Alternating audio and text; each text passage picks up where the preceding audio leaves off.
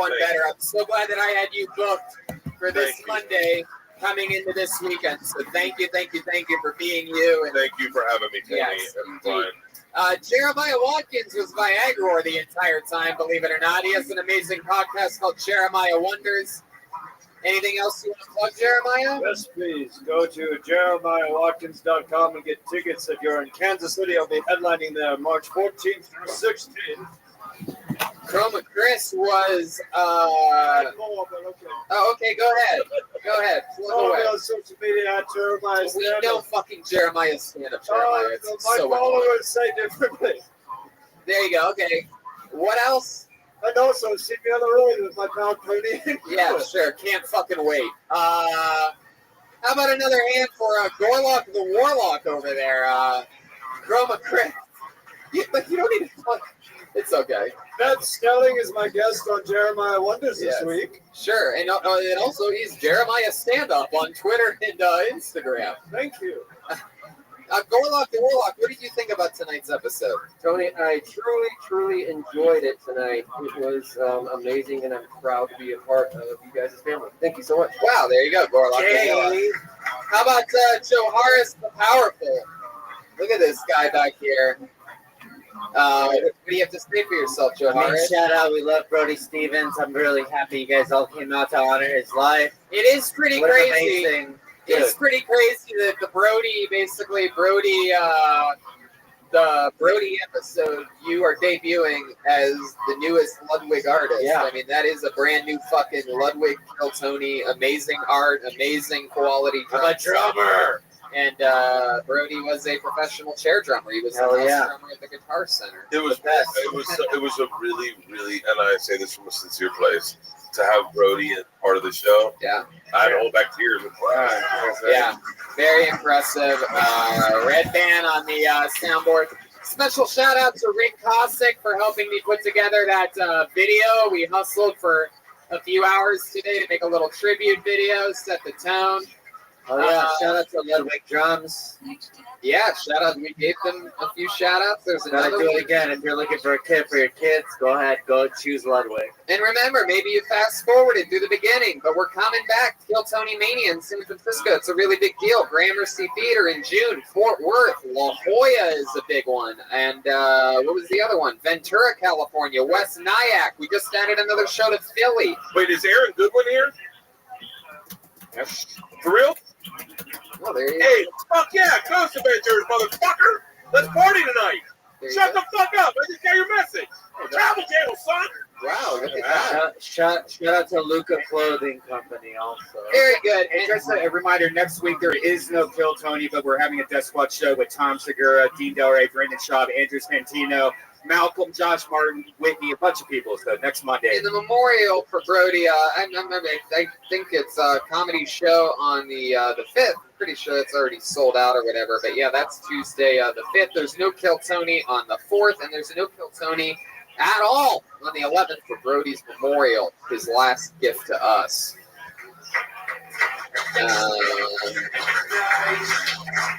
You got it. Live audience, thank you so much for coming out. Thank you. Good night.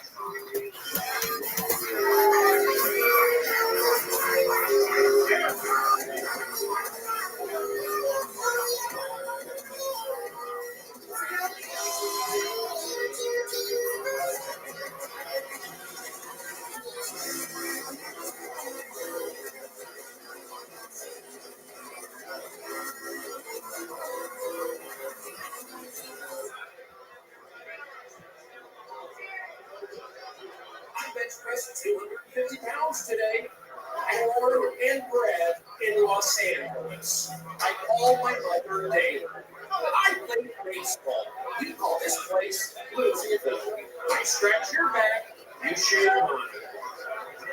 Review me on iTunes. I'm Bookie Craig's Hebrew, Boots, Christian. I suffer from an old time. I'm wearing a protective cup, right? I'm intelligent. I can do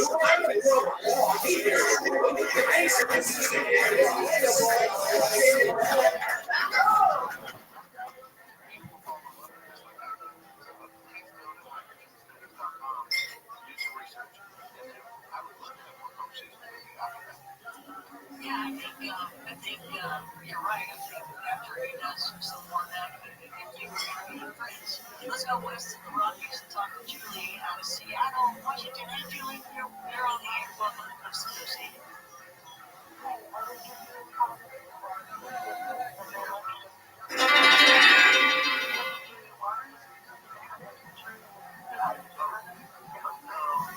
No, Detroit was not too heavy. Detroit is heavy water. Heavy water. Yeah, this is not Detroit.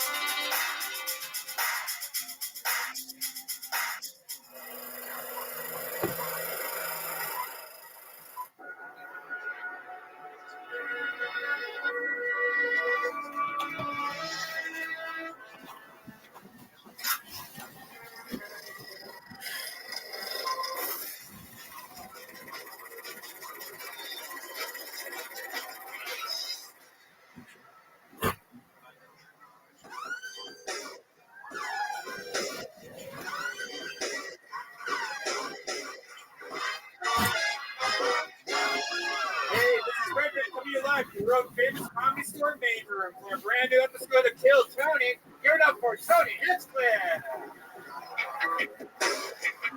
Wow, hi everybody, hello. Make some noise, we're all here at the Comedy Store on a Monday night for the #1 live podcast in the world. Great Brian Redband is here. Hey. Ryan J. Ebelt is here, drawing tonight's episode, the amazing Ryan J. All prints available at RyanJEbelt.com. Hi Brian, we're back. We're back from our longest break in the history of Kill Tony, in the almost 6-year history of the show. We are back, feeling refreshed. And we're right back on the road this Thursday. 2 sold-out Kill Tonys in Philadelphia, an entire weekend of stand-up comedy, and another Kill Tony on Saturday. I think there might still be tickets available for that Kill Tony on Saturday, slight chance.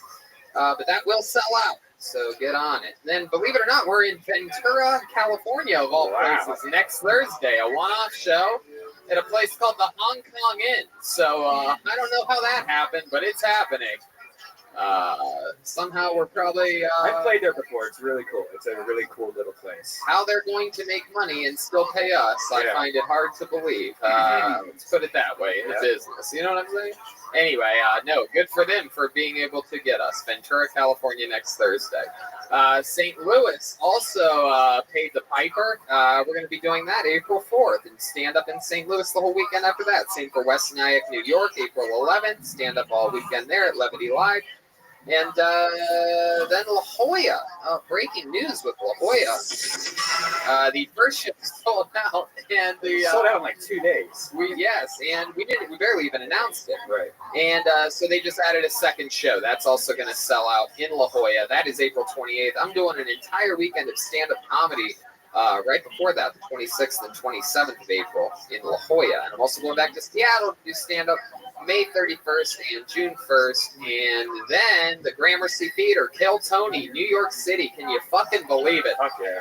That's awesome. The Gramercy Theater is one of the most amazing venues in all of New York. It's good to go there and to knock out something fun like that on the other side of the country. And then, don't forget, Kill Tony Mania is on sale. The return to San Francisco for October. And let's break some news, shall we? That we're also doing massive Kill Tonys in Sacramento. The 2 nights before that San Francisco Kill Tony Mania, we're doing Sacramento's first Kill Tonys, the 16th and 17th of October. Oh, that's some exciting stuff. And Philly this weekend, Ryan J. Ebelt's amazing prints are going to be for sale. We're really excited about that. Another great road poster. Ryan's amazing.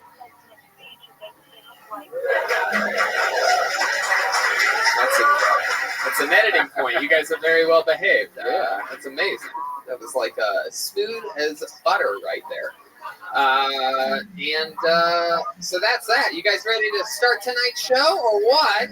I am so excited about tonight. We have the return of one of our favorite guests in the world. It is the great and powerful Ron White. And he is going to be here in just a bit. He's running a bit behind, those Southern people and their gosh darn timing.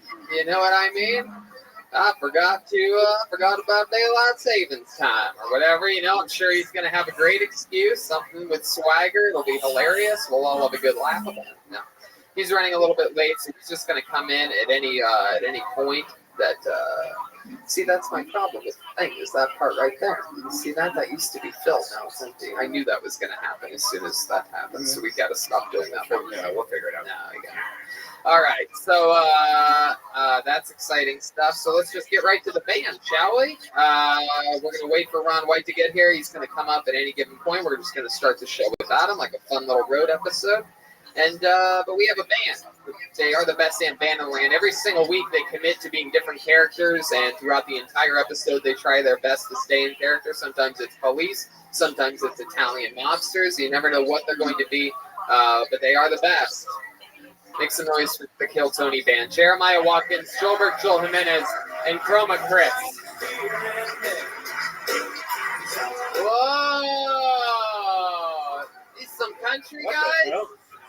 Wow! Wait a second. Are you fucking kidding me? Is this the Blue Collar Comedy Tour? Oh my God. Wow. That is hilarious. If you know exactly who we are, you might be redneck. Wow. That is Jeff Foxworthy. I'm guessing Chroma Chris is Jeff Foxworthy, and My name is Bill, Tony. oh, you were the fourth one, huh? It's great to be here, unlike some of us. Wait, what's that fourth one? We've been trying to reach Ron a long time. We can't seem to reach him, but I guess he heard we was coming tonight to cancel. Wow. And then clearly back here we have some type of Bill Goldberg with AIDS or something like that, or Tony, I'm here to get her done. oh wow, this is appears to be Larry the Steal Your Cable guy. Wow, Joelberg is full. You have to picture Joel just sort of looking like Larry the Cable Guy. That's pretty amazing. Yeah, it's all about the sleeves. Yeah, he really took off his sleeves in probably one of your only shirts. Your wedding shirt. I like how your two's facial hair looks the exact same. Hey, well, I mean, ForHims.com. they call me Larry the Podcast Guy. Okie dokie. So, Tony looks like Jeff Unworthy. all right, you guys. Get her done. So the band is here. Ron White's going to be here any minute. I have a bucket filled with comedians' names. We did a thing tonight where we pre-selected names, which is never going to happen again. We picked 35. We picked 35 names before the show, so those 35 people are somewhere, right? Oh, okay. And the rest of the comics can go in there if they want to. You know? Yeah, the rest of the comics. That's what I think it is. I think they just don't let the other comics go in. Oh, that's weird. Yeah, you could let anyone in. And if I pull your name out of the bucket, you get 60 seconds uninterrupted. Sometimes it's somebody's first time. Sometimes they're a comedy vet trying to fucking make an imprint at the comedy store for the first time. You know your 60 seconds is up and you hear the sound of a kitten. It means wrap it up there, and we're sure going to bring out the angry West Hollywood bear. Sounds like that, yeah. In a force field. So that's the show. You guys ready to start this thing or what? We're live from the comedy store. How many of you, this is your first time being at a Kill Tony, right? Wow, that's a lot. Oh, Jeff Foxworthy, it's your first time? Never been here before. How many of you like it when comedians do good on this show? How many of you are hoping to see somebody bomb here tonight? Wow, Jesus. This one guy, one angry. You want to see a comedian bomb, you might be a redneck. Oh, this is exciting. We know this young lady. She was on the show. She's an Apollo 13 member right here. She was on the show a few weeks ago, and she is back again. I do believe. Yeah, this should be interesting. Make some noise for Jasmine W, everyone. Baking soda. Jasmine. Oh, it's another Jasmine.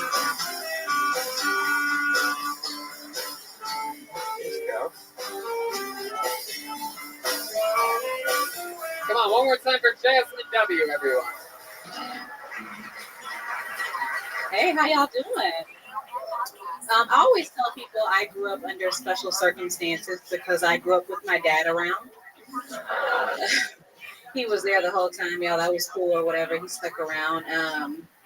But one thing, my dad, he raised me to be a really proud Black woman, right? So for his birthday this past year, I said, you know what? I'm going to give my dad the ultimate gift. I'm going to get his ancestry done, right? That's pretty cool. Got his ancestry done, figured out he was 100% Black, y'all. 100%. I said, oh my God, Dad, what a wonderful journey we've gone on. This is wonderful. Usually when you get your ancestry, you break it out, it has your genealogy and everything. His just said, nigga, you Black. I said, okay, cool, that's what's up. The problem is, though, is ever since he found that out, y'all, he's been walking around the house, like he's been taking it too far, right? He walks around the house, I am king. I'm like, really, nigga, you king? You've been African for 3 weeks, Dad. Thank you. Oh yeah, Jasmine W.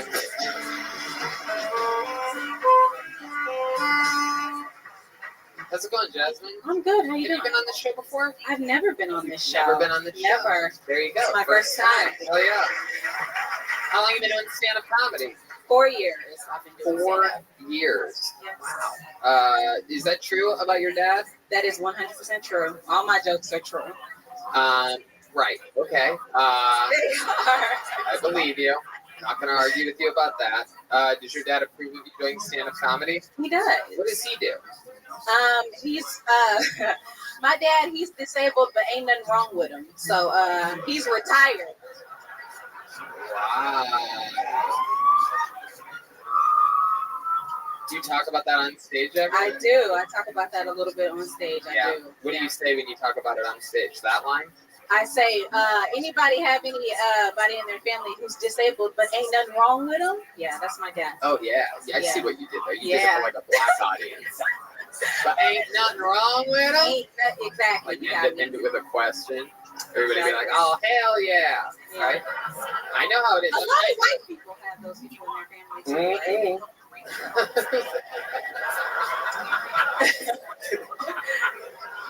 You say where you're from? Are you from Texas? I'm from Texas Oh, yeah. originally. How'd you know that? I know the Texas girls. Whoa, dude.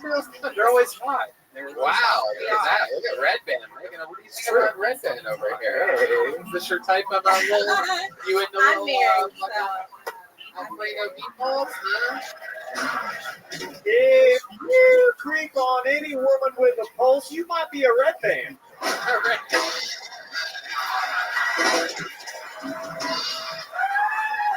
Damn. Jeremiah Watkins is refreshed. Jeff Foxworthy. That's the funniest thing I've ever heard you say, Jeff Foxworthy. Right? How long have you been married for? We've been married almost 2 years. Is it going good? It's going excellent. What's he like? What's your husband like? He's smart, introverted, really handsome Nigerian stallion. Ooh, Nigerian. You've met Nigerian stallion. You've met this guy, right? This isn't something where it's online and he's telling you that he's Nigerian. I met him. You've met him. I Okay, have. good. You guys got married in Texas? No, we lived in San Francisco for 5 years, so we got married there. Right, there's a lot of Nigerians in San Francisco. You got rich? Is he rich? No, he's not rich. I thought you knew your Texas women. Wow. Not my Nigerian men. Okay, live in San Francisco somehow. What does he do for work? He works in tech. What do you do for work? I work in tech. Whoa, I see what's going on here. Some fucking tech. Some fucking tech shit, dude. You guys are pressing each other's buttons and shit. Is that you guys meet in the same office? No, we met in high school. Wow. We didn't date in high school because neither one of us was cute. Wow. Is he your cousin?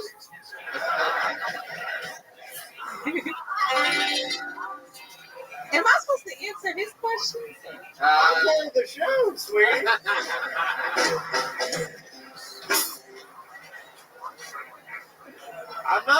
it's the white man's past or anything over here. I'm a living, breathing Jeff Foxworthy. How long have you lived in LA? A year. A year. How's that going for you? It's going excellent. I love it here. What do you like about it? I love the weather, right? So I love the heat and everything. And plus, everybody here is really motivated to accomplish something, so that's cool. Heck yeah. What part of town do you live in? Hollywood. Ooh. Ooh. Have you lived here the whole time, or did you just start in the valley somewhere? No. No, you just came straight into Hollywood? Yeah. The, like eastern part of Hollywood? Regular Hollywood. Regular Hollywood. Regular Hollywood. What's that, like La Brea and Santa Monica? What are we calling regular Hollywood? It's like Hollywood East and, or west you know, of La Brea? Hollywood and like Rhine. Yeah, east of La Brea. That's what I thought. It's not a black thing. It's for people that just move here. People that normally. I didn't think It's it was normally the valley. At least you made it to this side of the valley. right. What's wrong with the valley? Yeah. Yeah, you don't scoff at the valley. Wow. All right. There's a. I don't even think that was a human. I think that was truly Brody from another dimension, just trying to push us along. Hell yeah, Jasmine. You do anything that would surprise us about you? Any special hobbies or things that you're into? Maybe I'm a yogi. Maybe that's weird because I'm a black woman. I don't know. A yogi? Yeah, I do yoga often. Oh, Yeah. oh, that's a stretch. Yoga, girl. Yeah, you think that's a interesting thing for a black person? They don't do Yeah, 'cause yoga. I'm usually the only black person in class. So yes. Well, I mean, most classes it's that way, though. Am I right? Come on, people! It's the internet. They can't take anything away from you. If you spell knowledge with 3 K's, you might be a redneck. Okay. Boom. Foxworthy, what'd you do this time? All right, Jasmine. Well, it was nice to meet you. Fun times up here. Make some noise for Jasmine, everybody. Yeah. Jasmine W. She's on Instagram at Jasmine JW. JACMYNJW. Heck yeah, we're off and running. Jeff Foxworthy up there slaying. Bill Engvall, how are you doing over there? Great to be here, Tony.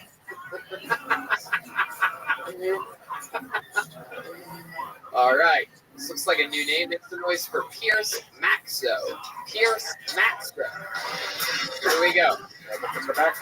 Hey! And drop that. Roll out. Roll out. Hey, one more time for Pierce Maxo, everyone. What's up? Over Christmas, Christmas dinner I had with my family, they got really mad at me because my stepbrother came out during Christmas dinner and he said that he was pansexual. And so I just said, maybe Will shouldn't do their dishes after dinner. Turns out that's not what it means. It means you think you're a panda or something like that. Anyway, so I live with 3 85-year-old Puerto Rican ladies. One Puerto Rican.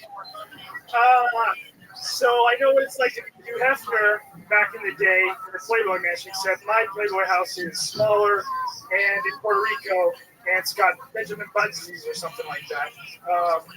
Growing up, my dad was always the guy who was like, we'd go to stores and he would be like, you guys are going to throw that out anyways after, so sorry. No, go ahead. I want to hear how the fuck this ends.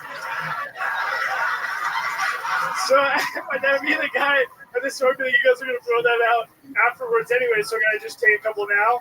Which was always super awkward, especially when we were at the animal shelter.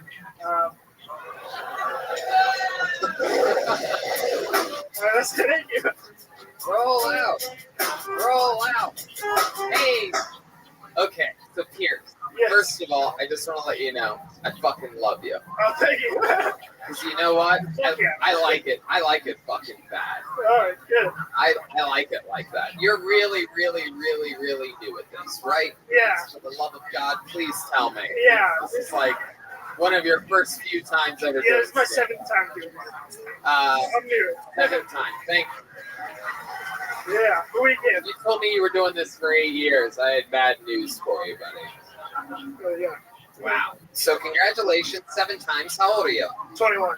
21. Look at you. Yeah. You're perfect, Pierce. This is amazing. 21 years old. You're already living with 3 Puerto Rican ladies. That's right. I am. You got Ray Romano's voice. Yeah, you really I do. know. Pierce, Hey, do you hello, think- Puerto Rican lady. do you think you... Hey, oh, Angela. Hey. Oh, get your dog. Oh.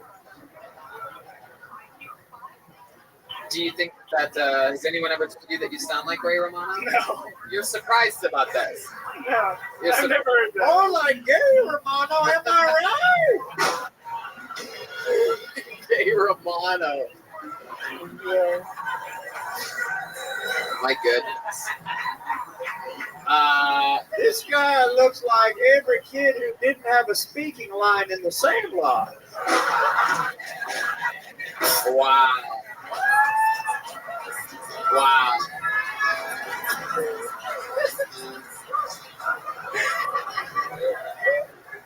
How do you feel about that, Pierce? How That's do you pretty feel funny, about actually. This is a shirt. Yeah.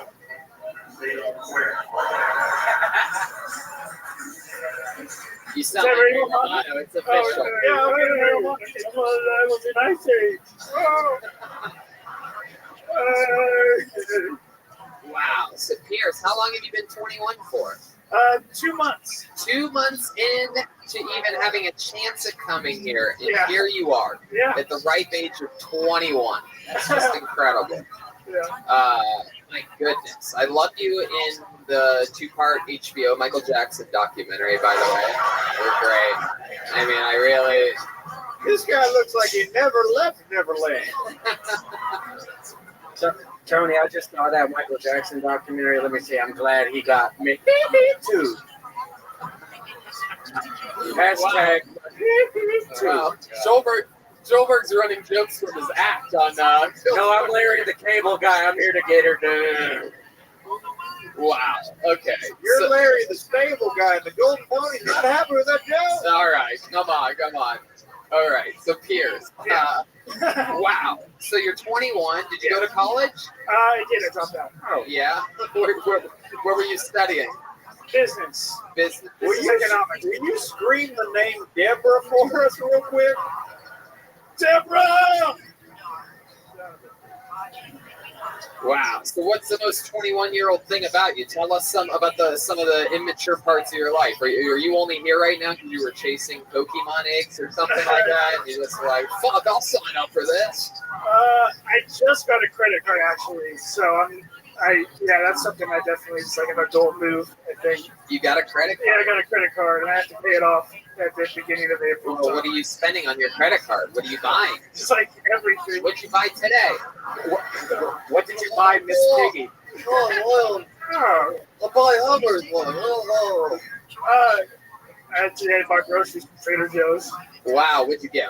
Fucking groceries did you get, huh? Did you get some fucking Trader Giotto's frozen pizza? I just got fresh fruits and stuff like that. everybody loves fresh fruits. Do I sound like Yeah. Well, it sounds like you have permanent Pepto-Bismol stuck in your throat. oh, that's not very nice.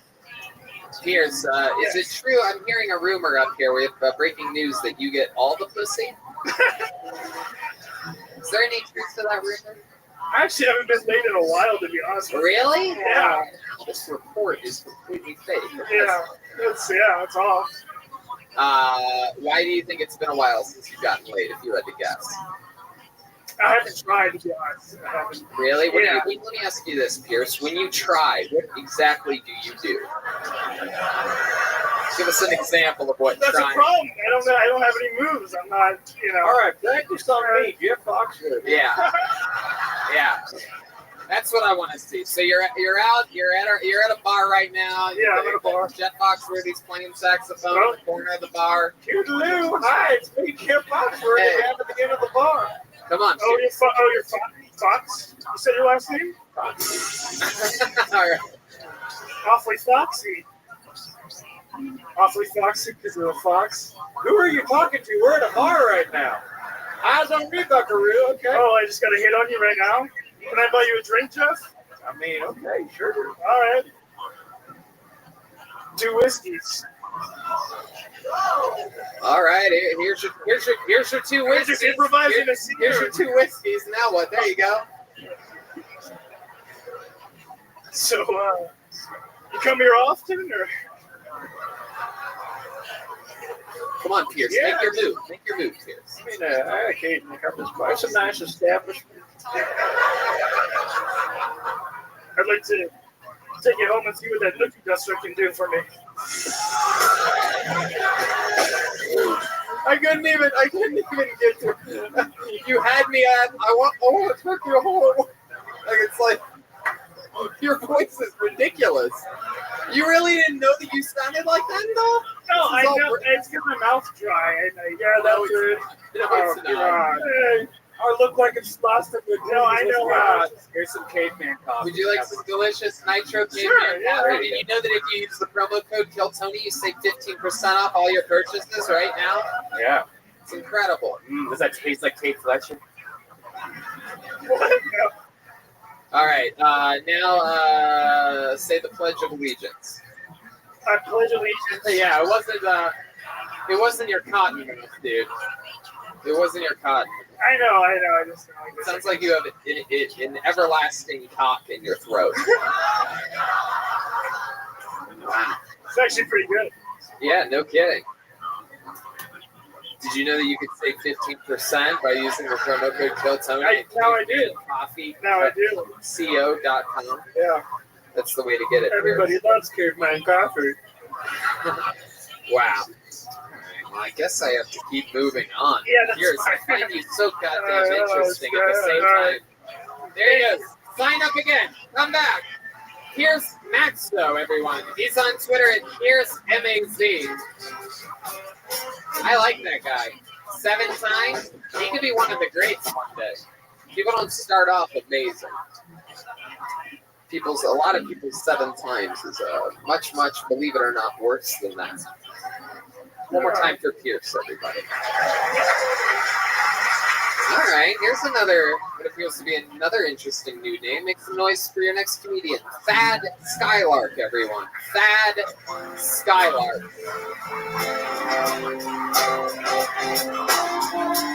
That Thad? Lie naked on the floor. No? Here he comes. Here's Thad Skylark, everyone. Come on, make some noise for Thad Skylark. Hi.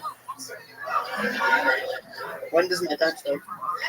Oh shit. Hey, I'm Thad Skylark. I'm gonna fucking don't forget the spaghetti that's about to come out of my lesbian mom. Check it out. You're probably wondering why a woman with a beard and a man dress is standing in front of you.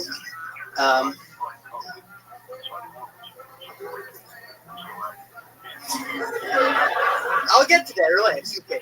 I'm wearing a man dress because I'm Muslim. No, you guys are getting antsy. Let it sink in. Just relax. Okay, one of my favorite pastimes is fucking my. Relax, guys. Come on, hey. The reason I fuck my cousins is you guys have made this very hard for me. I have a cheat sheet over here. Oh God. Thad Skylark, everyone. Fuck me, dude. Let's do it, Thad. Let's talk about it. You're okay, buddy. You're gonna be just fine. Don't pull whatever strings you have attached to you or anything like that. This is all gonna be okay. Oh shit. Thad, how are you, buddy? What's happening? Fucking awful. Jeff Foxworthy, what do you think? Yeah, how does he look like all the characters from Aladdin rolled into one?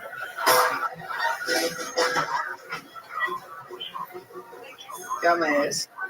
I guess you sort of look like Aladdin. I guess I could see that. I was gonna say I loved you in the new 2-part HBO Michael Jackson documentary as Michael Jackson. So Thad, let's talk about it. What's going on? You've been doing this. Listen, man, Yeah. This is my passion. I'm actually really funny. I believe you. No, I swear to God. It's okay. I swear to Allah, I promise. You are the hairiest pillowcase I've ever seen in my life. Really is. The outfit he's wearing for the podcast listeners has the exterior look of a gigantic pillowcase. He really does. So Thad, what is your ethnicity? Let's talk. I'm Arabic. Arabic. Yeah. What part? One of them. Wow. Jesus. You realize you already made it through TSA. Like, you're in America. You can answer the questions now. This isn't the final part of customs. Okay. For your final mission, you go to the comedy store. That was. This is normally where I make a Muslim bombing joke, but I mean, there's been 300 episodes before this that and I can't do it again. Somebody would make a 10-minute compilation of this. Anyway, but you did bomb as a Muslim at the comedy store. I mean, you still did. Arabic. Okay, hold on. You want me to read your fucking joke? Get out of here. Get that fucking. Step away from the talent. Yes, that. It's okay. Hello. It's okay. So what does it say on your hand? What did you forget to do? Oh, this is so fun. It literally, there was a segue into a joke about me bombing. You sound how the other guy before you should have sounded. You sound like a 21-year-old white guy. I'm Muslim. Oh, I'm Arabic. Hey. Thad, what does it say? Oh, it's too late now. You made me insecure. Now I'm very sad. Oh wow. I'm sad, Skylark. Thank you. Maybe you should have been a little bit insecure before your set. Maybe that would have. If you think bombing and comedy is a good thing, you might be a Muslim. So Thad, how long have you been doing stand-up? Okay, so I'm the shit you not. I flew in from Chicago specifically for this. Yes, for Kill Tony. No, to perform for Kill Tony and to do the 3 minutes over. Yeah, did you get up over there? Yeah, you did. I had everything. I literally memorized my entire set, and I didn't think my name was gonna get called. Of course, I shit you not. The second I came up here, fucking. So how'd it go over there? Yeah, I didn't get to go over there. My name didn't get thrown over there. You came over here. You ready. got pulled out of the bucket. You got lucky. Yeah, I did. So this is your first time doing stand-up ever. Wow. All right. Okay. Good. Yeah. Okay. And you came from Chicago. When did you land? Literally this morning. Where's this? Did you fly 72 Virgin Airlines?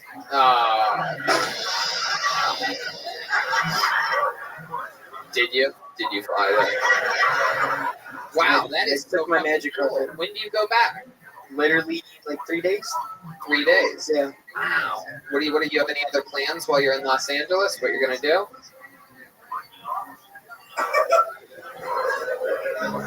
I didn't plan that far ahead. We didn't get past stage 2 of the plan, so I was supposed to stage 2. Shut up. Shout out to the Ice Club. Did you come with anybody? Did you come with anybody else? Did you fly solo? Literally, my fucking friend left right before you called my name. Where did he go? He's like, man, I can't do this, and he left. He's like, why did he say he can't do it? I don't know, he just texted me. He was texting me as my name got called. I was like, is he Arabic from Chicago as well? Unfortunately. And so we come in pairs. So he saw people like laughing and enjoying themselves. He's like, I cannot bear this anymore. Yeah. I need to get the fuck out of here. I'm going to go smoke cigarettes on the sidewalk. Is that what he's doing right now, you think? Probably, man. He's probably fucking driving his taxi somewhere. Driving what? His taxi. Oh, somewhere. okay. I see what you're doing. You're trying to do like Muslim stereotypes. It's not funny when you're the race that does it. I can't be like, oh, I invested in stocks earlier because I'm white. Like it's like, but if a black person, if they were like, man, Tony, you'd be like invested in stocks and shit, like that'd be funny. But you can't. All right, anyway, I'm just trying to Trying to help you with that. Fucking. So, wow. How come you don't want to talk about what part? What? Oh, I'm from Iraq. I just busting my balls. It's Arabian Nights, for those of you wondering. But the If you think Iraq is antlers on a deer, you might be a redneck.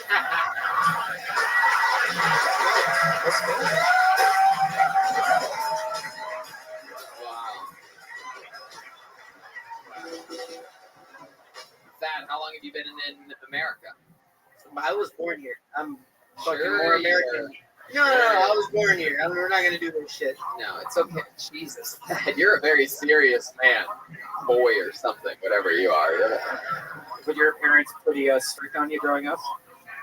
The one, if they're alive. Were they strict? Did you have strict parents? No, not at all. That's why I look the way I do. Come on, man. I don't understand what that means exactly.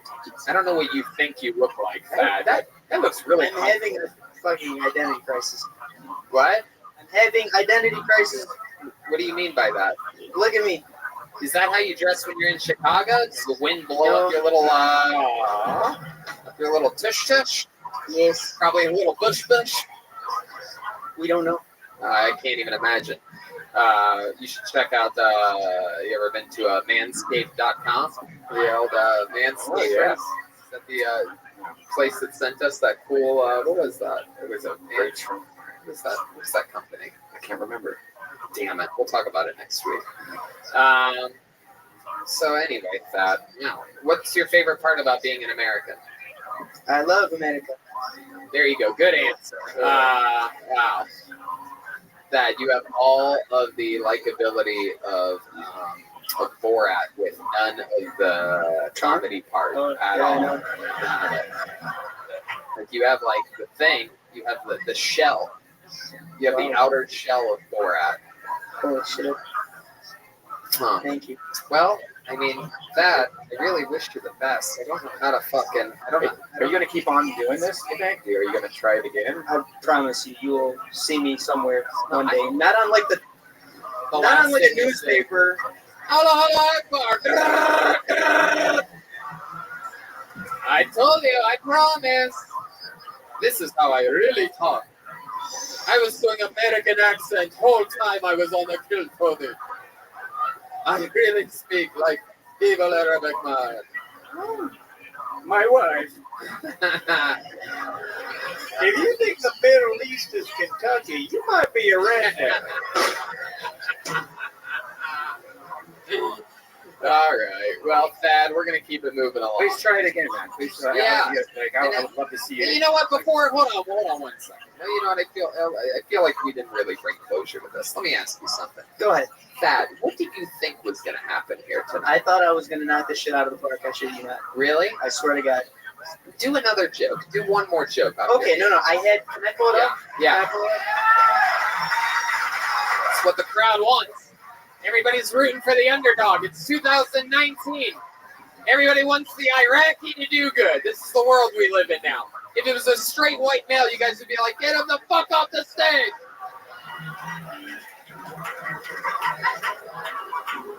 Yes, Thad, do one more joke. Okay. Okay, so my real name is not Thad Skylark, of course. Fucking stupid.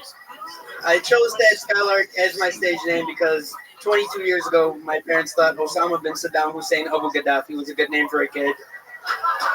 There you go. Look at that. Look at that. Look at that street cred right there. Look at that. Hell yeah. There you go. You did it. That's the highest level one can accomplish. There he goes. Thad Skylark, everyone.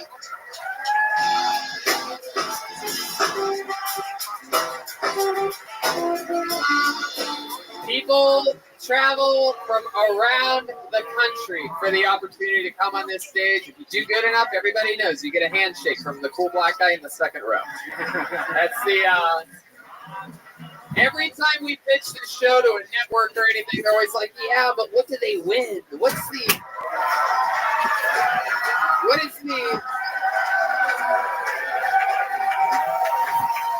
Oh, Ron White. Beautiful. Ron White's here, everybody. So the crowd was just going crazy. Hey, there he is. Ron White is back. Yes. We are live with Ron White and delicious #1 tequila. The blue collar comedy tour rides again. Oh, hey. That's right. Yeah, Foxworthy, everybody. Yeah, Foxworthy. Ron, they came out as the Blue Collar Comedy Tour. I didn't get to tell them you were going to be late until very close to the start of the show, and I think they wanted to surprise you with it. You see all your old friends are here. Yeah, I was getting drunk at a friend of mine's house, and I couldn't make it over. But a really rare occurrence. If you've been avoiding my phone calls, you might be Ron White. If you ain't back doing me, boy, your phone calls. You got Jeff Foxworthy, Bill Engel, and you got Larry, the Mexican cable guy, right behind you. You're done. Ron's got a bottle of tequila. I didn't have time to grab a glass, so We got some glasses coming. Yeah, I think so. I think we probably have glasses on the way. So, Ron, we just had a guy from Iraq come up here, and we waited until he was off the stage to clear you for security reasons. oh yeah, okay, great. So we're all safe. We're reset. You excited to watch some comedians? I'm just glad I didn't wear my turban, dude. I love it. Exactly. That's a rough thing to do nowadays. Someone told me that means you can go up to someone and ask them for help. Is that? Did you guys know about this? Okie dokie. All right. Oh, tell me if you think this is funny. Okay, Mother Teresa and Lady Diane are in heaven, and Mother Teresa's talking to the Lord, and she was a little miffed. And she goes, I just don't get it some days, you know? I live my life in squalor, and I dedicated my life to the sick and the hopeless. Lady Diane, she went to cocktail parties and wore nice clothes. Why does she have a halo and I don't? And the Lord said, don't worry, Mother Teresa, that's not a halo. It's a steering wheel. Yeah, that's funny. Yeah. I can confirm that. Two, sir. Two fucking sir. 21 here. Here's some glasses. We have a couple cups of ice as well. There we go. All right. You guys ready to keep this fun train moving along? You want to see a comedian, Ron? Ron's picking a name. Ron did it. Okay, for the people that just got here, explain to us how this works. So, Oh, no, we've been doing it, Ron. no, maybe some people walked in just a minute ago with me. You know? We watch them do 60 seconds, and then we talk to them afterwards. Okay. What'd you get there? Oh, that says Side Dick Eddie. Side Dick Side Eddie. Dick Eddie? Yeah, Side Dick Eddie. All right, here we go. Ladies and gentlemen, Side Dick Eddie, ladies and gentlemen. Give it up.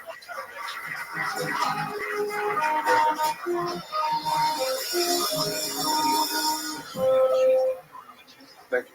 I DJ at a strip club and I smoke a lot of weed. So, like, I think about some dumb shit all the time. Like, one day I realized strippers don't vote. And the reason why strippers don't vote is because they think when they go behind that curtain, they're going to have to suck someone's dick. And they don't do that for free. So at least they find some money.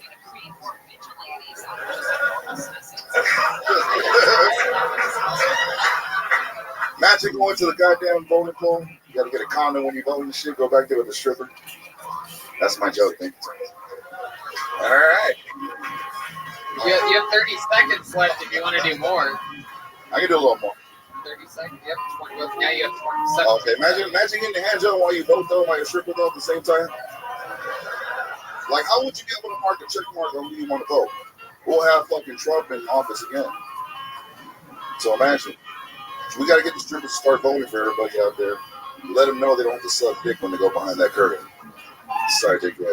There you go. Side Dick Eddie. Side Dick Eddie. Side Dick Eddie. Side Dick. Heck yeah. Side Dick Eddie. Side Dick Eddie? Yeah, like Am I saying that right? Yeah, like someone on the side, never taking serious. Side Dick. Like a sidekick, but a sidekick. Yeah, there you go. Gotcha. Okay, all right. Now, did you take your mother's maiden name?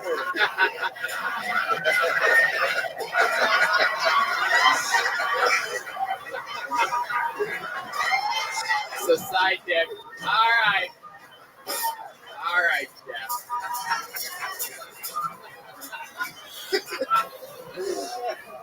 Wow. So, how long have you been going by the name Side Dick, Eddie? Man, that's like 4 or 5 years, honestly. 4 or 5 years. Yeah, it all started when I side dick one night. Just stuck with me. I actually know Sidekick. He was very funny, and I've been telling him he needs to change his name for stage because he can't be like in a funny mode. Like, we got Sidekick Eddie here this weekend, you know. I don't think that's the problem. I think there's a whole nother problem. How long have you been doing stand-up, Side Dick, Eddie? This is probably like my 7th time going up. 7th time on stage. God bless you, dude. It's hard to do, right? It's hard to do. Yeah, absolutely. I think the 7th night I went on stage, I sucked dog dicks for dimes up there. And so that wasn't that bad, dude. 7 times. I got my dick sucked before my 7th time. I think you hang out at titty bars a lot. And I think you get a lot of hand jobs. And I think you and Robert Kraft have way more in common. I didn't pay for them, but. How long have you been working at strip clubs? Since I was 18. And I'm 33. Wow. Yeah, man. Jeez. I got drafted out of high school. To work in a strip club. Everybody in here is going, that's Thank you for 11 years, 12, what is it? 1833. That's unknowable. Hey, unknowable. It's either that or online dating, right? God. So, wow.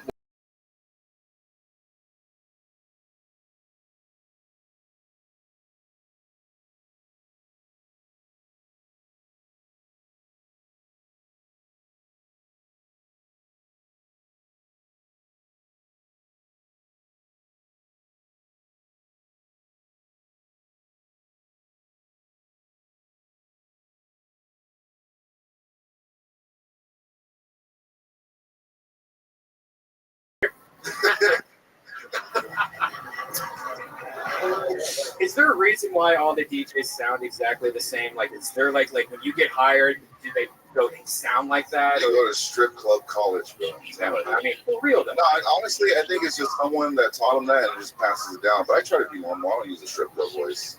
Yeah, what do you do? Can you give us an example of like how you would bring up a girl? We change the grease of the deep fat flyers every 3rd Wednesday. So don't forget to get some chicken wings. I've been to a couple. I got I mean, normally you kind of have like a little power over the mic. So if a girl doesn't tip you, I'm like, this next showgirl hasn't tipped me in 2 weeks, fella. So I wouldn't be mad if you didn't tip her. Whoa. Is that true? Brutal. Have you ever done that to someone? Oh, yeah. Did that yesterday. Damn. I had this old chick. I go, this chick started dancing with Kobe Bryant, started playing basketball. Wow. He speaks the truth. He speaks the truth. Goodness, that's incredible. Is it a business that you're still in it, right? It's easy money. It's either that or Walmart. It's a path of least resistance. It's the path surrounded by titties and tree shots. Yeah. All right, I get it. I totally get it, dude. You ever get arrested? You ever been arrested, Side Dick, Eddie? Yeah, I've been arrested a couple Yeah, times. anything fun? I blacked out when I was driving drunk. I got a DUI. Oh. Yeah, I didn't wake up till they tased me twice.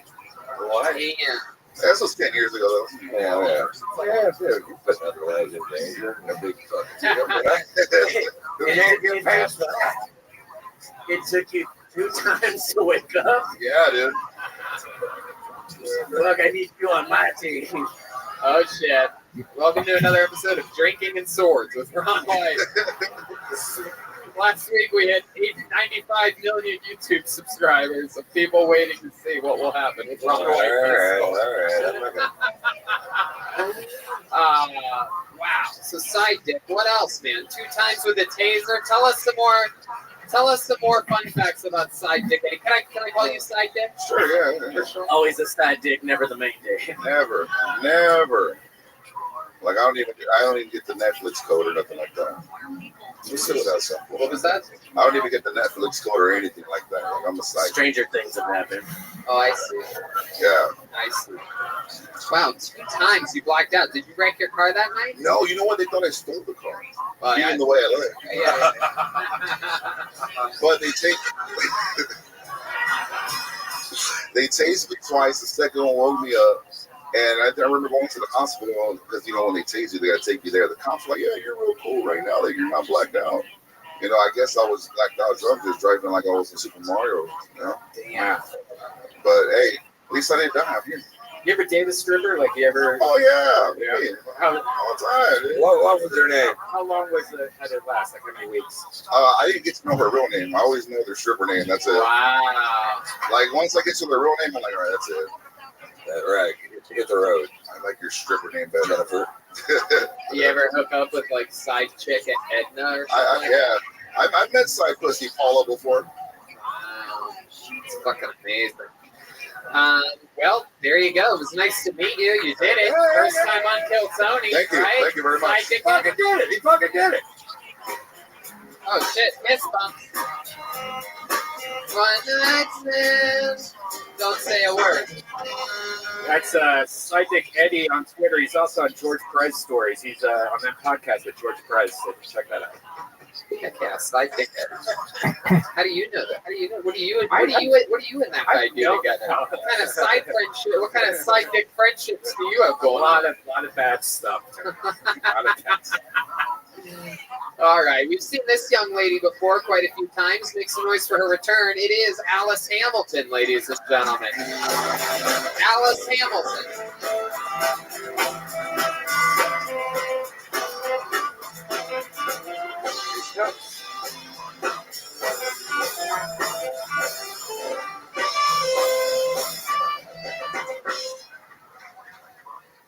I just found out that Ariana Grande is not Mexican. I thought she was. She's a white lady. She just wears an amount of self-tanner that I personally feel borderlines blackface. And I'm not trying to hate on her. I'm not trying to cancel Ariana. I love her. And I'm not trying to hate on women that use self-tanner. You can use self-tanner. You can't use wood finish. That's no, too much. Her last name isn't even Grande. It's Grandy. As in Yankee Doodle Dandy, Ariana Grande.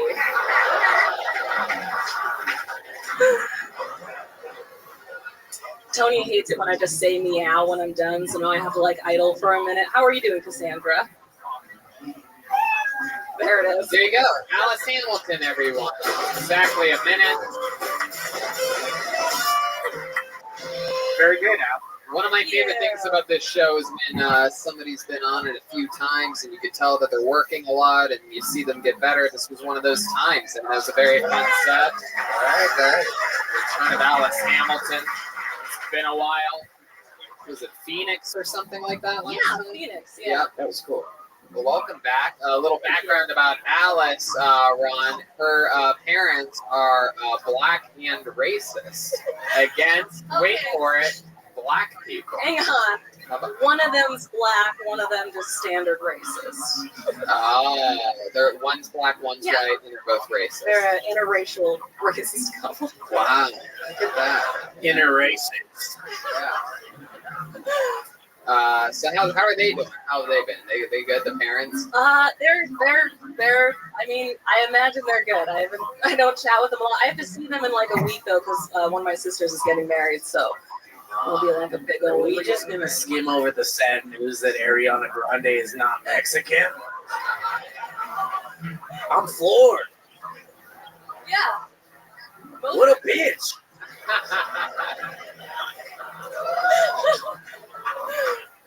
She's not just like Italian or some shit. Sorry, Joey. Anyway, yeah.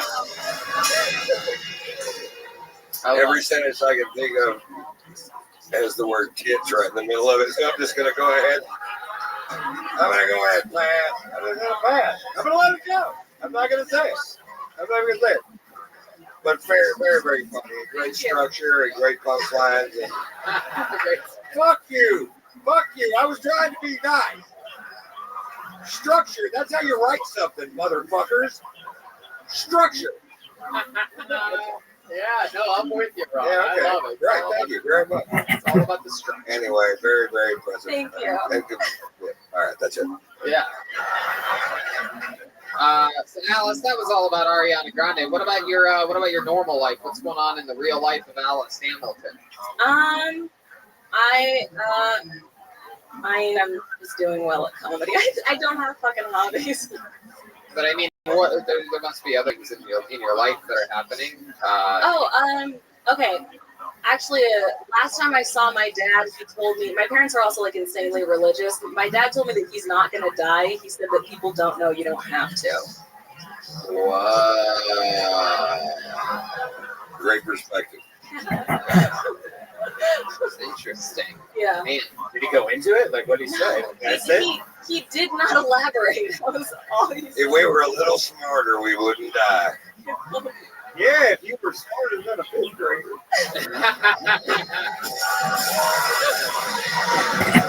all right, Jeff. You're really milking it. Come on, Fred. Easy, see business. My goodness. What did you say to your dad when he told you that he's not going to die? I didn't know what to say. We were at a funeral. It was a little rude of him to say that he's not going to die. He's talking shit over the corpse. I'm never going to die, you fucking little bitch. Yeah. Wow, that's impressive. Yeah. I would say that your dad's in for a surprise, but I guess technically I'd be wrong because he will never really find out that he died. He's gonna just die. Yeah. Your dad's the black one. Indeed. Yes. Yeah, he's gonna die. It doesn't really matter. Yeah, he's I gonna. think you're onto something. I think so. I think you're onto something. Wow. What else is going on, Alice? You're like a nanny or something like Yes, that, right? I am a How've the nanny, babies been? They've been pretty good. Oh my god. Okay, one of them's like potty training, and so the mom's plan is to like, he's just naked all the time, and so the idea is that like he'll piss everywhere, and then he'll see where it's coming from and aim it for the toilet. But, Oh, I did it. yeah. He's pretty You much gotta go number just, 1 or number 2. he's pretty much just peeing all over me and his mom right now. So Wow. yeah, that's how that's going. Man, that is. But other than the kinky stuff, how they just doing it? Since this little baby's got a case of the R. Kellys. You know what I mean?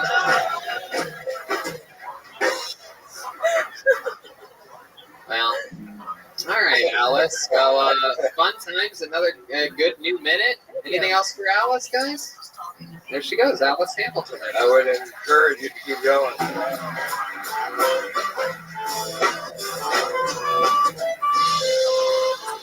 Man, that band sounds fantastic tonight. This sound is brought to you by Ludwig Drums. Thank That's you. right. Ludwig Drums. A brand new Pearl Tony drum set. All right. I believe this is a member of the Apollo 13 that makes some noise for makes some noise for Jasmine Carter, everyone. Jasmine Carter.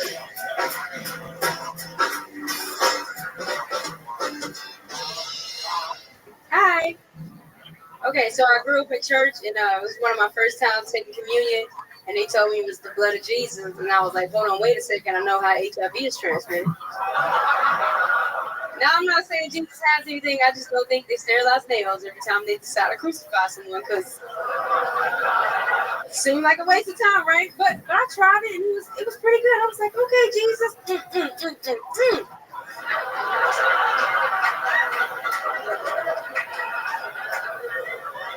And that's how I knew Jesus was black, because his blood tastes like grape juice. And,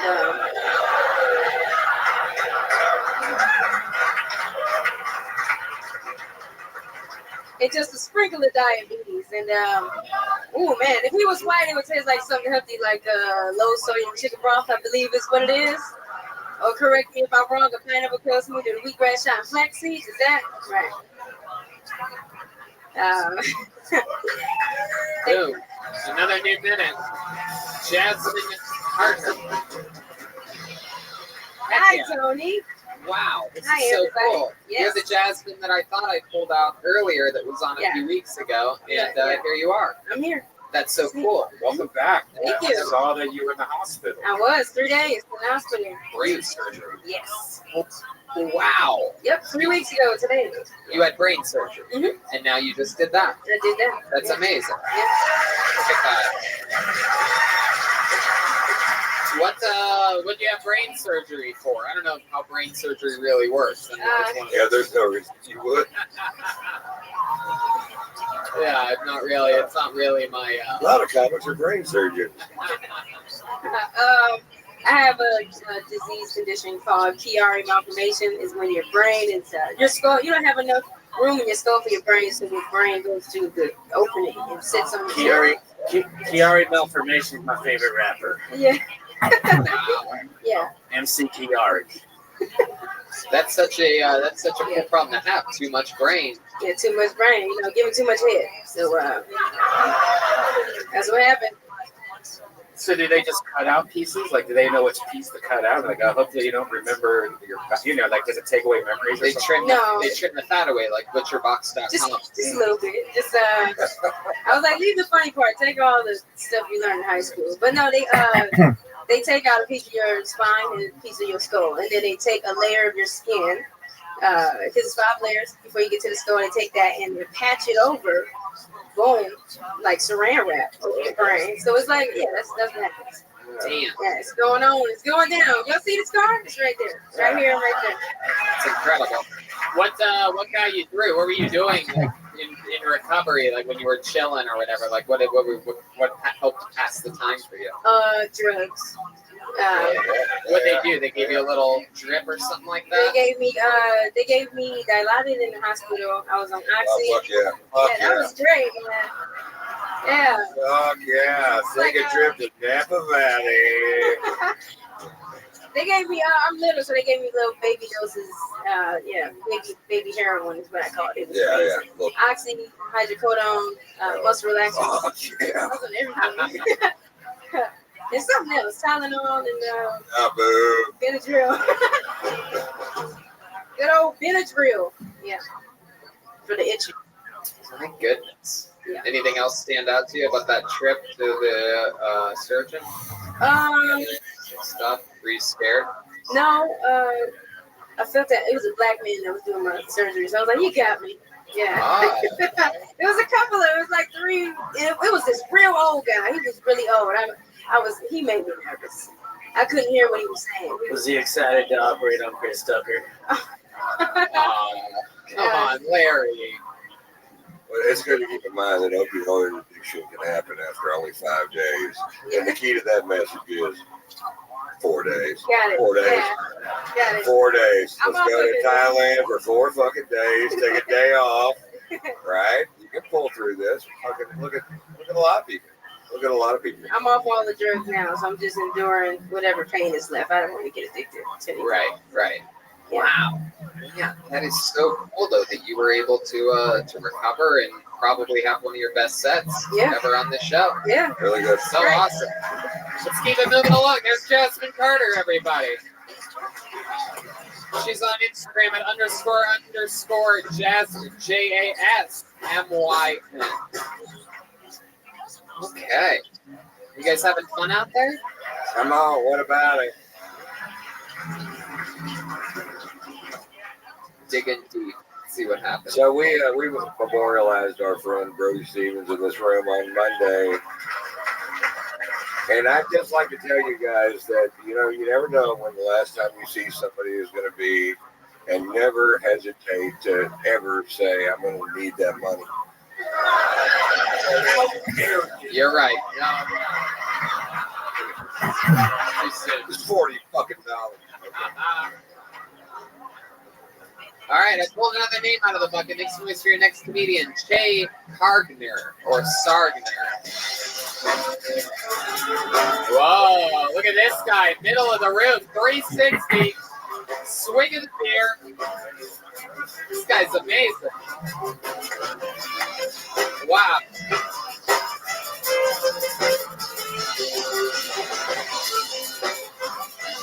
Come on, guys, make some noise. It's Jay Gardner. Hi, everyone. So one time I was in Mexico with my girlfriend, and we were driving down the road, and there was this group of men wearing masks, and they were carrying machine guns.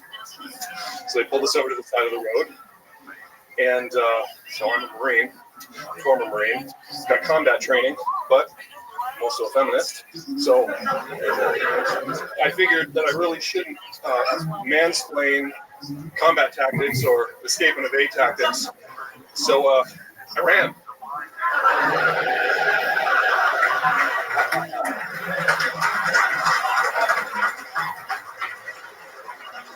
I'm just kidding. I'm kidding. I'm not a feminist.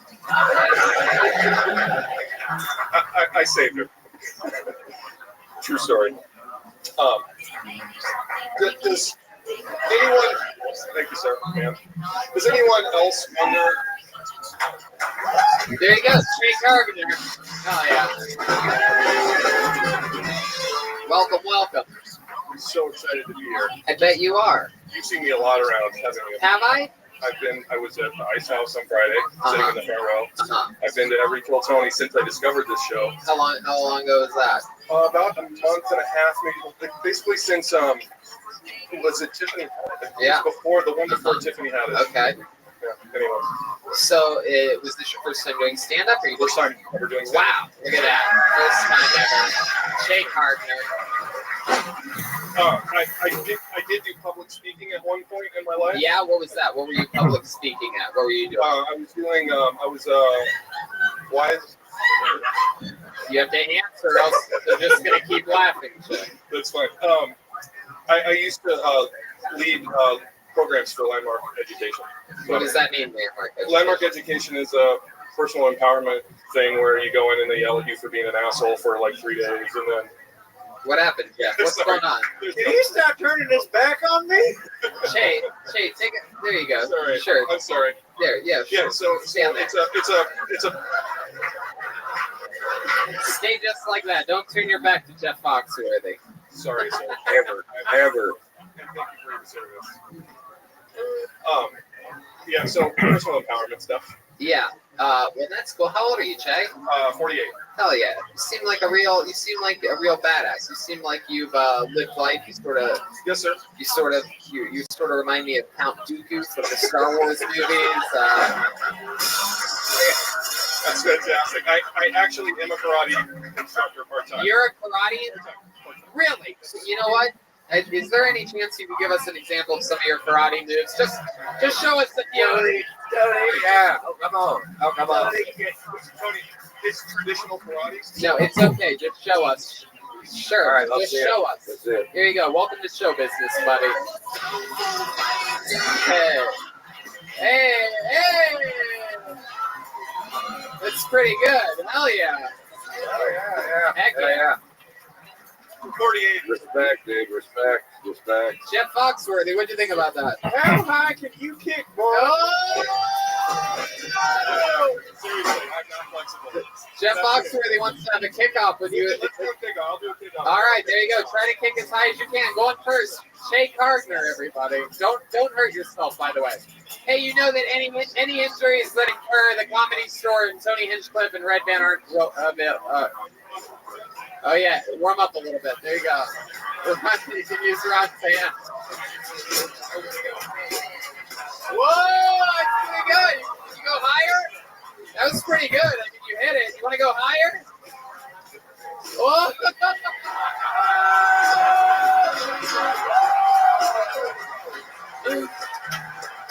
Wow. For those of you just listening to the podcast, Jeff Foxworthy just kicked Ron White's hand up into the belly room. That was incredible. My goodness, Jeff Foxworthy. It's weird that he could do that with my career sewed to his coattails.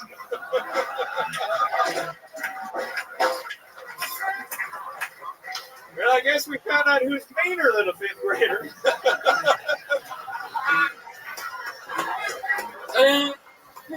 You guys, I can't believe it. It's too fun. If Che, stick with me over here. You have any kids or anything I like do that? have one kid. Yeah? Yeah. How old's your kid? 6. 6 years old. Boy or girl? Is it with the mom? He is tonight, yeah. Yeah. Are you still with the mom? No, sir.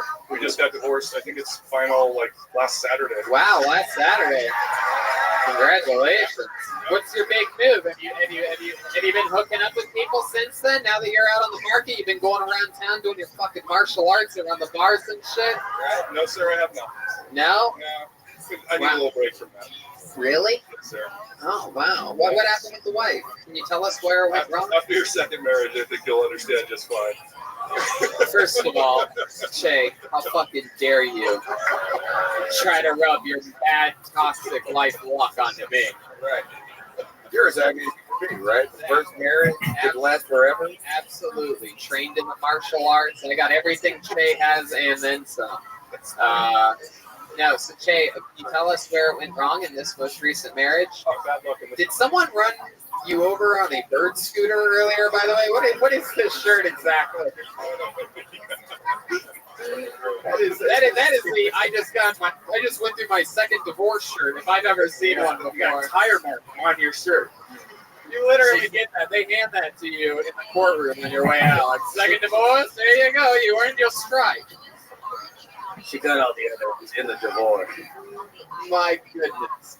Why That shirt has iron deficiency. So can you tell us where it went wrong? Or you... I think it was just mostly bad luck. She had like 6 or 7 surgeries over our. What kind of surgeries? Brain?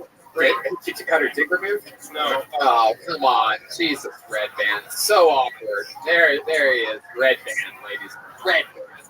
For no reason. You left her because she was sick? Bill Engel. Yeah, you probably need to find another version of that story, dude. She had 6 or 7 surgeries, and her titties were kind of sagging, and that migrated. You know, Fucking dying. You left her because before I had to start rolling her around on a. That's not what happened. That's hilarious. when you say that's not what happened, what do you mean Yeah, exactly? because that sounds like exactly what happened. Is that it?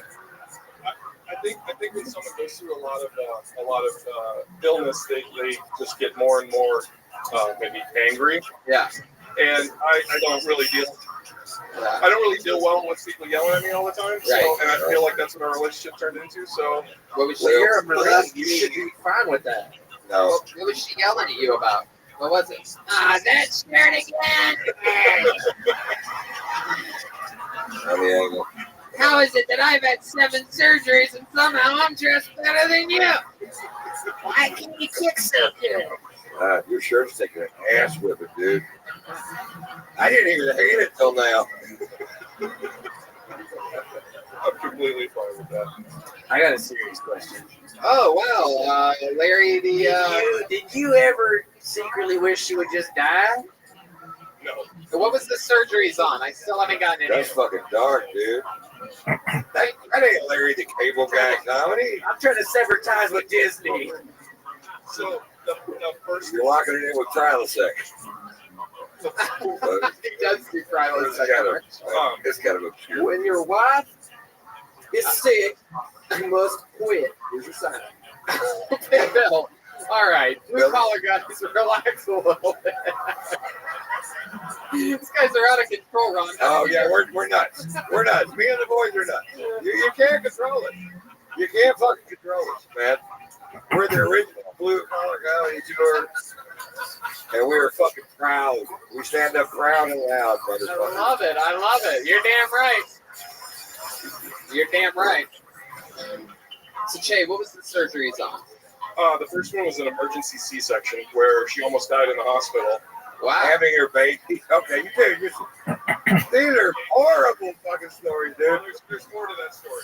Okay, all right. Okay. Yeah. The story is that the doctors kept trying to give her a drug that was going to cause her to die. And so at one point, I was basically in the hospital room trying to fight off the doctors to keep them out of the room. Oh, yeah, great plan. Wait, you were trying to get the doctors out of the room because they wanted to do what? Because they wanted to give her medicine that kept causing her to go into some kind of shock where her pulse would drop out. So at one point, So you kept the doctors out of the room physically? Because they were trying to give her medicine. Oh, yeah. to kill her. That's what they do. Wow. That's what they do. That's what Man, they do. this is just the first surgery, by the way. Think of this. We have 6 more chapters of this amazing Right. story to go. Oh, yeah. Okay, number 2. Oh, what do you got? So number 2 was she went back in and they messed up one of the stitches, so she got endometriosis, I think, and so they had to go back in and extract a bunch of the staples that had gotten inside and infected. Wow, and there you are, like, doctor, no! Leave those rotten staples, you murderer! Staples, we got that too. There was no fighting on that one. Okay. No fighting on that. Okay. Let's go to All right. Number- Doctors are cool. Number 3, Yeah. her ovary burst on Christmas Day. Oh, fuck. Wow. The old ovary burst on Christmas Day. 1 second you're under the mistletoe, the next pop, fucking pop like a balloon. I don't know if you've ever heard an ovary burst, but It's it's loud. for a second you're like, oh my god, is there shooting? No, just Ovary birth. An ovary birth. That's all it is. Were An you ovary birth. responsible for that? Like, were you guys? No, No. One karate punch. I'm gonna blow those We're ovaries. in the same room when it pops. Wait till those ovaries get a load of this. I'm gonna get them done. all right. So a bursted ovary is number 3, and how about number 4? Well, number 4 was that the doctor, when they were taking out the ovary, they punctured her bladder, Oh my god. Oh my god. and they didn't recognize it. Wow. So she almost bled to death. Yeah. And then they tried to kick her out of the hospital, so then it was me trying to fight the doctors again. Oh my god. So it's you're out there doing your martial arts against doctors. Right. Now we're in the octagon!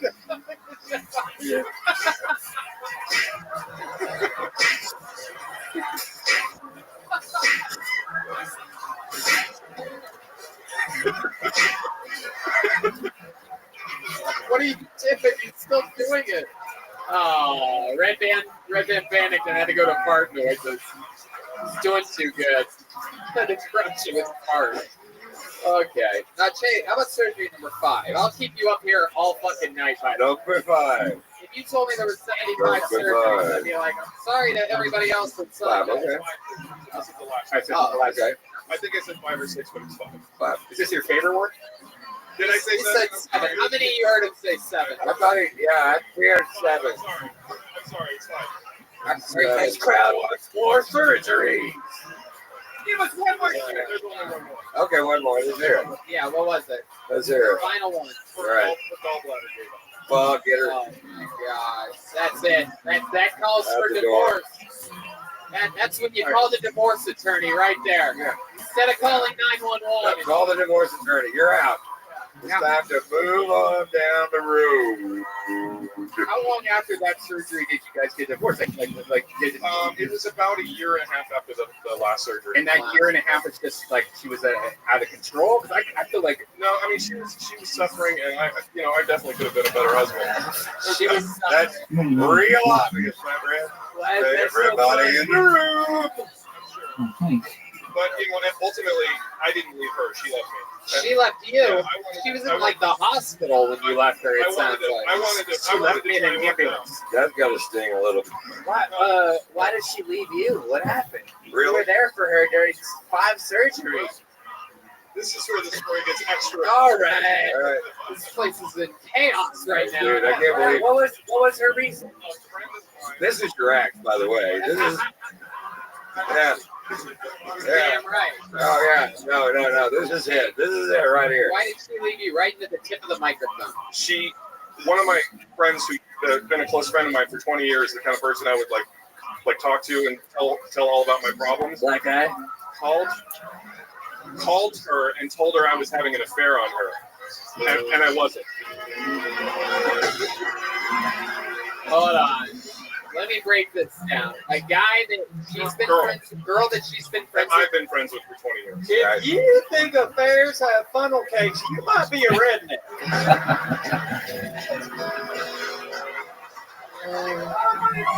Affairs. So, a girl that you've been friends with for 20 years called her and told her you've been having an affair. Yes. How do you know this? Your wife at the time told you that, Yes. that Stacy called her Yes. and... Yes, it wasn't Stacy. Right. Are you still friends with this girl? No. No. Okay, I get it. No. I wouldn't be. Why do you think she would do that? Oh, man. Yeah, why would you make up such a lie? Yeah, you don't seem like the kind of guy that would at all cheat on your wife with like 7 surgeries. No, not a bit. Nothing but good, clean Christian behavior. We had some major philosophical. Yeah, you like what I'm doing to that pussy? Wait a minute, See what I did to my wife. At least you still have your ovaries. Yeah. Wait. They're gonna have to stitch you up after the. Your next wife. It was a doctor, was this your first wife? Second wife. My first wife, I left her because she was gay and would come out of the closet, and then she married another woman. So I was like, I can't meet You totally nailed it. You totally fucking nailed it. You kicked her out for being a lesbian. She married another woman. I'm gonna bump fist with you on that one. The second one, I gotta tell you look like shit in this story, dude. Yeah. You really look bad. You do. You look bad in the story. How did you know the first wife was a lesbian? How'd you know that? She keep trying to eat your pussy or something? Smelly face. No, because these are your guests, dude. You treat your guests like this? Yeah, okay. She was dating another woman, and I figured it out. Oh. Wow. How'd you find out? Your friend of 20 years called you and told you? No, she tried to eat his pussy. We gotta move on. There he goes, Jay Gardner, everybody.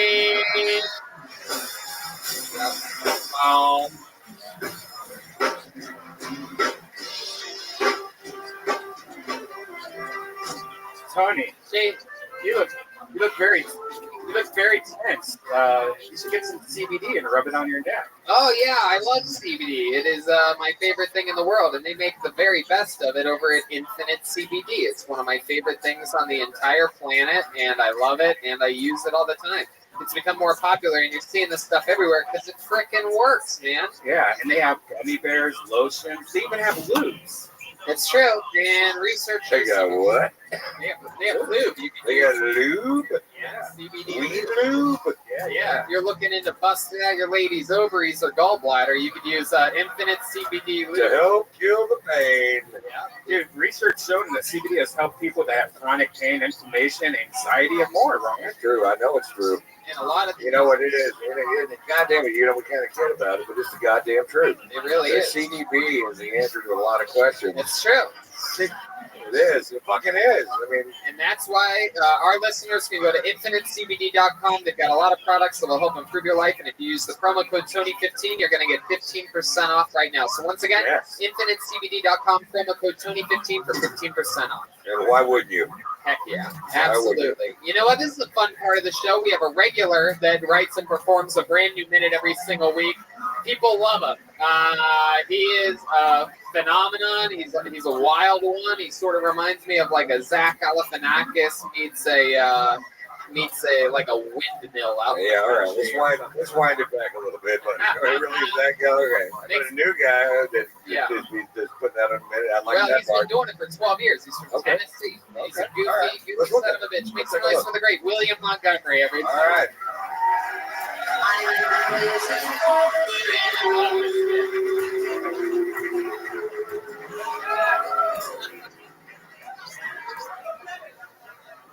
My family and I have been sitting here for 15 minutes. Can we get some fucking menus?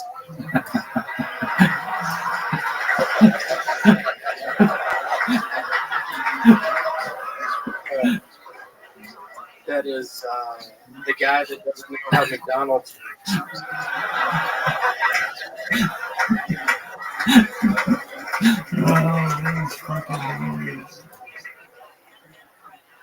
Let me hear y'all make some noise if you met Dracula for the first time and thought he'd be just a little bit taller.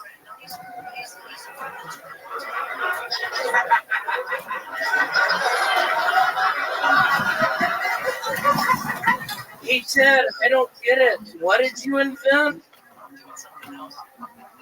That is the guy who goes to his buddy's intervention and doesn't really know what an intervention is.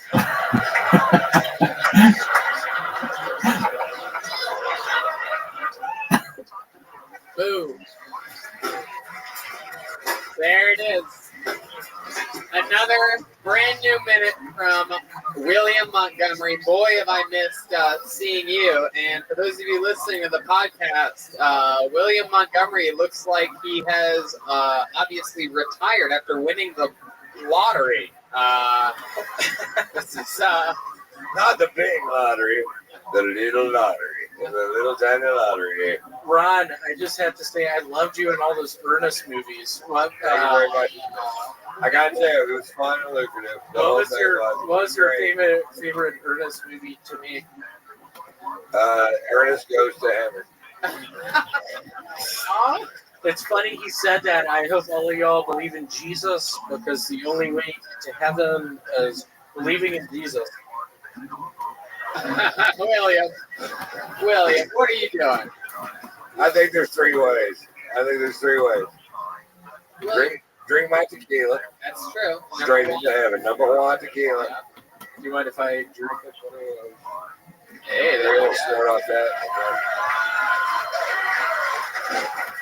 I'll just be honest. I had to shave because of my self-storage unit place. We have a new district manager named Gerald Zorro. Is that true? Yeah, his name is Gerald Zorro. Wow. I know, it's bullshit. He came into the office the other day. I had my beard. Gerald Zorro comes up to me, and the whole time I want to be like, hold on, I thought Antonio Banderas played your character. And it's so funny. I didn't say it to him, and he just looked at me and laughed, and he's like, what's going on with that beard? And then what'd you say? I said, Mr. Zorro, I'm a big fan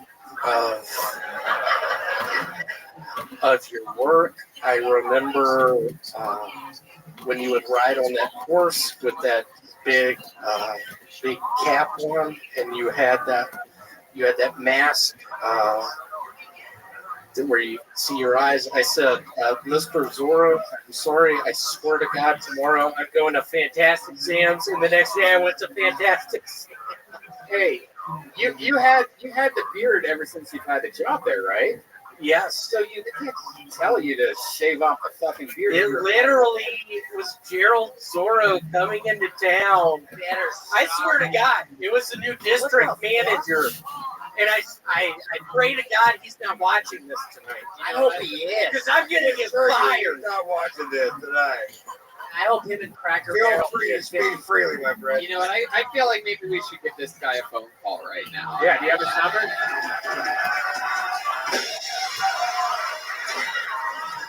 You think he'd get fired if we called him?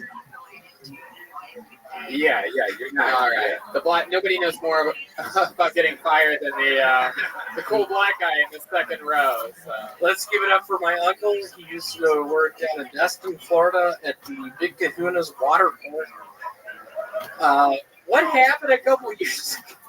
William, a little question about everything from the waist down tonight. What the fuck? He looked like he fell in I love was with raised in life. Houston. I fucking love these shorts, dude.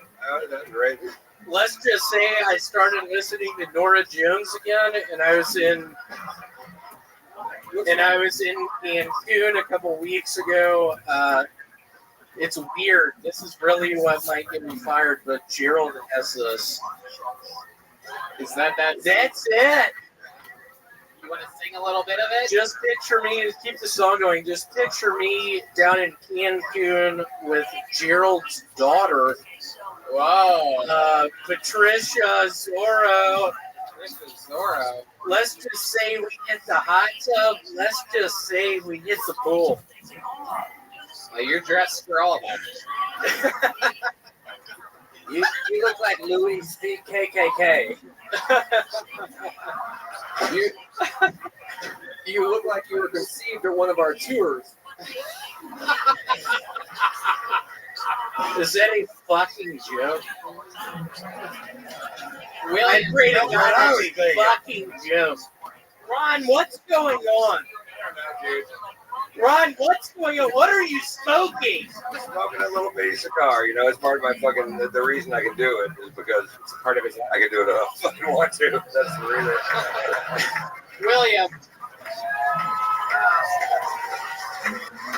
William, have you noticed a decline in people hating on you on the internet? Has there been a decline in the trolls? You've been calling out the trolls lately that say bad things about you on the internet. What I have noticed is when I was down in Cancun, there was a decline in trolls. 2 weeks ago, there's an uptick in sunscreen. I am very fair-skinned. I was on the beaches of Cancun talking to Trisha Zorro, just trying to do my thing. You went to Cancun with your manager's daughter? I did, yeah. It was so weird. He asked me, and y'all take this one home with you if you get on a 737 Max. Don't do it. Those things are crashing. There you go. Don't get on a 737 Max. Welcome back to the Lifestyle Report with William Montgomery. He gives you good life advice. Right now, it's not a good time for the 737 Max. It is not. 20 years ago, I had an aunt named Cat Zorro who... William, you're a little bit, I don't know what happened. Did you get a concussion since the last time? I'll be quite frank. Last Monday when Kill Tony was going on, I went to my buddy's place. We were hitting whiplets all night. Whiplets? He's 14 years old, everybody. I'm trying to figure out the I drug heard world. you were hanging out with Bill Billingsley. Bill Billingsley is sick, so it's weird you brought Bill up. Bill has a bone condition. Yeah, what's wrong with his bones, William? They're called bone spurs. They keep fucking. All right. Yay! Okay, William. Can I make an admission? I looked directly into his legs about 2 minutes ago. I haven't been able to see a darn thing since. That's the power of William Montgomery. You can't look directly at his crotch, or you lose eyesight for a while. I will be quite frank. I bought these shorts on eBay for $500. This is a collector's edition. Are the spandex connected to the shorts? Is that all one thing? Is the underthing connected to that, or are those separate? Like, I had a pre-existing. There was this lady. Tight, Very famous whatever you woman. would call them, tight Kind of think about spandex short these people. that I had in my closet. And I was at this like red carpet event, But then I got these shorts. and she was there, and then other people, by the way. and then her sister was there, who was even hotter than she was. And I kept trying to avoid eye contact with this woman, and I think I saw her 3 times. This sister was a hotter one. And then I had to like get these jewels at the top of what do this you like guys think? Should we go back to the bucket one more it's like time, a- huh? like something out of a Wes Anderson film. By the way, did you know that Cracker Like a Barrel 55 Grand is actually Budapest Hotel or Malcolm something like that, Patton? something like People were that. saying in the chat. I like climbed all the way to the top, and I was just like getting those jewels. I pulled And I another just name out of the bucket, make some noise for remember Ryan that Clark. the hot one was Ryan like Clark. looking at me, smiling, and Ryan Clark. I just doing my best to avoid eye contact with this person. All Why? right, dating is hard. I imagine dating is hard, especially for a female, because everything we do is kind of horrible. If you are a girl and you need to get an idea of what a guy is like when you first start dating him, watch him play Grand Theft Auto for a while. Everything is red. Because that game brings out the dark shit Get these in every jewels. That's all I guy. need. Because that game Worst gets shit on a story lot ever. because people go like, "Oh, you just go around killing hookers." It's like, no, that is purely voluntary. There's never been a game. It's never been a requirement in any of those games. You know what you could also do? Start a small business. I have a taxi company. It's doing pretty well right now. You know what you could also do? Buy and sell stock.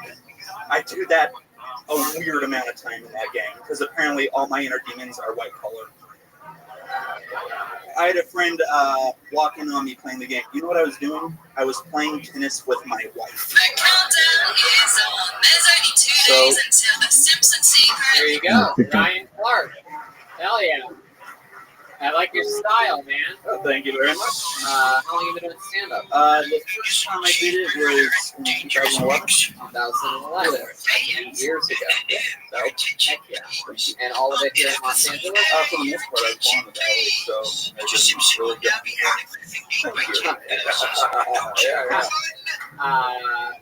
Wow. So, where'd you start? I got my start in Orange County, mainly. Yeah, I did a lot of stuff out there. Is that where you live? Well, I did for a little bit. I was born in the Valley, then I was living in South Bay for high school, then Long Beach, then Orange County. Samuel, what are you doing? Yeah, What do you do for work? I work at the Improv. Oh, Hollywood Improv on Melrose. That's interesting. I'm going to be headlining there April 19th. Anyway, how long have you been working there? I started in 2016. 2016. I love it. You never say the amount of years that you've been doing anything. You give us the year and you let us do the fucking The year on that. I'm not a teacher. Well, I guess I'm not. Jesus, wow. I mean, you're built like one, but I guess you're not one. Wow. So, my goodness, do you have a girlfriend, Ryan? I was just engaged. Wow, look at that. You popped the question. When did you do that? January. Did you do it in a special way or anything like that? Yeah, no, I went down to Joshua Tree. We got a little Airbnb. Oh yeah, that's a crazy place to live. Just fucking tripping your balls off. Like, you want this wedding ring? You open the box, she sees a dragon come at her. He's like, no. Did you trip? Did you use mushrooms? The next day. Yeah. I said yes, or I said yes. No, I asked. He said yes, and then we're like, let's celebrate. Yeah, imagine having it, man. You get fucking beat that. You know? That's great. If you do mushrooms, then your friends fucking do mushrooms too. Yeah. That's good. Good solid, man. Heck yeah. I think so. First comes engagement, then comes marriage, and then all of a sudden The Ron White story. Then all of a sudden an ovary bursts, and then a gallbladder, and then the stitches pop. I mean, it is not, and that's just your first marriage. Yeah. So Ryan, you really like video games, huh? I hear him. I just watched that one, and I was like, I watched like a friend just kill hookers for an extreme amount of time, and I was like, that comes from somewhere, you know. And did your fiance see you playing Grand Theft Auto? Is that all true? Was that? Is that true that your wife to be saw you playing Grand Theft Auto, doing those things? No. I was playing tennis with my wife joke, or? Yes. Yeah, no, I had a friend. I was playing in the game. My character was playing tennis with his wife. I got you. What does your wife do? She works at SAG. Oh, really? Oh. Where do her titties work? Good call. Right. Where do the titties work? Where do the titties work? They work in my bed. Wow, look at that. Hell yeah. It's like you both work with SAG, huh? It's the same joke Joel made. You guys didn't hear it. Wow. So interesting stuff. You guys live together? Yep. You have a one-bedroom apartment? Studio apartment in the Valley? City. We're in downtown LA right now. Wow, that's fun. Thank you. My goodness. What do you do for fun, Ryan? I mean, you were born in the Valley and Yeah. you lived in Orange County for a while, so you're probably as So you know what fun is. As exciting as a glass of water. I don't know. I've done everything I want to do with my life. I'm just killing time. You've already done it. That's exactly what I thought. These are all my friends that were born and raised here in California. Not me. What's the point? Who gives a shit? I might go spend a couple years in New York, and I don't know. You truly don't give a fuck. You really feel like you've done everything that you've wanted to do. Nah, I gotta make a new list. Yeah. Shit to What's do. on the old list? Play video games and fuck? Nice. One of the things I wanted to start a punk band when I was younger. Did that for a while. Yeah. What instruments did you play with? I was a bass and I did vocals as well. They were a bass and and vocals. Oh wow, vocals, huh? Yeah, I Punk just band? yelled. Can you give us a little example of what that would sound like?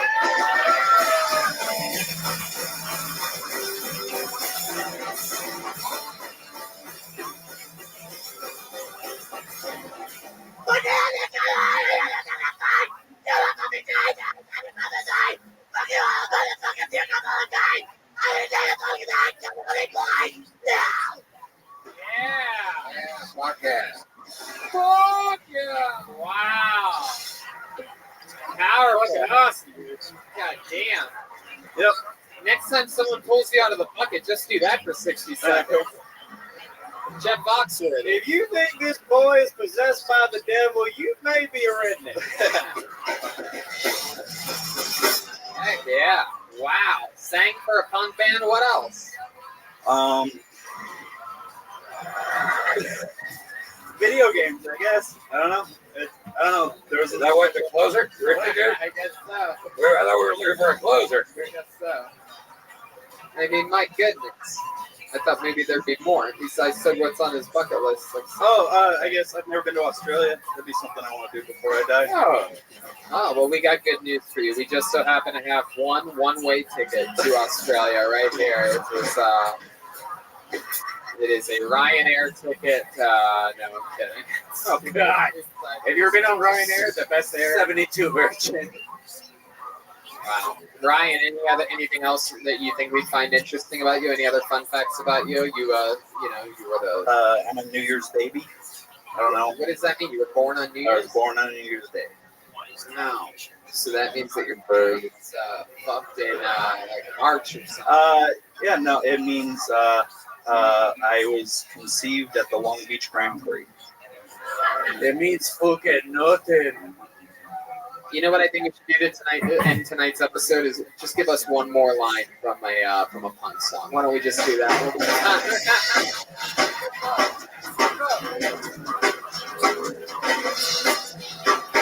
Here he is, right? Start a circle. Start a pick.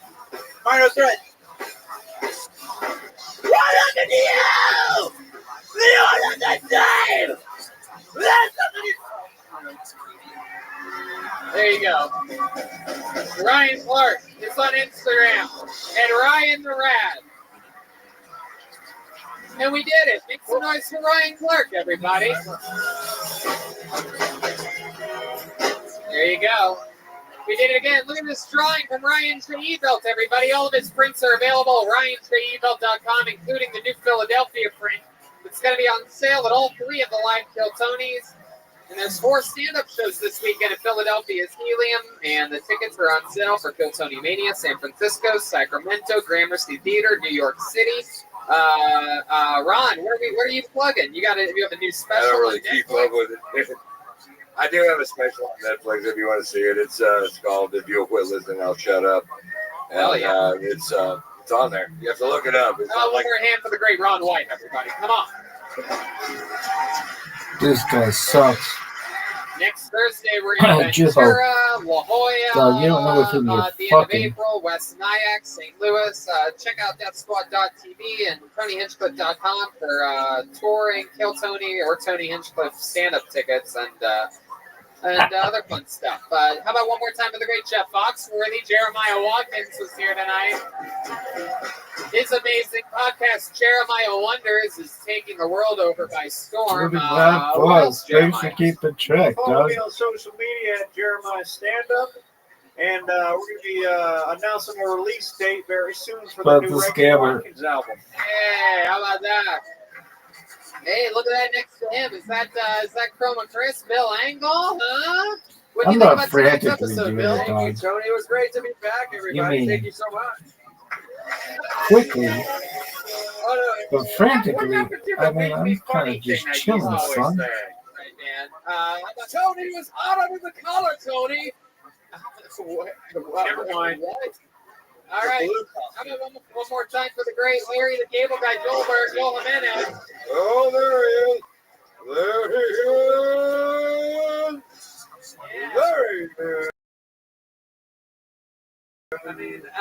shout out to Ludwig Drums. Shout Addicted to Chaos, Rupert Clothing, Matt Coffee, Speedweed, everybody, we love you. See you in Philly. Absolutely. So much fun stuff happening. A lot of fun shows coming up in the next couple weeks. They went to Jarrett's. Oh, yeah, that's right. And don't forget, you can go to ZipRecruiter.com/KillTony and try it for free. You can get Butcher Box, 20 pounds off your first box and 2 pounds of free ground beef. ButcherBox.com/KillTony.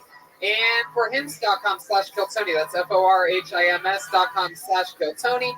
And then you can get your amazing new life insurance from Policy Genius. That's Policy Genius. Bye. And InfiniteCBD.com. Use the promo code Tony15 for 15% off. Thanks, guys. Live audience. Bye. Good night, everybody. Bye.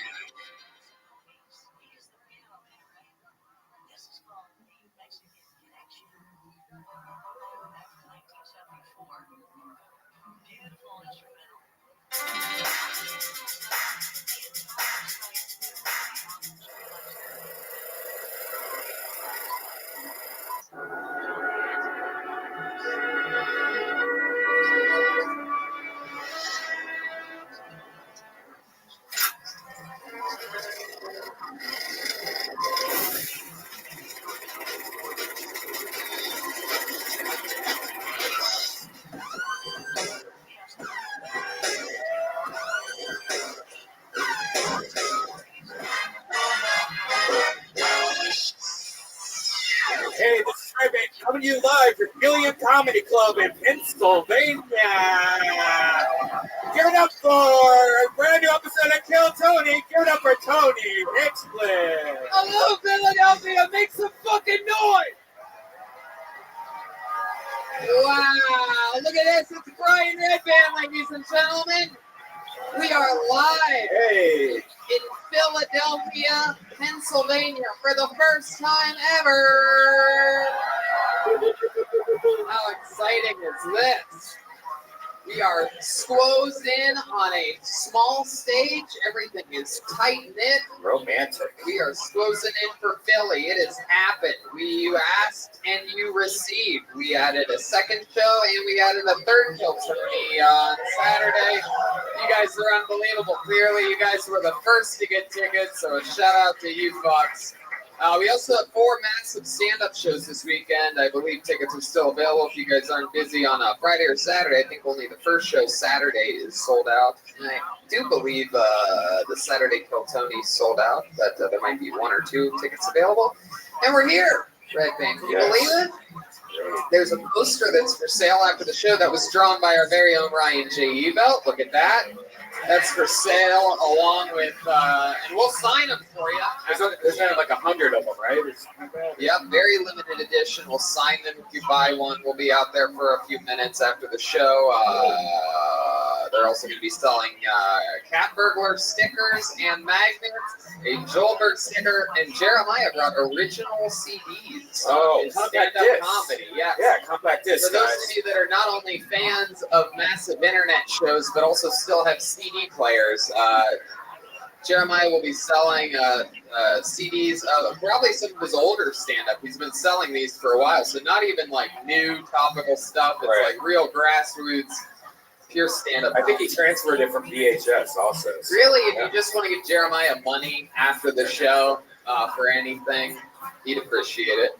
And what else? Oh, special shout out to Alex Yorkaba, who made this amazing. Look at this fucking Philly custom-made bucket of destiny. He's on Instagram at Yerkabaza, Yurcabaza. So that's pretty cool. And a special shout out to David Knowles and Seth Miller from Menchie Music. They're here. That Menchie Music is an amazing store with multiple locations all across PA, and they are the ones, the brilliant geniuses that gave Jeremiah Watkins a saxophone. So how fucking cool are they? Make some noise for them. They're somewhere around here.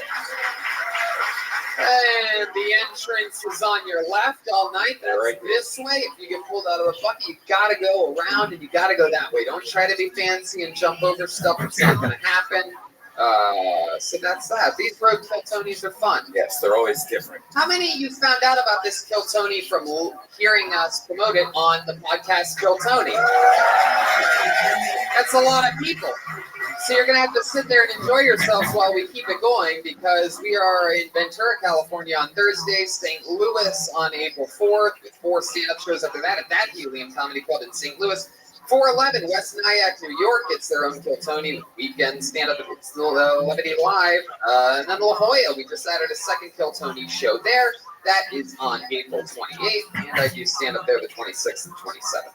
And don't forget, you big Northern California comedy fans, Kiltony Mania returns October 18th and 19th, and in Sacramento, the 16th and 17th. So that's Sacramento, and then San Fran. That's going to be 8 Kiltonys in 8 days. Yeah, that's ridiculous. Yep. So there you go. How many of you like coffee? Caveman Coffee makes the best. Use the promo code Kiltony, save 15% off any order of that. And we'll talk about them a little bit later on. As always, with all of these road shows, we never bring a guest with us. However, Philadelphia, since you guys are such goddamn animals, since we added shows and whatnot, we were able to rationalize bringing the best damn band in the land with us. They are 2 of the funniest human beings on the planet. Every single episode of this show, if you don't know, maybe you're the girlfriend of a big fan of this show, and this is your first time. You're like, what the fuck did you bring me to? The band stays in character throughout the entire episode. It's always different characters. Sometimes they'll bring back some of our favorite characters or some of theirs. We never know what they're going to be. They had a separated area there where they were getting ready and tooting their horns and whatnot, and maybe getting ready to sell some original CDs. Yes. But here they are. Let's see how loud this place can get for the Kiltony band. Jeremiah Watkins and Joker. 2 minutes. What will it?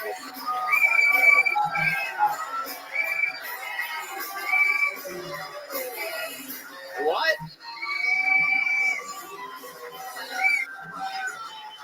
Are you guys gym teachers? Is that what it is? Coaches? Gym teachers? My name is Roy Robinson, and I am the coach at Johnson County Community College. Oh, Roy Robinson. And wow. You must be, what are you, a caramel chocolate sundae? What is this monstrosity behind me? This looks like Fortune Feedster with sunburn. Are you going to let me talk? Okay, go ahead. My name's Chris Johansson. I'm a coach over at Beavertons, Florida High School.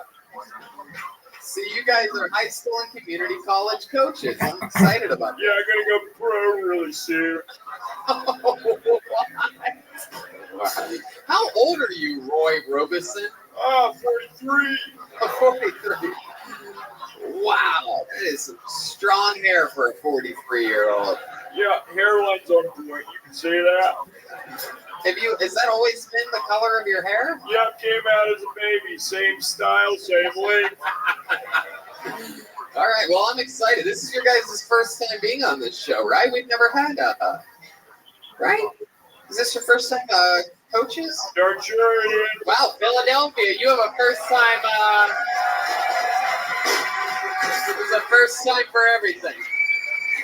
These guys. I love it. All right, so we have the band is in place. The athletic coaches of community college and high school, Beaverton. What you used to do? You used to be a wrestler, huh? Yeah, in high school. Yep, I played basketball and baseball too. All state? I mean, no, I'm from Ohio, where they have great athletes. So you were a bad athlete? No, I just wasn't. Like in basketball, one of our rivals was LeBron James when I graduated. He was in my. Delay a game. Oh, okay. I mean, I dropped a pretty big name there. I was in the same class as LeBron James and Maurice Clarett, if you've ever heard of those guys. But I guess so, delay game. Somebody needs you to pick up those names you just dropped. I mean, he has to be. All right. I get it. So anyway, I have this bucket is filled to the brim with names of Philadelphia people. Not really, to the bottom brim, if you're wondering which brim I'm talking about. With people that signed up with a chance to get 60 seconds on this stage. If I pull your name out, you know your time's up and you hear the sound of a kitten. That means wrap it up then, or else you're going to bring out the angry, gay Philadelphia Bear. I didn't ask what the gay part of town was. I forgot to do that. Yeah, what is the gay part Trey, of town? what's the gay part of town? Gayborhood? That's what it's called? Shit, I was pretty close. Yeah. Wow, you have very clever neighborhood names here in Philadelphia. Yeah. I thought it would. Where else is it? Like Faggotsville or something like that? Hey! Neighborhood, my God. Homo Depot. fucking. All right. So let's Queersville? jump right in. I said Queersville, I'm sorry. Yeah. All right. So we have the coaches. We have a bucket. We have Red Band. Me. You guys ready to start this fucking thing or what? I guess so. That's it, right? Can I time them? All good. Here we go. Be careful getting to the stage, people. Don't fucking hurt yourself. Don't knock over people's drinks and whatnot. All right. Here we fucking go. Make some noise for your first comedian tonight, Louis Darraville. Louis Darraville. Where's Louis at? Here he comes. Oh, yeah. Come on, one more time for Louis Darraville. Yo, Helium, give me some love. First of all, there's like 4 black people in here. Is this Philly or Ohio? You ever notice that there's like a lot of things that are politically correct with one glaring exception? Can somebody please tell me why Dick's Sporting Goods is not called Richards yet? I mean, like, I can't even be a soccer coach getting supplies. Hey, yo, Lou, where you going? I'm going to Dick's to get some balls. I'll be right back. I wonder if they got the same naming convention in Africa. Hey, yo, Lou, where you going? I'm going to Mandingo's. I'll be right back. Yo, what would it be like if you walked into Mandingo's?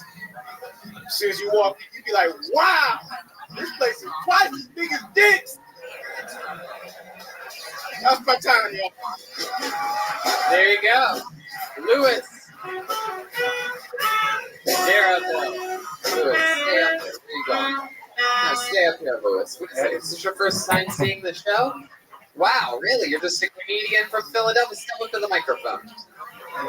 They're just like, hey, there's a show going on at Helium. Go sign up. You get 60 seconds and then run away for your life. Yo, real talk. My friend from Jersey, his name is Danny Graff. He's in the back. We're both comedians from New Brunswick area. Sure. And he's like, yo, you want to come through? I said, fuck it. That's the kind of fan base that we have for this show. Yeah, exactly. Perfect. Absolutely. Hey, that's better now than ever. Were New Brunswick, New Jersey? Yeah, but I was born and raised in Princeton. And shout out to the 1/4 of the black guy. His name is Justin. I saw him in the background. Wow. Wow, shout outs. Yeah, you really are a black guy. Yeah. Shout out to the 1/4 all-state athlete in the house. I love the guy from Princeton, surprised at the lack of black people around. When you say 1/4 of a black guy, what do you mean by that? Like he's like mixed or something like that? Sounds like heaven. No, they're like What? Oh, we literally counted how many black guys walked in. Like, Oh, now you know how white people do it. you really are from Princeton. Somebody give me your manager. I saw 7 black people in this restaurant. What kind of place is this? Lewis, how long have you been doing stand-up comedy? 3 years? 3 years. Yeah, less than that. What do you do for work? IT asset management at a German company. At a German insurance company. Sir. Whoa, German insurance company. What do you cover? Like trains and stuff? Or like what do they have going on out there? It's reinsurance, so technically we take over the debt of other bigger companies like Geico or something like that. Wow, look at that. A black guy taking on someone else's debt for a change. That's incredible. I love this. Thanks, brother. You're a special guy. So 3 years, you do it all in Jersey? No, I'm in the tri-state area from New York, Philly, Jersey. New York, Philly, Jersey. Oh, that's cool. How long was your trip here today? Now? Your friend that you came with, he's black too? No, he's a Caucasian dude. What? So you're like, I definitely want to drive an hour to do 60 seconds. I didn't even know I was going to come up. Like affirmative action. I guess so. You call it affirmative action. We call it the luck of a bucket. I call it affirmative black shit. Hey, there you go. Look at this fucking guy. Danny DeVito's wife coming in hot. Pearl. Rhea Perlman. It's a Rhea Perlman reference for those of you fans of Cheers. Hell yeah. Lewis, tell us something that we'd be surprised to know about you. Facts about you. I was an English teacher in Japan. Wow, look at you. Then they kicked you out for breaking too many Asian women's vaginas? Oh, those poor ladies. That sounds accurate, yes. In the shallow, low. How long were you in Japan for? I was there for like a little over a year. What took you there? Why Japan? Well, I used to watch Japanese dramas, like the Japanese version of ER.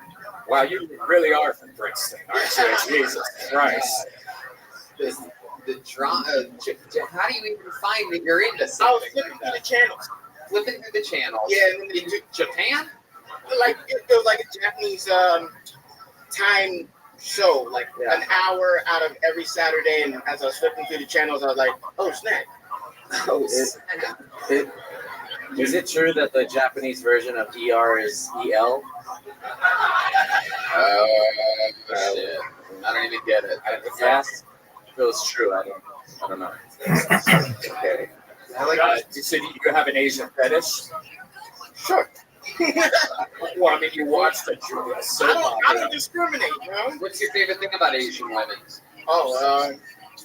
Legs. Legs, they have them. Yeah, two of them.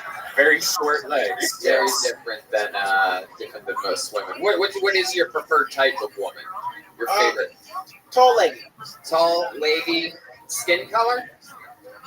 No preference. Doesn't matter. So if I showed you Gumby in a wig, you'd be like, "Fuck yeah!" I think Look at those legs on the fucking Gumby ass bitch. What do you think? What do you think of this lady right here? A little Jolena for you. For those of you, 99.999% of you that didn't see that, I'll have a picture of Jolena. All right. Roy Robeson with a question over here. Talk to me, brother. Yeah, so do you speak Japanese? A little bit, yeah. Oh, well, there you go. Can you give us a little example? Can you say, "Get your white monkey ass out of here," in Japanese? I know the word for a white person is hapijin. Hey, all right. You just let it rip. How would you say that? Can you just say any? We won't know what the fuck you say anyway. So you can literally just say like a Japanese sentence. Kyotoni wa totemo omoshiroi desu. That was African. That was not Japanese at all. You just tell them you were teaching them English? You lied to them? Yeah. Are you like doing ebonics with Japanese? Konnichiwa-sa. Wow. Coach Robinson. Yeah, that's accurate. Do you still have a CD player? No, I don't. That's all I needed to know. I still have an 8-track in my Chevy, okay? All right. Well, Lewis, thanks for getting it started, man. You didn't even know what you came in for tonight. You got the whole party started. Lewis Darraville, everyone. Yeah, hell yeah.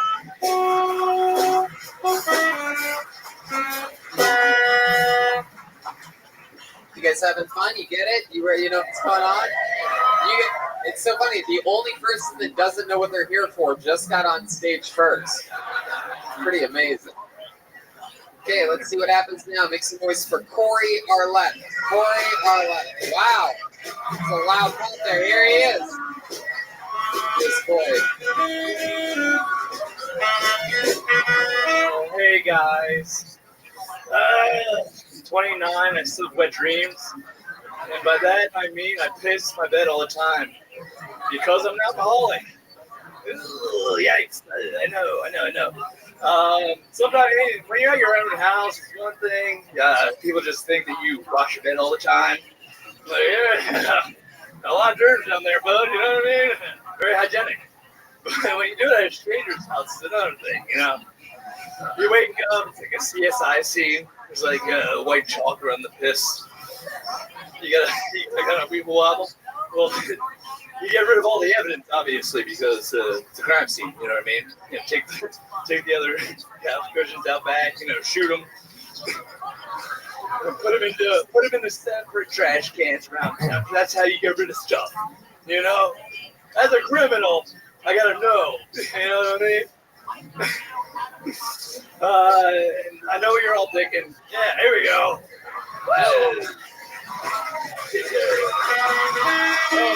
Hey, so Corey, we're shitting my pants. We'll talk about it. I bet you are, according to all of your material. That's pretty much technically I was pissing my pants. Yeah, you're right. Yeah. Oh, I know. How dare you? Oh, yeah. So Corey, you're basically a disgusting piece of shit human. You drink a lot. Thank you. How true is that? How often do you pee the bed? I mean, in the last 2 weeks, twice. Are you fucking serious?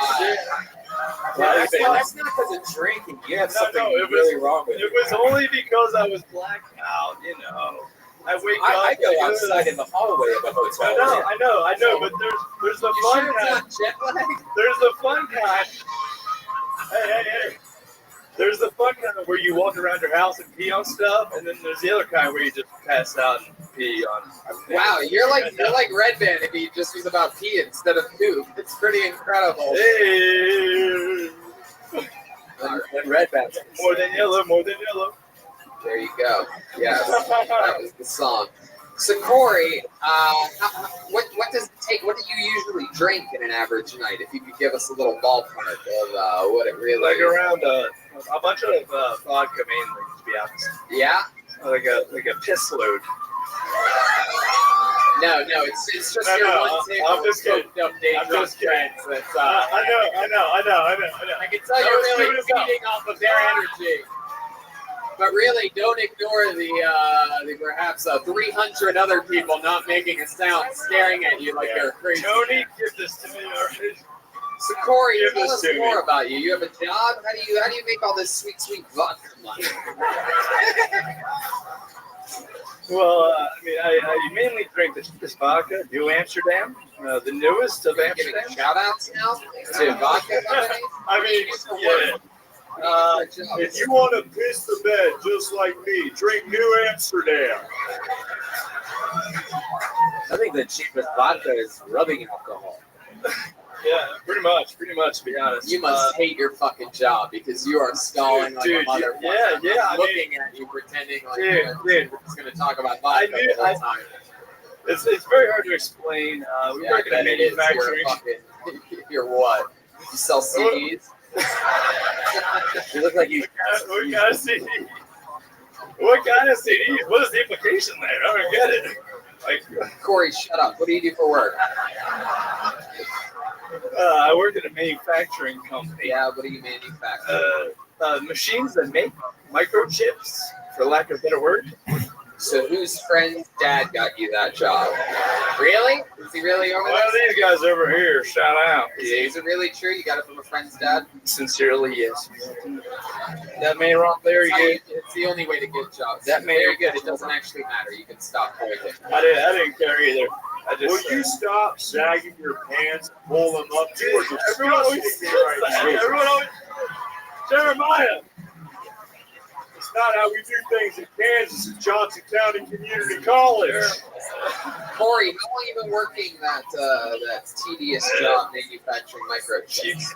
Because I would honestly, if I had that job and I was just stuck doing that and wasn't following up with any serious hobbies or fun things, I'd probably be pissing my bed twice a week too from alcoholism. Dude, 2 for 2. I used to actually do sales door to door in Philadelphia, y'all. You know what I'm saying? Y'all got bronzifiers here. Dude, they hate you. Your own city hates you. How many of you hate Corey? I mean, they really hate him. No, even your friends. They didn't. Wow. They're so fucked up that they cheered for that part. Yeah. This is my first time, Give me a chance. All right? I know. I was so nervous about coming up here, Tony. Relax. You're a cheese dick, aren't you? I'm so cheesy. Right here. So Corey, tell us more about you.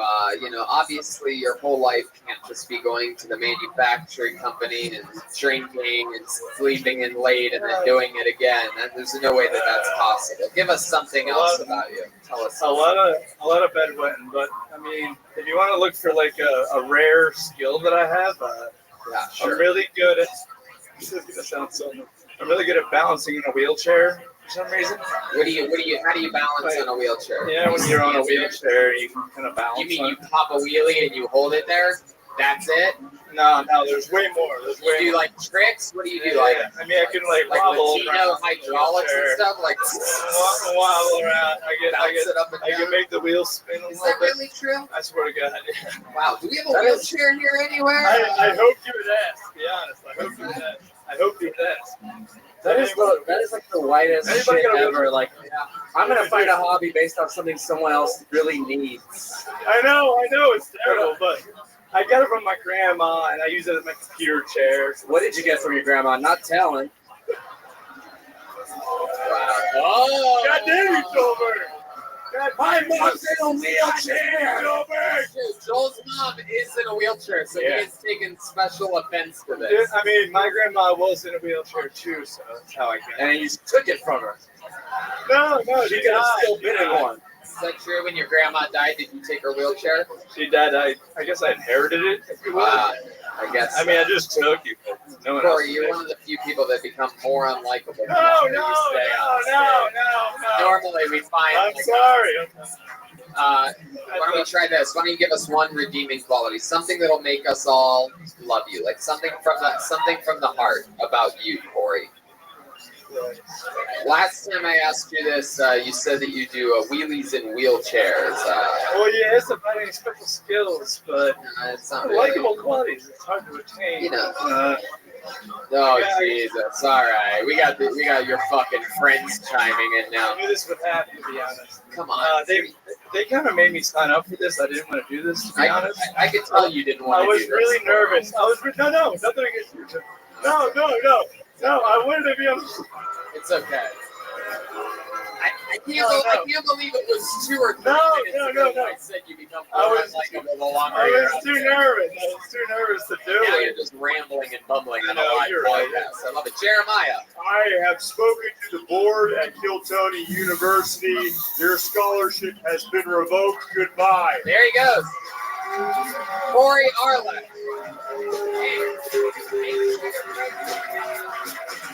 Okay, there he goes. There goes Corey. Dude, I didn't even fucking want to do this. One guy didn't know what the show was. The other guy didn't want to do this. We are on a hot streak here in Philadelphia. Only 7 more shows here in Philly before we go back to LA on Sunday. So, at this rate, see what happens with this guy. This guy sounds like he has a comedy name. Make some noise for Dylan Dowdle. Dylan Dowdle. Hey! It's gonna Wichita. Here he comes. No, he's not him. Oh, yeah. Here he is. Make some noise one more time for Dylan Dowdle. Philadelphia, what the fuck is up? How's it going? All right, so the last 8 months have been really shitty and tough for me. I lost my father over the summer, and my dad was a workhorse for our family. He sometimes worked 74 to 80 hours a week just at a job that he didn't like. But at the end of the day, he took a shot for something he really believed in before he left. That shot was unfortunately a 12-gauge shotgun that he bought for me on my 13th birthday. So going through that has taught me a lot of things. It's taught me so much fucking shit. One, I can call my girlfriend daddy way more than I thought I was going to. Easily. 2, I'm more vulnerable. I'm okay with like crying and doing the weird thing in front of people. You know, it's just made me open up a little bit more. And I also don't have to worry about talking about the conversation where sometimes my girlfriend pegs me, and I don't have to bring that up around dad. And mom's been around a lot of tough shit, so you know she can take it. Fuck yeah. Dylan Dowdle. My bad. All right, let's talk about it, Dylan. First of all, welcome to the show. Thank you, Tony. Did you sign yourself up? Do you know what you were here for? Fuck yes, I love this show. Well, we love you. You're the first ever lesbian werewolf we've ever had on this show. Really excited that you're here. I have a question about your eyebrows. Yeah, what's up? Why? They just grow, man. I try to trim the sides, it gets worse than this. You look like Super Mario became an app developer. Look out there, Dylan. Show the people those eyebrows. Yeah. Show them those fucking looks like the Kardashian Christmas photo. Yes, Jeremiah. Yes, Roy Robinson here. I would like to offer you a full-time position as the women's volleyball coach at Johnson County Community College. I accept, Roy. So Dylan, that was fun. Have you done stand-up before? This is my 6th time doing it over the span of 3 years or so. Over 3 years. Yeah. Oh, yeah. When did your dad kill himself? He killed himself July 24th of 2018. 2018. Yeah. Yeah. And did you talk to him in the days before or anything like that? Was there any sign that this was going to happen? Did you give him the gun? Oh, fuck. I talked to him. Something came out that he was ashamed of, and something my mom didn't know about. Hold on a second. Wait a second.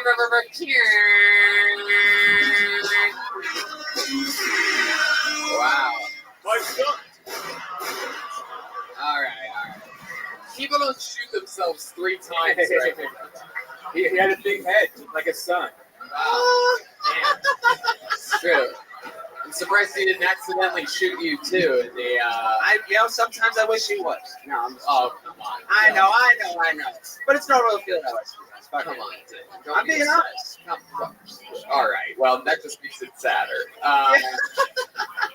So, where were we? We said that. What was your dad? Your dad had something come out that is. What came out? Was it you? No, actually, surprisingly not. And I did audition for the Annie solo when I was 9 years old. So Is that's that very really true? Can you give us a little example of what your vocals with the Annie solo? The sun will come out tomorrow. Bet your bottom dollar that tomorrow will be sun. I don't even remember it. You know what I mean? There you go. Look, they like you. Yeah. That's good. Thank you, guys. You definitely are now a little orphan.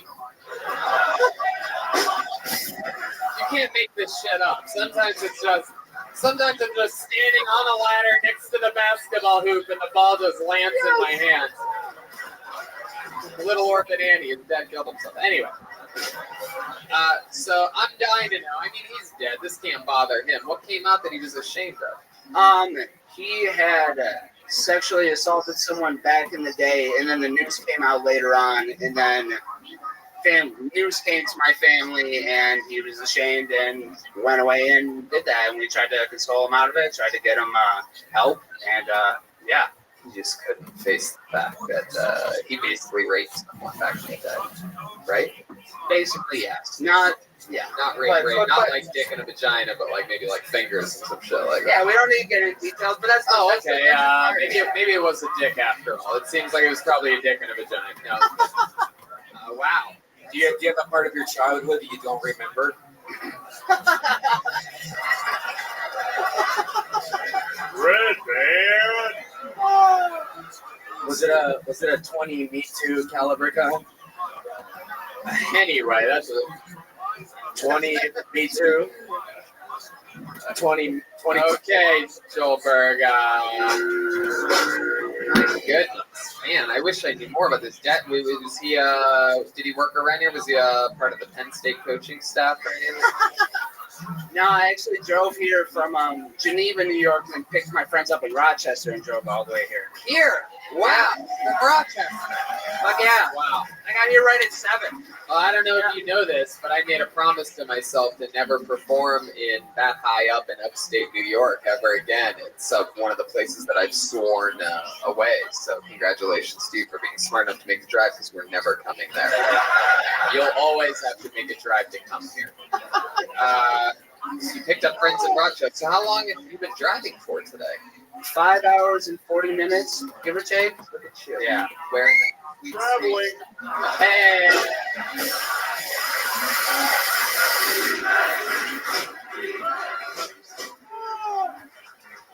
I love it. We just accepted he's both a coach and a referee at the same time. It's like, okay.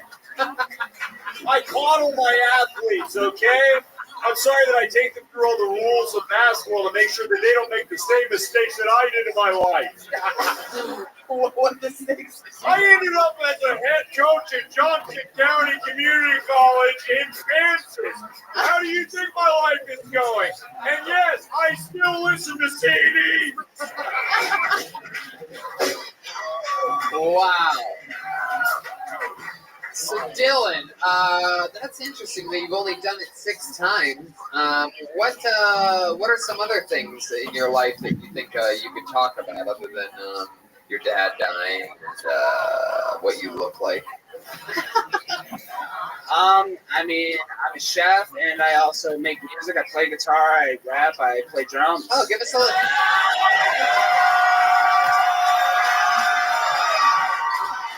I mean, jeez Louise. You know, I think it's one of those situations where I want to hear what your rap sounds like. I am dying. Okay. Fuck yeah. Yeah, can you give us a little, what do you want to freestyle? You Give want it 1, 2. Yeah, give me a beat, something lo-fi, soulful, I don't know, whatever you got. Joel will give you a little beat.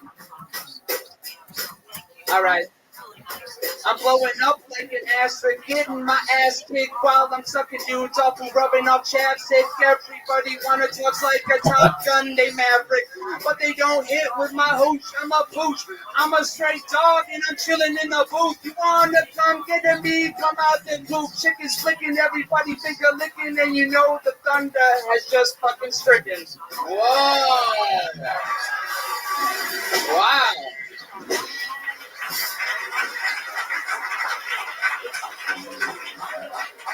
I mean, that was a hell of a rap. Jeez Louise. What do you think, Joel? I have a question. Yeah. Are you a better drummer or a better rapper? Woo! Good question. I started out from 10 to 18 playing drums, and I've been playing guitar and writing songs more, but I have a great time on the drums. I don't know if I got the speed, but I have a good fucking time. You guys think we should have a Mexican drum off right now? All right. The people have spoken. Let's give it a shot. His father killed himself. He's a chef. He's multi-talented. The guy can freestyle rap. He can Little Orphan Annie. You know, he's got everything in between. Let's find out, shall we? Drumming stylings. Now, let me remind you, Dylan. You know this show pretty well, don't you? Let me remind you that if you happen to have a better drum solo, according to the audience, than Joelberg, then you will not be working in the kitchen this weekend because you will be the new drummer for the Kill Tony band. We will take you back to Los Angeles. We're going to take you back to LA. In all expenses paid trip. You're going to be staying in a hotel room with Jeremiah for the rest of the weekend if you win. And we're going to have to teach Joel how to work in a kitchen, which I don't think that's going to be that hard. And here we go, giving it a shot for the throne. It's a Mexican drum off, and this is Dylan Dowdle.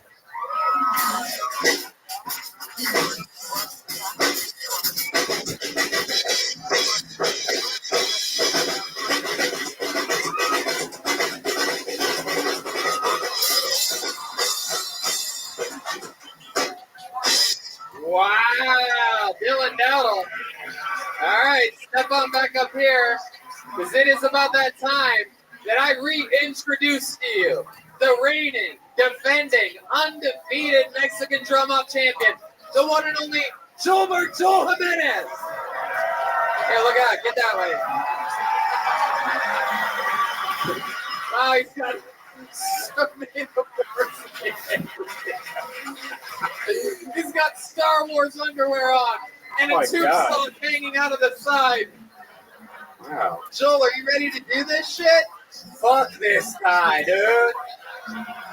There he is, defending the throne, Joelberg.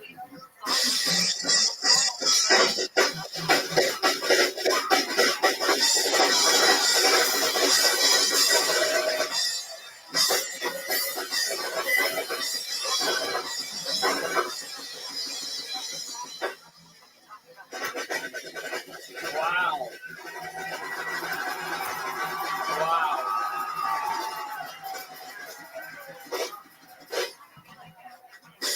Wow. Yep. I don't know. This has definitely been a Mexican drum off. How many of you have Dylan winning that one? How many of you have Joelberg winning that one? There we go.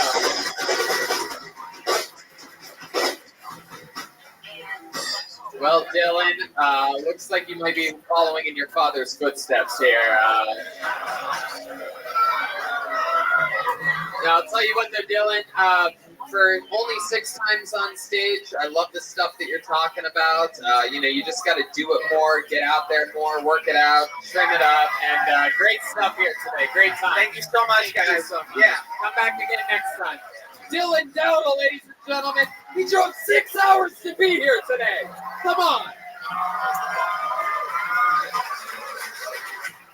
Tony. Yes. Can I just say, when these guys challenge me, I change their bum lives.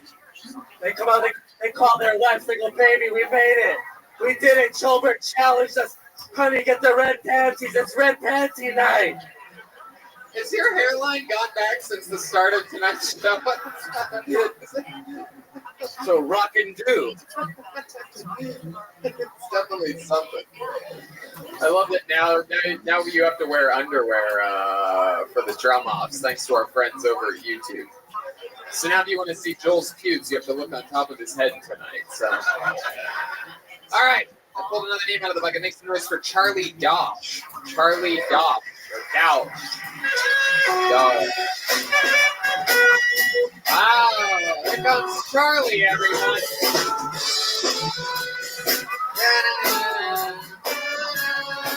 He looks like a Charlie. Come on, Charlie, get it, buddy. What's up, LA? How y'all doing, man? So, I went down to a bachelor party in New Orleans a little while ago, and who here spent an hour? Nobody else. All right, cool people. So, you know, it's like there's a couple of things you gotta do. Like, you gotta get some beignets at Cafe du Monde. You gotta, yeah, they're delicious, right? And then you gotta get a hurricane, and then you also have to walk out of Larry Flynn's Hustler Club at about 4 in the morning while you're drunk as shit. Hop into a unidentified cab and get abducted and made to sell crack for the rest of the night. It's a good time. So when you're doing that, when you're coming out of your blackout, the minute you know you're fucked, like really, really fucked, is when your cab driver turns around to you and is like, "Hey man, I'm gonna need you to do a favor for me."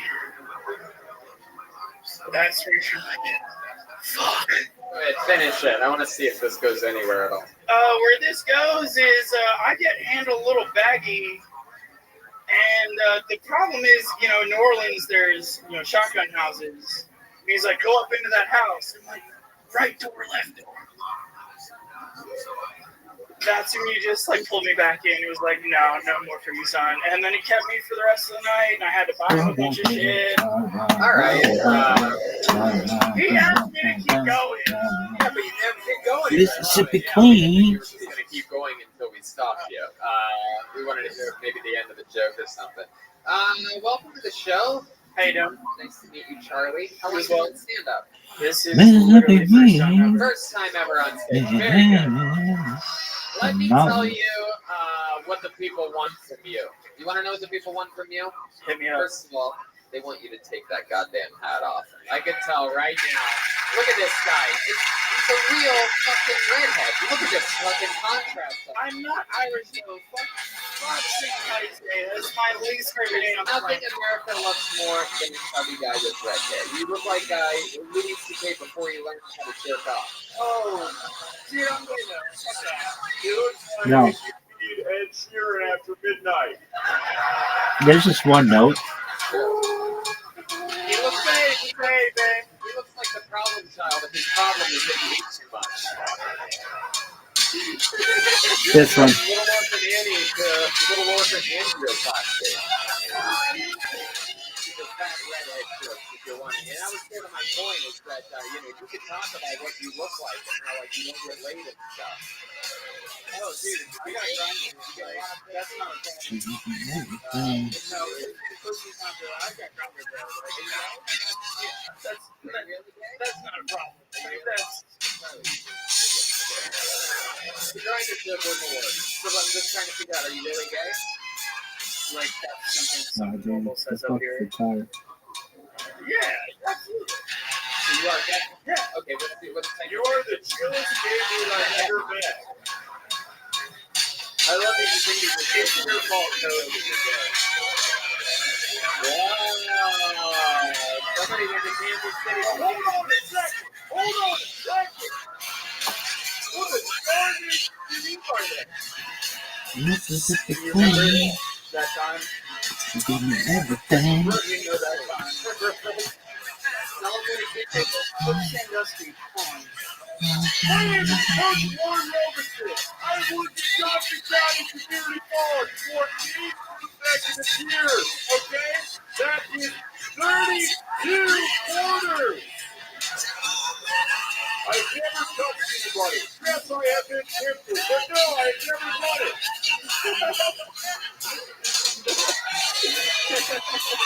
Charlie, really? You will not be getting a full ride scholarship. All right, Coach.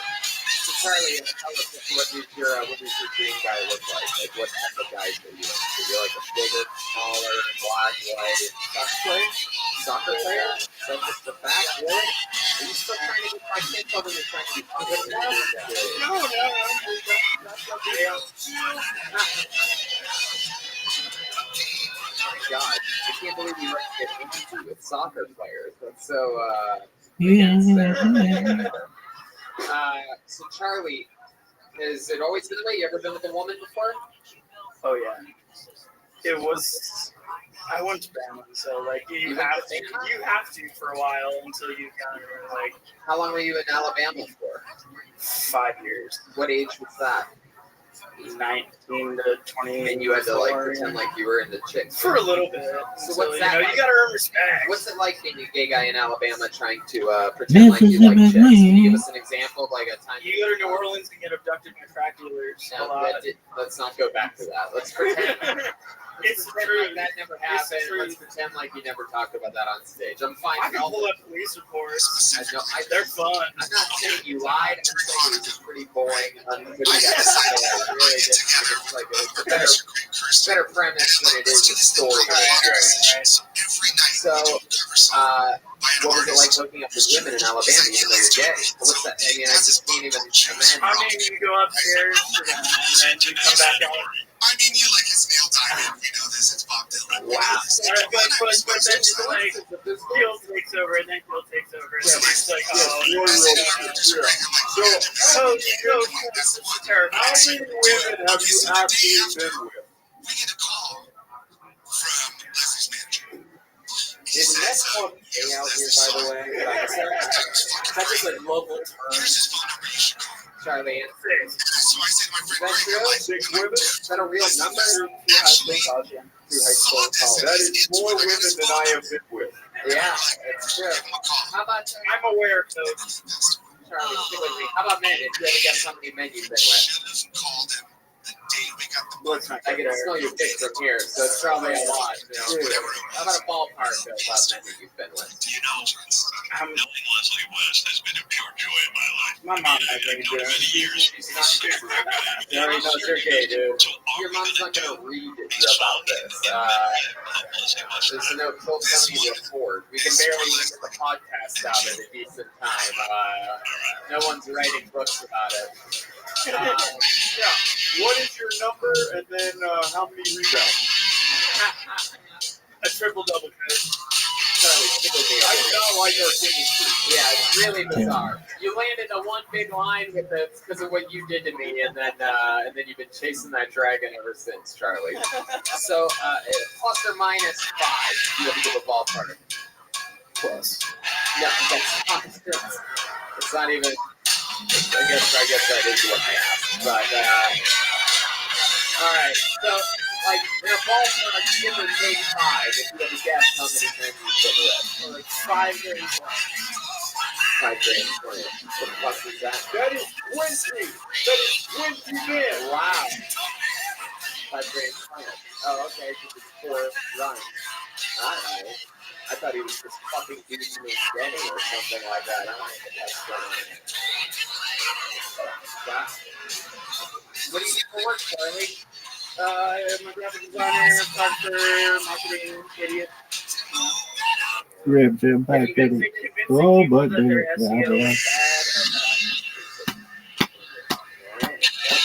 Laugh again, y'all are. What is that? What the fuck is happening? Like, these people are putting out a bucket of messages so far. Charlie, you are an interesting guy. I feel like Thank you, Paula. Are you stoned? Are you stoned right now? Back, baby. Down, down, down, back, baby. Down, down, down, down, down,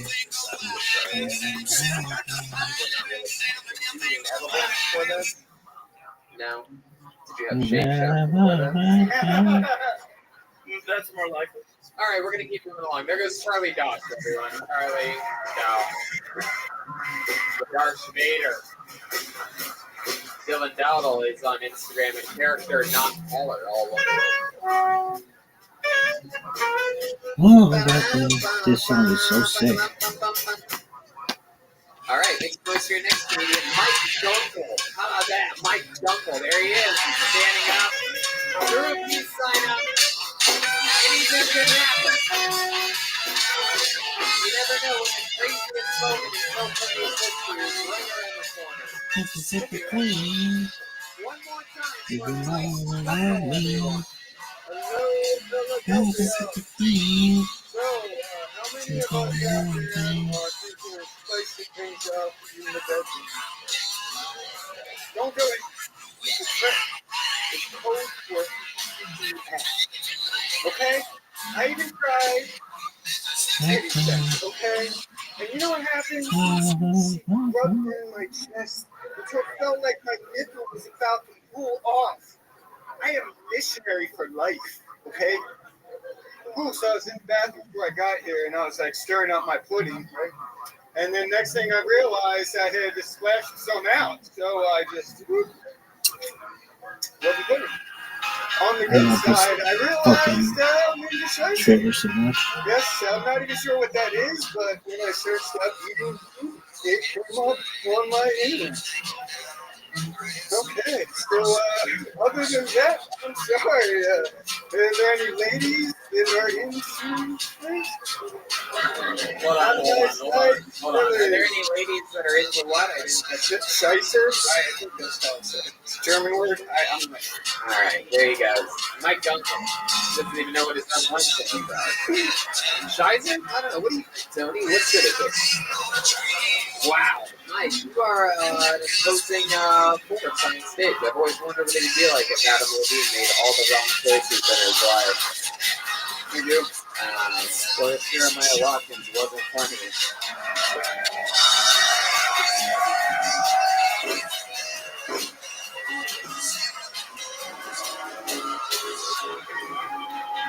That is.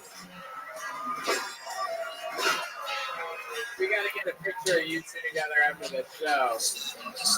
That really is. That is what Jeremiah looks like. You're like a Venom version of Jeremiah. Just brunette. You guys both have that same fucking. It's like if Jeremiah wasn't in Hufflepuff, he joined Slytherin. Oh yeah, dude. So Mike, what's going on, man? First time doing stand up? Yes, first time. Wow, how about a hand for Mike? Doing it. You really eat pudding in bed? What? You really eat pudding in bed, or you just thought that was funny? I was really eating the bathroom. I was eating the bathroom next to why would you know that? Yeah, that's what I do. You were going to the bathroom? Yeah, you walk in. Stirring pudding. Yeah, right up. Stirring pudding is a two-hand job. Well, no, you're kidding. You just let it go. You just let it go. You just aim the dick right over the toilet. Just fucking stir my pudding. There's nothing else to do here. Just stir pudding while the piss is flowing out of my dick. Yep. You don't sit down and pee and stir your pudding? I've never considered that. Wow, not even an option to you. Meanwhile, standing there, letting your dick just do all the hard work is the only real option. What kind of pudding? It was sugar-free, Aldi's brand. Are you watching your weight? Is that why you got the sugar-free? No. There's nothing to do with that. Just passing you over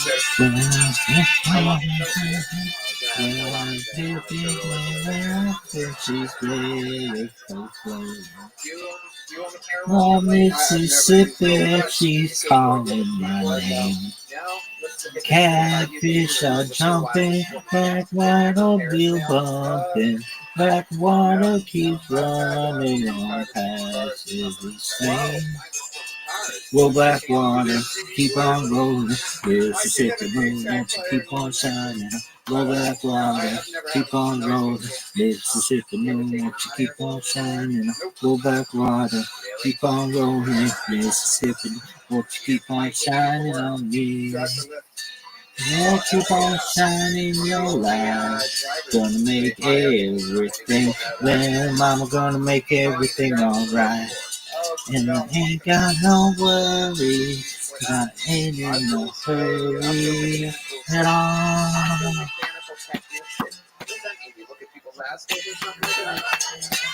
I built like optical things that laser shoot through stuff like that. There you go, kid. Now if it rains, I don't care, don't make no difference to me. Just take that streetcar, let's go in uptown. Yeah.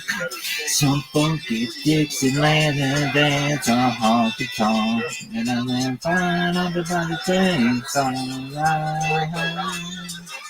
good that we Roll back water, keep on rolling. Mississippi moon, won't you keep on shining? Roll back water, keep on rolling. Mississippi moon, won't you keep on shining? Roll back water, keep on rolling. Mississippi moon, won't you keep on shining on me? Yeah, keep on shining your light. Gonna make everything. Yeah, baby, gonna make 30 over the last 3 days. All right. I mean, like, you want to document my life, dog? Sounded like a goat. We're gonna make everything well. Mama's gonna make everything all right. And I ain't got no hurry. I can't believe I just No got hurry. by a 5'1" At all. Fletcher sitting in the middle of this fucking crowd. Look how short you are. We're not the same. not the same.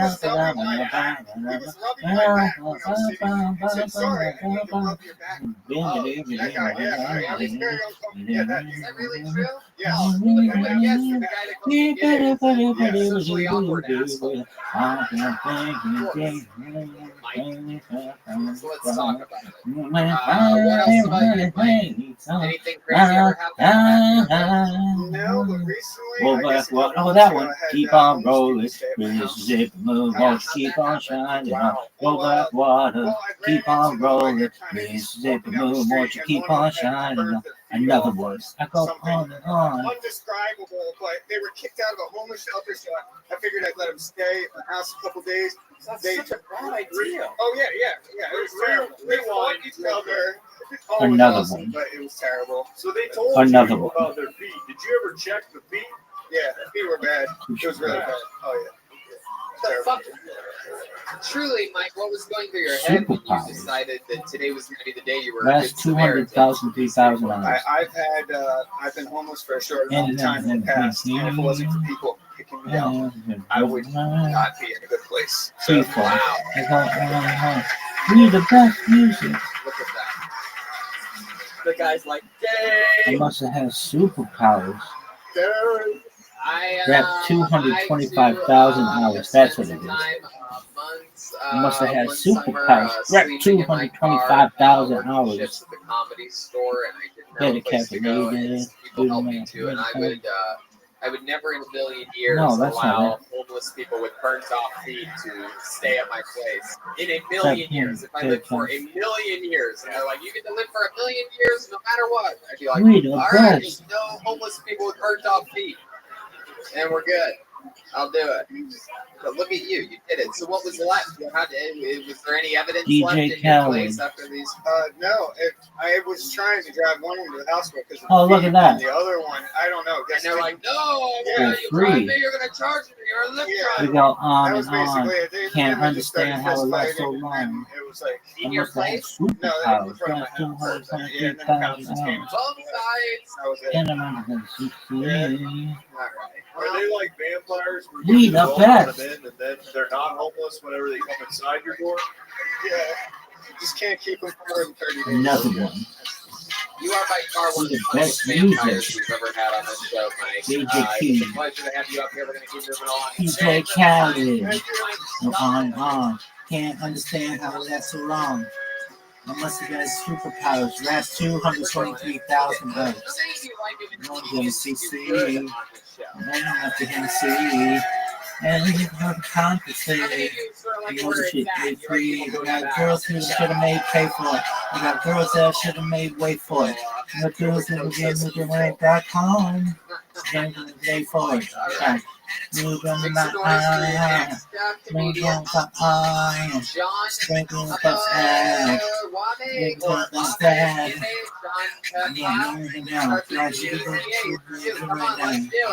I feel like this is the one right here. I like this guy's energy already.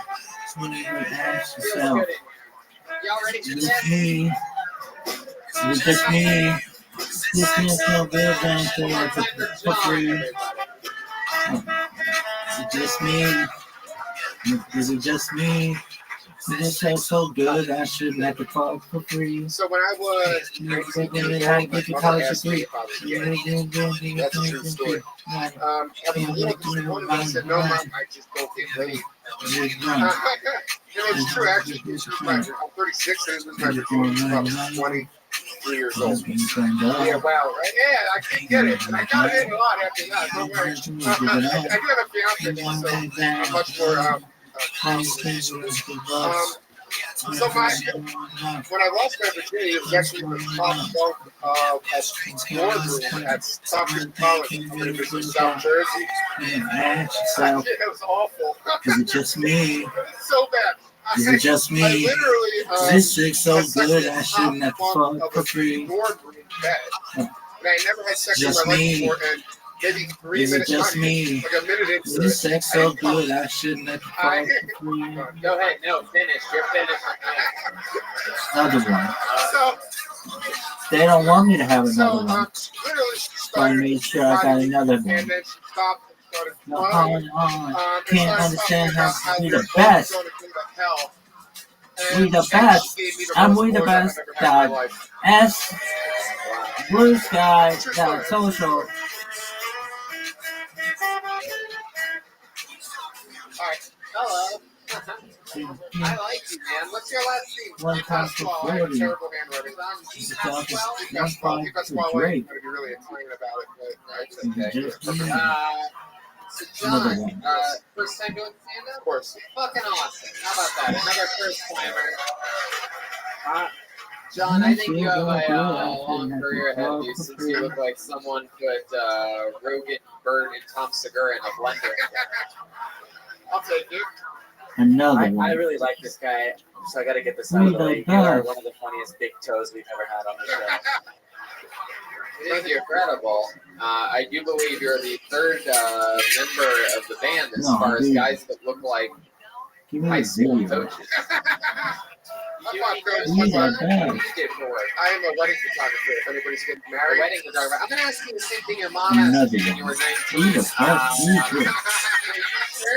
Yeah, I'm These sure. are I'm keys. sure. How long have you been engaged for? The DJ Challenge. I go on and on. Can't understand how it lasts so long. No, it was actually I must have had a superpower. Just 223,000 hours. And 1 year. it's so free. And then after we Run got back with the to our house, Hennessy. I literally Look at the went time upstairs to and say grabbed it. the ring and Wasn't getting free. I got girls that should have made pay for it.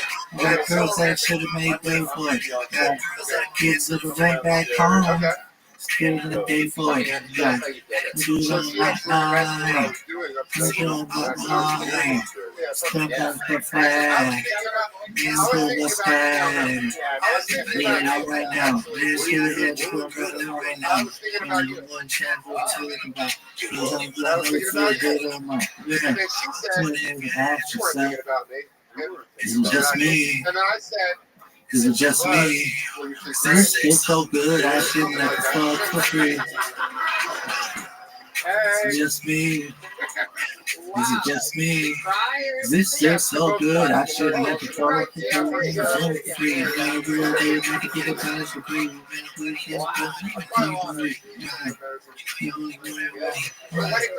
very emotional. I can't wait to spend the rest of my life.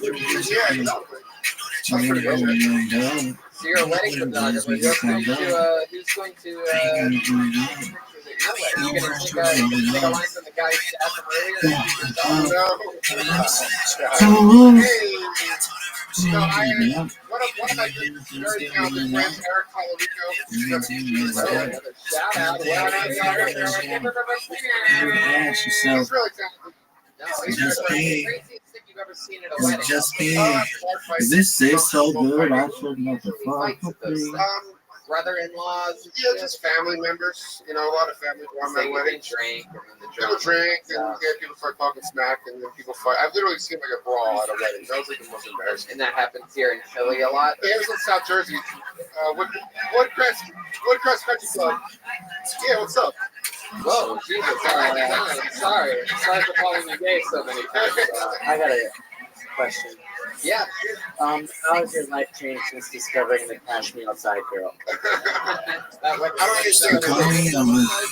He looks like Dr. Phil. Oh, you think that's what Dr. That's spelled F-I-L-L.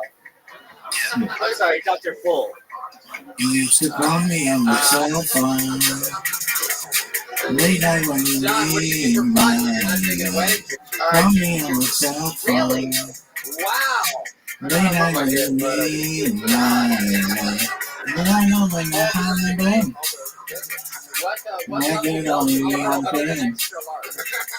And I know when you're holiday. I get only one thing. Since I left the city, you. Oh, dude, that one. For yourself now.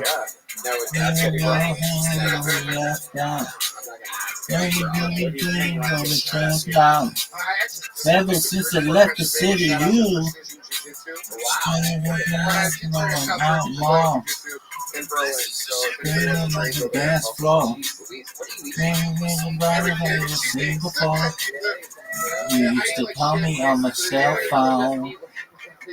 And whenever you need my love, call me on my cell phone. They know when you need my love. And I know when the hotline bling. That girl don't give me one thing. Yeah, I know when the hotline bling. What if he tried to attack you? And that ain't on me one thing. Never left the city, you. What up, Frosty? How you living, pimp? Wow. What's good? Yeah. What's good, son? 3 o'clock in the morning, because I'm sick and I do sick things.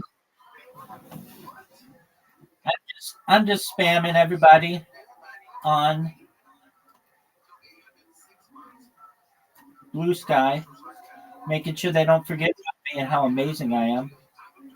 How are things in your neck?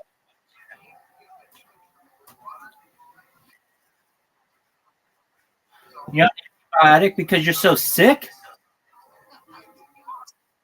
That's amazing. Tell me about it.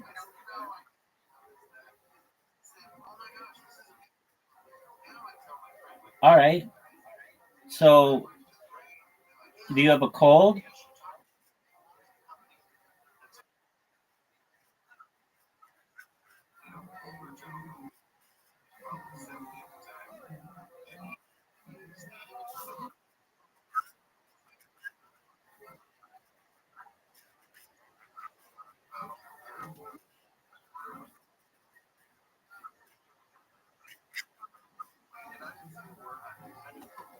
That's uncool.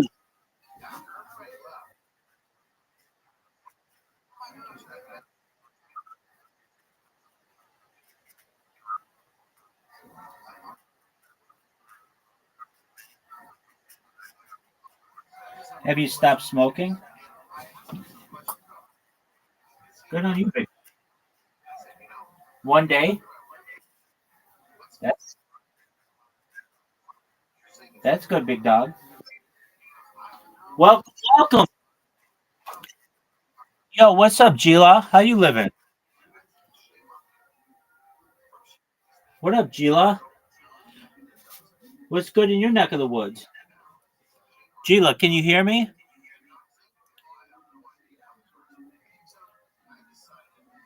Gila. Yo, dog, can you hear me?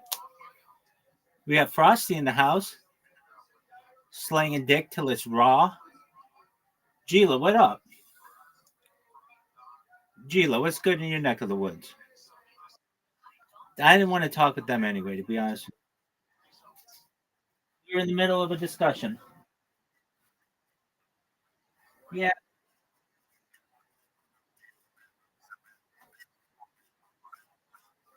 I understand. I wouldn't want to talk to some random person. I just would want to check out their Discord. I don't want to be interrogated.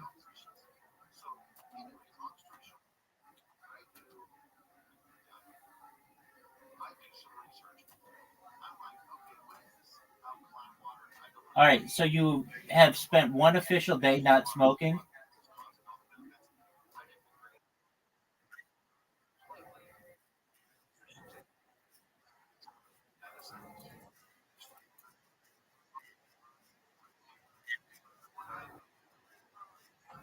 Okay, so you smoked yesterday afternoon.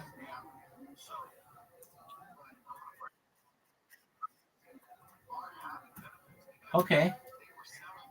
Well, that's good. That's a start.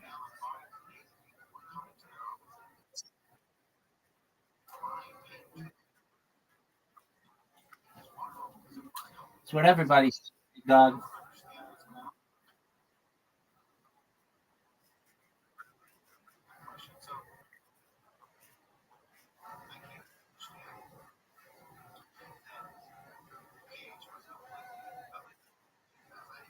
It is what it is, big dog. So, are you feeling any better?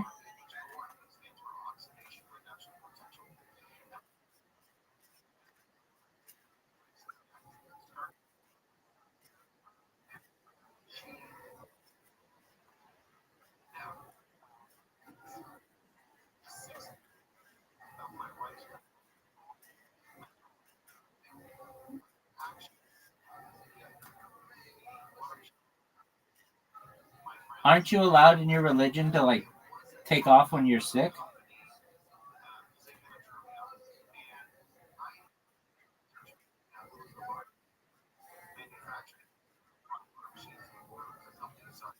Why don't you stay at home and then just rest?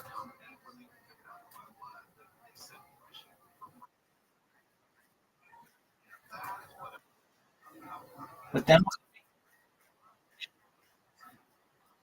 okay, well, I mean, you be sick.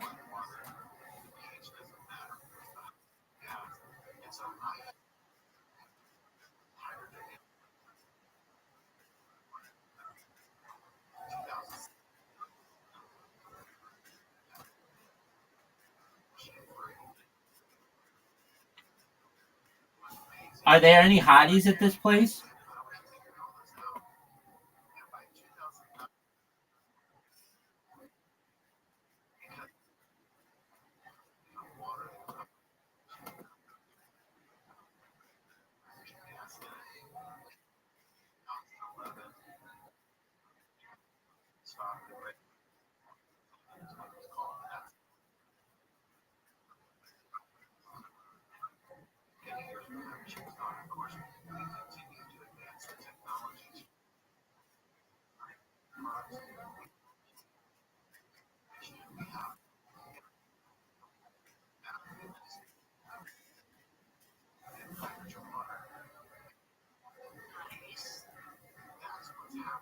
Have you ever seen the movie Swingers?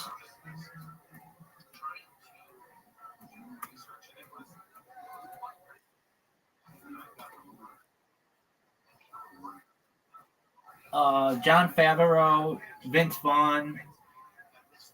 It's like from the 90s. There's a lot of swing dancing.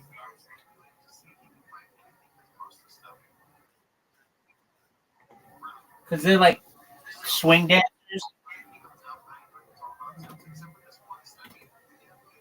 Do you know what swing dancing is?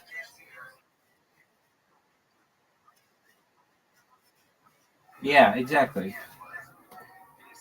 Well, that movie kicks ass and takes, and I just wanted to make sure that you knew that.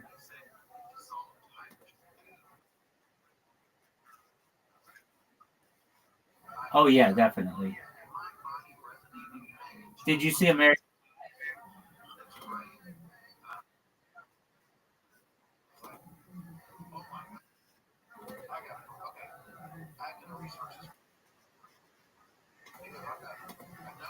Euro Trip?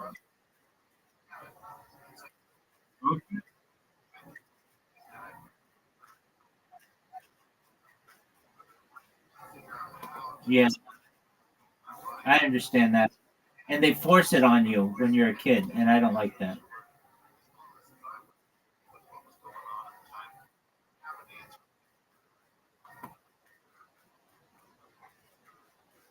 I bet it's hard. Can you imagine if you like had unfettered access to the internet and you were what you were, whatever age? You'd be going crazy.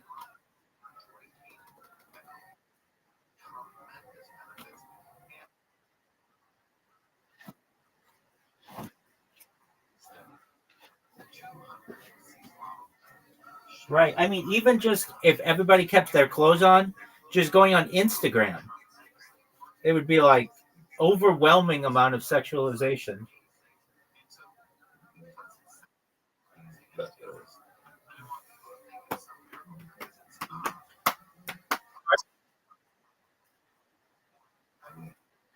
Yeah, but even even RuneScape's going to have somebody saying some bad word in it.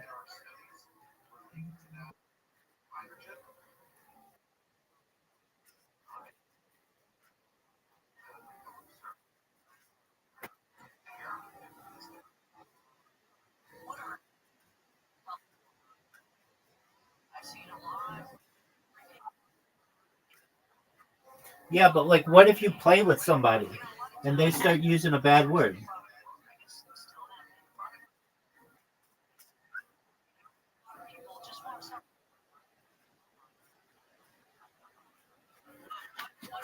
Yeah, I've never played Minecraft, though.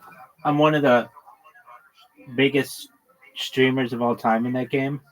I've never played it.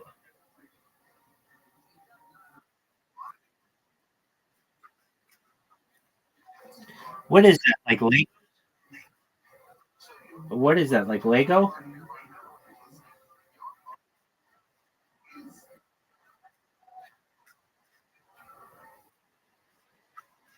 Like Lego?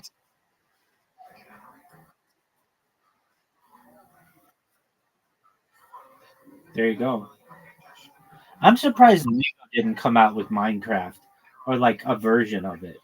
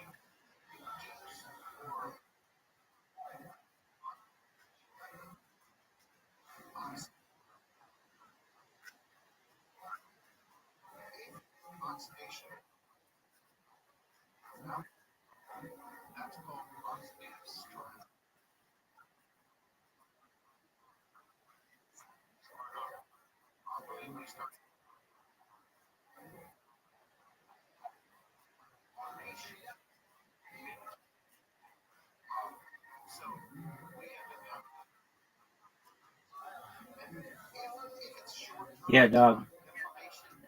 I don't know what it is.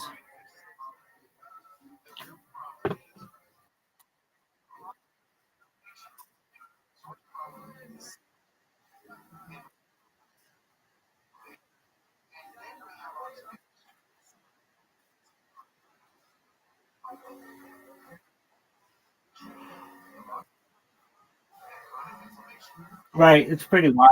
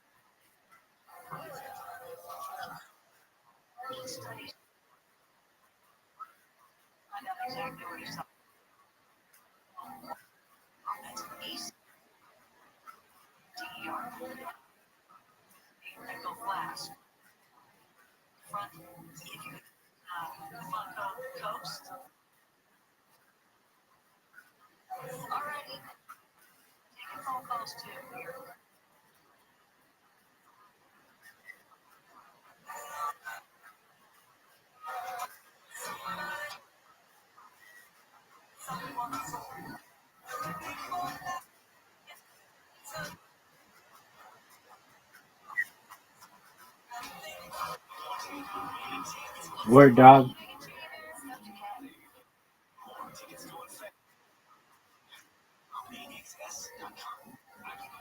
It's base beak dog.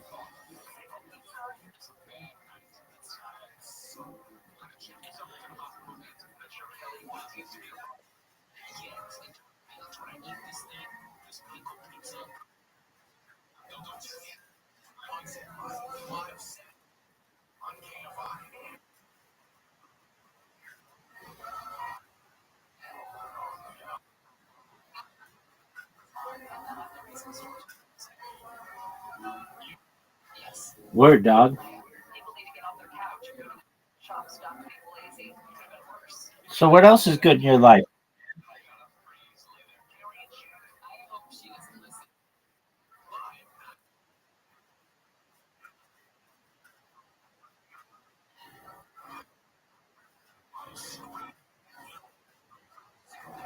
Did you see the doctor?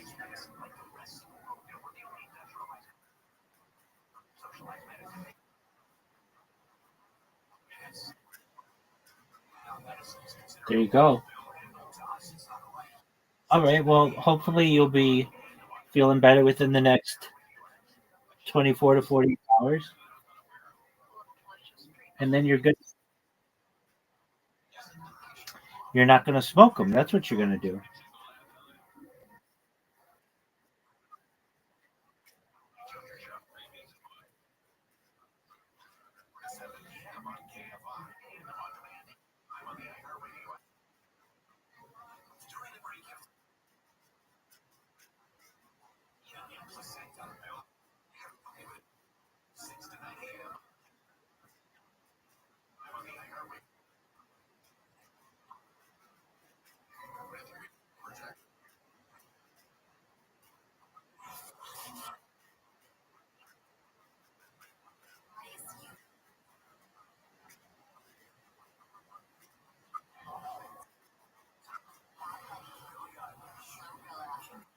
There you go, big man. Is that the answer?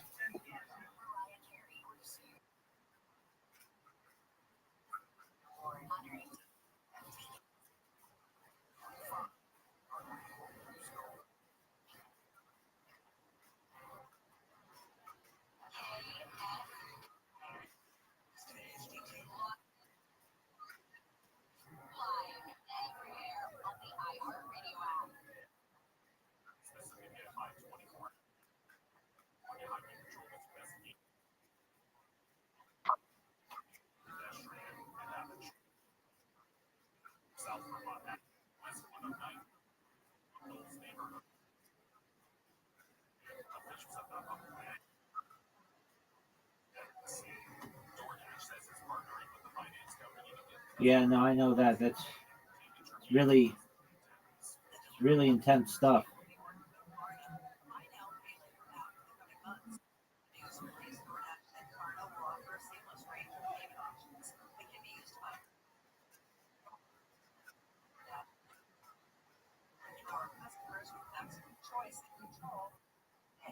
Sounds good, Pimp.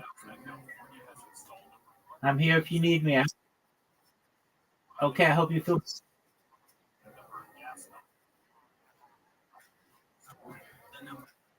You know I'm. You know I'm here to support you if you don't feel well. You're welcome, big man. No, you shouldn't. You shouldn't get other people sick. Get some peace, bro. Shout out to Frosty.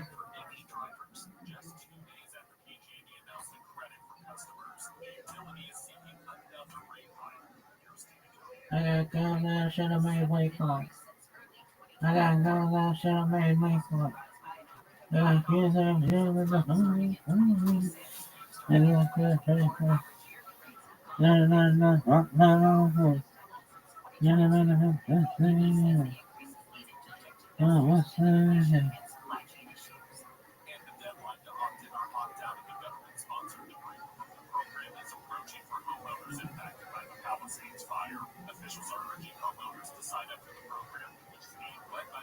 I see you working there and I get a college degree.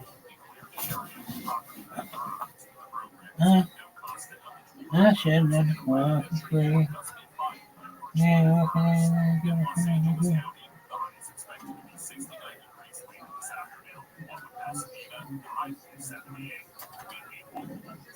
I should never work for free.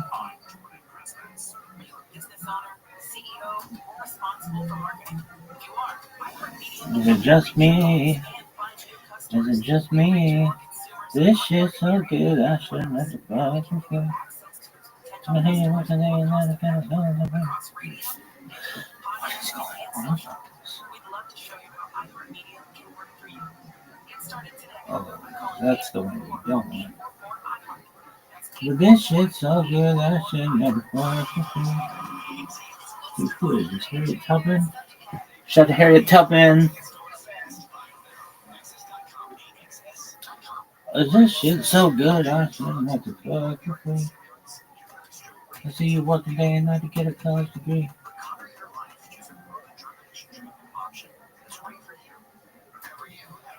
What's that? You did that. And you ask yourself, is it just me? Is it just me? Is this shit so good I shouldn't have to fall for free? I see you working day and night to get a college degree.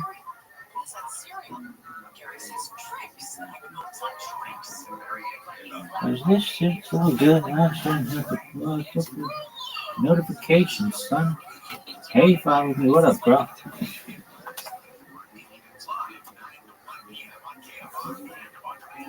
Hey, follow me. What up, girl?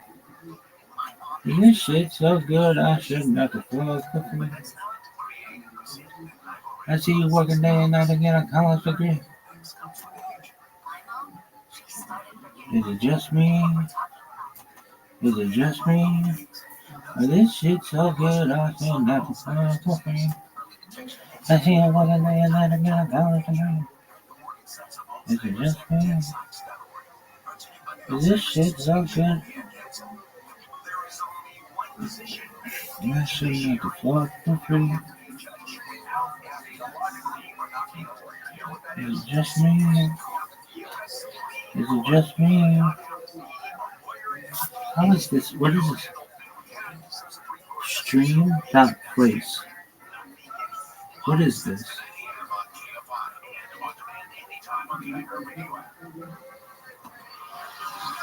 Is it just me? This shit's so good I shouldn't have to fuck for free.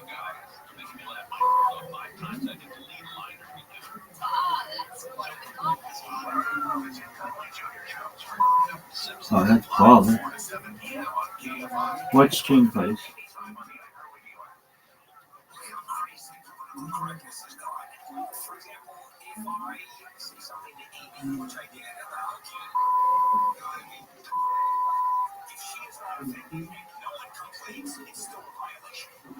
This is baller. This shit's so good I shouldn't have to fuck for free. I see you working day and night to get a college degree. When I come back home, is it just me? Is it just me? This shit's so good I shouldn't have to fuck for free.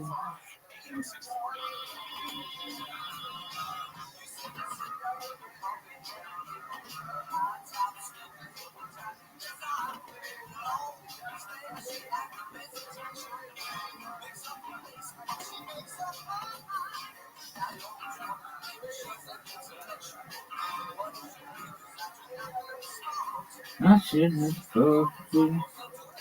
I see you working day and night to get a college degree.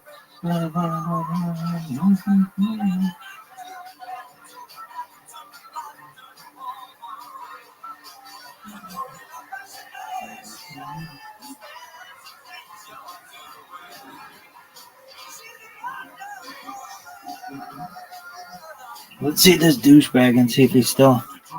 Hey,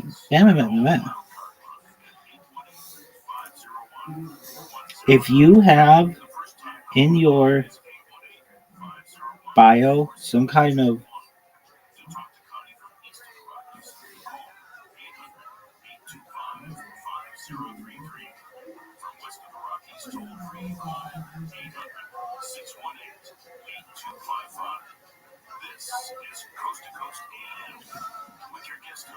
diagnosis, you're a loser.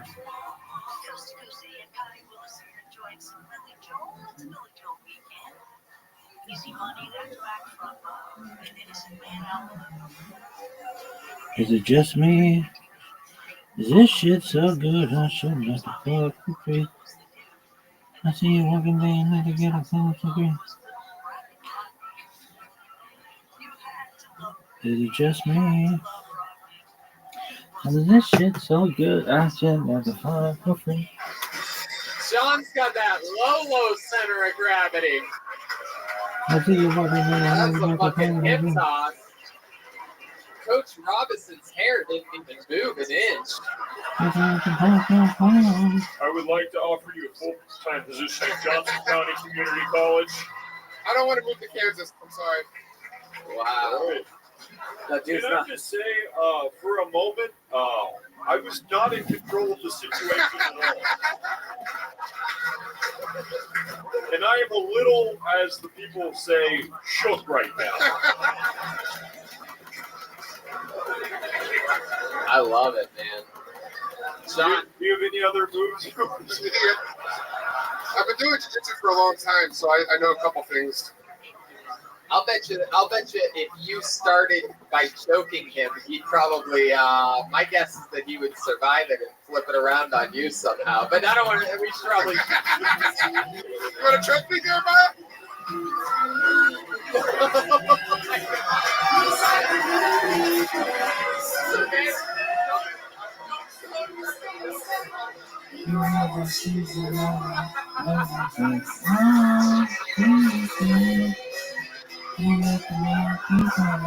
It's so adorable. Yeah. Yeah, dude. It's so adorable. How, Can I just say, I have never been attracted to another man before. man, Coach Robinson clearly has never in his life thought about choking another man. I don't know if you guys saw that rear naked that he had on you, but the double elbows, I liked it, man. Very unorthodox. Okay, I guess nobody really had the angle on it that I had. All right. Well, John, I mean, I'll tell you this. First time ever on stage. By far my favorite interview portion of the night, and probably one of the best sets of the night, too. So, congratulations. I have to keep it moving along. There he goes. John Di Pasquale, ladies and gentlemen. Hell yeah. There he goes. Fuck yeah. Come on, guys. He's newly engaged. He's from Philly. It's all happening. I thought for sure he was going to take down this table. Like, yeah, I felt like the Mexican announce table at a WWE event. I'm like, oh wow, this is just going to completely be flying by the end of this. Does anybody else know Right, about let's see what this happens to asshole? this guy, Mark Rothschild, Sosnowski. who's the Mark chairman of the Sosnowski. company? Oh wow, here he is. Oh wow, Wow. He throws the hat for some Send reason. it. Is it hot? Does it look good? Are Taking you that proud like, to wow. send it? Wow. Huh? No, stop. He didn't know that it was Jeremiah's neck. It doesn't matter. Here, one more time, good and loud, with a positive energy for Mark Sosnowski, everyone. I'm so sorry. I'm so sorry. Dreams do come true. I can't tell you what it's like to be getting the name pulled up here. I'm from Pennsylvania, everybody. Such a pleasure to have Kill Tony here in Philadelphia tonight. My guys, you can tell I have a man bun, which also we assumes I'm a musician. I'm at work at a microbrewery and make no money whatsoever. It's okay. Don't worry about it. It's really a pleasure to be here. One of the moments I've noticed about growing up and being a millennial in my age, I'm only 32, but I noticed that, right. But still, when I was a kid, I used to pirate pay-per-view all the time for my parents. I used to be really good with the computers and everything, and I just don't get what it is with people these days. I can't keep up with like the younger generation. Everything about it is just confusing to me. I mean, I look at nowadays, I can't buy socks that don't cover my ankles, and like, I can't think, how am I going to jack off into that for more than one night? Fuck yeah, Mark's listening us. All right. We've always wondered what it would be like if Gollum and Eric Clapton made a baby, and we finally have an answer to that. Oh, yeah. It's one of Eric Clapton's most famous songs. Well, what's the difference between Eric Clapton and a bag of cocaine? I don't want you to finish this joke. No, I don't know. What is it? Clapton didn't let a bag of cocaine fall off a 4th flight of stairs. There you go. I don't think you told it right. What's the difference between a son and a bag of cocaine? Would be that's it. There you go. Yeah. All right. Mark, are you really 32? How are you 32? What have you been doing? Going around telling street jokes like that Eric Clapton one for the last? Yeah, just hitting potholes, everything like that as things go. What happened, man? What's going on with you? Is everyone in your family looking much older than they are? Rough roads. It's not the mileage, it's the highway. You should see my grandpa. What's going on, Mark? What do you do for work? I'm a musician and I work here. I'm a bass player and a trumpet player. Bass player and a trumpet. Can you mimic with your mouth what you would sound like playing the trumpet? Bow, chicka, wow, wow. All right, exactly. There it is. This is a special, very special confusion. Special Olympic episode of Kill Tony that we're having here this evening. So make a wish. So, Mark, you're able to support yourself just off of your musical abilities. Are you in a band? At one time I was, yeah. Yeah, what was the name of that band? I was in a band I was in 2 bands from Philly. I was in a band called Marah and a band called American Babies, and we used to play out of Philly and like do some touring and everything. Is that an American Babies fan I just heard back there? There was one guy that just moaned like he was getting a chemo drip back there. Ah! Is that a real American Babies fan? Can you give us a line from a famous American Babies song? Maybe these people would... Oh, God, we weren't famous whatsoever, but... Yeah, that's sort of the point. Yeah, exactly. No, we used to tour, and we opened up for a few bands in Philly and did some things. Yeah, who did you open up for? Someone that these guys might recognize? Lotus, Disco Biscuits. I actually got to open for Bob Weir one time from the Grateful Dead. So had some fun. Actually, when I was in, the last time I was in LA, I got to go to the Comedy Store and did some kayaking around Malibu, and then got to go to the Comedy Shop and saw. I've never even been kayaking in Malibu. Where? Just like, dude, literally we went kayaking, and I was like, I need to find a yacht with a helicopter on it until we called us a day, and we just smoked a few joints and like went like kayaking around. Where the fuck did you kayak at in Malibu? Like in the ocean? Dude, no, it was around like little like sidewalk. Yeah. Those little like houses that are like bodegas where you're like getting like a little yacht and like just go around. Yeah, like inlets kind of thing. I love Jules being one of us that thought that it was normal to kayak in the ocean. That might be the most Mexican. Yeah, no, that was mind blowing to me. If I have to put 30 cents or 50 cents at the meter and get more than like an hour and a half, I'm like Ritzy. So like being out in that like kind of neck of the woods and seeing you guys do everything, saw got a few comedians out there. It was really inspiring, especially Mark, are you a doomsday prepper? I'm working on my Hollow Point collection, but I mean it's the Earth is flat.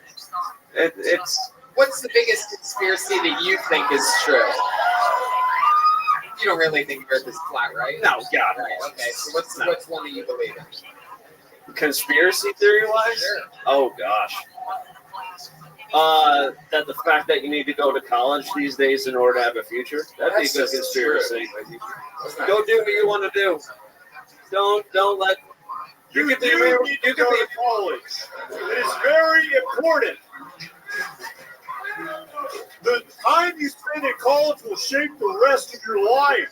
So conspiracies really aren't your thing, Mark. But tell us, what is something like weird and sort of neurotic about you? Because you have the look like your apartment would be like shaped. Oh, I know. I shouldn't be allowed around high schools or anything like that. Yeah. That's okay. It's okay. Oh man. Based off of your looks, you responded to one thing just so that people don't think you're an actual pedophile, right? It'd be good. It'd be a good move, right? I have no idea what's. I'm actually going to face the audience for this. This guy's like Mark Moron. I don't know. I guess if you could really rock a skullet.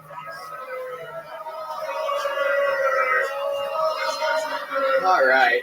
Just rock the skullet if you can. Ball in the front, pony in the back. I don't know what's going on. Thanks, guys.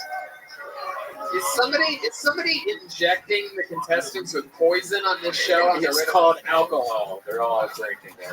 Would you know my name if I bombed on Kill Tony?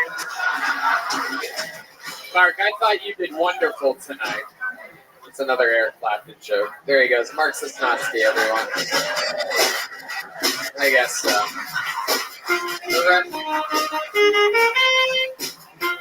See what happens there. Okay, make some noise for your next comedian. We're gonna fly through this one. Chad Asoristic. Fucking horrible handwriting on all of you, by the way, tonight. Really, really piss poor. Chad Asoristic. Yeah, those lights, guys. Lights. Blacklisted. Yeah, sure, he's blacklisted. Where the fuck's the house lights, guys? How are we bombing this? Is that Chad? Chad, is that you? Okay. It's like Lex Luthor on a mission. Don't know where the sound guy went. We had an agreement. Put your hands together for Brian Durkin, everyone. There he is. Brian Durkin. There he goes.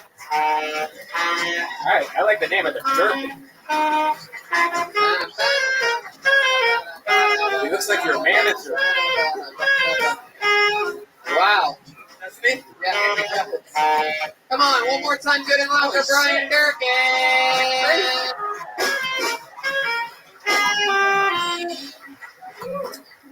All right, sorry, I gotta catch my breath. I once had a boss say to me, "Hey, Brian, you look like you could be a trans person."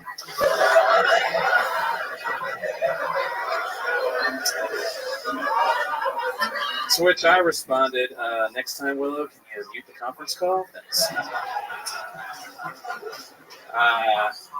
I had a Christian friend of mine describe the death of his grandfather as he graduated to heaven. Well, my grandfather beat cancer twice, so I guess he got held back. It's all right, though. He did eventually graduate, so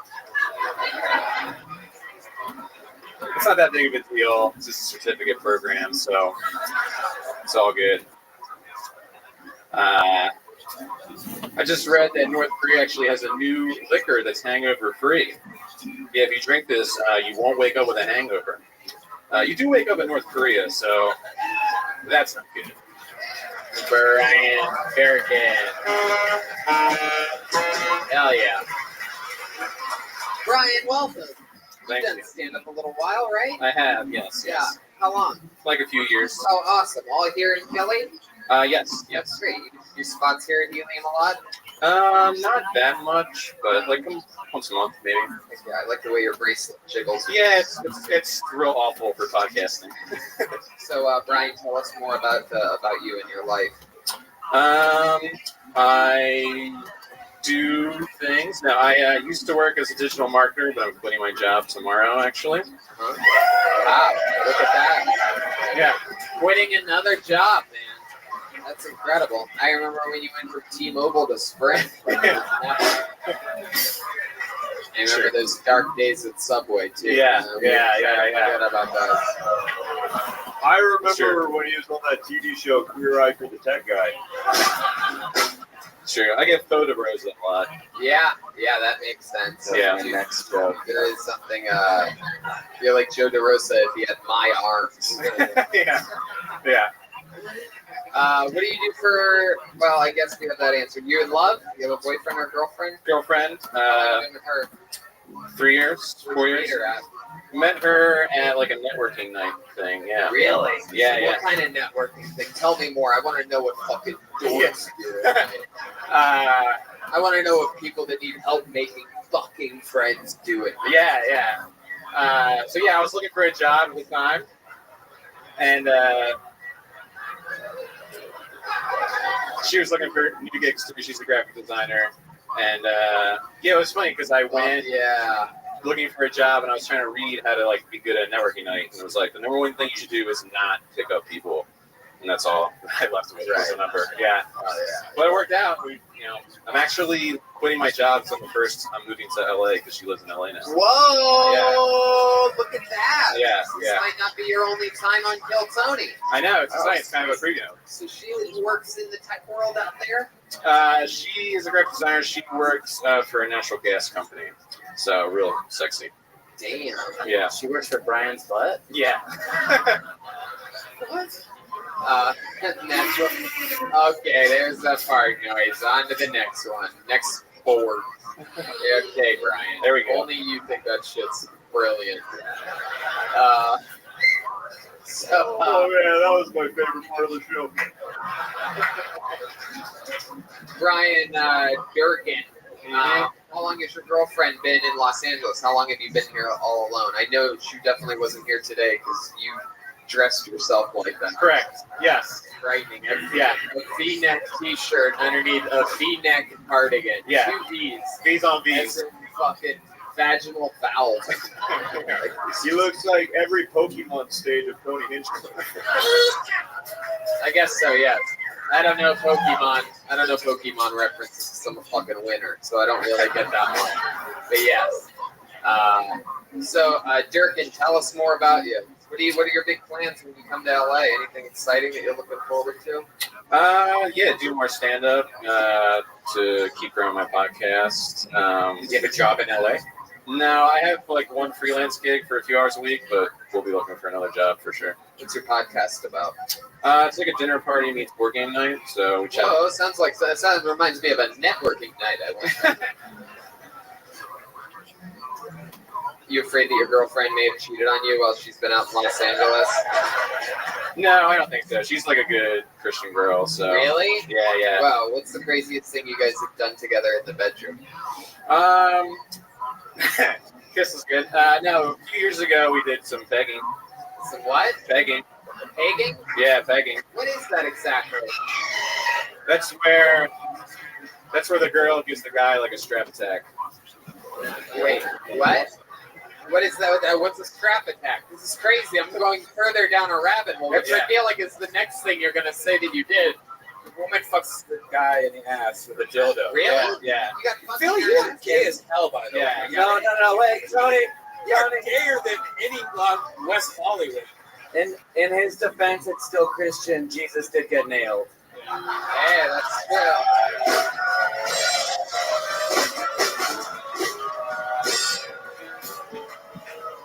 It's true.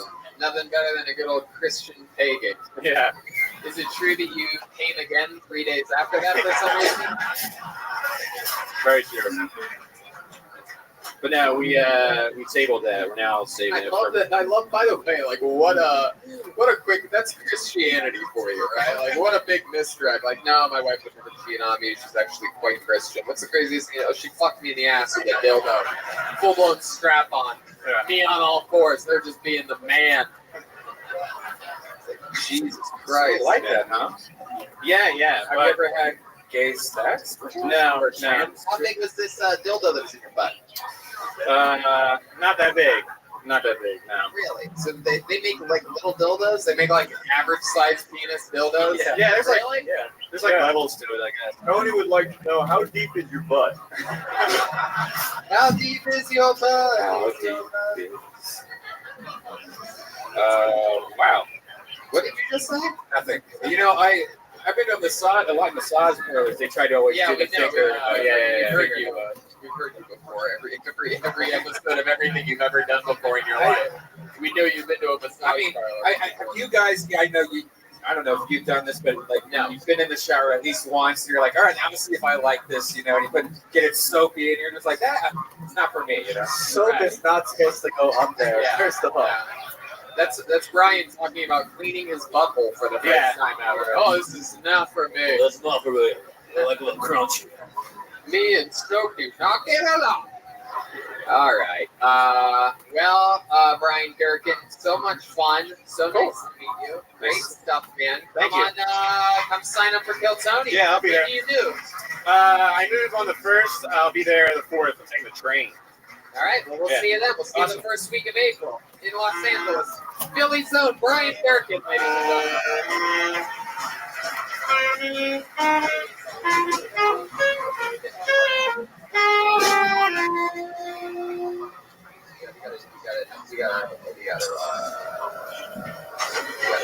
How many of you have tickets to the second show tonight? Huh? Yeah, we definitely have to. What do you guys think? Back to the bucket one last time, huh? We just have to. It's up to the bucket of destiny. One last one, though. We are going over our heart out. We're going to make it fast. So 60 seconds goes to your final comedian of the night, Nick Beckett, everyone. Nick Beckett. Wow, here he comes. Look at this. This looks like one of your students at Kansas City. There he is, Nick Beckett, everyone. Your final comedian of the night, one more time for Nick Beckett. What's up? I am Donald Trump's other autistic son. Guys, it's not funny to laugh at Eric like that. It's World Down Syndrome Day. World Down Syndrome Day, you guys. Did you know that? Did you know that? In honor of that, I got a Ancestry.com test. Turns out I have it, you guys. I'm one of them. So I'm single.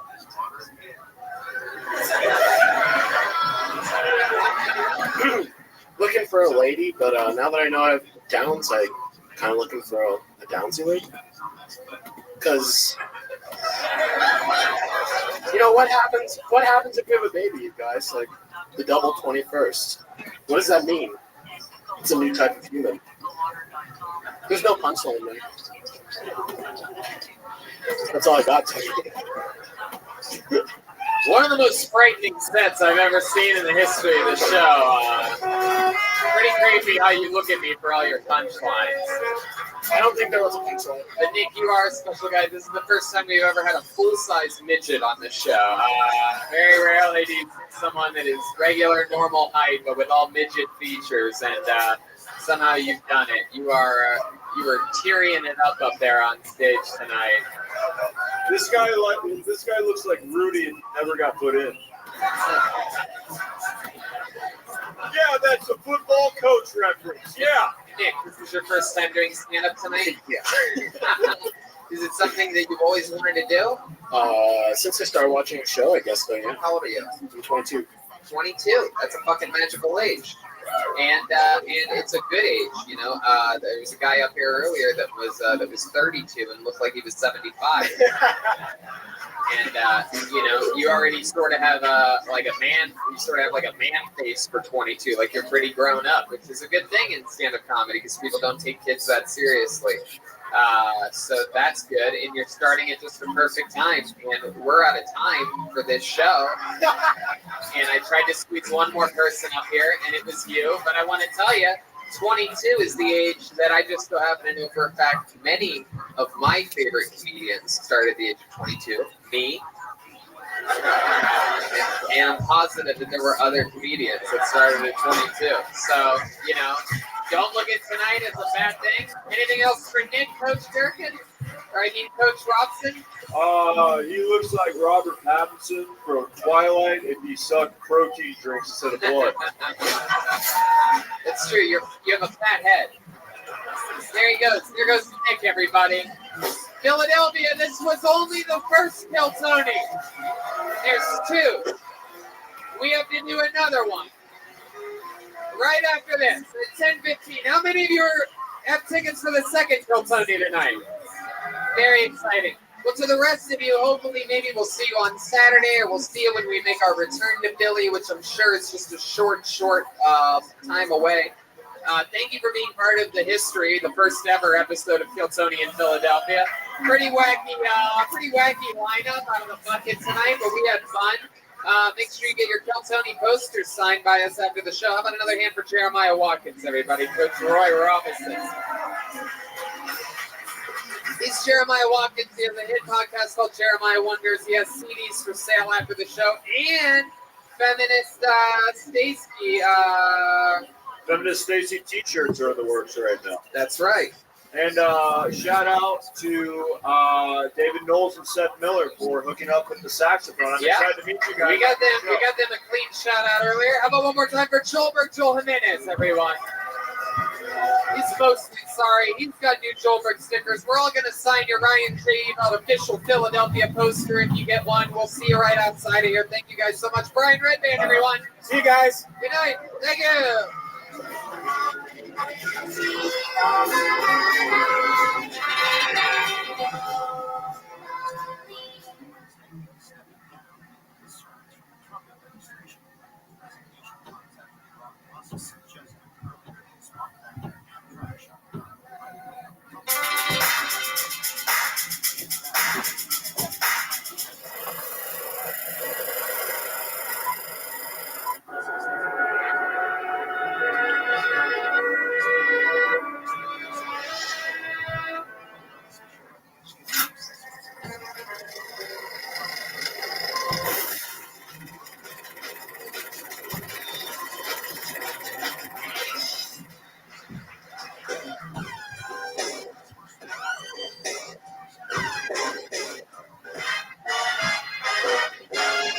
Hey, this is Rabbi coming to you live from Helium Comedy Club in Philadelphia for a brand new episode of Kiltony. Give it up for Tony Hinchcliffe.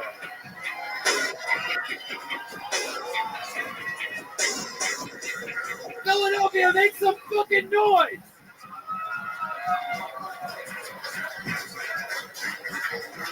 Brian Redband's here, everybody. Hey, what's up, guys? Wow, holy sound issues from the get. We are live in Philadelphia, Pennsylvania. Make some fucking noise, everybody. We're here. Everything is smooth, easy breezy. You are at the #1 live podcast in the world, Kiltony. This is Brian Redband. Yikes. Starting off without a single hitch. Because the sound isn't the only one thing that you need. Look at that poster, everybody. You have your own custom-made Philadelphia poster. That's for sale after the show from Brian J. Ebelt. Couldn't make it out here, but he sent only 100 of those along. I think there's only very few left, but we'll sign them for you if you get one after the show.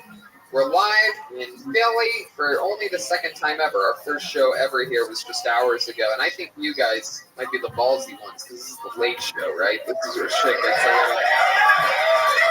a little turned up. We had all the grandmas and the grandpas in the first show. Yeah. This looks like somewhat of a hipper crowd, I'd say. But Jeremiah did get flipped. That was crazy. We got kicked him up and flipped him.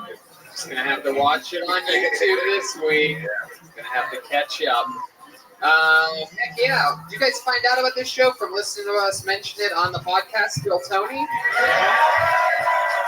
Well, then you're probably going to appreciate the fact that we do that for other cities too. Like next Thursday, we're in Ventura, St. Louis. The Thursday after that, for the first ever Kiltony St. Louis. Same with West Nyack, April 11th. La Jolla, the Gramercy Theater in New York City. Kiltony Mania's back in San Francisco with 2 days in Sacramento as well. And I said La Jolla. Drink some Kiltony. Use the promo code Kiltony at Caveman Coffee Company. Save 15% off any order. Those people like coffee. How's the coffee here in Philly? Just all right. That sounds like a town that has a war between 7-Eleven and Dunkin' Donuts right there. Sounds like you need to order some Caveman coffee.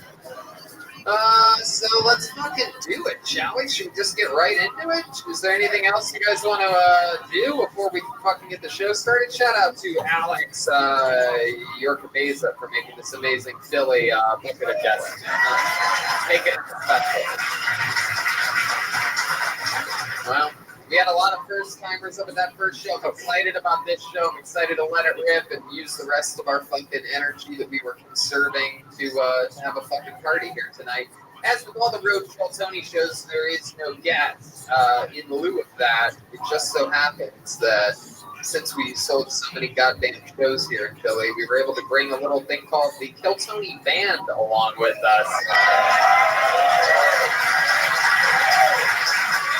Every single episode, they commit to being different characters. We don't know what they're going to be. There's a split-off dressing room back there. They were on the other side of the curtain. I'm excited to see what they're going to be tonight. They stay in character throughout every episode. Sometimes it's a new character. Like this last episode, they were high school coaches, like college sport coaches, like gym teachers, sort of hybrid coaches, like shady fucking youth coaches.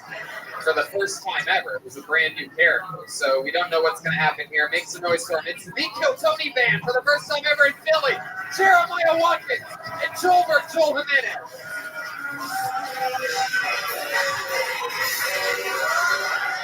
Whoa!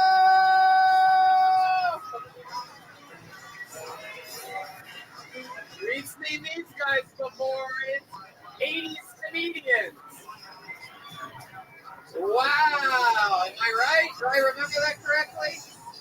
You got it. Yeah, Jeremiah is obsessed with that door being open or closed. I know. What the hell is that? You left it open while we were changing something. No big deal. Let's just call it the powder room. Oh, I see. So you guys, we've had you guys on the show before. You're 80s comedians. Oh, right? yeah, Tony. Yeah. I grew up in a very religious household, guys. I had a digital Bible growing up. It's Sega Genesis. Guys, come on, what are you doing? Come on, yeah. Crazy thing about bad 80s comedies, it's my favorite kinds of jokes in the world. Like, nothing makes me laugh harder than that. So we have, what's your name again, the 80s comedian? Can you remind me? Zippy. Wow. Zippy. I'm going to write that down. And clearly back here we have, wow, Jesus Christ. Like, I had no idea that, wow. It's Philip. That's it? Just Philip? I thought it was Wanda Sykes over there. I know her, actually. Yeah. Oh, my God. Wow. You keep rubbing your nose, Philip. Great 80s comedy name, by the way. Philip. Philip and Zippy. Thank you. Tony, you see the traffic? No, what happened? What up? It's bad. Oh.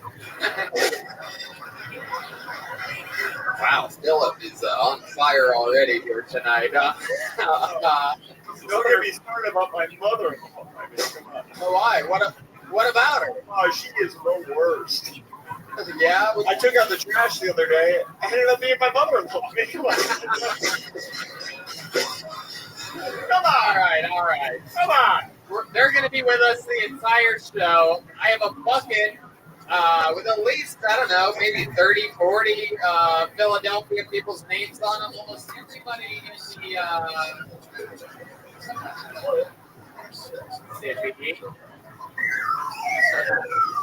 almost everybody in the first show that signed up, that got up, it was pretty much all of their first times. There was one guy that I think had been doing it for a little bit longer than that.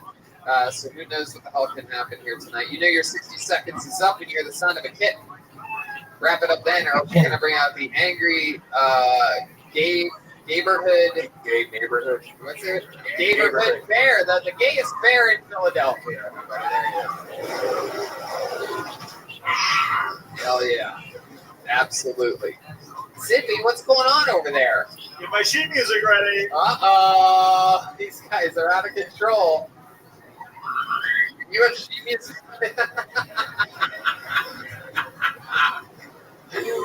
All right. It's so fun.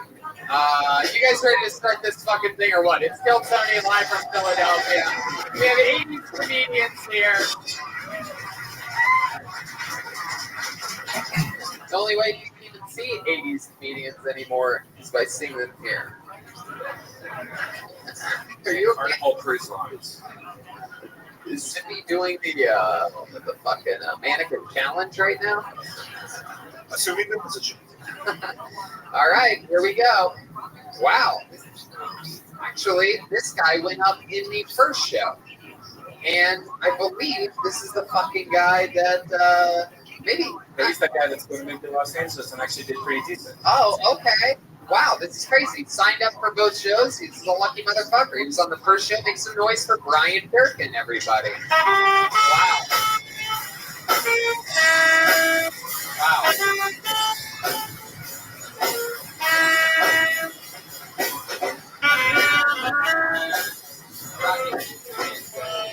One more time for Brian Durkin.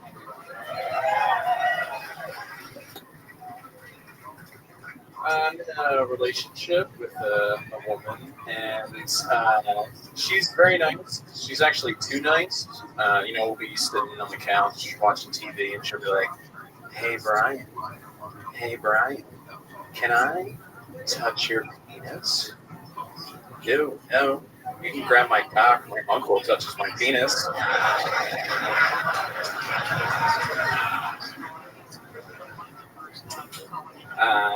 I don't know. I'm not one to talk really. I grew up pretty ignorant.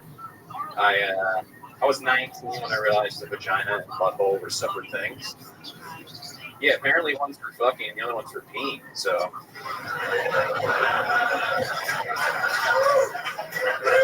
I knew pooping was fake news. That's for sure. Alcoholism runs in my family, but that didn't deter me from drinking when I was younger. But in all fairness, Coors Light did make me better at hopscotch. So there you go. Closing with what appeared to be a paid advertisement by Coors Light. Brian Durkin. I am quite lucky. Yes. Yeah. Indeed. You were just up. Was that moments ago? And you were. And we talked about you're one of the only ones that have been doing it for a while, right? Yeah, 2 years. Moving to LA in about a week. Yeah. Christian girlfriend pegged me a couple years ago. Right. And he got fucked by his girlfriend. He got butt fucked by his girlfriend. Yeah. I almost forgot. Yeah. We had a lot of moments with Brian. I told him that I was upset when he quit from T-Mobile to Sprint, and that he got in trouble during his subway day. And, Alcohol runs in his family, and lawyers outside.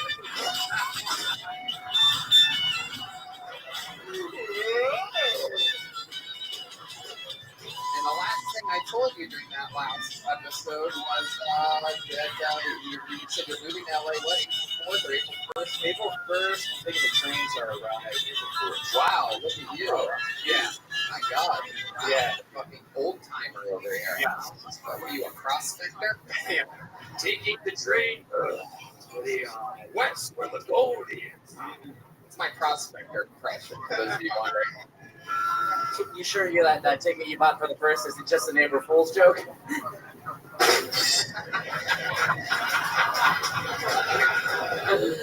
So, and the last thing I told you was that we'll see you in LA. Come sign up for Bill Tony there, and then you just completely disobeyed everything that I told you at the end of that first episode. Yeah. I am. Was it your plan to come to and sign up for both shows no matter what happened? Yeah. Well, there you go. I liked your jokes more in the second show. I'm surprised that you saved something. Oh, wow. Yes. Yeah. You're yeah. I'm obligated to this. No, I got you, Brian. Well, tell us something crazy about you we didn't find out last time. Last time you found out that you had your girlfriend, very close, called her, and you just asked her the craziest thing to send over the bedroom and put a strap on your butt. Yeah. So, we got a bunch of jokes there too about other things. Yeah.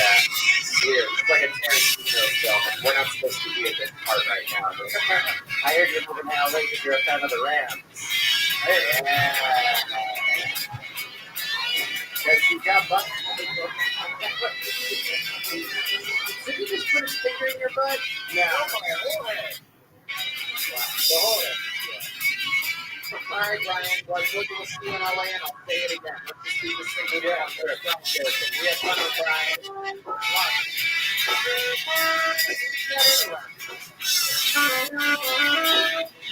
Shit. Jesus Christ, this fucked with you. Thank you, Zippy.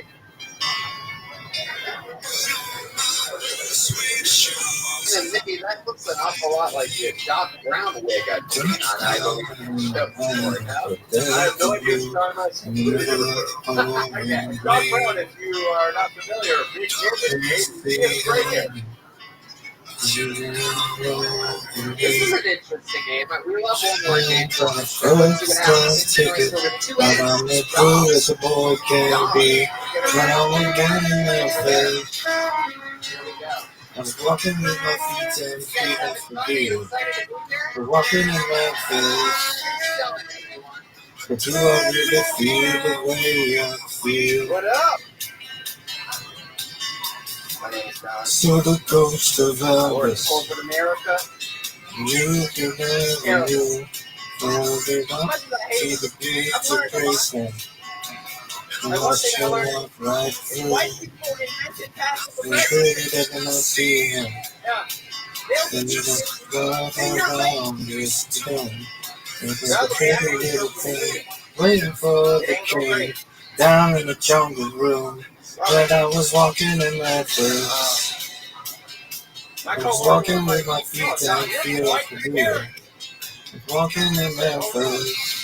But do I really feel the way I feel? You're the grouch of the character.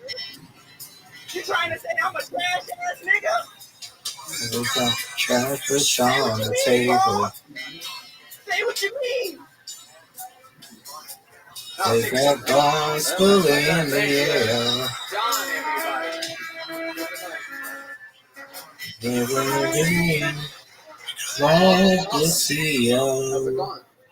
And you haven't got a prayer. It's the first time we've ever had Jada Pinkett Smith on the show before. Oh, Very exciting. He looks way too dark to be named Don. His name should be Dusk.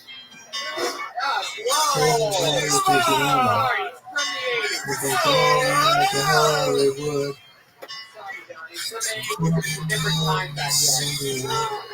Alright, I'll bring us back to the present. Are you what black people are like out here?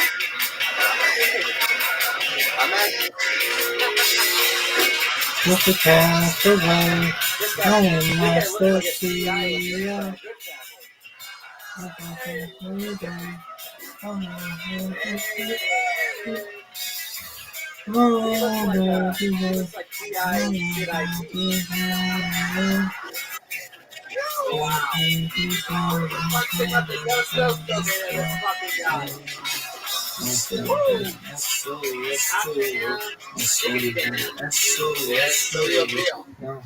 So John, how long have you been doing stand-up for?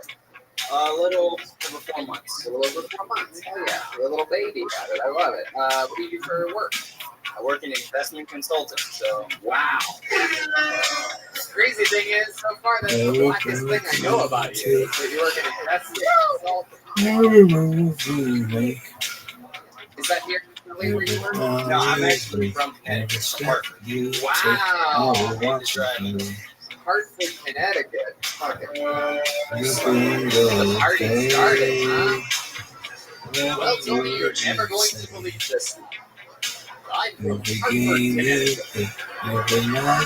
All these jokes about how I seem white and proper are insulting to me. After the long drive that I had, well, technically my Tesla drove me, but He's so white people overcome in Connecticut. Jack's on stand up. Southside, Southside, we're going to the best party of the brand. Inside, Westside, we're going to set this party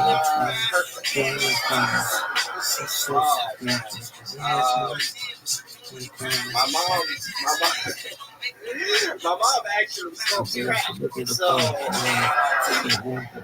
yeah. Okay, he's black.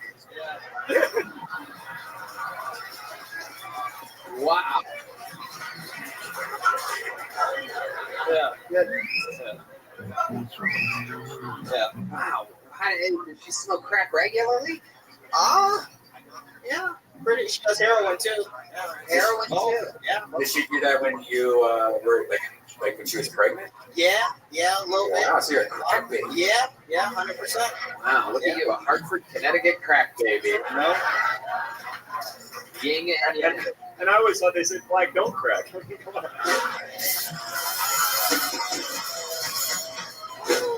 Wow.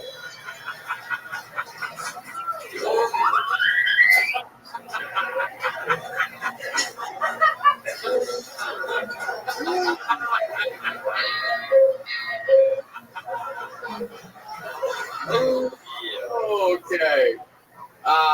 What about your dad? What's the situation with your dad? Just a cool black guy. Wow. That's just what he What does. does he do? He's retired, so. Damn, what do you? Unemployed. Oh, come on. I'm sorry. Zippy. What's he retired? No. Smoking crack.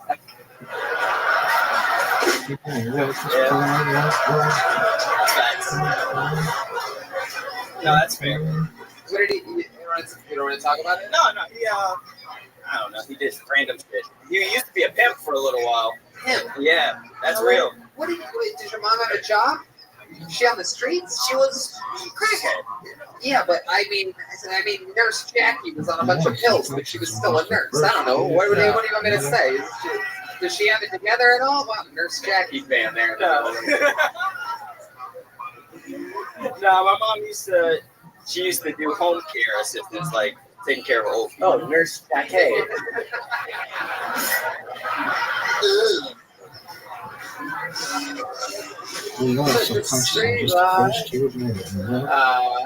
All right. Well, do you live by yourself? No, I have two roommates. Two roommates. They all investment consultants as well? No, one's in school, one works for ESPN. How old are you? 23. 23. Look at you.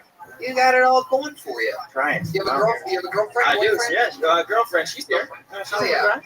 Heck yeah. How long have you been with her? She is black. Come on, guys. Come on. He was born addicted to crack. Let him think for a second. Yeah, it's been since One September. two parties the time of day. Movement stand with the game. Hands in the back of the way to swing. Should have had the lockdown, jail back to the roll.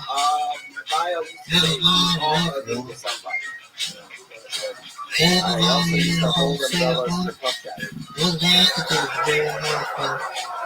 Somebody with the phone and the saxophone. Let it go wrong on the platform.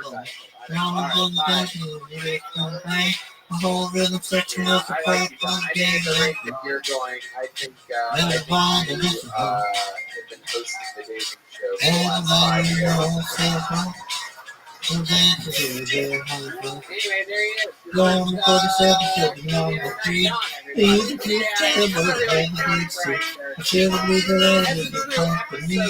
Come on and do the jail and love with me. Somebody help me. Everybody in the whole family. The dance is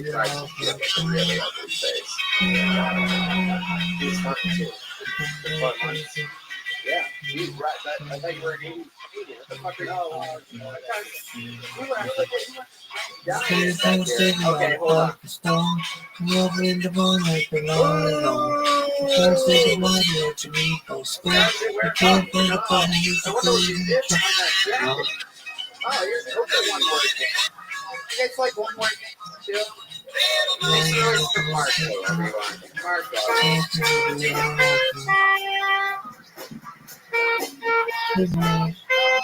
This was so funny.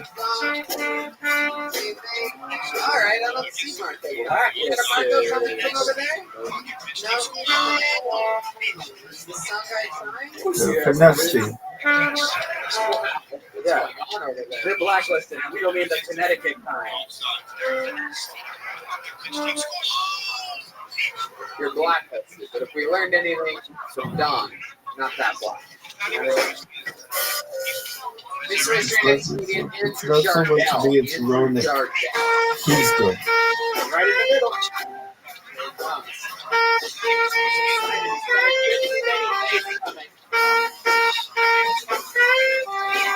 One more time for Andrew Chardell. What's up? Philadelphia. How's it going? Hey. So I'm about to turn 31, which means I remember a time that I did my porn before the internet. Anyone get porn before the internet? It's pretty much me hanging outside of Sunoco, begging older guys to buy me porn, which, if you're going to buy a child pornography, which the A in that sentence is doing a lot of work. If you're going to buy a child pornography, buy something a little horrible. You know, full penetration, Asian. Don't buy the one I got, which was a foot fetish magazine. I didn't realize at the time until I was older, like, I had a foot in their mouth, which like really screwed up my perspective of how it screwed my perspective of how important the foot is to reproduction. It was like, I remember the first time I was speaking to the girl, she was like, "Do you have protection?" I was like, "Oh, I'm wearing socks."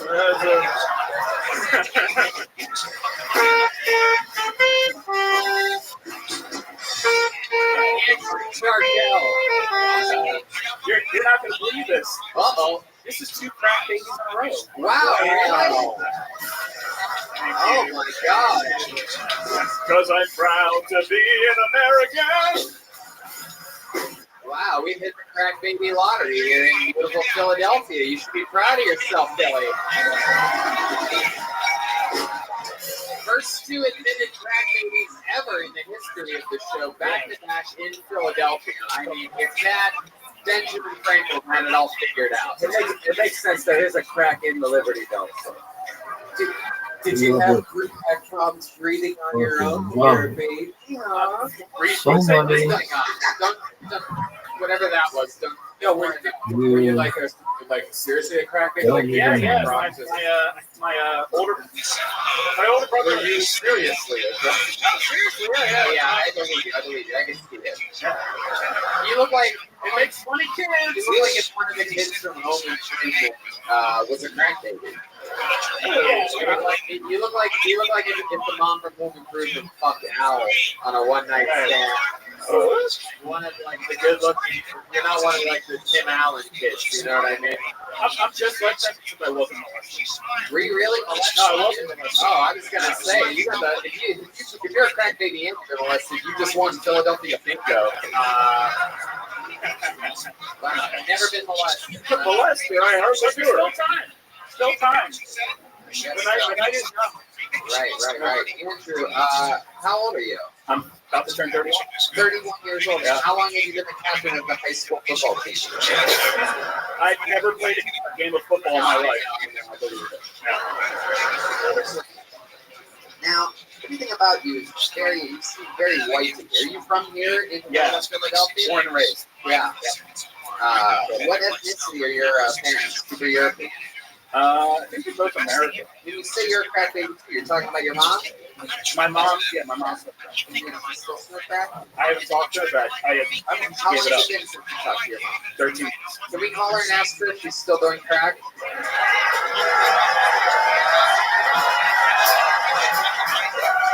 I mean,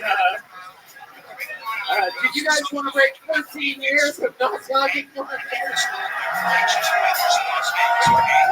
Wait a second. I like how you all think I have my crackhead mom's phone number. Neither does. Is her dealer here today? I haven't. Andrew, you son of a bitch. Do you know if there's anybody in your family that has talked to your mom recently? My sister recently got a heroin. Oh, so those two are talking again. It's a family. Wow, so drug addiction is the only thing that runs in the family. Yeah, really. Andrew does waddle in the family, though. He does. What do you do to stay in such tip-top shape? What's the most physical thing that What's the most physical thing that you do in average? Me? Yeah. I'm in terrible shape. You're in terrible shape? Oh, wow. Okay. Wow. I love that you truly thought I was serious there for a second. I'm asking you how you say. Yeah, I'm terrible. I know that. Oh, so so my question is. Oh, I get jokes. Oh, I work in a restaurant and I eat once a week. What restaurant? It's called the Hopkins. Not a lot of fans here in Philadelphia. Wow. Do you ever work out at all? Anything? You have any hobbies where you exercise a little bit, like paintball or meatball or all like that? Did you say paintball or meatball? Yeah. And that's another joke about how you're fat. No. Yeah. Nothing. Most physical things that leg day or thigh day or breast day. Chili trip to chicken wings. Gravy day. Come on. I want you to use all that fucking fat baby brain of yours. And I want you to think of the last time you did something physical. Come on, a really good one. I literally did run to a pizza restaurant. You ran? I ran to a pizza restaurant. Holy shit. I did. Wow, why? You're that hungry? Yeah. I did a pizza restaurant in Philadelphia today, and I ran to it. Wow. I got to do. Is that my mother-in-law? What's going on here? Yeah, I got to do pizza around. How far did you run on this run? By the end, I was fucking exhausted. Oh, so how far? So across the street? Yeah, I was wicked. Yeah, I bet you were. My goodness, interesting stuff. Not really. You're such a likable guy. You have that big smile, those fucking Asian eyes on your white. You know, I asked what I said to my parents. Yeah, and you said American.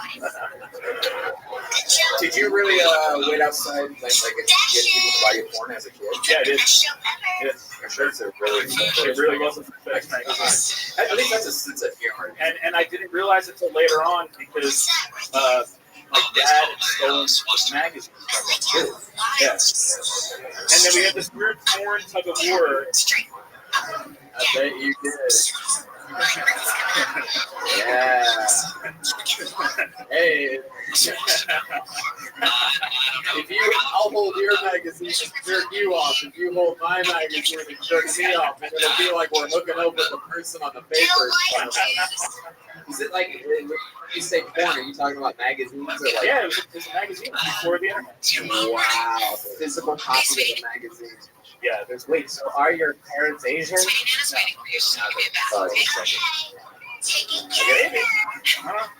Well, dude, I mean, did I ask you how long you've done stand-up?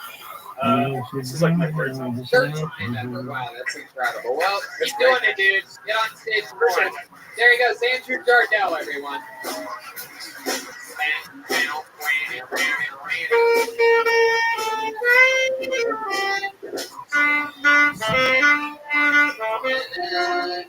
I can already tell this show's better so far. Like the talent that's Exactly the same. It's 30 plus 12. That's tight. I'll tell you, that's fucking sick. You see us kind of fucking statistics improving up? Shout out to Tank. Wow, look at Dylan. Tank's amazing. Looks like a very serious man.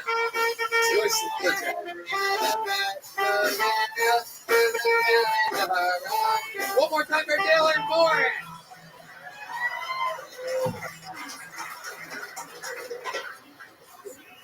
I've been really intrigued by 15-year-old girls lately.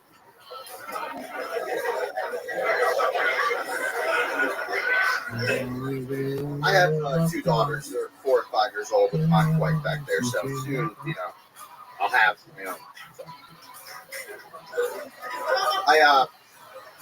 during the holiday Christmas season over, recently, I made a huge mistake. Huge. I got really, really stoned and went into Sephora. really weird energy in that place. Really intense. Like there's girls comparing shades on their wrists and really intensely looking at these things. And I felt so weird. I just wanted to be like, stop, everybody stop. You're all gross. There's nothing you can do. Just, just stop.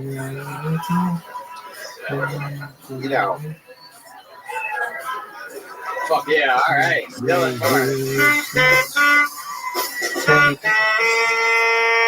Thank Rabbi. Dylan Morris, let's talk about it. So, you have a 3-year-old and a 5-year-old, right? Something like that. 2 daughters. 4 and 5. 4 and 5. And so the joke when you say, would you say intrigued by 14-year-olds, 15-year-olds? Lately, I've been intrigued by 15-year-old girls. Right. Long pause. Right. Definitely a long pause. Yeah, I can tell. That maybe there's a little nuance there to get that right. The explanation, that part is supposed to explain it. Like, because I have a 4 and a 5-year-old, so they're going to one day be 14. It's all right. Explore. It's all right. Search. Okay. I was trying to bring the heat, you know what I mean? I love it. Sucks. Definitely brought the beat. I don't know if you brought the heat. So Dylan, let's talk about it. First time doing stand-up? Yes, sir. Give him a hand, everybody. The goat of the first time of stand-up comedy. Thank you. Congratulations to you. I love you as the clown in the Devil's Rejects. You were great. Spam show hilarious. Spam. Hell yeah. Dylan, you seem Spam like a show. real, Philadelphia, tough guy. Hilarious. All right. You looked at all Luke those and Anna women, enjoying their spring day. That's tight. How about this? I've seen this one like 1,000 times. Not on Safari. Yeah. Show reply. Spam. Gotcha, bitch. Gotcha. Dylan, I can't believe you have a 4 and a 5-year-old girl. Yeah, It seems crazy to me. It seems like, you're the kind of guy that it seems like you would desperately want a son. Am I correct about that? No. Go to You didn't put photos spam. of your kid's feet? Go to the spam comments. Those are the best ones. Have you ever been tempted to eat your young? Jesus. No.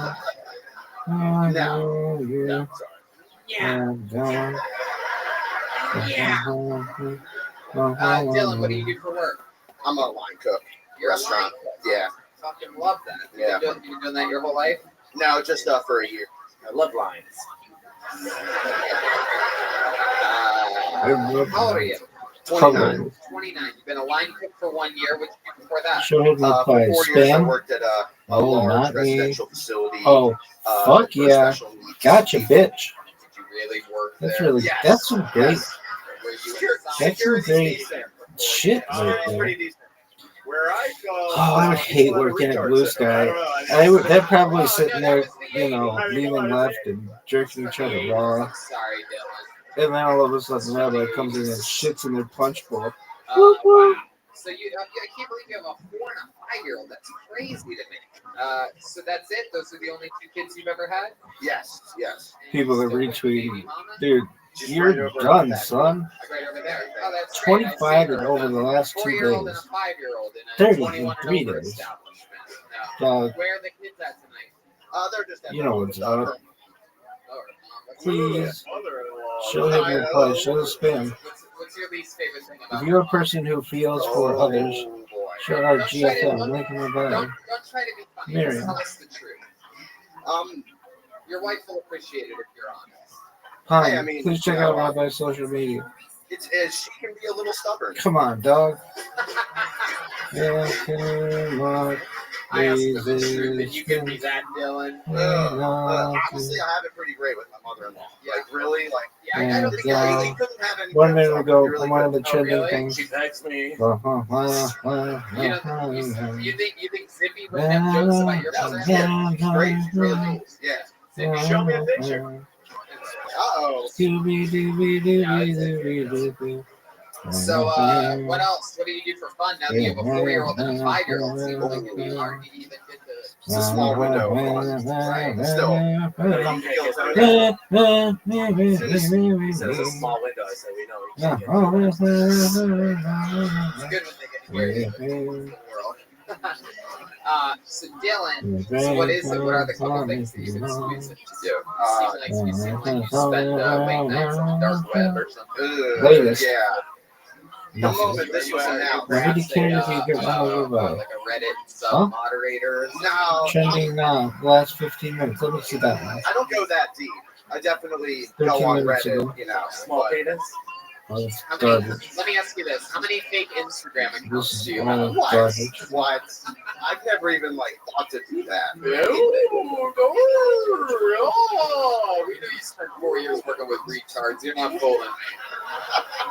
Dylan, do you ever do anything crazy with any of the special people? Do you make friends with any of them, or like? Oh, I mean, some of them are, it's a huge spectrum of people So there, great. but Hard if you yeah, I mean, want. we're not now, we're not still buddies, but there's some people that I genuinely, legitimately care about and hope are okay.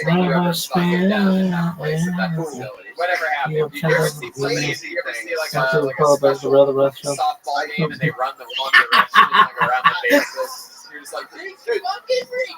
You have 10,000 followers, yet you don't follow back the Rabbi Rothschild Discord spam accounts. Dude, I've Makes you definitely think. seen it all. Oh, It's hard to, pinpoint stuff. I've seen Alexis, an I angry love kid you, throw, girl. a 50 Sag gallon fish after. tank on the floor. She her sobriety date. That's tight. Also, yeah, Oh, I love you, girl. behaviorally challenged, bad. Well, no one would give this bizarre Rabbi Discord spam. Wow. Oh, that's so fucking funny. I can shit myself. What was he mad at? Do you remember what he was? Not the point. It's tough, The point is that it's not an appropriate response to the problem you have with the Rabbi. They're trying to create like a Do you program actually where go it's a cafe. You come in, spam? the kids work there. So Facebook. Learn how to make sandwiches. It's Oh, always a bad boy, is idea. that funny shit. It was not. Oh. It's crazy. The wild ones work. We don't got Oh, this is so fucking funny. As much as I'm going to just unbaby block spam posts, not gonna lie, a rabbi with a username like Big Pip Dog was really tempting follow. Yeah, yeah. Oh, that's so fucking funny. I can shit myself. Begging your blue sky Rothschild. Oh, that's so funny. A long thread, not spam. Oh, oh, that is so funny. I can never say truly. Oh man. One of my favorite comedy clubs. Oh, that is so One of the weird funny. things about this club though is they have their lights around Is the side anyone look else like pissed? they're cold Whatever space asshole keeps making a cast. Oh, this is the best. lights, but it looks like This it's like is the pulling best. fucking Avatar energies at us. I love it. Okay, pulled another name out of the bucket. Make some noise for your next comedian. You're such a dirty girl. You love it. It's your time. Oh, that is some funny shit. What is that fucking song? Yo, dog, what is that song with the lyrics? You're such a dirty girl. You love it. Something like that. Oh, that's not it. I gotta take a shit. Allegedly. Oh, man, that is so funny. Yes,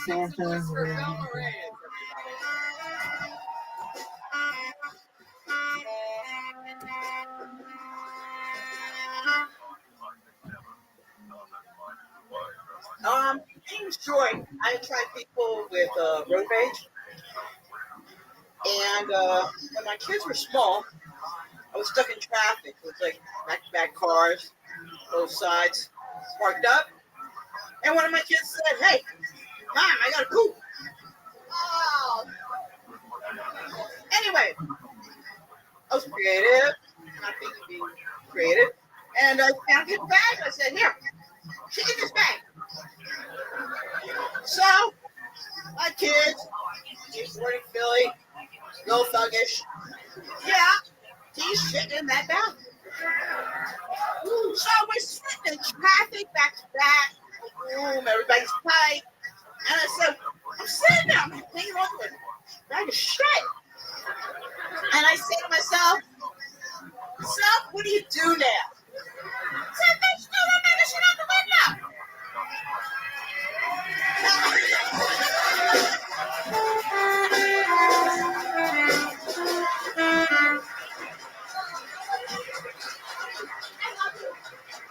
Wow, this is incredible. I can't believe we have Schulberg's mom on the show for the first time ever. It's unbelievable. Momberg, Momberg, Momberg. Incredible. Mind blown. Wow. Welcome to the show. Get behind that microphone, Velma. Look at these beautiful people. They want to see you. Hello, Velma, how long have you done stand-up comedy for? This is my first time. First time ever. First time ever doing stand-up comedy. I never missed you. I never missed your shows. Really? I am an avid fan. Wow. I am an avid fan. Like you guys to me. And wow. Look at that. This is one of my favorite scenes. Say it into. Oh, you son of a bitch. Anyway, my goodness. You keep that up, you're gonna have more than just gum in your mouth tonight. Hello. No, you stole my last. Velma, you are a wild one. How many of these kids that have been up here tonight are your crack babies?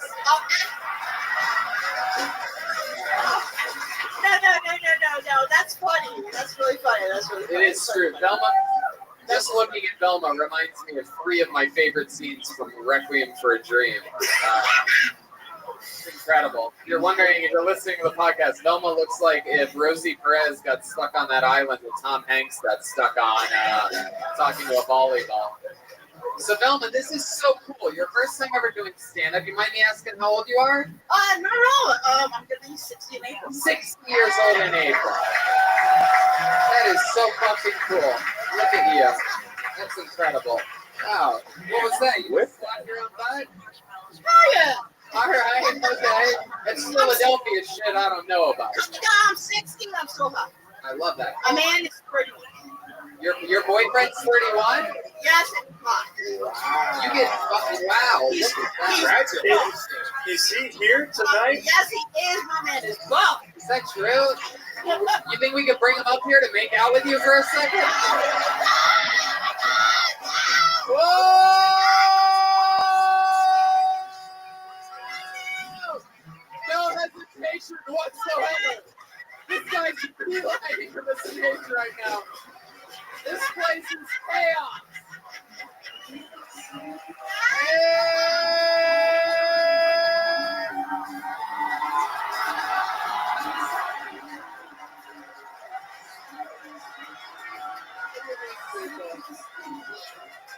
I love it. Wow.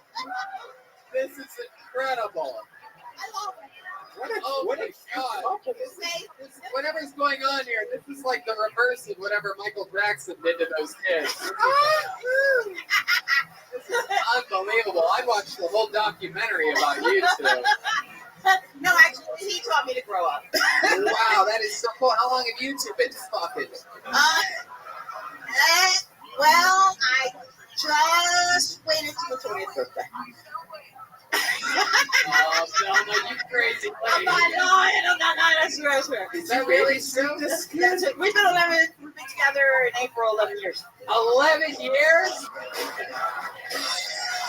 Wait a second here. Hold on a second. Hold on. Oh. So you were 20. That makes you, what, 40? 48. 48. Yes, and it was so romantic. Oh my God. He's a really romantic guy. This is unbelievable. Tony, even in the 80s, this wasn't legal.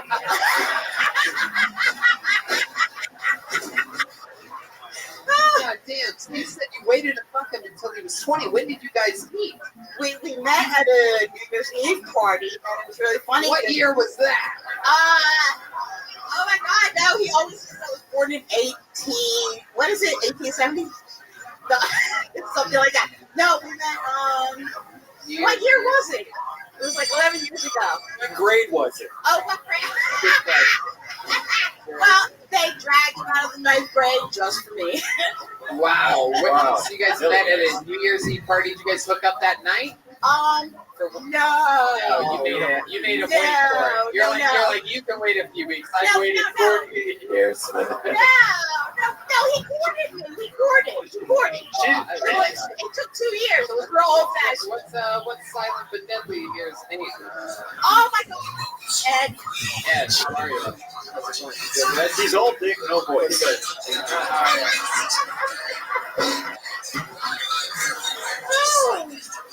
I never imagined that you could cover people's names. Well, I mean, it's just like the magic that happens when I find out creepy shit about somebody. I mean, she's so much older than that. She has cave drawings on her shirt. I love that. I've never seen a couple. One was getting out of diapers and one's getting into them at the same time. It's unbelievable. Wow, you guys are the coolest couple fucking ever. Love it. Now let me ask you one question, Ed. When you were a young man and the chemicals were starting to flow through you, right? You're going through puberty, you're starting to like jerk off and find out about women. Were you always sort of into older women? Right from the get? Were you sort of into like your teachers or whatever, like when you were younger? Oh, teachers, yeah. Fuck yeah, obviously. And then you saw this one and you're like, I'm gonna take this shit down. Take advantage. Yeah, I like that. Have you? What's your favorite thing that you've done sexually with Velma? Too many to name. Too many to name. Let's ask Velma. Velma, what's your favorite thing that you guys have done in the bedroom? Everything but the fourth hole. Right, yeah. For some of us who don't know what that is, it's the hole that women pee out of. You can actually do it. It's stretches. I don't think I know what the fourth hole is. I don't think I got that. I don't think I got that upgrade yet. You have the fourth hole option? No. Well, I mean, to me, there's three There's options. the mouth, the vagina, right? Say it. The butt, the butthole, and then the pee hole. That's the famous number Not 3. the pee hole. The belly button? Not the belly. One lint. Ears? Or Not you the pee cut a hole on the side of the girl, fucker. Nobody puts it in the pee hole. What's the fourth hole? No. Yeah, there's the pee hole. No pee hole. That's out. That's Really a thing that people try to do? I tried to show you people this. really do that. Oh my God. It's gross. It's gross. Please. Well, Velma, I'll tell you this. I could spend the rest of the fucking night with you up here riffing and talking with you. This is so awesome. And thank you. I really got to... Thank you. One more time for Velma Ray. Great job, Ed. There you go, buddy. Hell yeah. One more time for the Cougar Slayer, Ed. Velma, we love you. Thank you.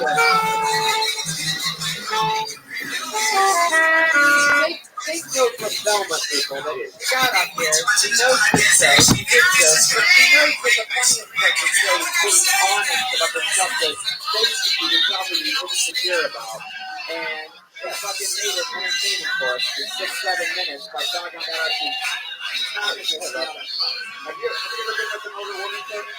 I actually was. One night, and I literally, let's put it this way, I literally cannot talk about it until like my dying memoirs because it was actually really I was a door guy at the store. I was 23 and I was brand new. I was wasted. It's a strip club DJ. Alright guys, get out those dollar bills. Hell yo, we got that 2-for-1 promo out there. 2 for 1, 2 for fun. Enjoy it. That's right guys, we got that promotional going on right now. It's the 5 for 3. You get 2 free lap dances. Loving it, enjoying it. Yes! Alright, enjoy it. We got that ATM over there by the bar area. Hell yo. Hot sexy ladies out there loving it, enjoying it.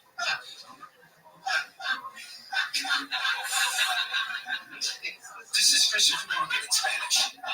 Christopher Morgan is that guys, necesito más countdown. Let's go.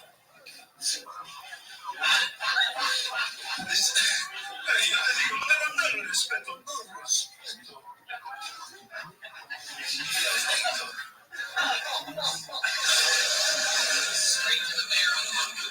Straight to the mayor. That was straight to the unbearable.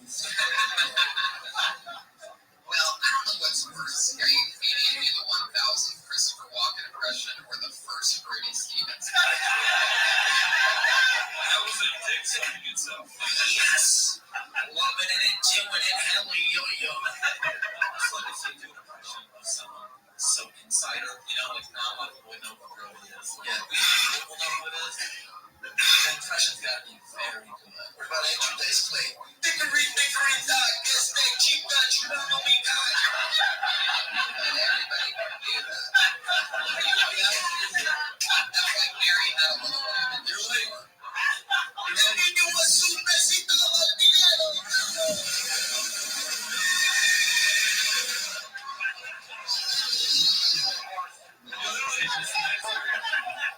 answered the question, what if the rapper Pitbull did impressions? Hey, do you guys like reggaeton impressions? This is Rodney Dangerfield sweating. Oh, what do I tell you? Yikes. Now, are you hoping to get those impressions like inside people to the point to where you make them famous? The person that you're doing an impression of. You're doing a great impression of a guy who comes up on stage in a shirt that says pothead on it. That is fucking nailing it. Did you make that yourself? No, it's my buddy shirt. And my buddy is Bill Cosby, and he sounds a little like this. What is the deal with no Medusa? Steven's one, like, even though I know who he is, I understand what you want. I know, but like, you know what I mean? I'm not taking this in comedy sense, you know, but you guys are just like, you guys are all like, no, shit, you're doing it wrong for years. I know, but what I'm saying is that it was a really good club DJ voice. I mean, it was dead on. It was a club DJ voice. I just didn't have it. Everybody can do that one too if they want. I think the only thing about it was the enjoyment. Yeah, exactly. That's what I'm saying. There was no brody in that. There was like one or two things to the whole thing. If you're gonna do it. But like that was just it. It was her book. Do you like it? You're not high. You're wearing a pothead shirt. Potheads of North Hollywood. I'm just representing. Yes. That's my game. That's your game. Right, like so here in North Hollywood, we smoke weed, we J-Rock, we do a bunch of bad stuff. Wow. No, I had nothing to do with the real potheads of North Hollywood. We're bad dudes. We wear vests like this, they're crazy. We're nuts. I would have thought your last impression would be worse than the ones you did.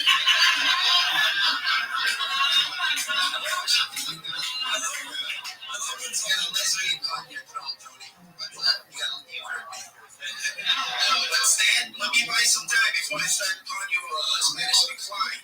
Yeah. You're getting scared. You signed up for this. I get scared. No, dude, we're having fun, right? You guys are doing stuff that you're doing it bad. Relax.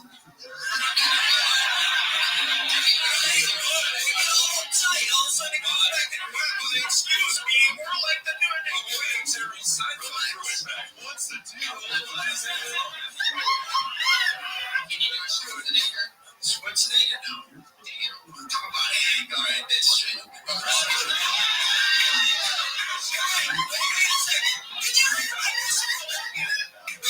guys hear my Christopher Walken impression? It was like, it was supposed to be a joke. Guys, they took my scalp off. You think that's my closing bit? You had 60 seconds on the freaking podcast, all right? Yeah, for people to show what? That's your closing. What if they hear it? Oh no, what if they don't like it? Well, that is what's gonna happen too. So what's gonna happen because he's like this.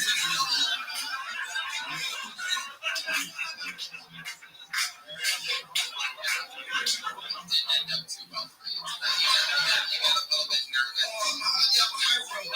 I guess this is my comment. I should just back up and leave LA. You said so.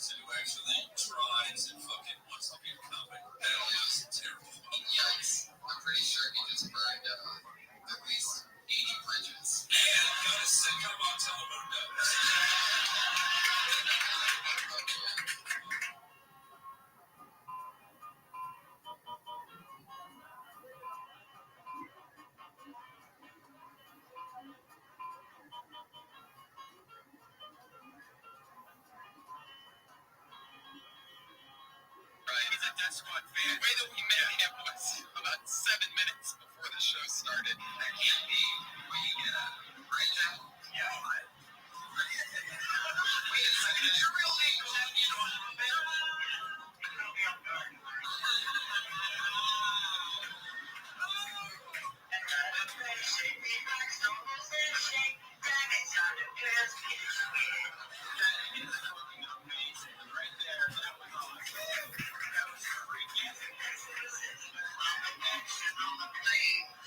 They come to America.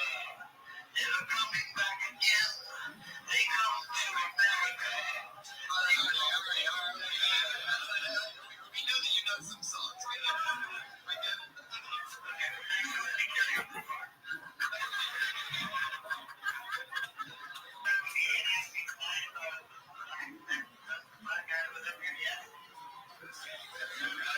There were a few black guys up here tonight. Yeah, the one black guy. The guy with the extra kids.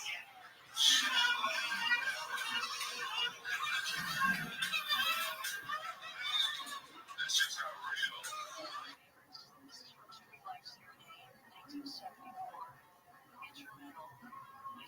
Right, he's a Death Squad fan. The way that we met him was about 7 minutes before the show started. That can't be what you get at. Right, Jeff? Yeah. Wait a second. Is your real name Jeff? You know a little bit?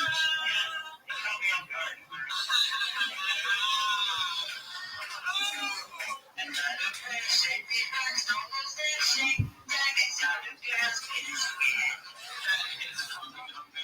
Right there. That was awesome.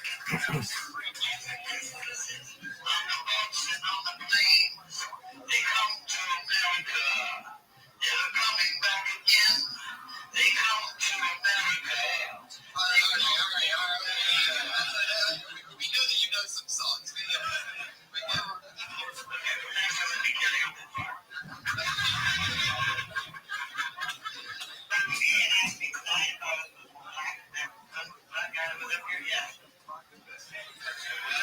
There were a few black guys out here tonight. Yeah, the one black guy. The guy with the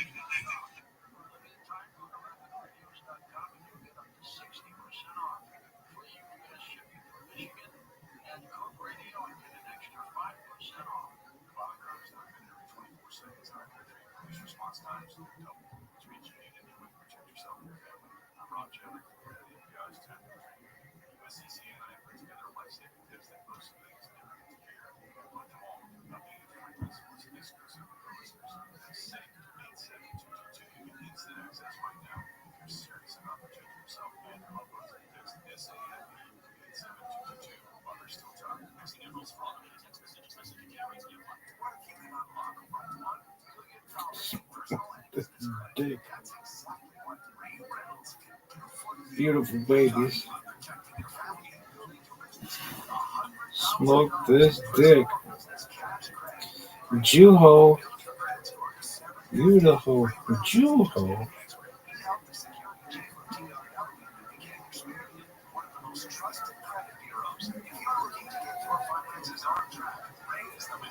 Call for a 750 credit score. Call Ray at 800-427-59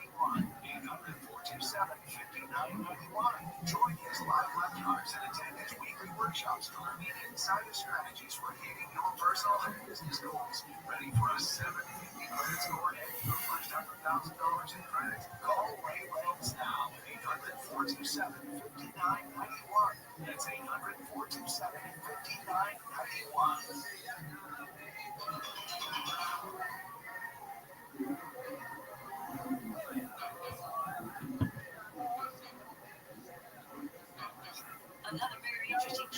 Another one. I go on, can't understand how that's so long. I must have superpowers. That's 223,000 hours.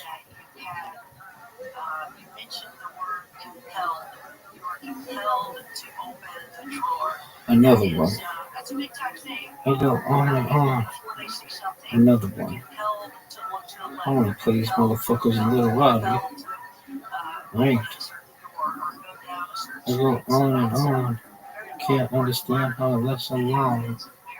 I must have had superpowers. Hey, bitch. That's my turn. Game started.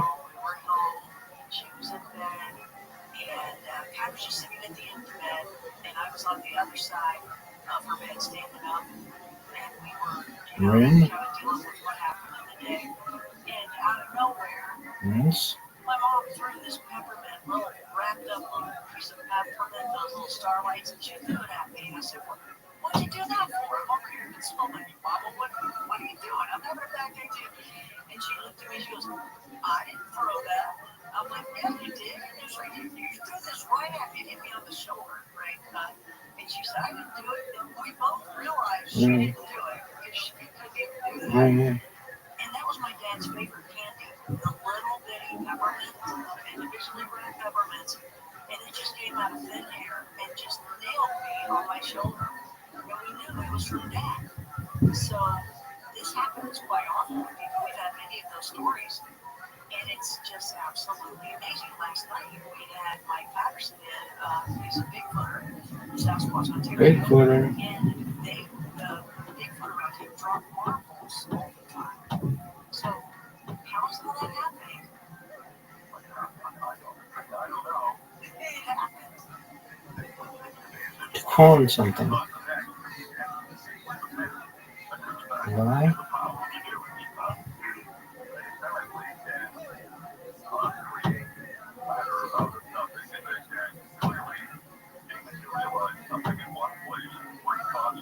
I go on and on. Oh, man.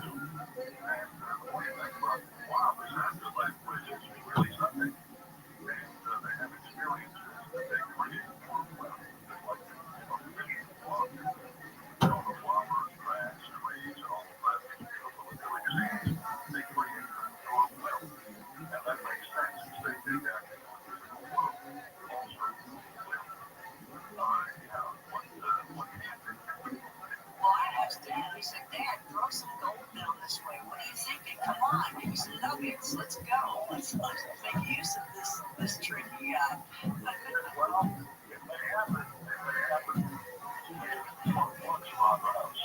I've been listening. I haven't heard any of those.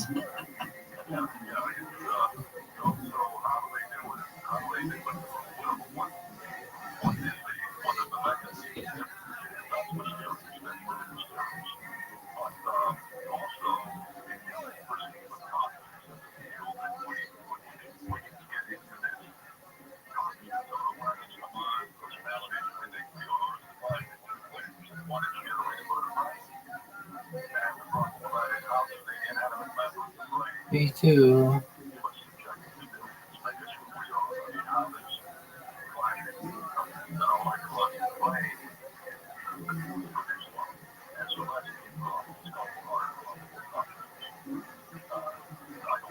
Cold.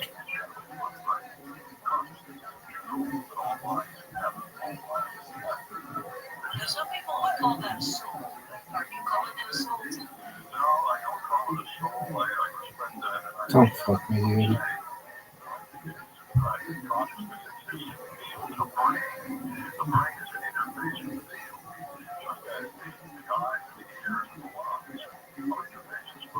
Songs.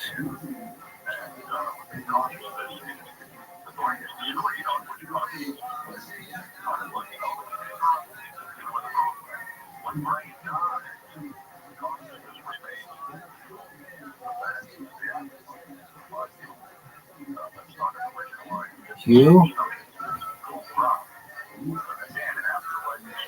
E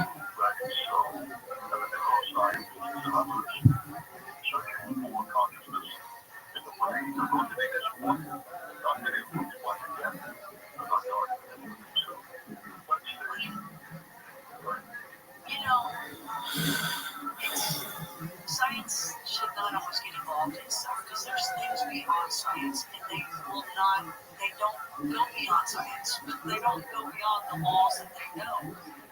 So, that's just all I can say about that.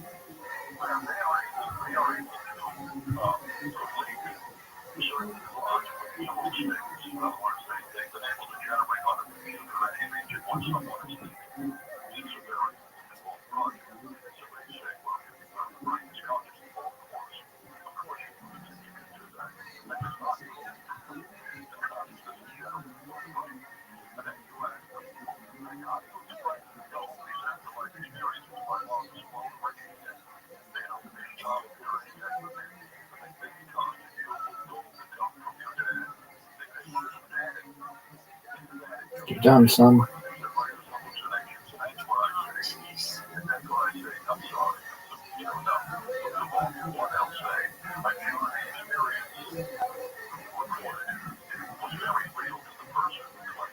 Yes. That's the worst to hear. You're like, no, but we're not crazy. Yeah, I've heard it.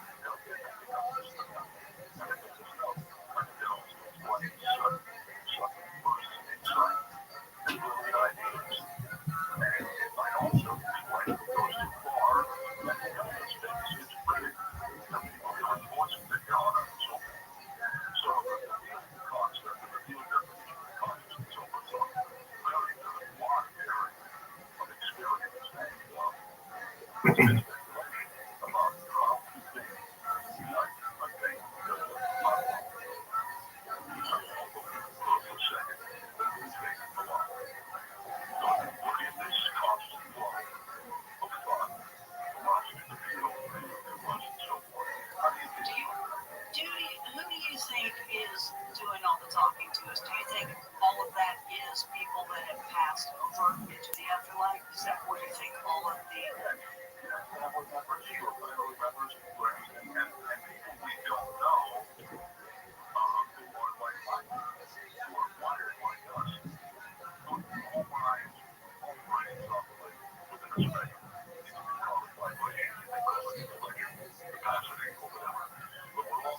Boy, that's good. I'm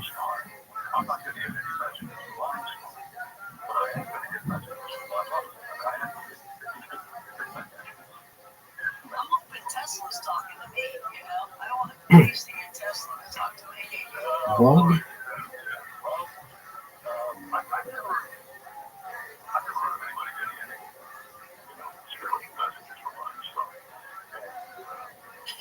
He's doing other things. He's not, come on. He's doing stuff.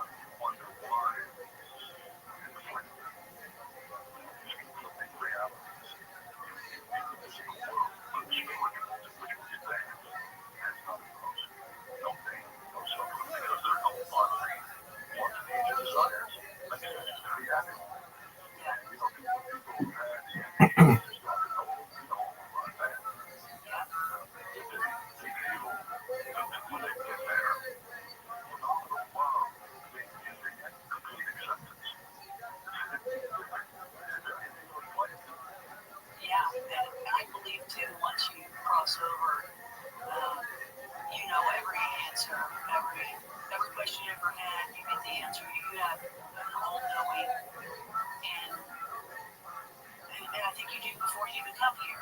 I think for whatever reason here, when we buy that ticket to ride Earth, here we are. And they limited us, okay, you're going to be in this little human body. It's got a primitive. So there's only so much you're going to get. And only so much made in that brain. And then we see what happens to you. But then you get back and you'll know everything. Do it. Do it so I can fuck you up.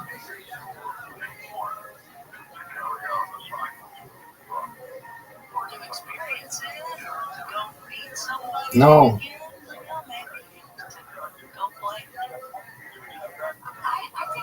I think that's a good possibility. I think I came here for certain reasons. And I think it's way more than we think. I don't think it's this is what it is and that's all it is. I think we can get the ticket to ride Earth. I think we can do anything else we want. Once we get on the other side, I guess we can choose. Who knows what else we can pick and choose from? Maybe you can stay in that area that I would call heaven because it's heaven. It's all about love. It's a wonderful place, right? And So I think I don't know. I can't wait to get those answers. I'm in the primitive body right now. Okay, I'm just in the primitive vehicle. I'm limited, but once I cross over, I had my near-death experience when I was 4. But what I saw, I could see. I didn't have pain. I saw it was a car accident. I was looking at my dad as he was sitting in the back of a police station, police car, and he had the blood drop coming down his forehead. And I was right in, like he was sitting, and I was a little 4-year-old, so I was in between his legs there, standing up and looking at him. And he wasn't acknowledging me, he wasn't talking to me, he wasn't concerned about me. And, I only knew later, as I was describing the area for him, and he said, What? you were being rushed to the hospital. Oh, I'm fucked. That you were going to die from, that's back the day when they didn't tell you that you died. Right? They're not going to say, your kid died. But they came back, they don't even mention it back then. But I was watching the experience of it. So I didn't have that tunnel or anything like that. I was just there to see where a lot of people, when they pass, they can describe everything in the they can tell you how many doctors and final cabinets and all that kind of thing. Yeah, I had that kind of thing. So, and there was no pain, nothing, but I remember it. So,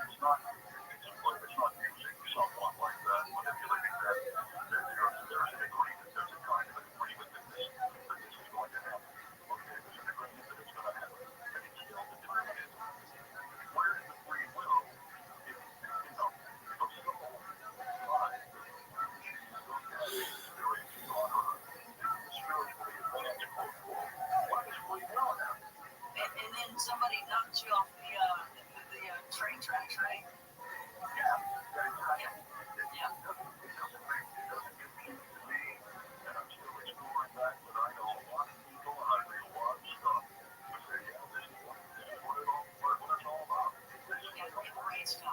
We gotta read the right stuff, right? Because these books can be kind of down the wrong way too. I agree with you too. I'm not big on, a lot of people talk about contracts. I'm thinking, well, why would I have never signed a contract like that? Then they say, well, you were under the spell of these other entities out there. They made you sign that contract. It's like, what? So it gets a little deep, doesn't it? Yeah. Maybe. We'll get the answers as soon as we move on. What are those answers? So it's kind of like, let's live the human experience while we can, right? Oh, fuck.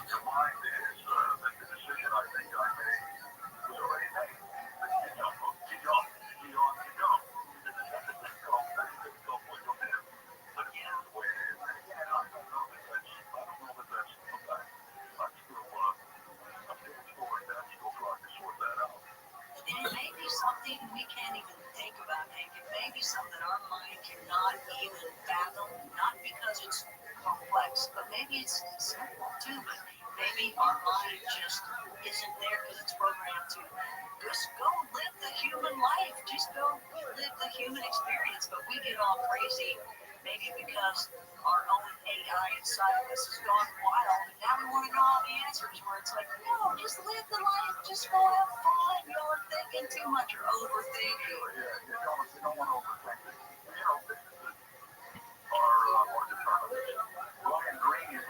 No.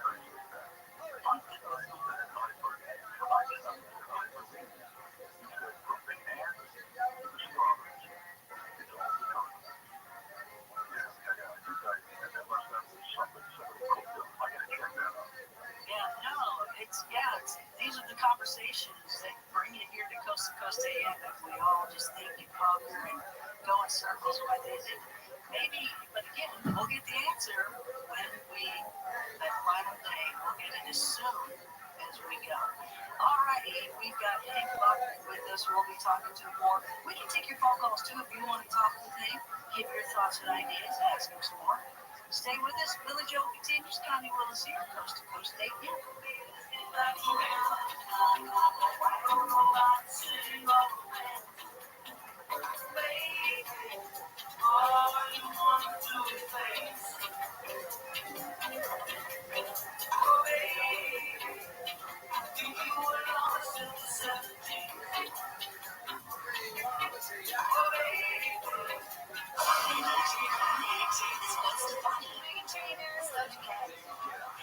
Tickets going fast. Buy them now.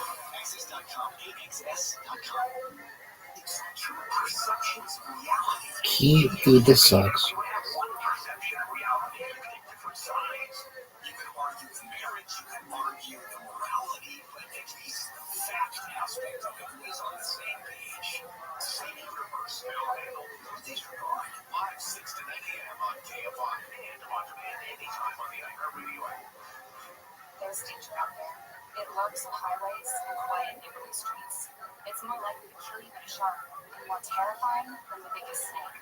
Distracted driving claims lives every day. Every notification, swipe, social post, video, or selfie while driving risks your life. So while you might think public speaking or the zombie apocalypse is scary, what's really terrifying and even deadly is distracted driving. Score one. Don't drive distracted. Brought to you by NHTSA and the Ad Council. You know, we talk about big tobacco going over to big processed food companies. They know you're addicted to this stuff, and they're using it against you. Everybody that you know over the age of 60 are on statins, carry and share, as opposed to saying, how can we fight it just normally, the way that you eat, the way that you exercise, that sort of stuff. Live 9 to 1 p.m. on KFI, and on demand anytime on the iHeartRadio app. I'm Chris Chadwick. I served in the United States Air Force and then I deployed 3 times. So in 2017, I was serving as the Air Force First Sergeant. Our motto in that role was my job is people, everyone is my business. But unfortunately, in that year, I would lose my own brother, Lance Corporal Adam Jack, to suicide. The majority of veteran suicides are from guns. I store my weapons securely, not only for myself, but for my family. Store all your guns securely. Help stop suicide. My service never stops.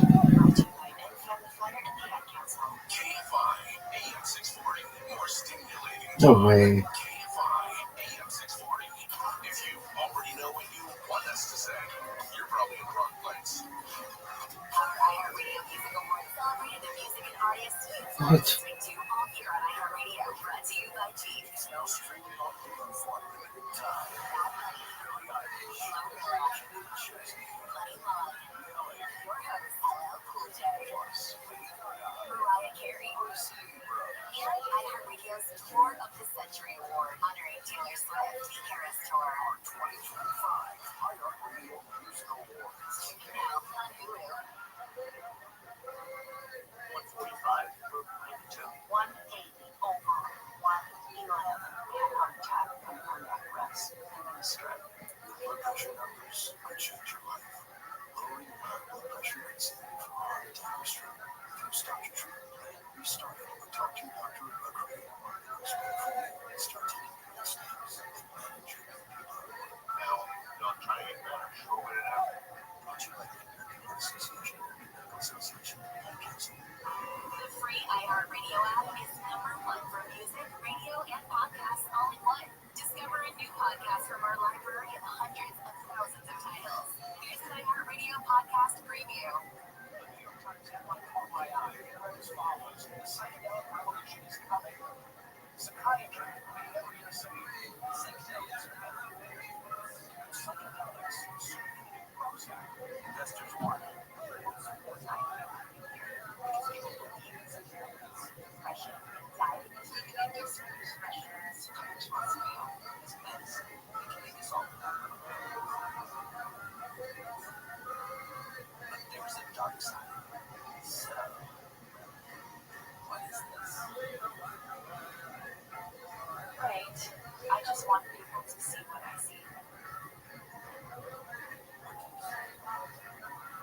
I see cover-ups and I see the possibility that a lot of people get hurt and get deeply hurt.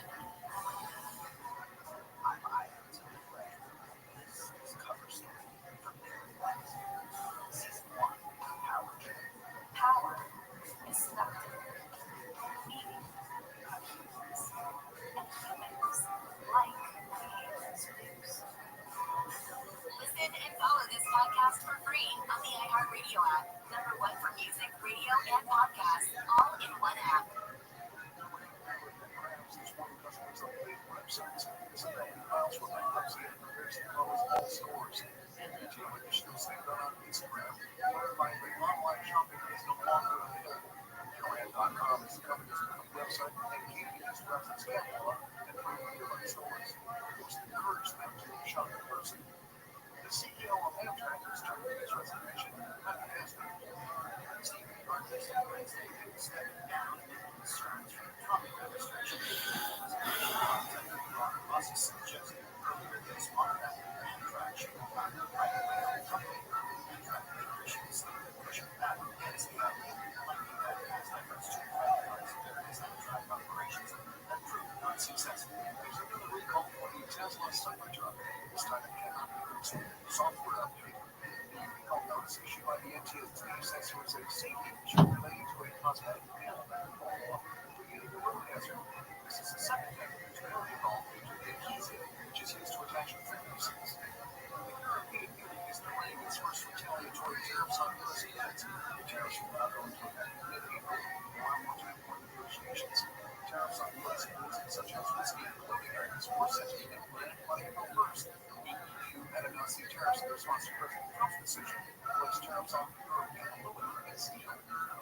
Spokesperson said the slight change in timeline will not diminish the impact of the EU's response. A number of Americans smiling for restart unemployment benefits this month slightly, but still lower than expected. The area of has received 223,000 initial requests. As of March 15th, Wall Street closed with stocks that were Thursday at closing bell, Dow Jones Industrial Average lost 11 points to 153. S&P 500 ended up at 56.62. NASDAQ lost 59 points to 17,691. Consumer business news, I'm Mark Higgins. A federal judge is tossing out a copyright lawsuit against Mariah Carey's All I Want for Christmas Is You. A Louisiana songwriter who goes by the name Vince Vance says Mariah Carey's Christmas song copies elements of a song with the same name that he wrote years before. District Judge in Los Angeles, however, ruled this week that recent experts could not prove enough similarity between the two songs. Carey's lawyer said her holiday classic uses common themes associated with Christmas songs for years. Now, White expected to have a good weekend at the box office. The live-action remake of the animated Disney classic, making $3.5 million in previews. The film, which stars Rachel Zegler, is projected to make between $45 and $55 million in the U.S. this weekend. Morgan Wallen sharing the release date for his upcoming album Out of the Problem less than a week after confirming that the album was done. Singer Sharon released date, dropping 2 singles and I'm a Little Crazy and Just in Case will appear on the album, set to drop May 16th. Beyonce is adding a Las Vegas show to her Cowboy Carter tour, according to an announcement the singer will perform at Allegiant Stadium Friday, July 25th. The show is in addition to the 30 previously announced stadium shows. Tickets will be on the show again March 25th. That's entertainment. I'm Jennifer Wilson. KFI AM 640, more stimulating talk. 1, 2, 3, 4.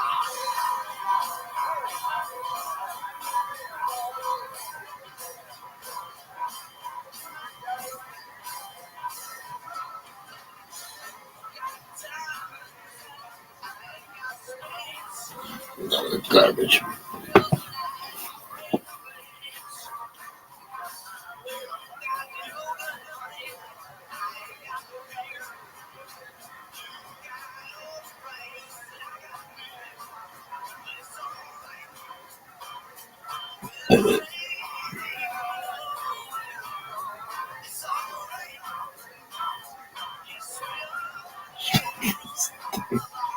Oh, I think that's funny.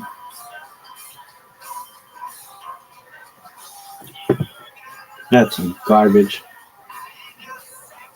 Straight up bullshit. It was unbelievable. Yeah. You guys are gonna. If you outlive me, you're gonna love that story when you read it. I swear to God, it's one of the craziest nights of my life. She might be the most likable child molester I've ever seen. Yeah. I like seeing it backwards like that, though. Yeah. I love seeing that Even the backwards. playing field, you know what I'm saying? Exactly. All right, pull another name out of the bucket. Make some noise for Michael McDewitt. Michael McDewitt. Let's fucking do it. Right in the second row. Right here.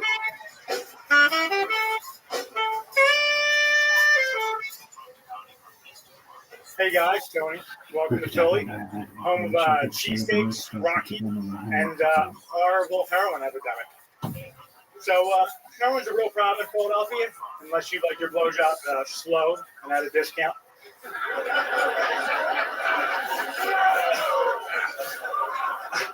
But we do have a new Black Rocky, super progressive for Philly.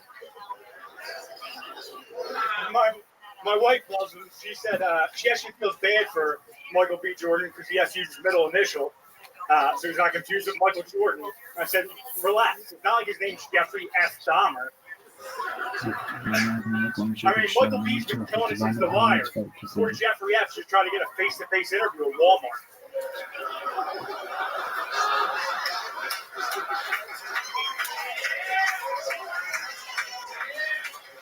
Somebody should tell him he can pick any name he wants to use as his initial. I mean, L. Ron Hubbard. I mean, finish it. Do Do you think Leslie or Shema Hubbard would have been able to get a Israel, book deal so easy or start a cult?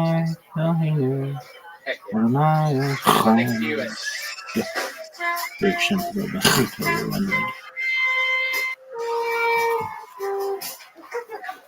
Look at this guy. Looks like a Wahlberg brother from Philly. How's it going, Mike? How are you, buddy? I'm good. I'm First good, time doing stand-up comedy, right? First time ever. First time ever. The goat of the first timer. So wow, how old are you? I am 37. 37. And what do you do for work? I'm a plumber for SEPTA, the local train. Plumber for what? SEPTA. It's the buses and local trains, the local buses and trains. From now on, if somebody asks that, I would just say I'm a plumber. Plumber. I'm a plumber. Yeah. Because once you say I'm a plumber for buses and trains, people are like, what, shitting on buses and trains? Like, that seems like the worst kind of plumber. It's like when you're on the go, and you gotta go. Anyway. What's that? Do you find a lot of weird, like, do people flush a lot of shit on trains, like needling and shit like that? Oh, Is that a big constant problem? Yeah, full maxi pads, diapers. What's the worst thing you've ever found in a flushed plumbing system? And you look like you've seen a lot of shit. A raccoon? The answer? Yeah. Fetus. Oh, what? Yeah, that's awesome. What? Did you Instagram story it? No way. Is this true? Fucking way. You put a filter on it to make it look like a dog? All right, come on. Come on, headband. Headband. What'd you do this time? Did you put a dog filter in the picture? You kicked it to make it open its mouth so it would like. All right. Oh my God. What's going on? Red Band's been waiting 5.5 years for someone to say they found a fetus in a plumbing system.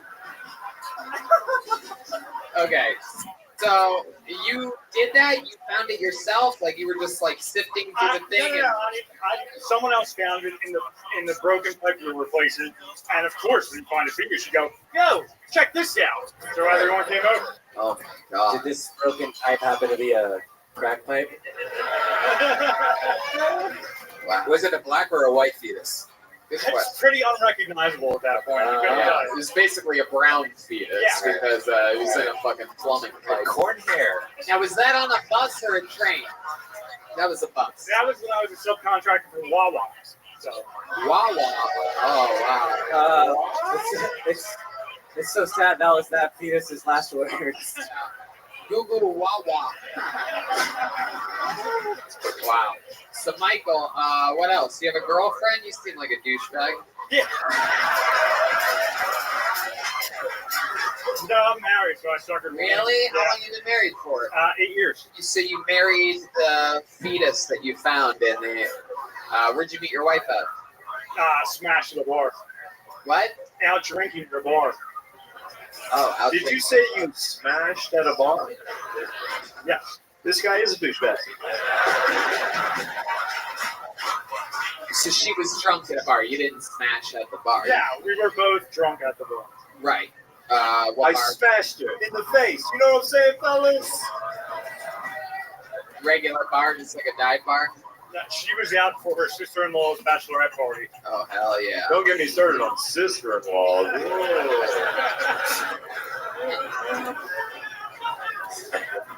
You guys didn't hook up that first night? No, we did not hook up that first night. Not at all? You didn't even make We had a little out? make-out session on the street, but that was about Oh. She's like, I'd love to, but I just flushed a fetus. I'm not.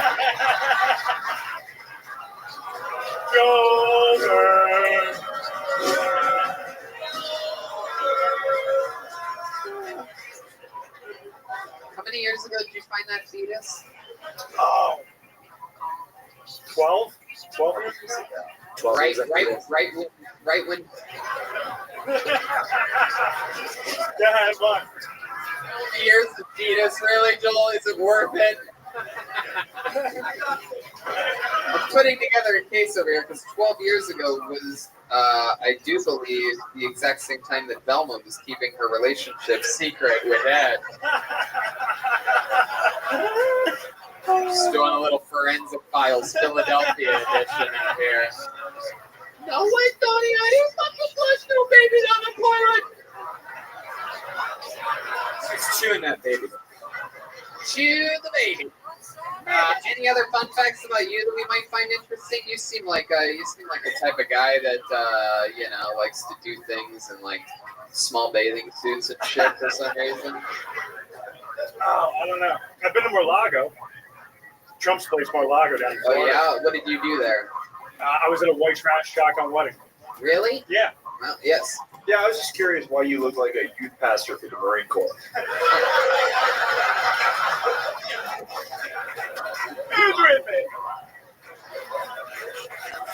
You just went to a wedding there? Yeah. That's it? That was it. Well, you're from here, deep in the heart of Philadelphia? Yeah, from Manio. Oh shit. Little gang war about to start here. What part of town did you find the fetus in a pipe in? What part of town was that in? Drop a name for us. Drop a hard R.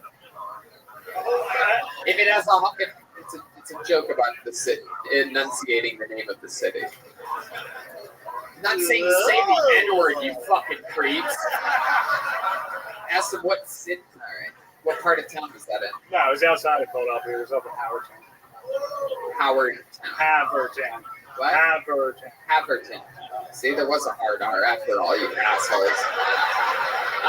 So there we go. Michael McDewitt, everybody. There he goes. Michael McDewitt. It's good, right? We lose Joel? I think he had to take a poopy or something. Wow. I think we lost Joel. Philip. Philip. Can I get a Jack and Diet wherever the waiter is? Can I get a restraining order from my mother-in-law? Come on! There he is. He's back. How's it going over here? What were you doing back there? I had to flush a fetus. Oh. All right, you guys having fun out there? How you doing, Show 2, Philadelphia? Okay, here we go. Make some noise for Akash, everyone. Akash. Come on, Akash. Is that Akash? I hope it is so deeply. Oh my God, yes. Yes. Oh, there's Akash. Oh, damn it. I was hoping fuck it was is an that answer guy right now?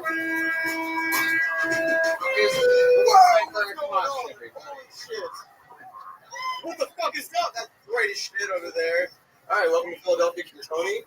All right, I don't know. All right. I love Philly though. Philly's cool. It's kind of like me, brown, but like sounds like this, contradictory. I don't know, man. I don't know. Yeah, Philly, city full of contradictions. A lot of blue folk, but also a lot of people that aren't so blue. Like I don't know. I feel like Philly's a bit home of like working class racism. Where we got like a statue of Rizzo, but also our mayor is like Mayor Kenny, where it looks like I feel like Rizzo would have made fun of Kenny in like high school, and like I don't know, but yeah, walking contradiction, and I like that. Philly's cool. I don't really know where to go from here. Honestly, I feel like a deer in fucking headlights. But shout out to fucking Kill Tony. I've been messing with this guy like all night. That's me, Moonwatcher, that keeps messaging this guy. Yeah.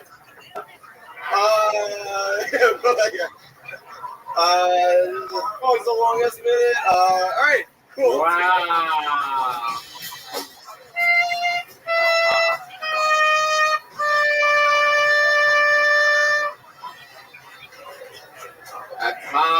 Akash. My friend, my buddy, my good friend. Akash. You know I love you, right, Akash? You know this. You're the type of guy that's listening to the show and you've heard someone and you're like, I could do better than that. Right? That wasn't your first time, was it? Nah. What is that? Possibly you guys to maybe. What are you saying? The What is this? Are you about to blow us up or something? Is this a ransom? Is this a ransom letter? What does that mean? Hey. Akash, what is that? You're gonna have to explain to us what that is. You're on a live podcast right Oh, damn, thanks, man. I appreciate that. So, I had a friend that did comedy out in Philly, and then she moved to LA. and she was on Kill Tony a couple weeks ago, and she got Miss Aphrodite write this little thing for me. And I was wondering if, I don't know, if you guys would be nice enough to maybe, I don't know, just like sign it as well so I can frame it up. Do you know that normally if somebody was going to sign something for you, they normally don't do it during the show? Yeah, you know that? That's probably what Have you ever seen that happen before on the show? Where they're like, oh, this is the part where they sign shit for a while. Talk about infinite CBD because they offer the cleanest, healthiest, and purest form of CBD available. It's become more popular. You're seeing it everywhere because you know that this stuff works. It does work. You know, I had a sore neck the other day, and then you rubbed some on my neck, and within minutes, it felt great. And not only did they have lotions, they have lubes and gummy bears. And I'll tell you something else. Not only did it feel great for you, buddy, but you know what? It felt good for me to rub that on your neck. It made me so happy to get to help a friend, a guy that normally I wouldn't fucking physically touch if my life depended on it. But I decided, Red Band's neck is hurting. I'm going to fucking be the nice guy.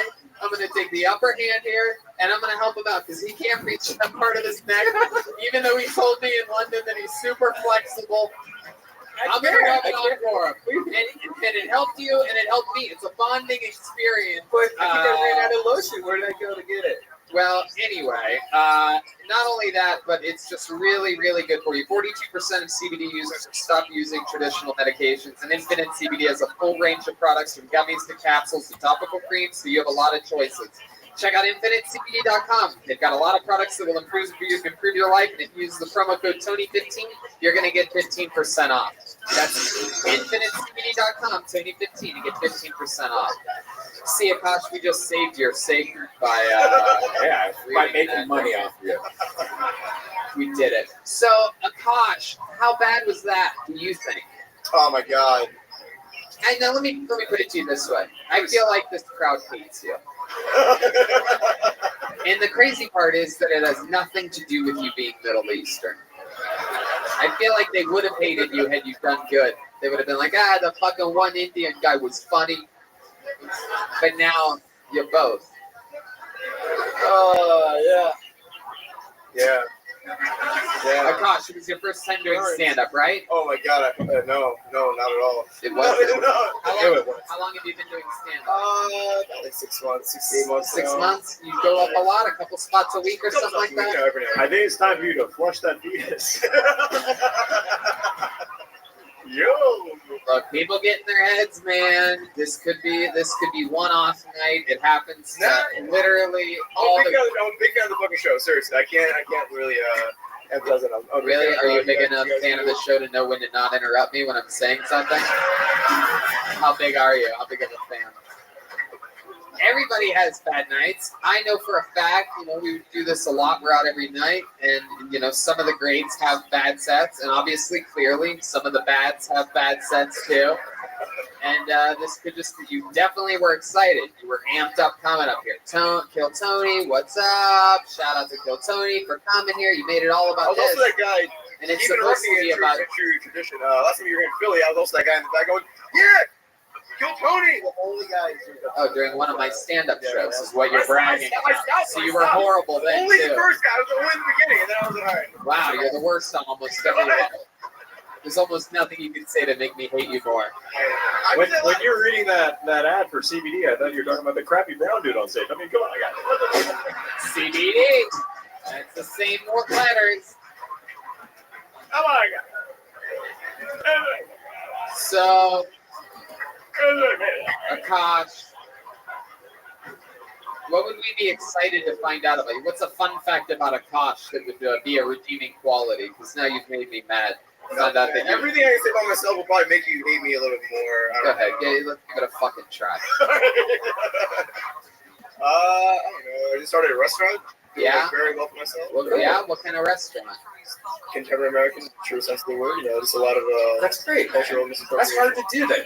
Yeah, I keep FaceTiming the people there right now. So I'm like, show me the place. Show it to me. Like, go around like real quick. Where's it at? Manny Young, plumber guy, Tavern on Ridge.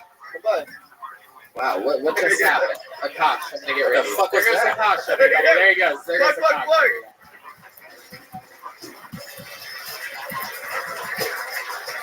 There he goes. There goes Akash. Leave it to him to not go through the right way. This This guy would fly through one of the trade centers to get on the stage. I don't think that's the right country. It all makes sense. All right. Oh, wait. Put your hands together for Chase Fury, everyone. Chase Fury. Oh, sweet, a woman. Hello, everyone.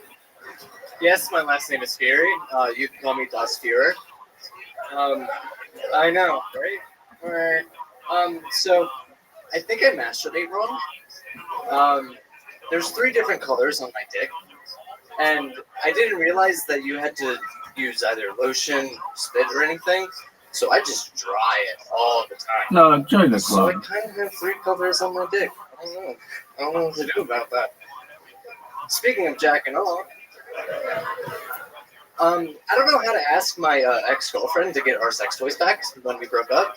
Dog, you got I abandoned kind ship of on miss my those. anal beads. You know? Just like to just throw them in there as you're jacking off and come as hard as you can.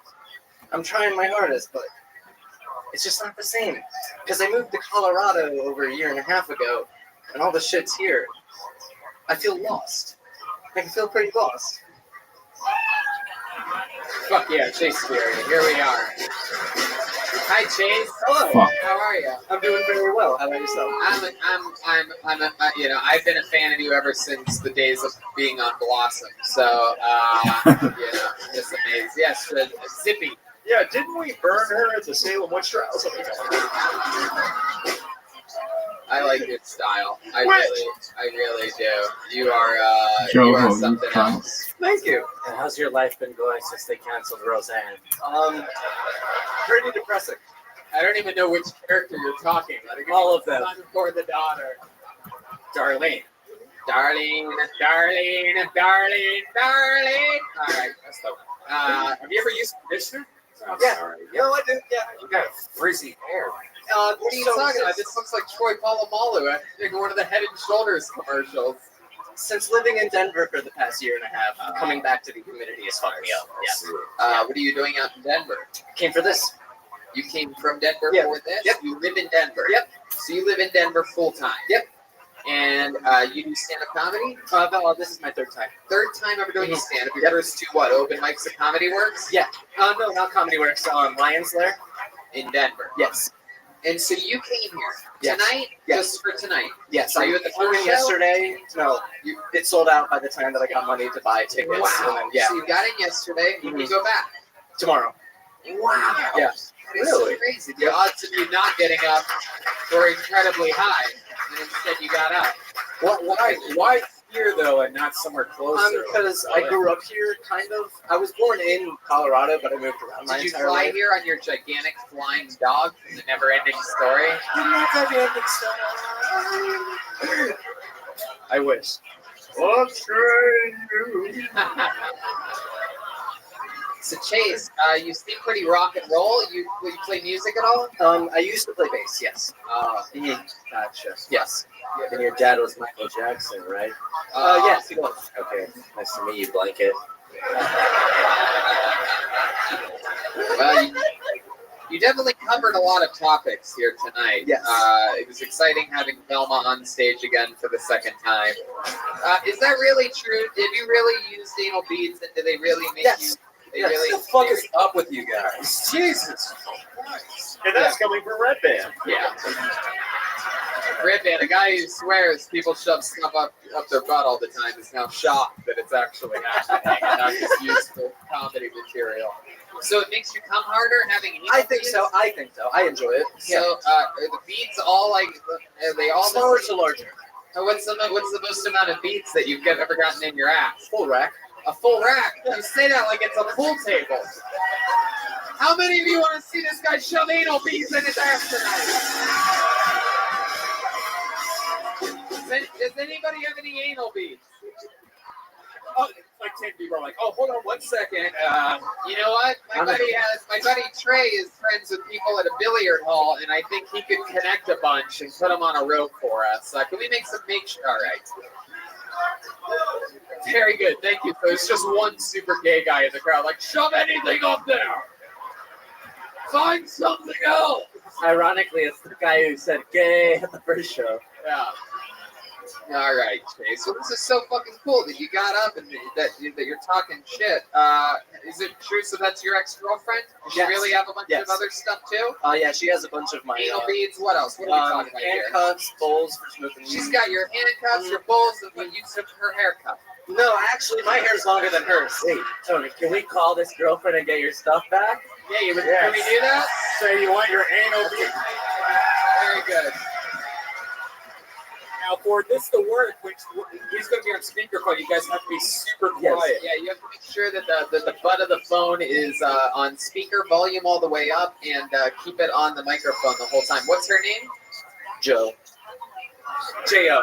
J-O, not J-O-E. J-O. Oh, okay. It's short for Joanna. I was going to say, I think he's going to keep your anal beads. Put it up to the phone. Just let me know when. Hello, Joe. Hilarious.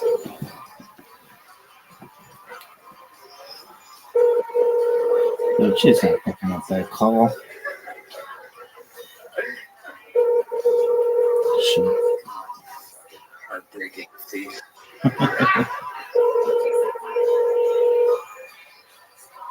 That's a good point.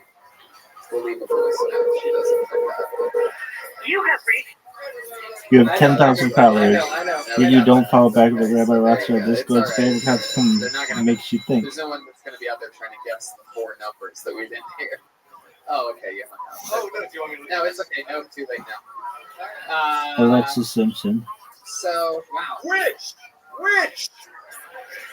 No DMs. Anal beads. What else? What else was on the list? She has. If your bio looks like this, When I moved to Colorado, I drove out What there. kind of pipes? Like weed pipes. You ever found a fetus in one of them? No. what's no DMs? So, Chase. Did you guys break Dude, up? these people are so losers. Oh, I'm gonna put I have ADHD in my fucking profile because I'm a huge cunt. I mean, what a loser. What a fucking loser. You let that define who you are? I'm gonna define myself first by being a rabbi, secondly by being a pimp, thirdly by being amazing. I mean, that's what it should say. Rabbi, pimp, amazing. You're fucking 14-year-old kid, huh? This guy is a loser. With all those anal beads. Loser. Her bed must look like a chocolate blizzard. Dude, right not now. only that, but your fucking banner's full of that. Peter Buster. Is she calling you back? She just texted me. You are a Read the loser. text. What does the text say? What's up? It says what's up. Dude, loser. Biggest losers ever do that. You guys have to listen to us if we give you direction. You can't be crazy. Should I call her again? All right. What a loser.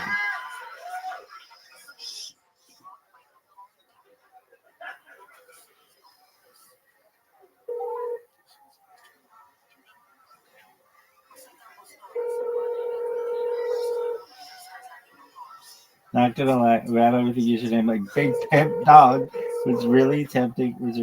Call. Now that's cool, but this motherfucker doesn't have something stupid in it. Wow.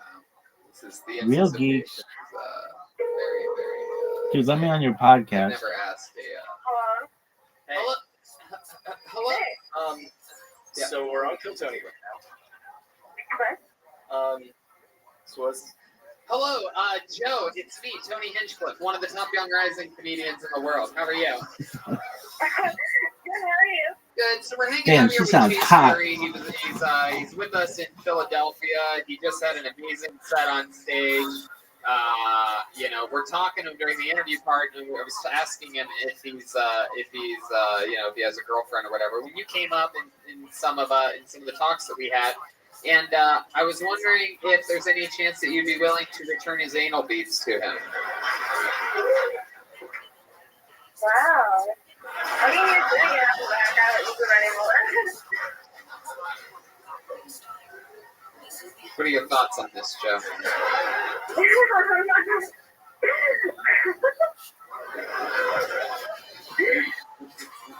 Anything else?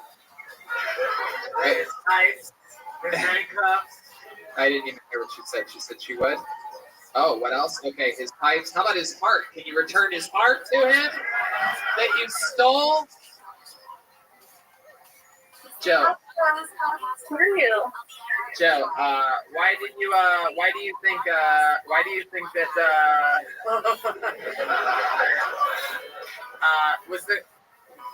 is there anything that you miss about Chase that you're not getting from maybe some of the people that you've been hooking up with, like maybe some of the kings that you've been hanging out with since Chase?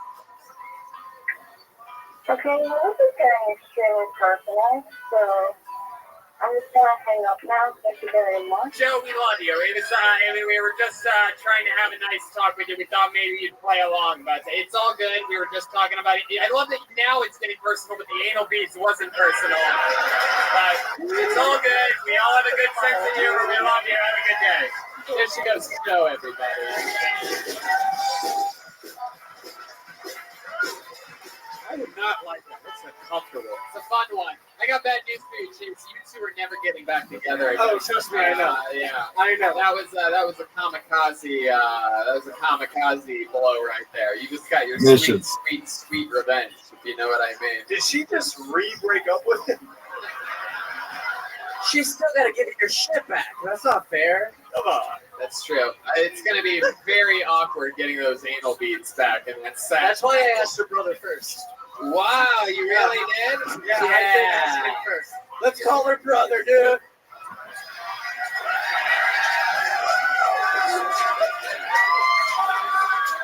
Oh, man. No, we're not going to do that. I'm not going to call him, but I did ask him first, and he just laughed, and he was like, I'm not touching that with a 20-foot pole. Chase, you think she has a pretty good sense of humor, right? She'll get over that easy. Oh, yeah, no, she will. Yeah, I'm gonna make sure. Hey, I leave tomorrow. It's not like I'll be back here so she can bitch at me. Oh, she's here in Philly? Yep. Oh, wow. She may be on her way here right now. All right, we're going to get him tonight. Let's get in the van. We're going to come to her house. How many of you want to go to this lady's house and get anal beads? We always give the people what they want, so, Everyone in this audience just wants to try him out. You fucking weirdo. What was the final question that I asked? Is there anything that you guys giving you that he wasn't giving you? Oh, yeah, you were way too personal. Sending anal beads. This is way too personal. All right, Chase. Well, that was a lot of fun. Congratulations. Thank you. He came all the way here for the chance to get on Kill Tony. And he did it. One more time for Chase Fury.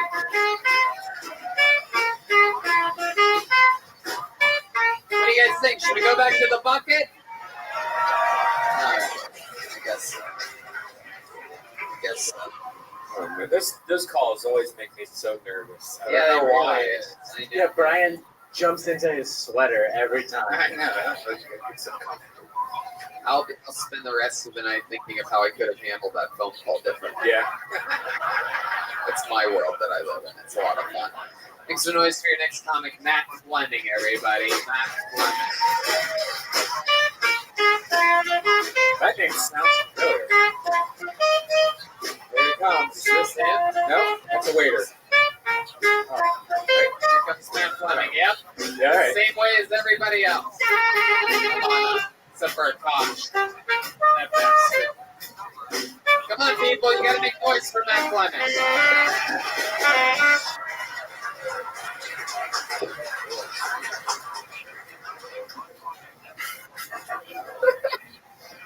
So I kind of wish that my mom did crack, and maybe then I'd be a little bit funnier. But see, yeah. So this is my first time on the show tonight.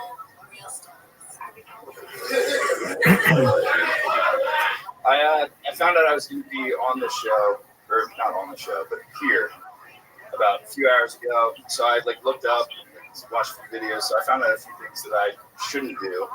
I know you should be racist, obviously. People didn't. Can you tell them to chill?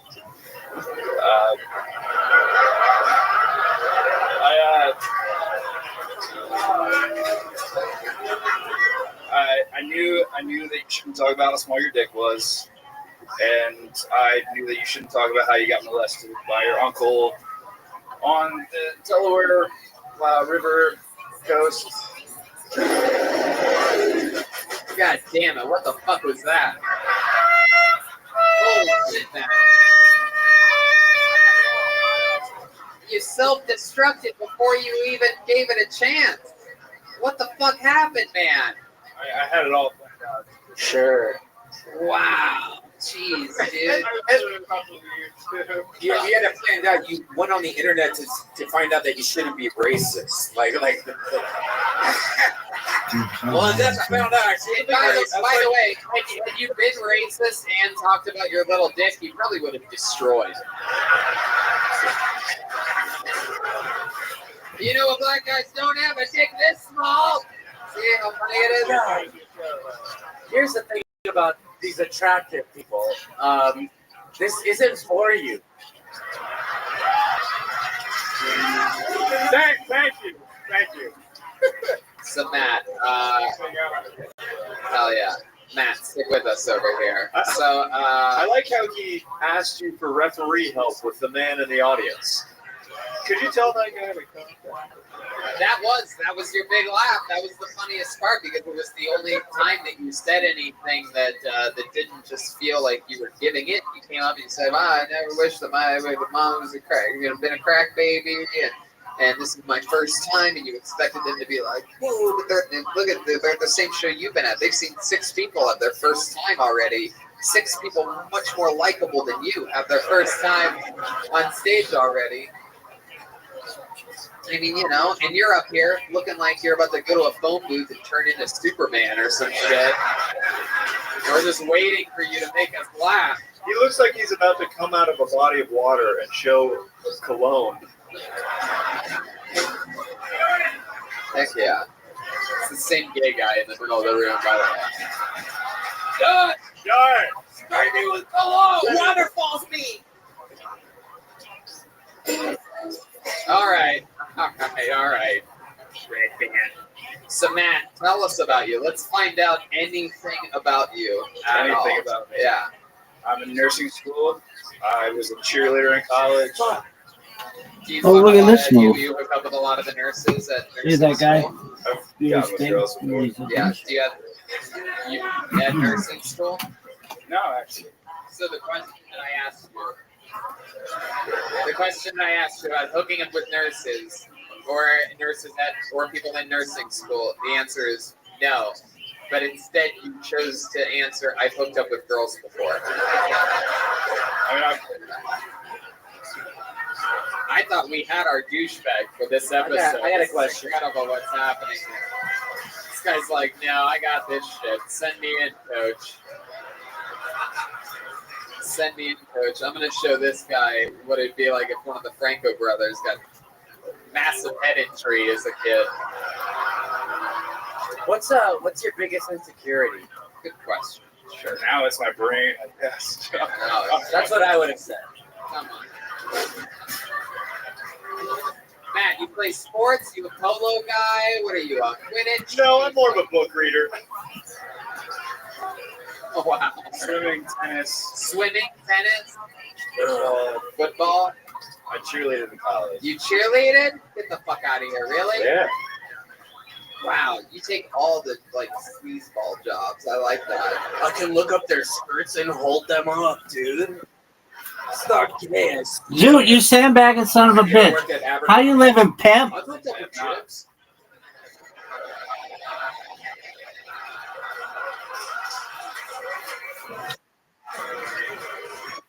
Just give me a moment. Give me just a couple moments to whoop your ass. I need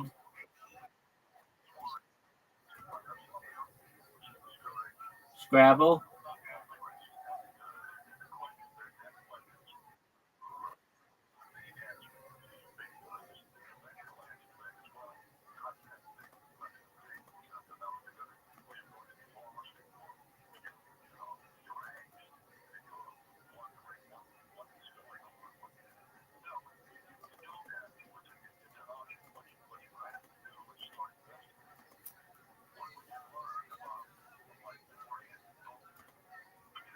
How's your day been?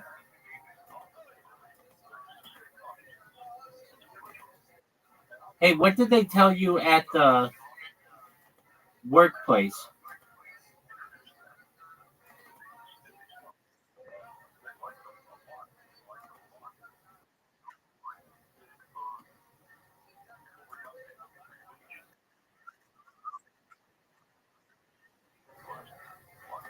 Okay, so what?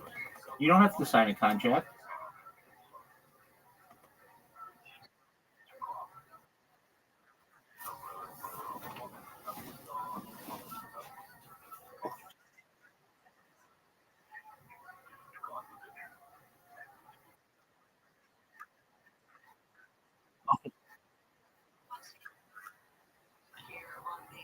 Okay.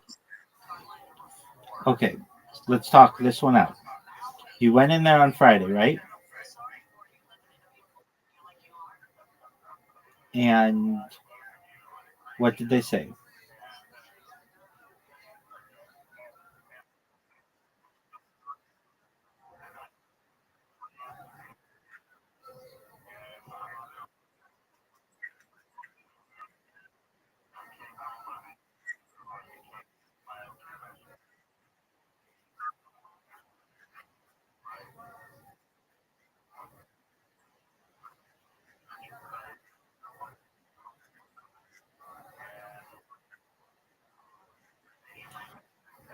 Okay, when did they say they'd get back to you?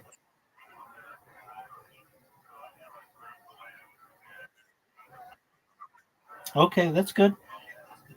Have you ever worked at Abercrombie? Nope. Worst job you've ever had? Worst job? Yeah. Wow, I like how you rub your cock while you're staring at that guy's like, pull it out! Mine does.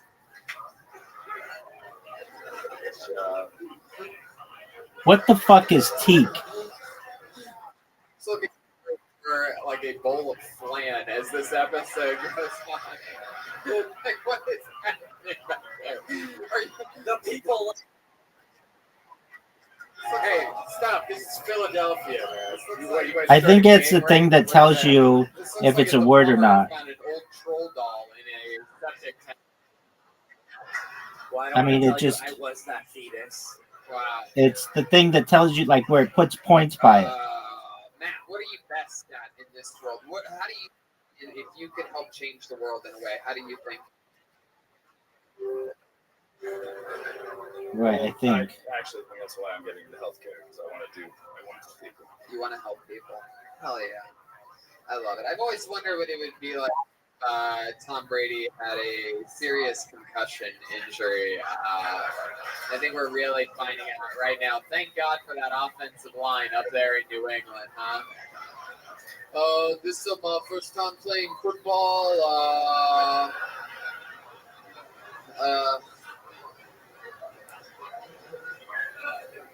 He looks like the guy on the packaging for a lacrosse stick. That was the worst.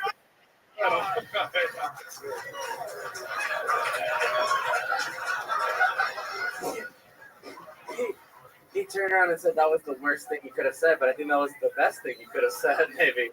Are you ticklish? Yeah, you're not? You're not? You want to test his tickle ability? No. It's Philadelphia, man. Does the gay guy want to test tickle this guy? No, you're not gonna let a random audience member touch. He got pissed. You see that look? He's wearing a slave mask with a ball in his mouth. Come on. Right. Well, Matt, you know, it was your first time ever on stage. I'll tell you this, dude. How old are you? How old are you? No, it's okay, Tickler. Go back. It's okay. God, he's scarier than I thought he would be, by the way. Philadelphia, there's people running to the stage. I'll tickle him. He made it all the way to the stage on all fours. Like, I'm ready to tickle. That's why I asked you to help me out earlier. That guy. Do you know that guy? No. He's gonna fuck you. We're gonna keep it moving for right now. There goes Matt Fleming. Hey, do it again, dude. You didn't even do it. You gotta give yourself a chance next time. Don't shit on yourself right from the top. You go up there and fucking make believe like you believe in yourself, damn it. That's what performing is, you son of a bitch. Do it like Daddy gave you the opportunity. Yeah. At least you signed up. A lot of you guys did. Yeah. You know, and Which that's reminds me, all of you that yell during other people's sets, you are the bottom of the barrel of human beings. Yeah. Don't ever forget that. If you didn't Yeah. get pulled out of this bucket of destiny, then you fucked up. then your opinion means less than nothing.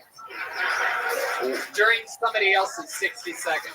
We had a guy here that flew all the way from fucking Denver for the chance to maybe get pulled out of the bucket. He got pulled out of the bucket. What if one of those bozos would have yelled during his set? You fucking fucks. Yeah. So respect comedy by heckling and yelling shit after their 60 seconds is up. You're worse than an anal thief. Yeah. All right, this is seriously it. You want to go to it one last time, huh? This is it. There will be no more after this. And your final comedian of the night goes by the name of Dan Callahan, ladies and gentlemen. Here we fucking go. Here he comes. That's Dan Callahan. The Florida State fight song, Dan Callahan. All right, so my full name is Daniel Patrick Callahan, if you couldn't tell by that. Yes, my blood type is Jameson. Yep, that's right.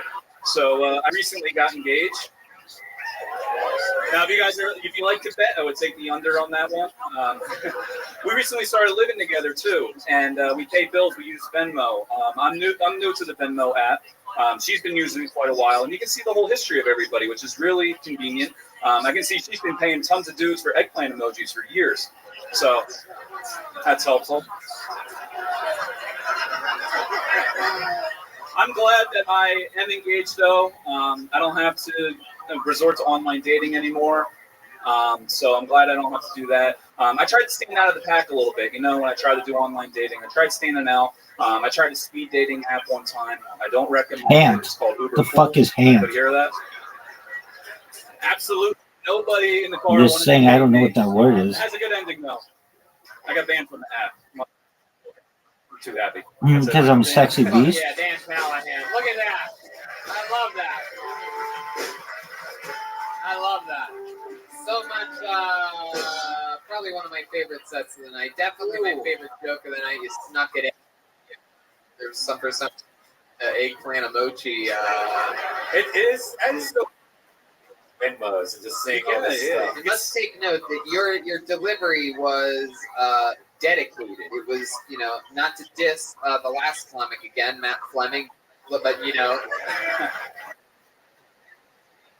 he came up and he started, is it called Milk's Gone Wild? Excuses and bailouts, and you stuck with your plan. The interesting thing was the Venmo thing. I'm sort of like, you know what I mean, at the beginning, but you stayed in the pocket long enough to. It got to you too. No, but it should be, and it'd be a great one. Better as it went along, and that's what's possible, in stand-up comedy, is to stay in that pocket and for people, you gain the audience's trust by not showing weakness. Sometimes you're telling them, I know something you don't. That's a fucking brilliant. That's $1 billion idea. A lot here in Helium, typically. Yeah. Here at Helium. Yes, actually, my second time. You heard it here first, people. He has been working me for years now. Saw your face. Oh, it's gonna be giant. Brings them here for a weekend. Hey, John Lovitz is coming in a couple months, guys. Yeah, it must be fucking Saturday Night Live legend John Lovitz. Good friend. Good friend. I saw this guy's face and I had a flashback to Ireland for a second. I was like, are we back there again? Yeah, you do look Irish, but you don't sound Irish. What are you doing?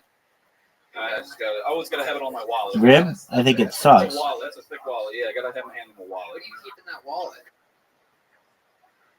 It's really thick. Do you know that? Can you pull that out for a second? Why is it that big though? Like, let me get some. Let's see what we got. Can I look through your wallet? Yeah, you can go right through it. There's actually, I have in Yo, my pimp. ID there, I have a small laminate. These out There you go. graduated. It's like a pocket diploma.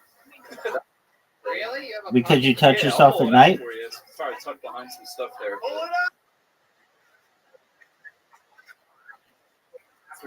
Okay. I'm one of those guys. I never know when I'm going to need it, so I just put everything in there.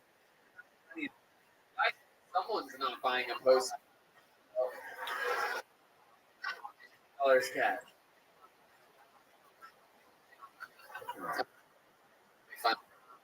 How big is your wallet? Right. I got yours is right.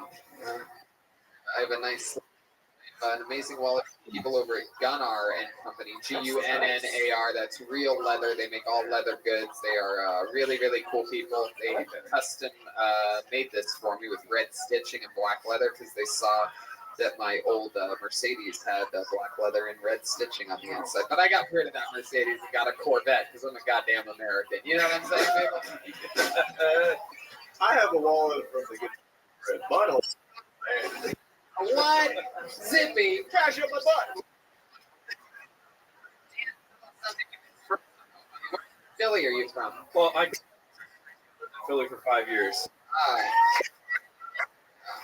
Can Thelma walking around the streets? Yeah, late at night, back alleys. Yeah, of course. Yeah. Wow, you better be careful. Ed's gonna beat the shit out of you. Oh, You love it. You love that shit, baby. It's okay. We'll protect you guys. He's ready to die, dude. That's so shit. Ed is an intimidating motherfucker. He's ready to die. She's about to die. Men if you.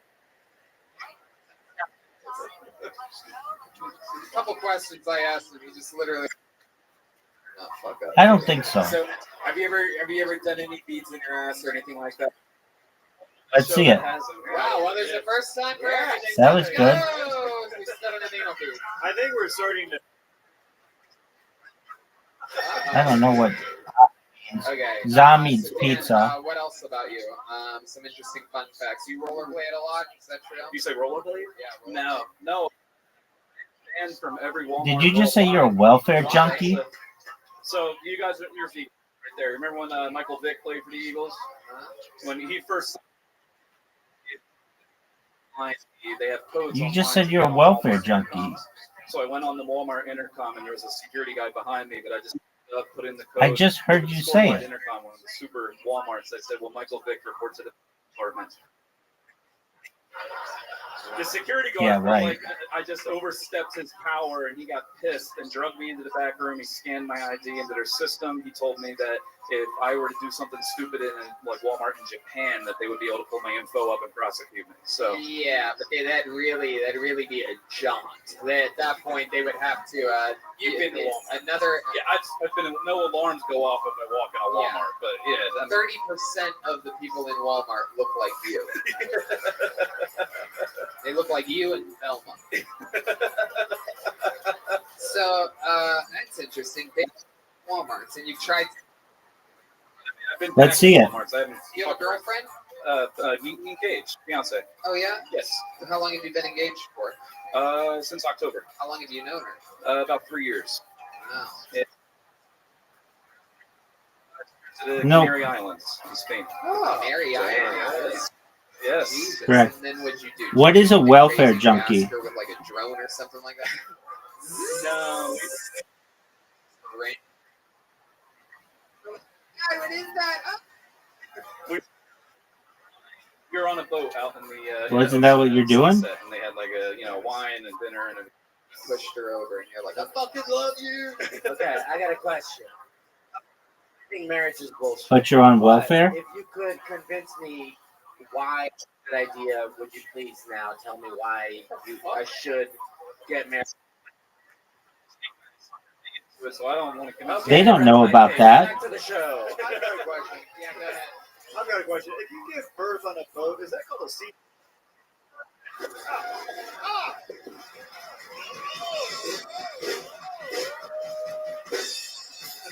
Oh, I want to be those characters one night. If there's ever another kill in 80s.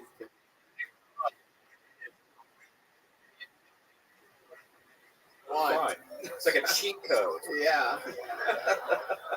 Because the dumber it is, the better it is. So it's like you could literally just do anything. Yeah. And then you get to dance with the sound effects and shit. That looks like fun. No, I'm serious. It's just amazing. All right. Well, Dan Callahan, you've been doing it a couple years. You know, the show is literally built to be a mission. So Yep. see what it's like for people's first times, people that have never done it, can do it. People that we see sometimes multiple times, we see them get better. Like you that have been doing it a while to get to come in, showcase, especially for your place that you perform But at a playing lot, better than I play. crowd that possibly want to come see you do a longer set again and things like that, build a bit of a following, and that's awesome. So we got to see it all tonight. Thank you, Dan Callahan. Hey now, we did it. Did you guys have fun? Let's see how loud this place can get for the great and powerful Jeremiah Watkins.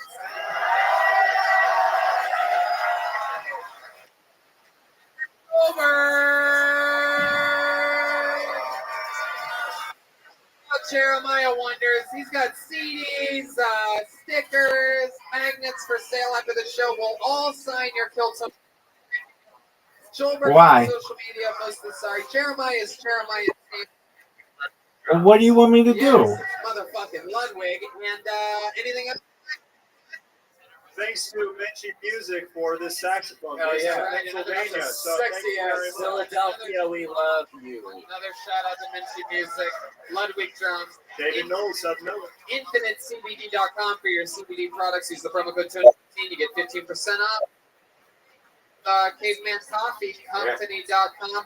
Get some fucking delicious coffee. I drink it. I love it. Me too. My favorite thing. That nitro, the box, Nitro's the cans, best. energy, so it's worth it. Don't forget New York City, La Jolla, West Nyack, St. Louis, Ventura, La Jolla, and the Gramercy Theater, New York City, Kiltony Mania in San Francisco and Sacramento in October. And yeah, we're also about to drop the Reagan and Watkins album in a couple months, so release date coming soon. Yes, coming soon. Live audience, thank you so much. Have a great night. We love you. See you guys.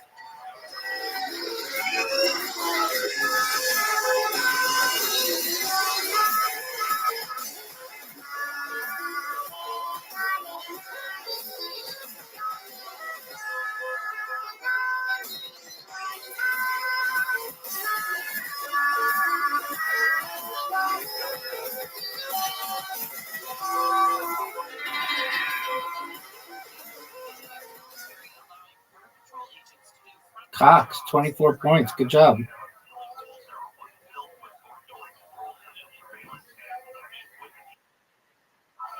Go for it.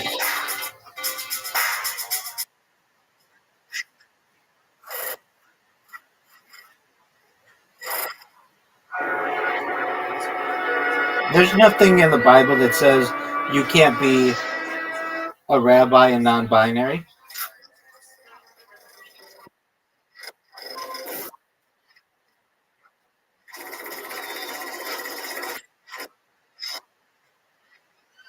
No, technically I'm a woman.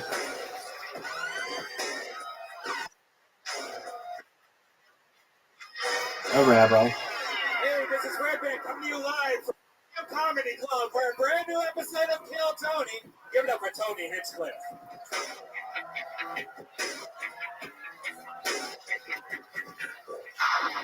Philadelphia, come on, it's Saturday afternoon. Make some fucking noise. Booyah! We are live. Hey, look, everybody, it's Brian Redman. Hey, guys.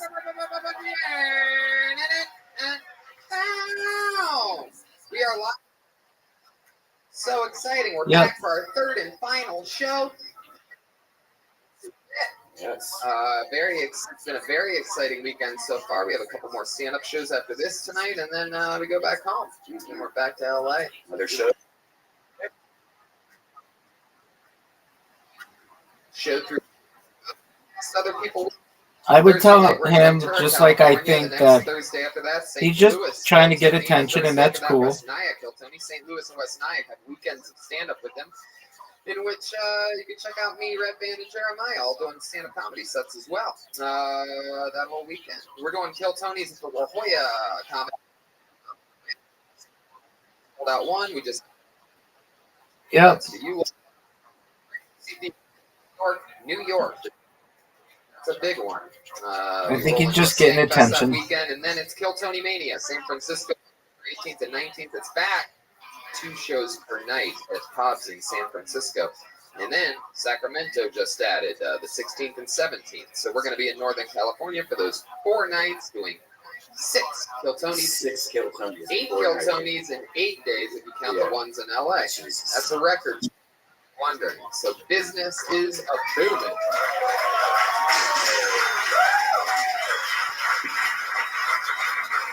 And if you think we're ever coming back to again, you're probably right. I'd say that's a safe. Hey. Yo, Kim. No brainer. I would bet money on that, and I would bet that money at betdsi.com. Yep. Today's sponsor, BetDSI, has over 20 years in the business. They have built a reputation on fast payment of winnings, and they have an easy-to-use and fast-playing interface. You can bet games as they go. You get live in-game wagering options throughout the tournament. Make plays throughout the entire games and events. You can bet on anything: sports, reality TV shows, anything. You can bet on kitchen nightmares. There you go. But it's March Madness right now. Oh, I love I don't know if you guys listen closely to the ads, but Red Band picked the entire NFL playoffs correctly, and this is his first time since then making picks for sports. He made some picks for March Madness. Who do you like this week? This week, I like the Oregon Ducks. I think they're going to beat the Anteaters. Ohio State Buckeyes, of course, are going to win that. It's going to be April sadness for Houston Cougars. Nebraska Cornhuskers are going to beat the Frogs. South Florida Bulls, and the West Virginia Mountaineers. Wow, there's Red Band's picks for March 25th of March Madness. Also, the UFC on ESPN, Barboza versus Gaethje is coming up, so you UFC fans can bet on that.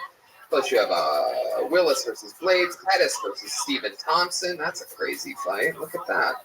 Is Thompson the underdog for that? Ooh, doggy. So go to betdsi.com and use the promo code KILL120 so they know we sent you. You can deposit cash. You can cash out after you win and get paid. Up until $1,000, they will give you a 50% bonus on your initial deposit. That comes with a rollover requirement, but $1,000 deposit will give you $1,500 to play with. So once again, that's betdsi.com, promo code KILL120. Okay, let's start this. Here we are, Kill Tony Live, Philadelphia, the final blowout. This is it. Now, as with all these road episodes, and you can tell by the size of our table and stage, we are going guestless tonight. However, because we love you, Philadelphia, because we love you so goddamn much, we just so happen to bring the entire goddamn band with us. Shout outs to Chroma Chris, who couldn't make it, but the rest of the band. The meat and potatoes, if you will. We left the pickle back in Los Angeles. Every single episode of this show, they commit to staying in character. We never know what they're going to be. They have a separate slid-off curtain in that dressing room back there where they were changing right before the show. The first episode, they were high school coaches, gym teachers, yes. And the second episode here in Philly, they were 80s comedians. Oh, that was the best. Wow, we'd seen them before. They debuted a new character the first episode, the return of 80s comedians the second episode. Who knows what they're going to be tonight? Let's all find out together. It is the best damn band in the land. It's the Kill Tony Band. Jeremiah Watkins and Joel Jimenez. Whoa!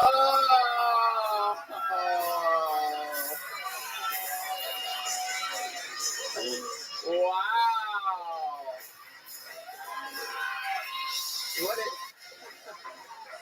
Woodland creatures are back, ladies and gentlemen. Wow! Look at them. This is incredible. Remind me of your name and ethnicity one more time. Yes, it is I, Mr. Funda.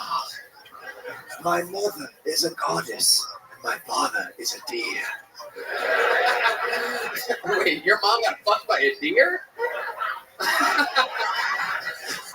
And then, wow, look at this. What do we have back here? Is this the Spanish version of Avatar?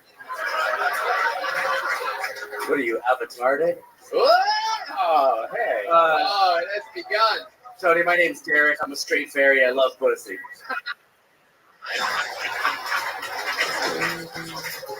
So I got. I'm right over Derek. Thumnar. No. F-U-M-M-A-R. F-U-M. See the stars. Yeah, no, that's not my thing. Mr. Fun. It is in danger. Yeah, I don't think it's healthy. Oh. All right. Well, we got Mr. Fumar. I went ketogenic, Spelled it for you. where you just basically eat protein, I thought no you said carbs. F-U-M-M. You said F-U-M-N-A-R. Okay. Mr. Don't look at me like that. All right. We got them. They're going to be with us the entire episode. We got Red Band. We got me. We got motherfucking Philadelphia. And right here, a big Philly bucket of destiny in which Okay. I'd say probably somewhere between 30, 40 people. First time. Maybe they're a comedy vet. They've been a fan of the show. Well, they don't even know what the fuck the show All right, is. can you eat koala? Come here. Maybe that happened. Maybe 30 years. Got in trouble for trying to get back in the game the craziest way he knows how. Is it how?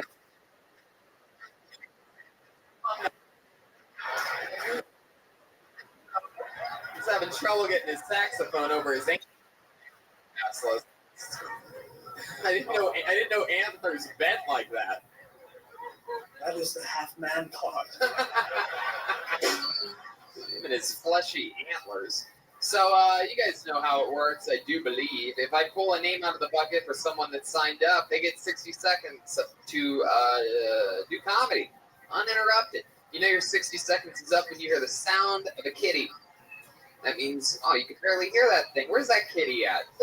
There you go. Wrap it up then, or else we're going to bring out the angry neighborhood bear. Thank you, Philadelphia. Yes.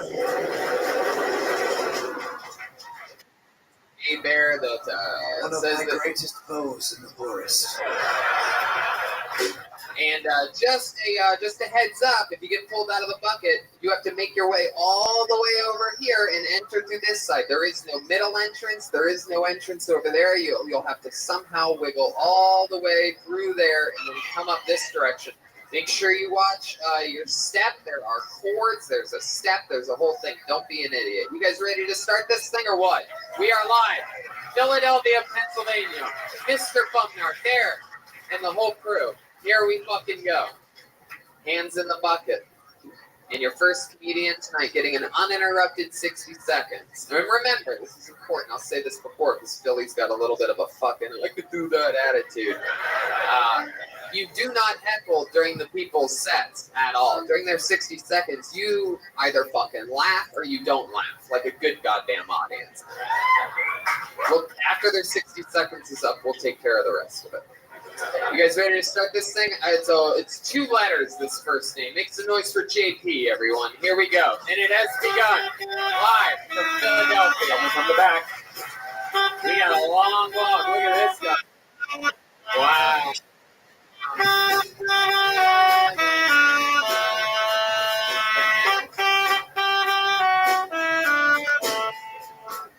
Lucy in the sky with motherfucking nine. Here we go. Make some noise for JP, everybody. Hey, what's up, everybody? So, my wife just got pregnant, and we were trying to get. So, part of that, we had to do some tests beforehand, which semen analysis. So, basically, I just come. As good as it sounds, though, you have to do it dry. They specify no lube and no saliva. So that means enough people. Good morning. How are you? And then coming, that way. Maniac. Yep. What type of fucking murderer would spit on their dick? Just go dry. It's not that hard. That's something that if you do that, you should be immediately. Oh, I beat. Might not have committed You're a done. murder, I'm but beating you're you by like going 100 points. That's something like fucking Robert Durst is probably in jail right now doing. It should be something that like disqualifies you from getting a job. Under have you committed a felony, it should be have you spit on your dick to jerk off. Thank you. Okay. JP. How's it going, buddy? How are you? You just lost. Look at you. That's your first time on stage. Oh, you had the cue. Wow, JP, everybody. I love it. All right, dude. I love it. It's time for me to get some sleep. Podcast, JP looks like Walter White pre-cancer. Well, scoreboard is really the simple answer. Look at that audience. Show them that beautiful fucking face. JP, It was really fun. You said your wife. All right, go ahead and play a ranked game. Those people are really good. Before she got pregnant. Yeah. Wow. She took a visit All right. to the woods recently. So you're very much against spitting on your. You've never done it before. You never spit on your girl's crotch before you fuck it, or wow, Red Band just starting strong. There's a lot of spit, crotch, dick. My God, wow, you're letting it all out at once, huh? I think that's a little different when you're with somebody else. Like, look at you, you romantic. Judging by the way he speaks, he sounds like he spits on his dick every time he has So JP, I'm a little confused. There's a lot of business going on. Did you get your wife pregnant? Yep. You did? Yep. After the semen analysis? After the semen analysis, yep. Wow. What did you do to get her pregnant? You came inside of her? Yep. That's it? That's it. You seem like the kind of guy that would take your semen analysis and then use a dripper to like put it in yourself. Like some type of a mad scientist or something. Sad scientist, perhaps. I don't know. Wow. So JP, tell us more about you. Is she still pregnant? Yep. 16 weeks pregnant. 16 weeks. Not too late. It's not too late, JP. If you think you can't handle this, it's not too late. Why do I feel like the wife is the one that ordered the semen analysis? She's look at these fucks coming in late. Why don't you come on in, you idiots? You just said it's never too late. I guess so. You're right. Very good point, Mr. Fumnar. Let's drop that hard end for you. So JP, what do you do for work? Basically deliver junk mail. Deliver junk mail. Sounds like a great job to support a new baby. What do you mean you deliver junk mail? I work for UPenn and I work at the hospital, so like I'm a clerk. So I just like that's the bulk of my job. It's just getting the bullshit junk mail that comes in and distributing it to doctors. Wow, a junk mail that delivers junk mail. Hey! Derek! Wow. JP, how long you been with your girlfriend or your wife? Wife. How long you been with her? Over 10 years. Over 10 years. That was the first girl that you've been with? No. Now? Jeez, look at you fucking pimp. Wow. How many different women do you think a player like you has, torn up inside out? 3 in total. 3 total. Very good. Wow. What does your wife do? She works at outpatient rehab. Wow. People with brain injuries. Gosh, that's why you guys connect so well. I like that. You come home, you're like, babe, what's for dinner? She's like, I've been dealing with this shit all day. Oh. Wow, people with brain injuries, that's a wild one. My goodness, JP. So tell us, what do you do for fun when you're not delivering junk mail or banging your wife, tearing it up? Nothing really. There must be something. Play video games a lot. Yeah.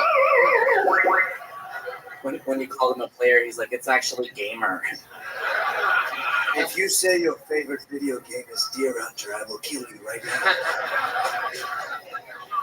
Wow, what is your favorite video game? Just out of curiosity. I don't know shit about it. Never helps the interview part of this show, but I'll ask you anyway. I've been playing a game on Switch lately. It's Beat Cop. Bee Cup?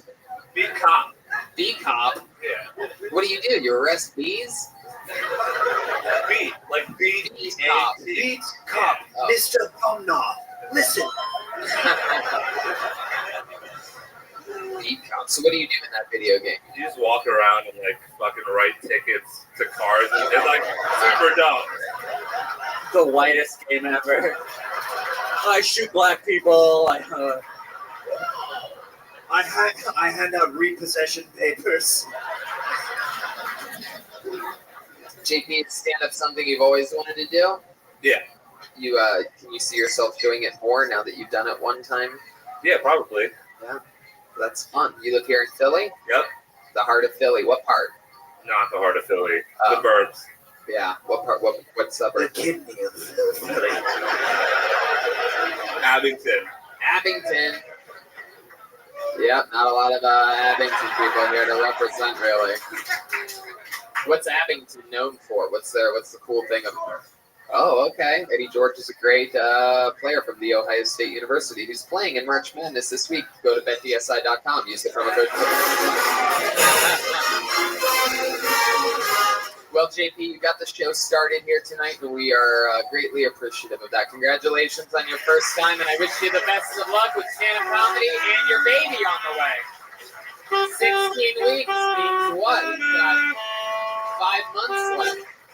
5 months until a baby's looking at that face like, what the fuck did I do wrong to end up with this fucking nerd as my fucking father? I don't know why it's a talking Italian baby, but it's just what I picture. All right.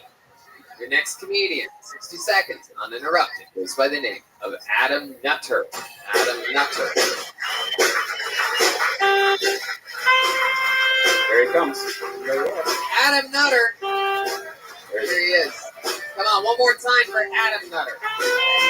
Oh, what's up, everybody? Thanks for coming out.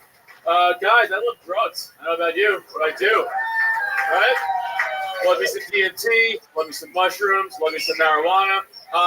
What I hate being a dad, because I can't do all the fun stuff I want to do instead. I have to go to kid parties a lot. They're awful. Last one I was at, I go, my buddy's like, Adam, you got to help me out. I'm like, what's up, man? Like, face painter called out sick. I'm like, all right, I can't draw, but how hard can it be to draw dicks below kids' faces for a few hours? Can't be that hard. One came up to me, he's like, oh, I really want to be Batman. So I killed his parents because I'm being a good role model. I'll tell you what didn't happen. He didn't become Batman. He just cried a lot. You know, I was like, hey, kid, Batman would have picked himself up by his billionaire bootstraps, fly across to China, train with the League of Assassins, fly back, build a super suit, and all you're doing is crying. Your generation is awful. Oh, there you go. Adam Nutter. Good job. You've been doing stand-up a little while, right? This summer will be 5 years. 5 years, all here in Philadelphia? No, I am just starting in New York. I'm from New York. No, I live out here now. I could feel it. You came out aggressive from the get. You maintained a healthy volume level. You projected. You performed. That's all fun and games. That's good. Good set. Fun times. There you go. So let's find out more about you, Adam. You've been doing it 5 years. Yep. You are a dad. Yeah. How many kids do you have? Just one. Yeah? Yeah. How old's the kid? He will be 8 in 2 weeks. Wow, you have one of those just kids that's like growing up all by himself and shit. Yeah. Yeah. Especially because, like, I don't live with his mom, so actually by himself. Wow. Is he by himself right now? Oh.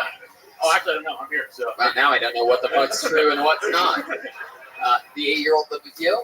No. With the mom? Yeah. Yeah. And what do you do for a living? I'm actually a retired cop from New York City. So I used to stand up and You ever play beat cop? No, it sounds terrible. Real cop was mostly Angry Birds and Netflix, not fucking that boring ass scene. How are you a retired cop already? I got too many head injuries from using Wow, football. you must know. You must know his wife. If you don't know the guy that plays beat cop, you know JP's lovely wife. She's 16 weeks pregnant. I know. Is this your first time on Kill Tony? Yeah. Oh, it's my second. I know. So Adam, let's talk about those brain injuries. What Sure. the hell happened? How do you get brain injuries? Years of football, a few years of MMA, and then car accidents. Wow. Yeah. Played football, what, in high school? High school, then I played a little like semi-pro in Jersey after high school. You played semi-pro? It's not. It doesn't sound. It's like rec league football is a joke. I was not that good at semi-pro. What position? Safety. Wow, Yeah. you were a safety? I was. The last line of Last fucking line of defense? The responsible one? The guy that's supposed to run at the right angle and catch a fucking running back? Yeah. All right. What was the name of the team that you played for? The Edison Mustangs. The Edison Mustangs. Holy shit. Yeah, who came up with that light bulb of an idea? Wow. So then you started MMA? I did at 18. I started training. I fought for only a year from 20 to 21. Then How many fights did you have in that year? Three. 3 fights. Yeah. What was your record? I was 3-0. Wow. Look at you. Amateur, not professional. Right. It was just semi-pro. Yeah. So 3-0. That's it. Did you take a lot of shots during that? Yeah, ton. But you still won somehow. Explain that. Why do you think you were able to pull that out? I don't know. When you get so many brain injuries already, you don't care anymore. It's like, fuck it. I'll just stick my chin in there and you just duke it out. You say that you have all these brain injuries, but you come out here, you do stand-up comedy. You've been doing comedy for 5 years. I think it's one of the harder things to be able to do and get good at and get better at. So are you afraid that the cops that are sending you checks every month from our amazing United States government, who I love dearly, do you think, are you a little bit afraid that they might find out about, like, what if, I mean, you've been doing this 5 years. What if 5 years from now you have you get a Netflix special and the police are like, hey, what the fuck are we doing here with this? Oh, yeah, no, it's cool. They just told me to have a gun and make, like, hard decisions. So, right. I'm not doing that here. So it's a little more lenient, What do you consider hard? How dark does a person's skin have to be for you to, I mean, point to us on Joel's body. Is it nipple dark or? Oh, yeah, nipple dark's good. Wow, nipple dark, you're dead. So Puerto Rican. Oh, it's good. So how long were you a cop for? 8 years. And did you end bad? Like, something happened? Like you shot a kid or something? No, we're actually going to call, like, other cops calling for help in this giant fight, and we were flying, and some girl, ignoring all the lights and sirens, just walked out into the street, and I either kill her or I swerve. The swerve, hit a light pole crashed in the car, tire flew off, I got knocked out for a few seconds, woke up, they're like, I'm like, don't cut my vest, it's expensive, and they had to cut my clothes off and shit. Yeah, it's pretty crazy. And I was out for a while, and they're like, yeah, you're just done, man. We can't do this anymore, and I retired. Wow. Yeah. So you got into a car accident. A few. Oh, there you go. Were these people crossing the street? Were they even there, or they like? I do a lot of those mushrooms, man. I don't know. You were doing mushrooms while. It's that girl here on stage right now. How do you get into so many car accidents? You're out. Well, there. I was only driving one of them.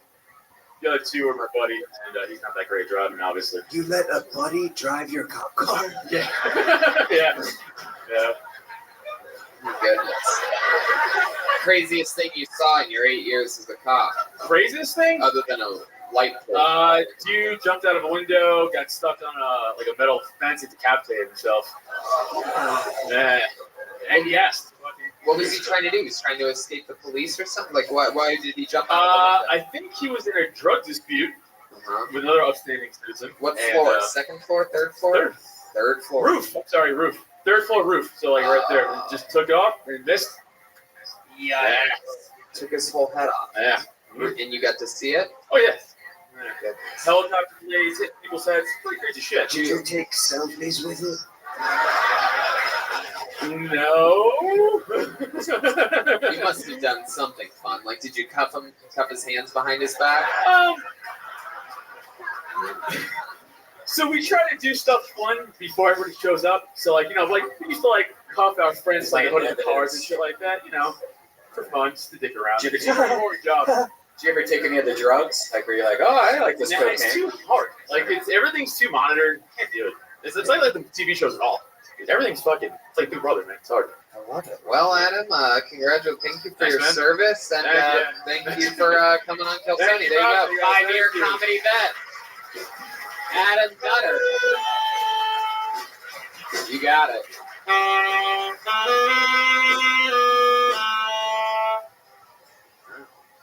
Got a lot. Got the lungs of the deer. And the breath of the goddess. Your next comedian goes by the name of Neil Wood. Neil Wood. Neil Wood. Here he comes.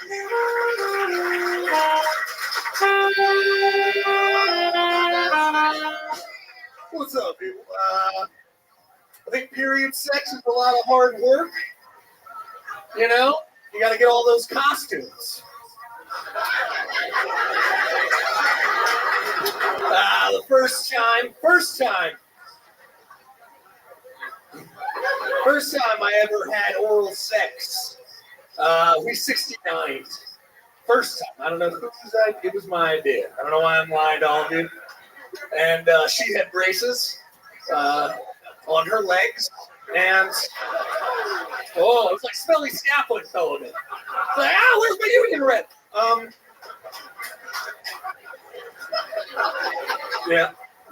I hate shower sex. Can't do shower sex. I'm very tall, and cats hate water. So, look at me. I'm a dog guy. Come on, stop.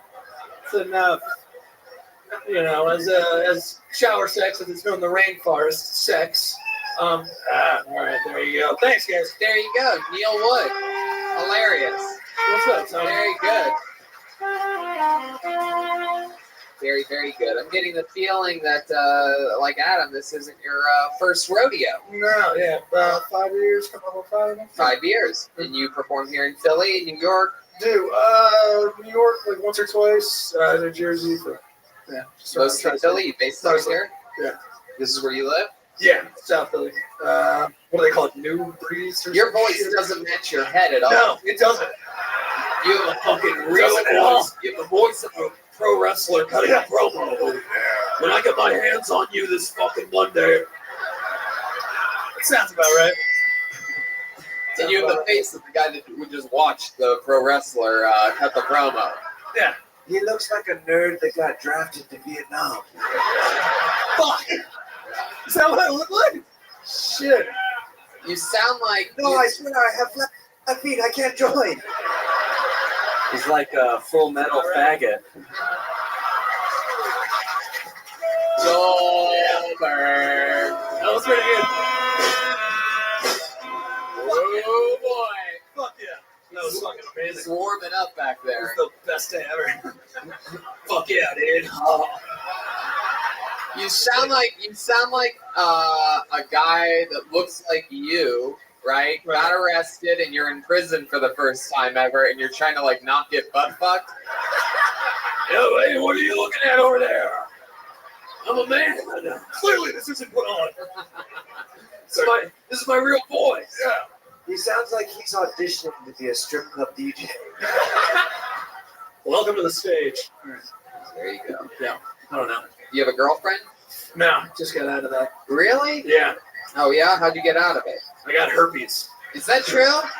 Are you serious? 100% So true. did you cheat on her and you got herpes, or No. she gave you herpes straight up? Yeah. We broke up, and then I got the gifts. You broke up. You hooked up with somebody else. You got herpes. Yeah. No. So The confused. timeline's a little slippery. I bet it is. The The memory, much like the herpes, never goes away. So that is true. 1 in 8. 1 in 8. All right. So, yeah, no, we were dating. She had it. I knew she had it the whole time. We dated for 4 years. Did she tell you? Yes, she did. She told you at the beginning of the relationship, Yes. like, Yes. just to let you know, if you ever want to fuck me without a condom, you're gonna have a little something. I couldn't have been harder when she told me. That's the kind of guy I am. Really? It lubricates, right? It helps. Yeah. Right. Right. Absolutely. Clearly. Fuck yeah, absolutely, 100%. Yeah. Is that Jersey trash showing? Is it? Yeah. Is it? All right. I fucking love herpes. Yeah. So did you not wear a condom, or what happened? No. You literally looked at her in her eyes and been like, baby, it's worth it to me. You were like, tonight I want a raw deer. I like how antlers bounced when you said that. One of my favorite parts of your set, Neil, was when you said that your first time having oral sex, you 69'd, and I heard a cool black guy in the audience go, yeah. It's pretty amazing. Love it. Yeah. Buying that guy a drink. Hell yeah. And yeah, man, you had great fucking jokes. You've been doing it 5 years in Philly. What do you do for a living? I'm a creative director for a college. Wow, what does that mean? Oh, advertising, marketing, design. Well, hopefully not Penn State. No. All right, so we got some work to do. Got an image to upkeep. I love you doing. My voice is so much more intense. Like your eyes are like, oh, so I like that. Thanks, Neil. I think you talk about what you like. How are we talking about here? So what do you do in the college? Yeah. Very good. How long have you had that job? 6 years. 6 years? Yeah. Wow. Free herpes. Free herpes. It's a different time back then. Hell yeah. So what do you do for fun? You seem like an interesting fucking guy. I like your sense of humor, love the jokes, so I want to know more about getting you. herpes and doing comedy. Come on, it's gotta be. But like for a hobby or something like that. I do, since I went to art school and work for an art school. I paint, design, and stuff on the side too. Yeah. Paint, design, stuff on the side too. What do you want to do? I can probably do digital media, film editing, painting, that kind of stuff. My goodness. I'm very talented. Wow, I like that. Talented in a bunch of stuff that we can't see. Yep. Nope. Not available for kids. All right. How about now that you're single? What's your master plan? What are you gonna do? Openly telling people I have herpes. You're gonna openly do it. Wow. Just to weed them out, I think. So let me ask you something. Are you gonna warn people from now on? How does that work now that you have herpes? So let's say a chick is like, after this, a chick comes up to you and she's like, I love your set. We have the same voice. no, I'm kidding. If she's like, hey, what's up? Like, I like you, Neil Wood, and I maybe want to see more of your last name, if you know what I mean. Like, right. What would you be like? You'd be like, well, there's something I gotta tell you. Right. I don't know if you heard during the interview part, but I was gonna say after this, and she didn't pay attention, and she sounds like she's for me. No, yeah, I'm getting used to having to talk about it. Just got out of hospital because I got herpes. I also got a brain infection. What? So, how does that work? Yeah. Apparently, herpes is usually in the back of it's the base of your spine is where it lays. Yeah. My herpes went to the base of my spine and then was like, fuck it, we're going right into his spinal tap, and then went to my brain and gave me an infection. Wow. So how did you find out about that? Like, how do you find out? How do you find out that you have a fucking You get progressively sick and you have crippling headaches. Whoa. And then you go to the hospital and they're like, do you have herpes? I'm like, yes. And then they're like, you have a brain infection. That's cool. Has any nurse on accident, after she asks you that question, do you have herpes, accidentally go, ew? Yeah. That's happened. That's 100% happened. So you didn't get it from doing like 69 with her. It didn't just go right in your mouth into your... A little. Wow, Dr. Redband is it's a very brain damage heavy episode of Bill Tony is what I'm noticing. Yeah, Adam is my best friend. Is that true? That's 100% true. Really? Yeah. So the guy he does have that kind of brain damage, yes. Wow. That's your next question. Look at that. Did he ever let you drive his cop car? All the time. All the time. Oh, dude, I'm fucking wrecked again, man. You're going to be in big trouble this time. You mentioned Batman and being rich, being a rich kid. What was your childhood like? Did you grow up with rich parents? No, you're just I think lower middle, probably around there. Lower middle. Right around where you're. I'm from a blueberry farm in New Jersey. Lower middle, right around on your spine where your herpes like. Yeah. Okie dokie. So that was, Neil, another great set. I love that guys like you and Adam showed up. Comedy experience showing off. I can tell people that have done stand-up in New York before. That's what it's turned into now. I can tell by the way that they project. They don't fuck around. Like you'll notice somebody that for their first time or really even Even at other places, they'll be like, "Hey, what's up, everybody?" You know what I mean? And someone from New York will be like, "What's up, everybody?" It's a different thing. But they have to get their point across because everybody before them and after them is getting their fucking point across. Can't pussyfoot. Make some noise for Sean McGuire, everyone. Here we go. Keeping it moving along. We're flying through people. Damn.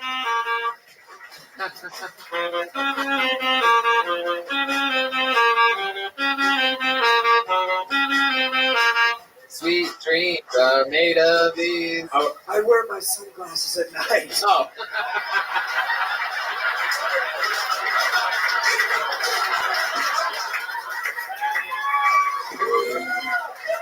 One more time for Sean McGuire, everybody. Thank you. Sam and Philly, excited to be here.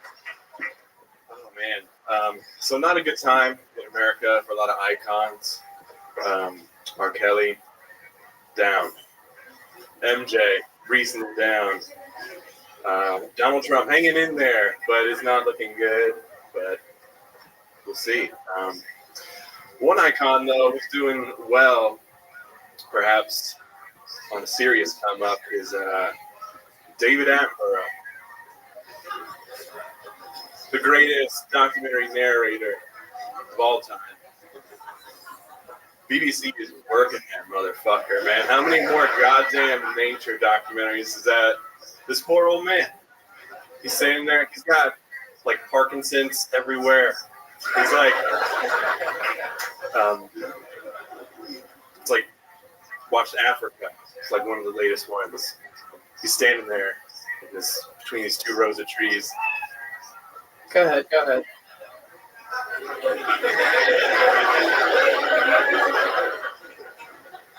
I'm here in the Serengeti. Thank you. Thank you. There you go. Sean McGuire. Fuck yeah. I don't recognize you not sitting behind a crystal ball.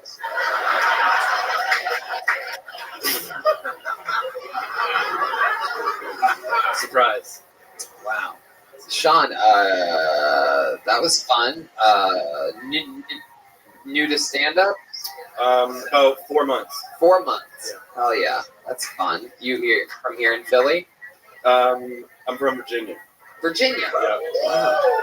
You came up here for this, or you're in town? I live in Philly now. Oh, cool. You're originally from Virginia. How long have you lived in Philly?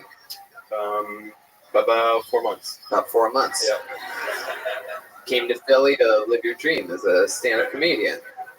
I was in Brooklyn before for about 4 years.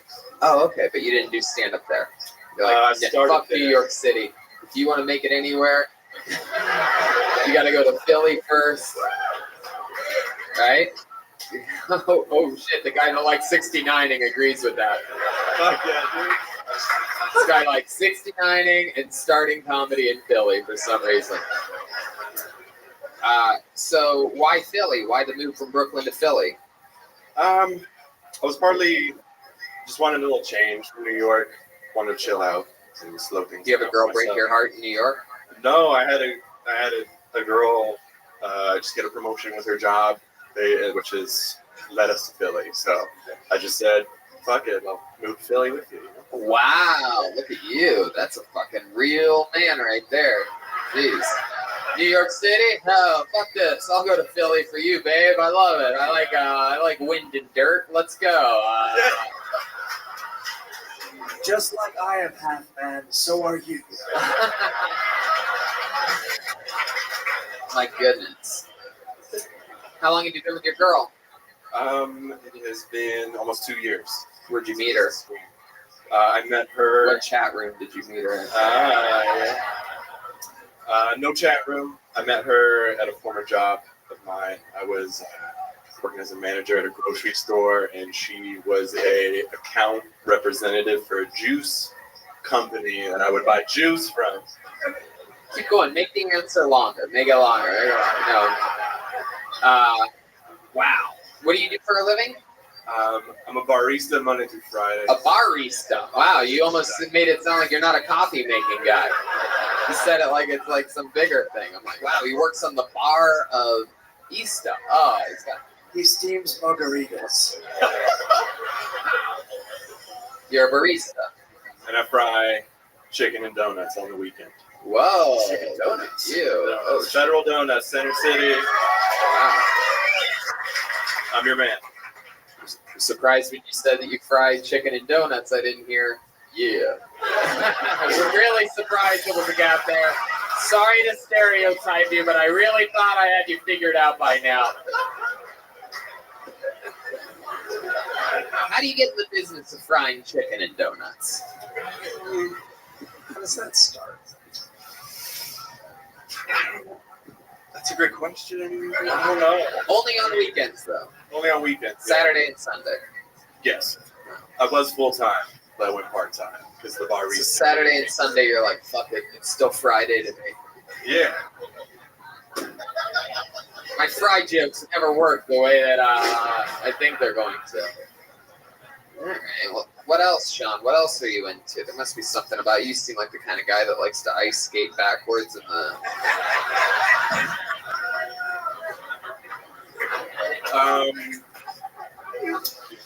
I play some bass guitar. Yeah. I love to watch Tony, and I'm into like yoga and meditation. Really? Can you give us a good? Can you give us an example of some of your yoga skills right now? Would you guys like to see that? Here he is doing a little yoga for us, Sean McGuire. Just watch the drums behind you. That's all. Yep. Here we go. Wow. Wow.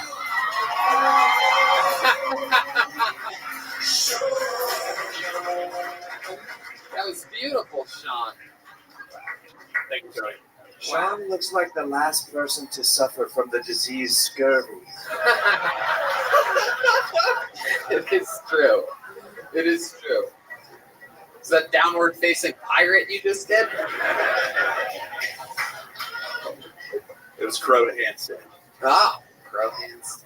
Oh, my goodness. All right. Well, Sean, congratulations on this new life you found for yourself in Philly. You did really good. You got great laugh. You did one of the hardest things possible on Kill Tony, which is, hit your fucking mark, even though you didn't get it in the time. When I gave you the extension, a lot of people say, why do you tell them to finish? It never works. It's like sometimes it fucking does, and it makes it worth it. You hit your mark, and my own a piece of advice I could give you is sort of something that I was talking about right before you came up, which is like, get it out there. I know you're only 4 months in, but it's such a good note to sort of take from the last two guys. You have to convince us, you have to project, so you could fucking own it more, because with the stuff you were talking about, it was really funny. Thank you. There you go, Sean McGuire, everybody. On to the next one we go. Here we come down that It's the wrong song again. Quit singing along with the wrong songs. Just hang on, Sloopy. I love that. The trouble. Sweet dreams are made of these. Who am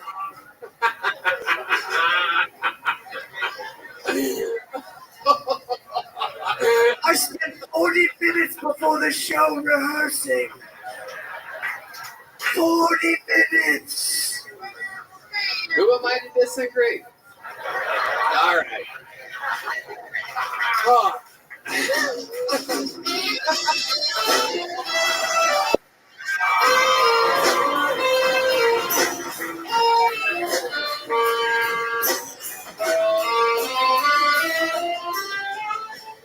Wow, you taught me a lesson. It looks so funny to me. There's something about antlers that just cracks me right at my core. I feel like as the episode goes on, are they going more and more sideways? Are they going down? They're getting left. You go to forhims.com.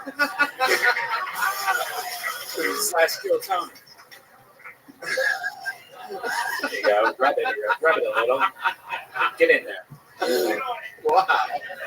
Hey, look at that. Okay, your next comedian goes by the name of...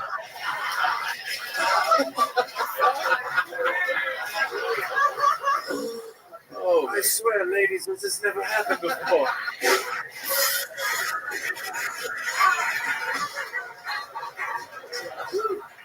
What's the noise for your next comedian? The one. Maybe. There might be more. Make some noise for him. It's Dorian Vasquez, everybody. Dorian! Here we go. Here we go. Is that Dorian? Oh, wow, we got a runner over here. Here comes Dorian. He's making his way.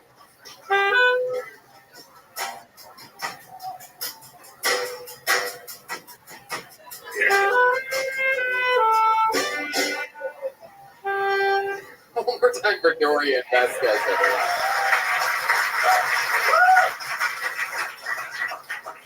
You guys think socially retarded Japanese kids obsess over American TV?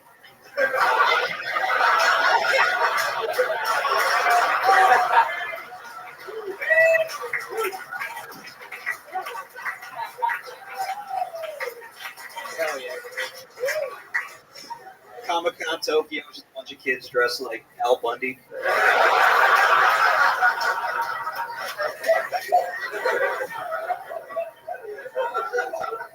I talked to my mom the other day. She's 68. She lives in Belize now.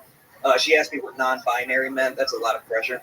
I don't even know how to explain it to someone that like she hasn't cleaned a white person's house for 10 years, so she's like out of date on wokeness. It's like it's a person who it's a person who doesn't it's an out of shape white lady. Is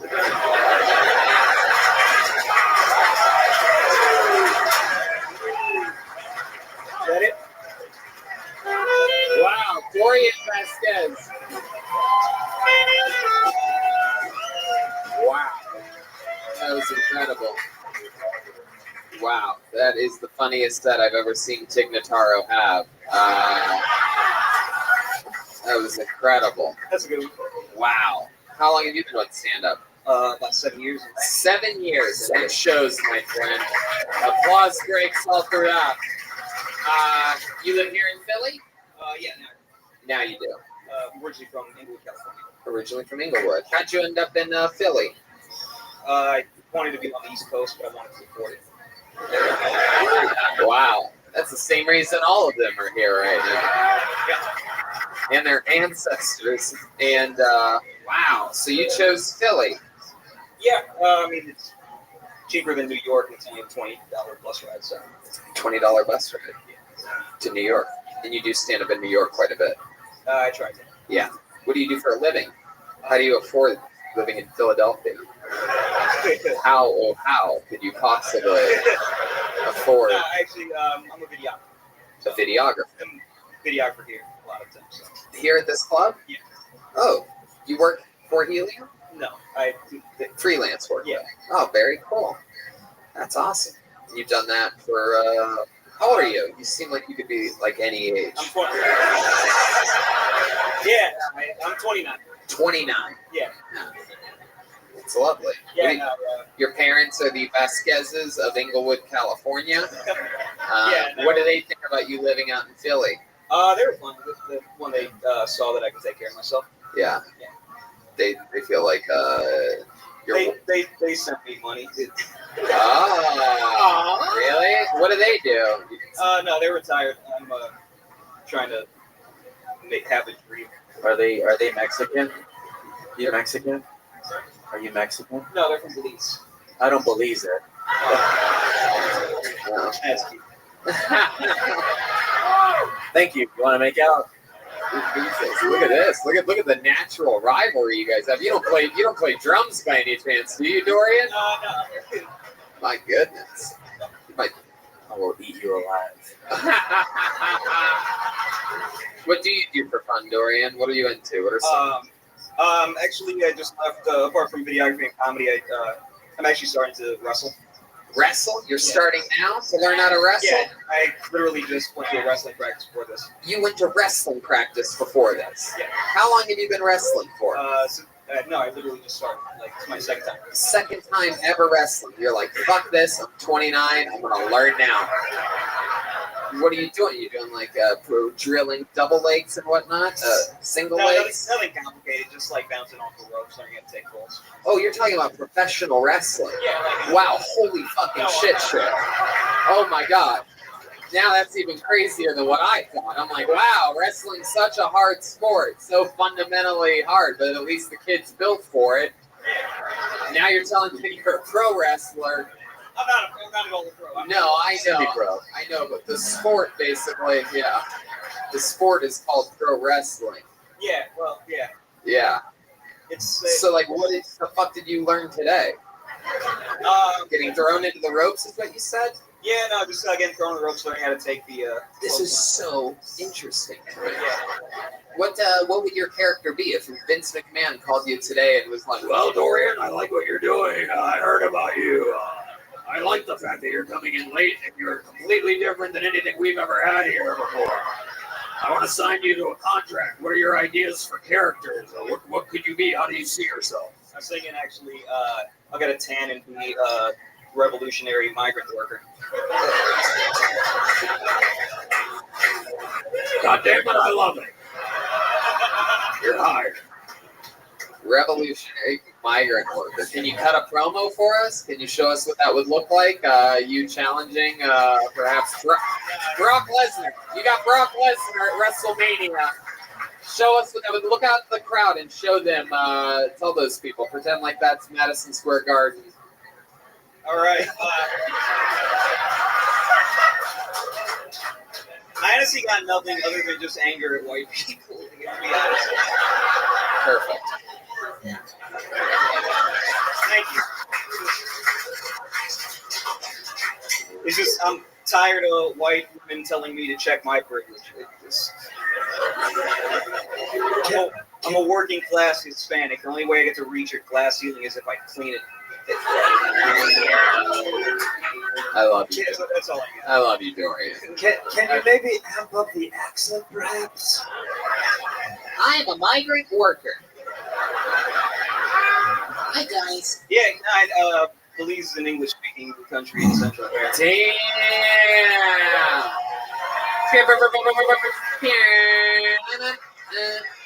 I'm sorry, I'm not from that neck of the woods. Wow. I like your style.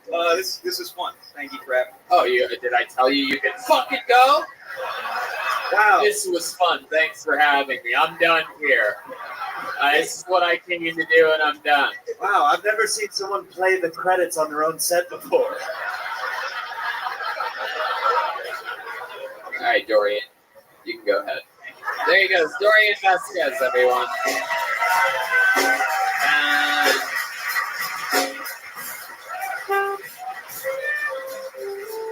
I like that kid. You guys having fun out there?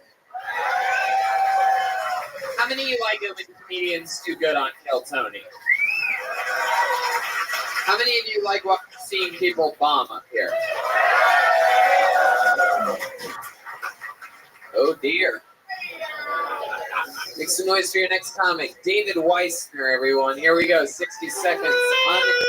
Here it comes. Here comes David. One more time for David Weissner, everyone. Hey, everybody. I'm going to be a dad, too. I didn't jerk off in the cup, though. I just didn't pull out. I'm going to get 18 to life for that. But I'm hoping for a mistrial.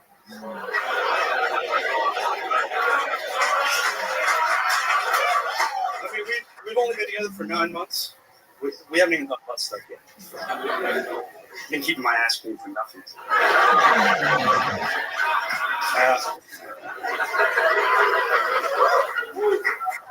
I forgot the next part. There's always things I wanted to do before having a kid, like cocaine. I'm 22 and I've never even seen it. Right? How am I going to parent with no life experience? When I told my girlfriend that, she was like, "Oh, you still have like 6 months? You want to go try it?" This is the longest minute. There you go.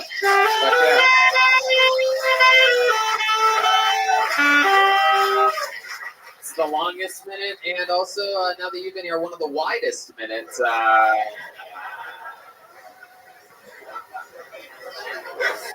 So exciting to have Red Band's little brother on the show for the first time.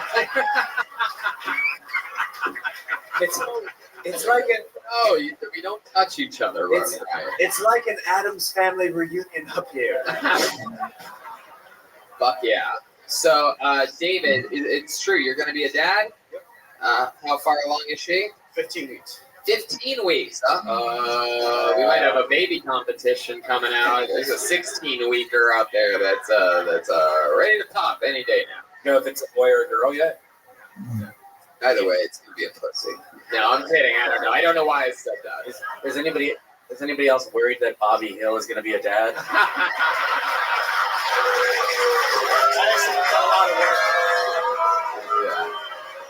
Wow. That is what you fucking look like. Yeah, I've been told. My goodness. Now, strangely enough, you're the person on stage who's not currently learning how to become a pro wrestler. Not yet. What do you do for a living? I work in a body shop. A body shop? Wow. It looks like the only body you don't work on is your own. David, I love that everybody knew exactly where I was going with that. Looks like everyone's like, here it goes, Tony. Sign 'em up for you. Yeah, that's what we want, you fucking fatty. It's a body shop for like cars and whatnot. Ambulances and fire trucks. You specialize in ambulances and fire trucks. Did you recognize the guy that wrecked a bunch of cop cars earlier? No, he really specialized in ambulances and fire trucks? Yep. Wow, my goodness. What's it like working in an ambulance knowing you're inevitably going to end up in one? I think about that every day. Really? How long have you been working on ambulances and fire trucks? About 4 years. 4 years. What an interesting thing. You specialize on like sirens or anything? No, I'm in a paint shop, so I just prep things to be painted. Oh, cool. So a lot of like red, a lot of red. A lot of white. A lot of white and red. Yeah, white ambulances, red fire trucks. You ever have any fun on the fire trucks or the ambulances? You ever do anything? Silly, like extend the ladder and like try to climb it and be like, oh shit, I'm too fat for this. They don't let me play with that stuff. What's that? They don't let me play with that stuff. No, they don't. Yeah, just paint. You ever think that inhaling a lot of paint might not be good for you? Yeah. You said you're 22, right? And you still with the girl that you got pregnant? Yeah. How long have you two been together? 9 months. 9 months. Well, isn't that fitting? So did you try to have the talk? You know, the Planned Parenthood. How did that talk go? Just so that your baby can one day listen back on this episode. How long was the talk? It was like half an hour. Oh, 2 seconds. She's like, Oh, hell no. She's not black? Oh, okay. I just assumed. I heard that black girls are into white guys with big asses. So, is that it? Maybe I have it backwards. I'm not sure. Did you want kids before this? Like, Sure. Yeah. Sure. Now, not anytime soon. My goodness. So what's the plan? Is things already changing? What do you have, an apartment? No, we live at her parents' house. You live at her parents' house. Yeah. Oh, no. Is there a long stairway or anything? If you ever need to escape, you can come to one of my tree houses or something.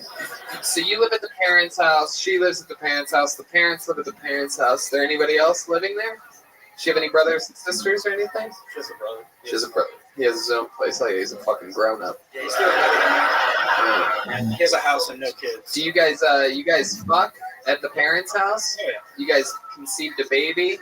That was at my parents' house. Whoa! Hell yeah! That was the house with the stairs. I think that's why she wanted to move. Wow. Just got to buy her a hoverboard and put it right on top of the stairway. Goodness. It's hard getting a girl pregnant. Not for all of us. At your. I wasn't done, you fuck. Setting up a completely improvised joke. Son of a bitch. Anyway, can't do it now. So tell us what. How did you end up like that? What are you? What's your food of choice? You a big cheesesteak guy? Yeah. Yeah. What else? What else do you love? What's like a guilty pleasure of yours? What's something crazy that you've eaten that we would be surprised by? You seem like the kind of guy that like drinks a gallon of milk to start the day. You know what I mean? It's just what I do, man. I gotta go fucking paint ambulances. I'm out of here. Peace. Fast food. Fast food. Fast food. Slow walking. It's mostly standing in one spot. I like it. I like your style, David. A lot of people with babies on the way here. It almost seems like it's one of the only things to do in Philly. To make babies and rationalize how creating life is life. You know what I mean? It's so true. All right, David. Well, let's just keep it moving along. You're adorable. Congratulations. Hey, wait a second. I didn't even ask you. How long have you? Is that your first time doing stand-up? Wow, first time ever doing stand-up. We're doing more, dude. You're 22. A lot of the greats start at 22. So don't quit. How about one more time for David?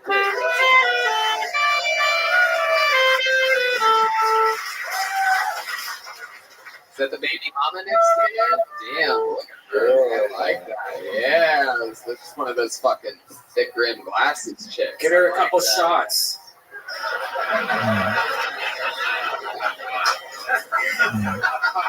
Okay, Ken Offie, everyone. Ken Offie. You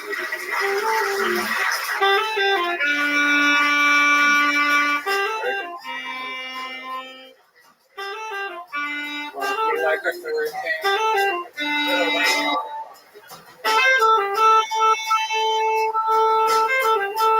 Ken Offie? Whoa, Jesus, all right. Oh, my God. Fuck, did he just come out of this bucket? One more time. What's going on, guys? Evan Opie, everyone. How you guys doing? Feeling good? All right. I've been getting along better with my dad recently, which is cool because growing up we didn't really get along at all. He was all of the abuse with none of the alcoholism, which just means he really, really meant it, you know? Yeah, he would wake up every morning clear-headed as shit and be like, I remember what I did. But I've been a single guy lately, first time single in the adult world, and I had my first one-night stand last year.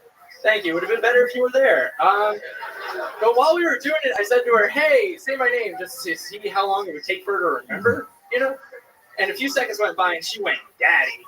I was like, "Oh fuck, that's a power move for sure." And then she was like, "Say my name, Daddy." Like, and I was like, "I'm so fucking proud of you." Like, thank you, Kevin. Okay.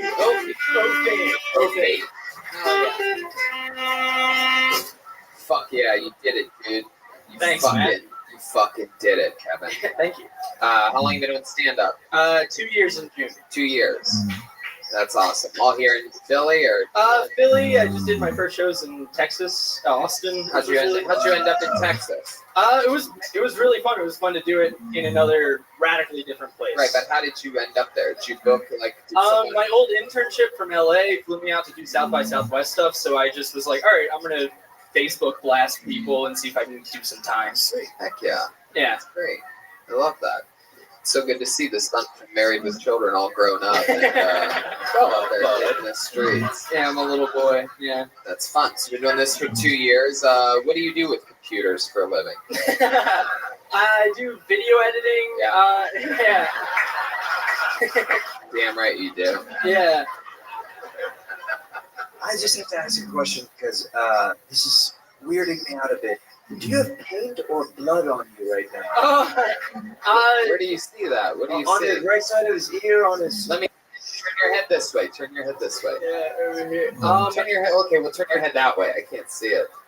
Okay. What is that? Blood, I did a tape segment for the same wrestling show that Dorian's on.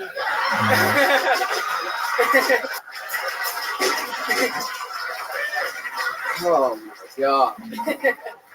Are they recruiting a tiny gay wrestling community? I wrestled low weight in high school. Yeah. You look like you wrestle in the WWW. It's a nerd joke. Yeah, I got it. So what the fuck were you doing? Explain clearly what you were doing with this pro wrestling group. Well, it's called Awful Wrestling. And it is a local thing, and I came in as like a sidekick that's taken hostage of this character called Party Priest. Can you give us an example of what it sounded like? Come on. Well, I was an altar boy, so I just screamed as. You were dressed like an altar boy? They put me in like Gregorian robes. It was Yeah. pretty wild. It fit. I was like the smaller and weaker I looked, the better. Hell yeah! Well, but, a lot of special effects they must have used to make you seem small and weak. Yeah, they put a blade up to my dick and I screamed like, "I'm already circumcised!" and shit like that. Yeah. Wow. Yeah, and then I screamed. Yeah, it was cheesy. It was fun, but yeah, I got covered in blood and then came to this. So how long?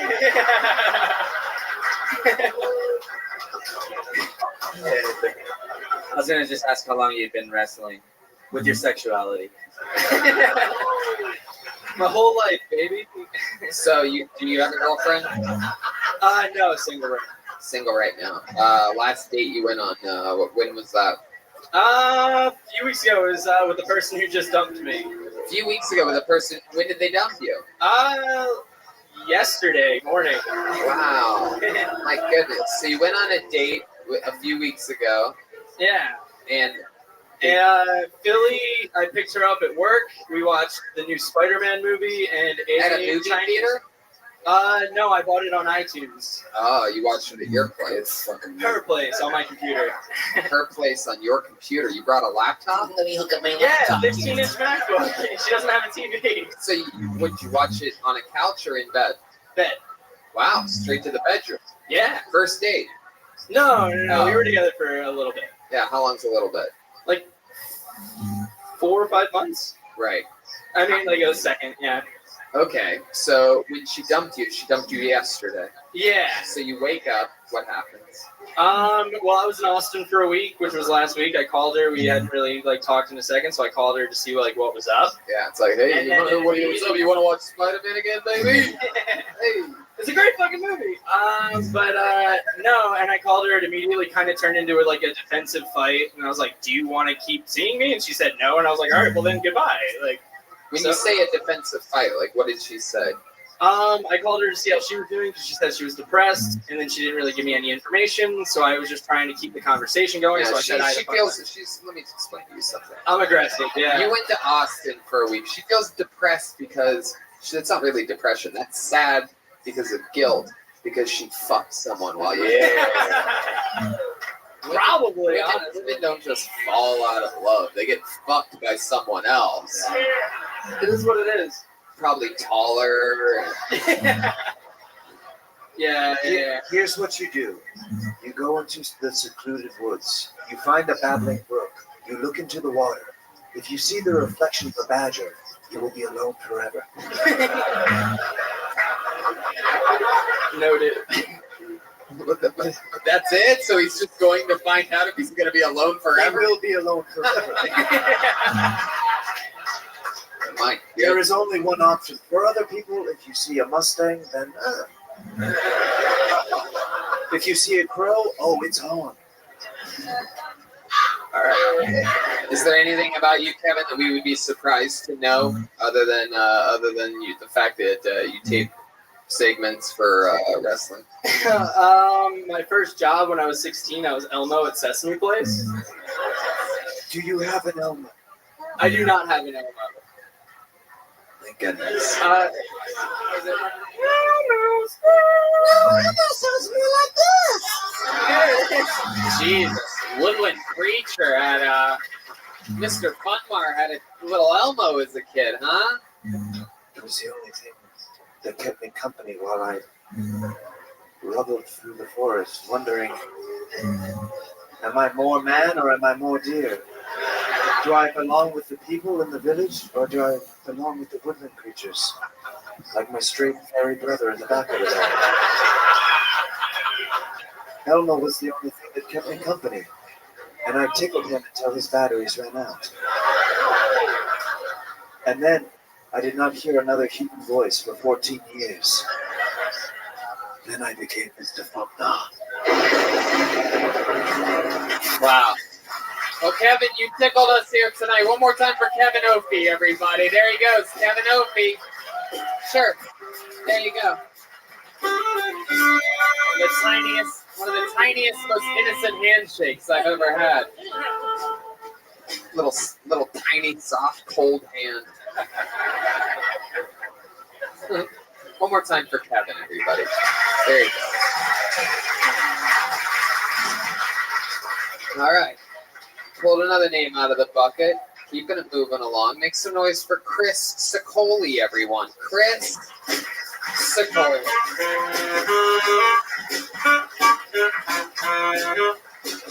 Here comes Chris.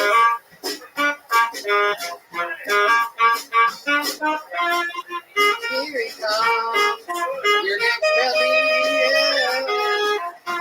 Make some noise for Chris Sicoli. Hello, everyone. Hello. Oh, man. It's a longer joke than I thought. Okay, I'll tell you about me. I live in the suburbs, which means my drug dealer is a white child. I say child to be funny. It's not inappropriate, you know. Like, he's old enough to sell me drugs. He's not old enough to drive them to me. Is anyone else in that situation? Let's anyone go to the dealer and take me to lacrosse practice. Anyone? Anyone? Just me? Really? Does anyone go to their dealer and then tutor them for drugs? Anyone? No, you gotta help your community more. What are you guys doing?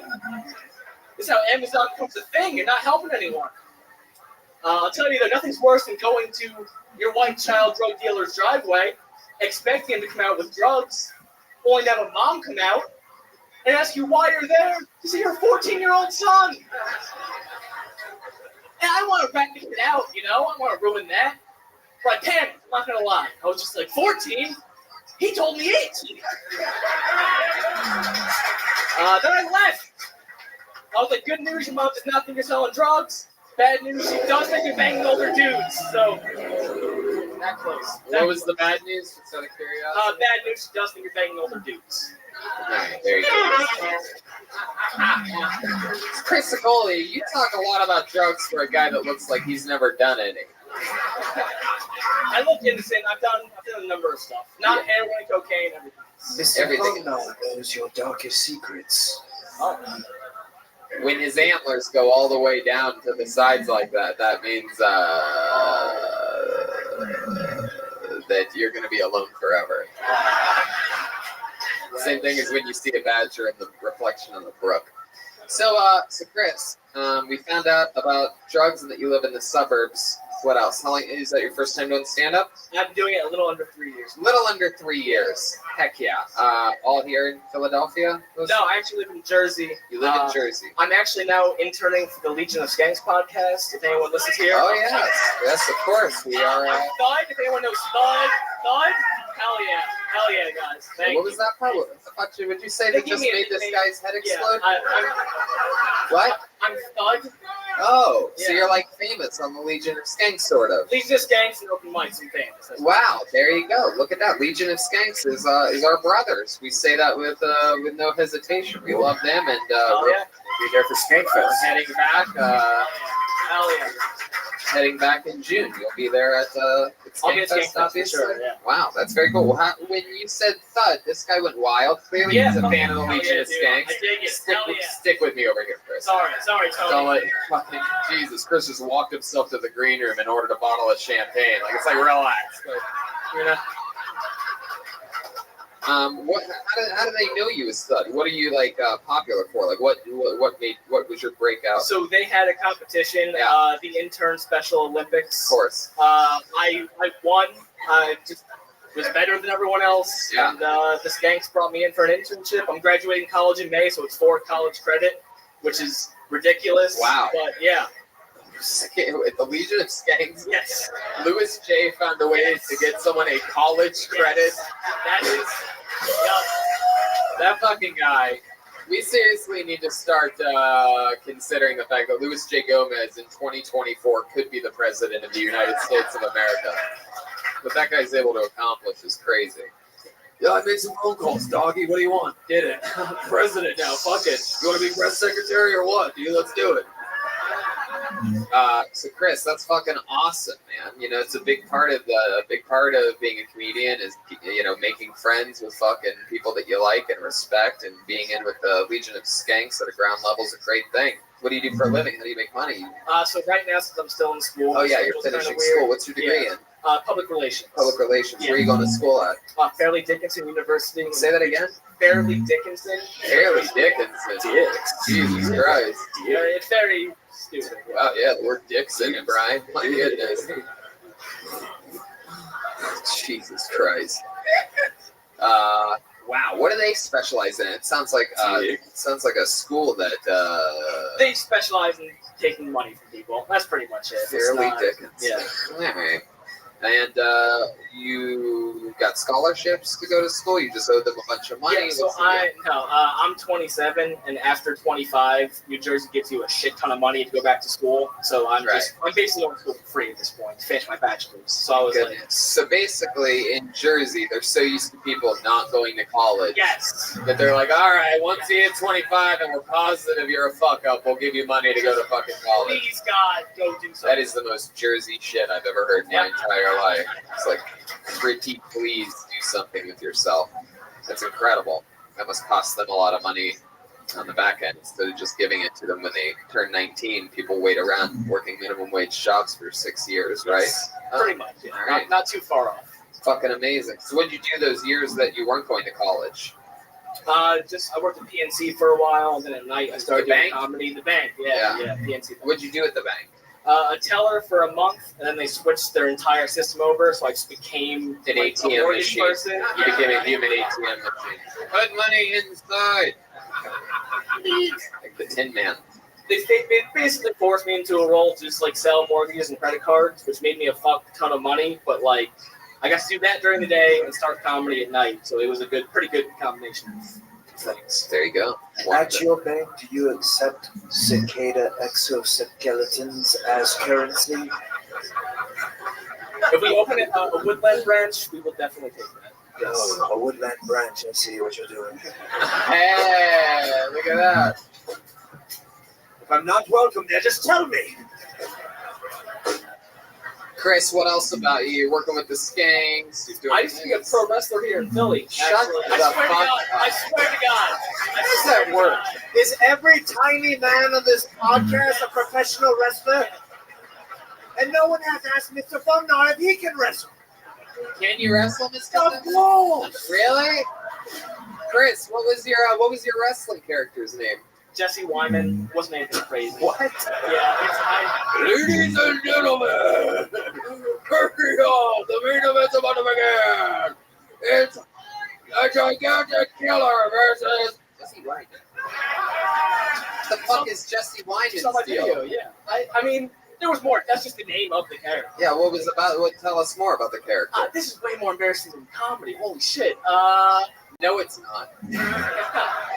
No, it's you talking about. My first character, because I started training when I was 15. My first character was Crimson Chris Cardinal. That was my first name. Yeah, but tell us about it. Like, what the fuck made him Crimson Chris? I liked the color red, and I wore Hot Topic shit, like the Hot Topic jeans, and like there you go. Jeans, strip jeans, whatever it was. I'm the red guy.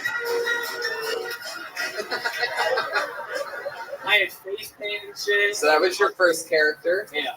Let's go. And then Jesse Wyman was like a transition. I was gonna be someone else. That sounds like the name of a person in transition. I think I'm just gonna go for Jesse for a bit till I get the old snip. And then I'm gonna go by Justin. Wait, no. I'm gonna go by Jessica. I did it backwards. I hurt my back on a dive through the ropes, and that kind of stopped my career. That's why I stopped wrestling. Once I got my dick up, I'm gonna go by Justin. All right. Well, Chris, amazing that you were a fucking pro wrestler. I wish found out more about you. You know, drugs are a hell of a thing. I would have loved to have heard more. You know, I feel like drugs jokes really don't give us a great sample size of what you're capable of. But it's just my go-to opener, so I wasn't expecting to get picked when I heard 30 to 40 names. So it's kind of like just going to the nobody's expecting to get picked. Yeah. That's fair. That's fair. Yeah. Damn right it is. Well, enjoy going back to college, and we'll see you at Skankfest in June. Yeah, definitely. Hey, come, and you know what, Chris? Chris, make sure you sign up June 20th at the Gramercy Theater in New York City, because you'll already be there. There you go. There he goes, Chris Cipolli, everyone.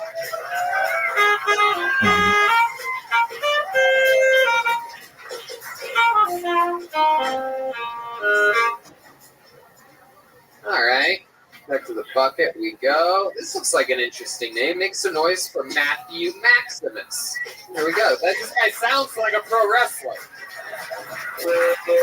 Matthew Maximus. Here he comes. Here he is, walking all the way around.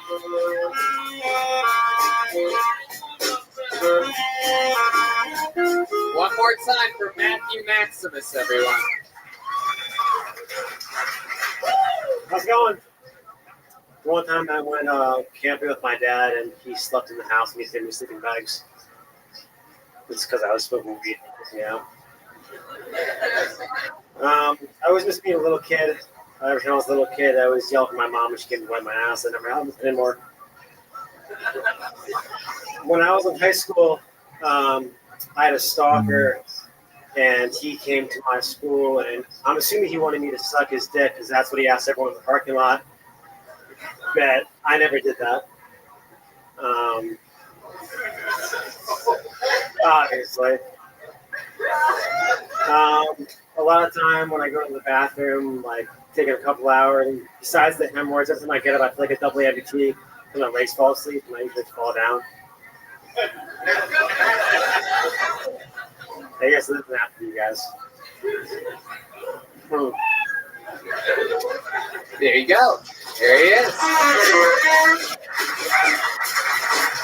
Matthew Maximus, as I like to call him, John Mayer with leukemia. All right, buddy. Are you not entertained? What? Are you not entertained? What's your accent? No, there's no accent. Let's check in with Mr. Phone. Yes, I'm pretty sure he accidentally signed up for the sheet for free therapy and not Tony. All of those were weird quips about his life that I was like, huh? Yeah, I really. What? I'm with Are you serious? This guy's got issues. But none of them had punchlines. I'm with Mr. Funknar on this one. I had a little trouble understanding you. You have you speak perfect American English? I think so, yeah. You think so? What did you say about something about sucking a dick in a parking lot, for example? I didn't catch it. I had a stalker in high school, and he showed up to my high school and waited at the parking lot and asked everyone if they knew who I was, and they said yeah, and then he asked if I sucked dick. He asked the other kids if you suck dick. That's correct, yes. Does Matthew Maximus suck dick? No. That you had a different name back then? Yeah, I did, yeah. Really? Yeah.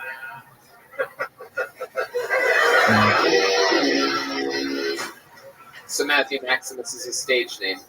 Last name's fake, yeah. Last name's fake. How long have you been doing stand-up comedy? I never have. This is your first time ever? Yeah. And you signed up? Yes. Yeah. So you used a fake name, just a stage name, just in case it went how it did. Yeah, Matthew. No, you can still find you with that name on Facebook or Instagram. Oh, okay. Well, there you go. All right. So, interesting. What did you say about your leg falling asleep? What was the last thing? I literally didn't understand you.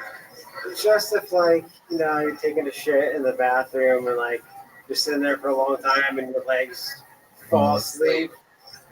That never happens to anyone. Everyone was like, what the fuck? And that happens to me, but I guess no one else. I guess I'm a long shitter. Okay. Let's talk about it, Matthew. I'm excited to meet you and find out more about you. Sounds great. Come down. How old are you? I'm 25. 25. Yeah. Tell us about you. What's the deal with you? What the fuck are you doing in life? What are you doing? Well, currently I'm going to the post office, I like to call it, in England or Ireland. So unemployment currently. I used to work for a medical device company, not anymore. Right. Studying for a real estate test with the snowboard. Hang out. Studying for a real estate test. Yeah, for a realtor's test, yeah. And you like to snowboard. Like to snowboard, yeah. Mr. Fumnar. Yes, he looks like the lead actor in a Tim Burton production of a movie called White Privilege. Yeah. That is true. You have successful parents. Your dad is a CEO of a company. No. No, what does he do? He works for the state police. The state police? He's a police officer? No, he's a dispatcher. He just Okay. How about mom? What does she do? Realtor. Realtor? Yeah. So she's doing pretty good. Yeah, She sells houses? Yes. Wow. She's good at it? I mean, good enough if everyone thinks I'm here white privilege, I guess. Yeah. I guess so. What do you, how long have you been unemployed for? 2 months. 2 months. Yeah. Do you have a plan? Stealing everyone's money. Do you have a plan, or are you just gonna milk it for the whole? How long do you get to stay on unemployment? 6 months maximum. You are a Philadelphia guy, born and raised. Like an hour playground north is of where here. you spent most of your days. An hour north of here, yeah. An hour north of here. Yeah. What's that called? Allentown. Oh God, Allentown. Yeah. I know about Allentown. I once, back in high school, I had a wrestling tournament there. Pro wrestling? Yeah, believe it or not, it wasn't pro wrestling. However, I may have suffered brain damage because it turns out that one of the only things to do in Allentown is fucking beat up people from Ohio when they come over to try to wrestle when they come to Allentown. Did not go well. It's a big wrestling town. Did you know that? Yeah, my high school was pretty big in wrestling. Yeah, they're very famous for wrestling in Allentown. That's what I know them for. Did you wrestle? No, I did not. No. Did you do any sports? What did you do? Baseball, football, basketball when I was young. You look like the kind of guy that would be sit in the elevated chair on a tennis court and judge people. Baseball, basketball, you said those were your sports? Baseball, football. Baseball, football. Yeah. Yeah. That's correct. Yeah, that's right. I know what answers you on. What did you do in, what was your position in football? White receiver? No, I actually only played defense. I never played offense. Really? Yeah. Defense. What were you, a cornerback? Started as safety, then moved to cornerback, then moved to linebacker, then moved to DN. I guess that I was too slow. They're like, I had to stay in the line. Oh my goodness. Yeah. When you say slow, you mean brain-wise. I think the CT finally did kick in, yeah, Joe. Okay. Everything you say sentences like they're words. Do you know that? I figured it out. As this interview's gone on, I put together an example. A very big analysis. Sure, ask me a question about my life. Go ahead. Anything, you can't fuck it up. Tell me, what did you do today? I woke up and I drank a coffee and I ended up watching Pitch Perfect 3 was on the TV because HBO was on for the night before, so I ended up just doing that and taking care of promoting Monday's show back in Los Angeles. Really didn't think much about anything. Talked to my wife, FaceTime, chilled, went and got another coffee and drank a bunch of water and then came here. So I talked fast on a monotone? Actually, I couldn't even help myself. I still know for a fact I enunciated better than you. Like, it's like, listening back to it, like, I can't even help myself. You squish all the words together. Yeah. I heard that. Okay. Right. But I did. I don't like the I fell asleep with HBO on the TV, and I'm telling you, I did watch Pitch Perfect 3 today, and I fucking loved it. I've never seen 2 or 1. I watched Pitch Perfect. I'm like, this shit is unbelievable. Why are you guys laughing that hard? Did that happen to you? Hey, fuck yeah! That fat chick is hilarious. Anyway. He asked me earlier today, he's like, have you seen this movie called Pitch Perfect? And I was like, yes, there's 3 of them, and I live in the woods.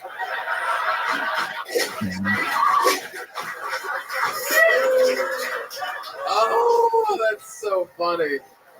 But Pitch Perfect, I don't know. I will not say anything about the other 2, but I'll say this: is Pitch Perfect, because I've never seen them. I don't even think I'm going to. I'm gonna start and I'm gonna end with Pitch Perfect 3. I'm gonna retire on top. John Lithgow is in Pitch Perfect 3. He literally said, "It's incredible. They end the movie with the song Toxic by Britney Spears."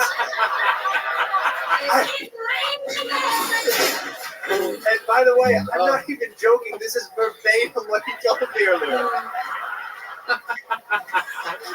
It's so funny. I don't even have to change any of the words that are coming out of my mouth. That's not true. No. Actually, what is funny is that the actual truth is that I didn't know it was Pitch Perfect at all, because I caught a few minutes in to the end, so I didn't see the beginning credits. So what I actually said to Jeremiah was, I watched this fucking amazing comedy today with all these chicks singing a cappella. What the fuck is?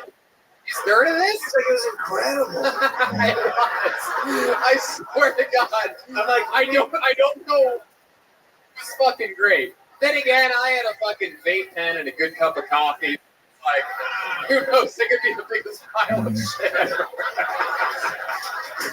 He's like, that fat girl's really funny. She's going places. I'm like, she's already places. This is the third movie she's in.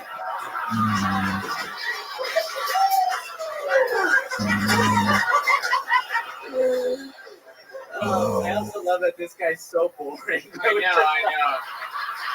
I didn't even realize he was still here.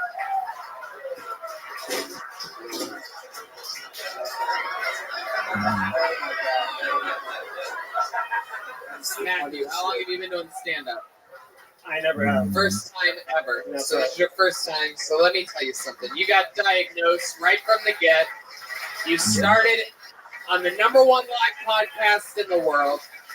You have to end words cleanly and clearly so that we understand you. Because, you could be saying the most funny shit in the world. If Dave Attell had the same brain joke-wise as he has, but he delivered it how you deliver it, nobody would ever fucking know what the fuck he's talking about. He's a genius. So the most important thing is you have to be clear so that we understand what the fuck you're talking about. So Pitch Perfect. Thank you. There he goes, Matthew Maximus, everyone.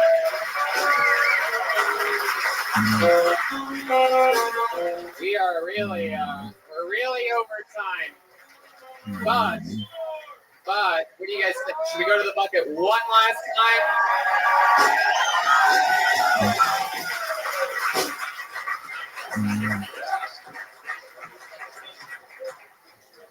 So are you going to go watch Pitch Perfect, like the first one now? Like, No way. No, John. What'd you say, lady? Oh, well, actually, I just fucking did. Thank you very much, by the way. I appreciate it. That's a real fucking cool Kill Tony fan. There you go. Oh, okay. All right. We love you too. That's enough. Just so happens that I did pull a female out of the bucket. Make some noise for Rachel Grimsley, everyone. Rachel Grimsley. Here she comes. Oh, yeah.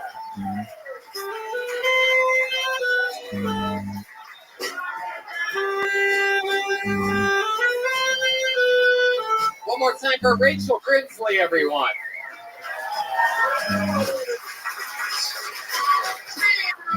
Well, my name is Rachel, but I go by another name for most of my performances. That would be the Hoop Fairy.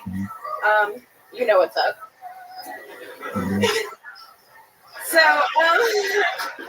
I'm actually a flow artist. For those of you who don't know, that does not mean that I paint with menstrual materials. But I do eat and breathe my art, and that would be because I use fire. Yeah, I'm actually a dance performer. I dance with LED lights and fire and different kinds of cool props like that. Unfortunately, most of the time when I tell people I'm a dance performer, they don't quite get that idea. They usually think I'm a stripper, which I think the thigh highs probably don't help. But I actually study veterinary sciences and work with animals in my free time, mostly because I want people to call me doctor. Hey, there you go, Rachel Grimsley, everyone. Come on. It's your final comedian of the night. Hi, Rachel. How are you? I'm great. This is my birthday celebration. Wow. It's your birthday? Congrats. Well, yesterday, but Well, there you go. this Happy is all I wanted birthday to do. So Happy birthday to you, indeed. yeah. First time doing stand-up? Yes, definitely. Hell yeah. Not my first time on stage though. Right. 'Cause you hula hoop, you dance with, yeah, you, Mr. Funmar. Yes. Funnar. Yes, she looks like she was born in the side satchel of a Harley Davidson.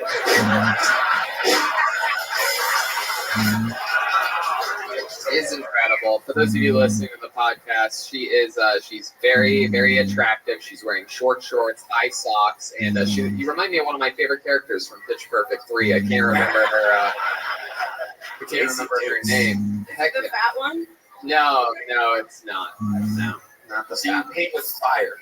Or Oh no. Yeah, explain to us dance better. with fire. Dance with fire. Basically, I do fire performances. I have an LED hoop, and then a regular hoop, and they catch on fire. So you go to like music festivals and shit? Yeah. And you're like, Do you ever wander into the woods late at night? Yeah, I actually went to college in the woods. So is that true? yeah. It's, What do you mean by that? It's a hippie college in Washington State called the Evergreen State College. It's in the middle of the rainforest. You, a hippie college? I don't believe it. What do you study there? Acorn basic bitchery?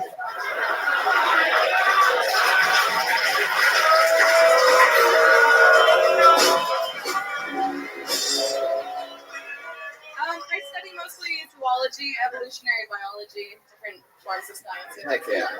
Things that end in Like I said. ology. Oh dear.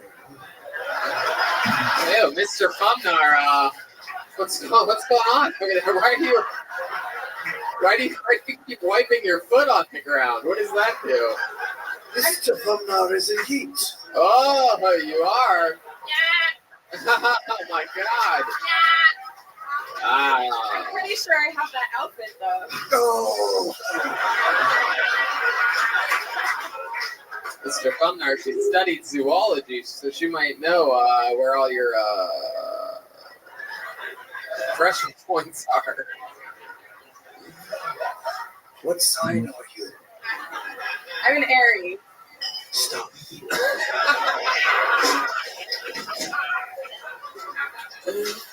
All right. Well, tell us more about you, Rachel. You have all these things. You're a free spirit. Everything. Blah blah blah blah. You have a boyfriend? Yeah, actually.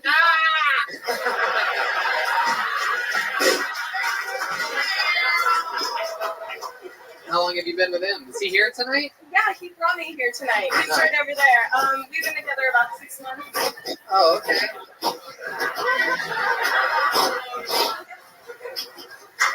What do you think about? But I mean, don't you think that your boyfriend would probably let you? I mean, look how excited Mr. Fumnar is over there. Look at him; he can barely help himself. A mouse just crawled out of his leg. Thank Hades, this saxophone is in front of my crotch.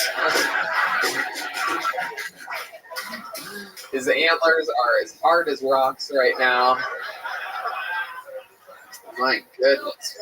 Wow. Rachel, where'd you meet that guy at? Where'd you meet this guy 6 months ago? What field were you moving in? And which somebody like, oh, yo, what up? Ironically, he's also a musician. I met him at a show. It was during a Harry Potter festival, so I was dressed up like in a Harry Potter outfit, and he saw me, and obviously it worked. And he wanted, he wanted to fuck you. Were you dressed as Hermione? No, that would have been cool though. It was Luna Lovegood, which I think sends a better message. Oh, deep cut. My goodness. And now you both have Hogwarts.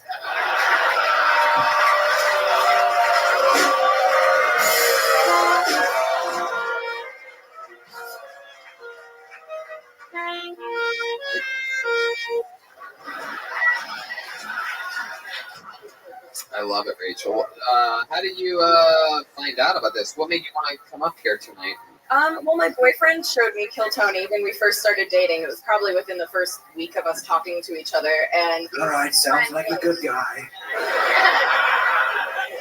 we watch it every single time the podcast comes out, so we're always really hyped. And we got here, and he was like, "I don't know if I'm going to go up," which I think is ironic because he's, the one who's on stage as Sure, well. You know, really putting himself out there. But I was excited because this was What type of music does? Yeah, exactly. So you guys both signed up. What type of music does he play? He's in a band. He's a guitar player, but he also plays keyboard and a few other things. And okay. Brian is a keyboard. When you say he plays a few other things, what do you mean by that exactly? He recently got this really cool instrument called an aerophone, which is it kind of looks like a clarinet, but it's like programmable, so it does like all kinds of electronic noises and stuff. Does he play in the key of D douchebag?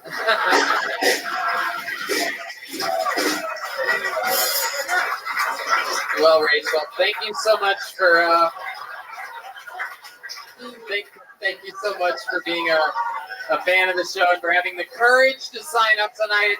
How about another hand for Rachel Grimsley, everybody? You got it. Rachel Grimsley.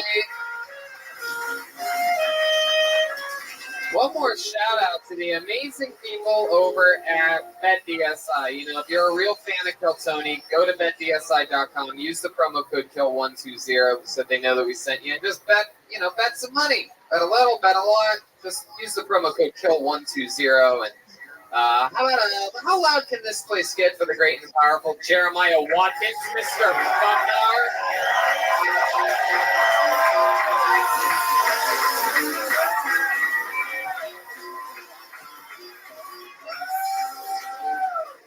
How about one more time for Joel Jimenez?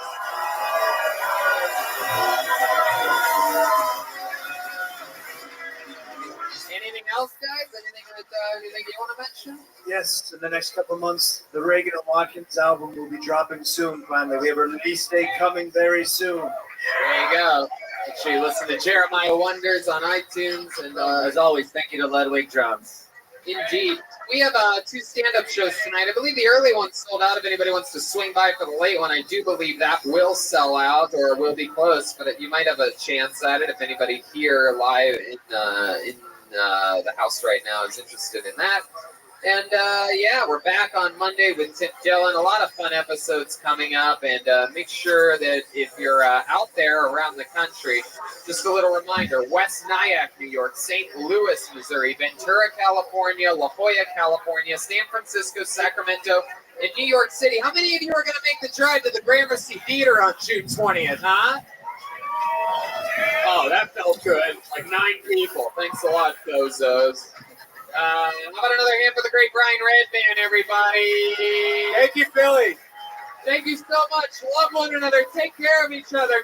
Hey, Jeremiah. We have Ryan J. Ebel, the original Prince, out front, and Tony stickers, Joel Berg stickers. That poster that you see right there, there's only a few left. They were custom made for Philadelphia. We will sign them for you after the show.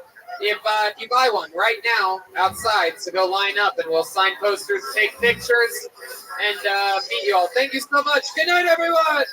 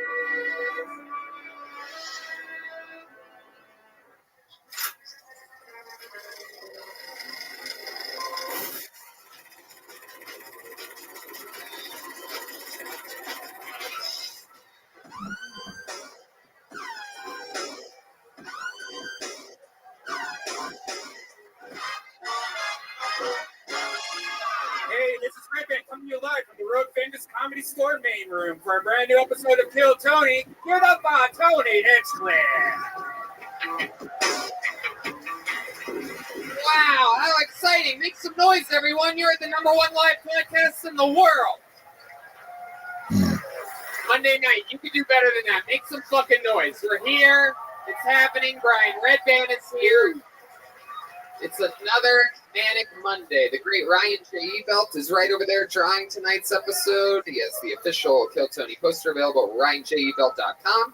And we just got back selling his amazing posters in beautiful Philadelphia, Pennsylvania. So many people got them. Sold out Kill Tonys. That's so great. 4 sold out stand-up shows. The place was crazy. They had a custom-made bucket of destiny. The friends over at Ludwig sent over another drum set for Joel Jimenez.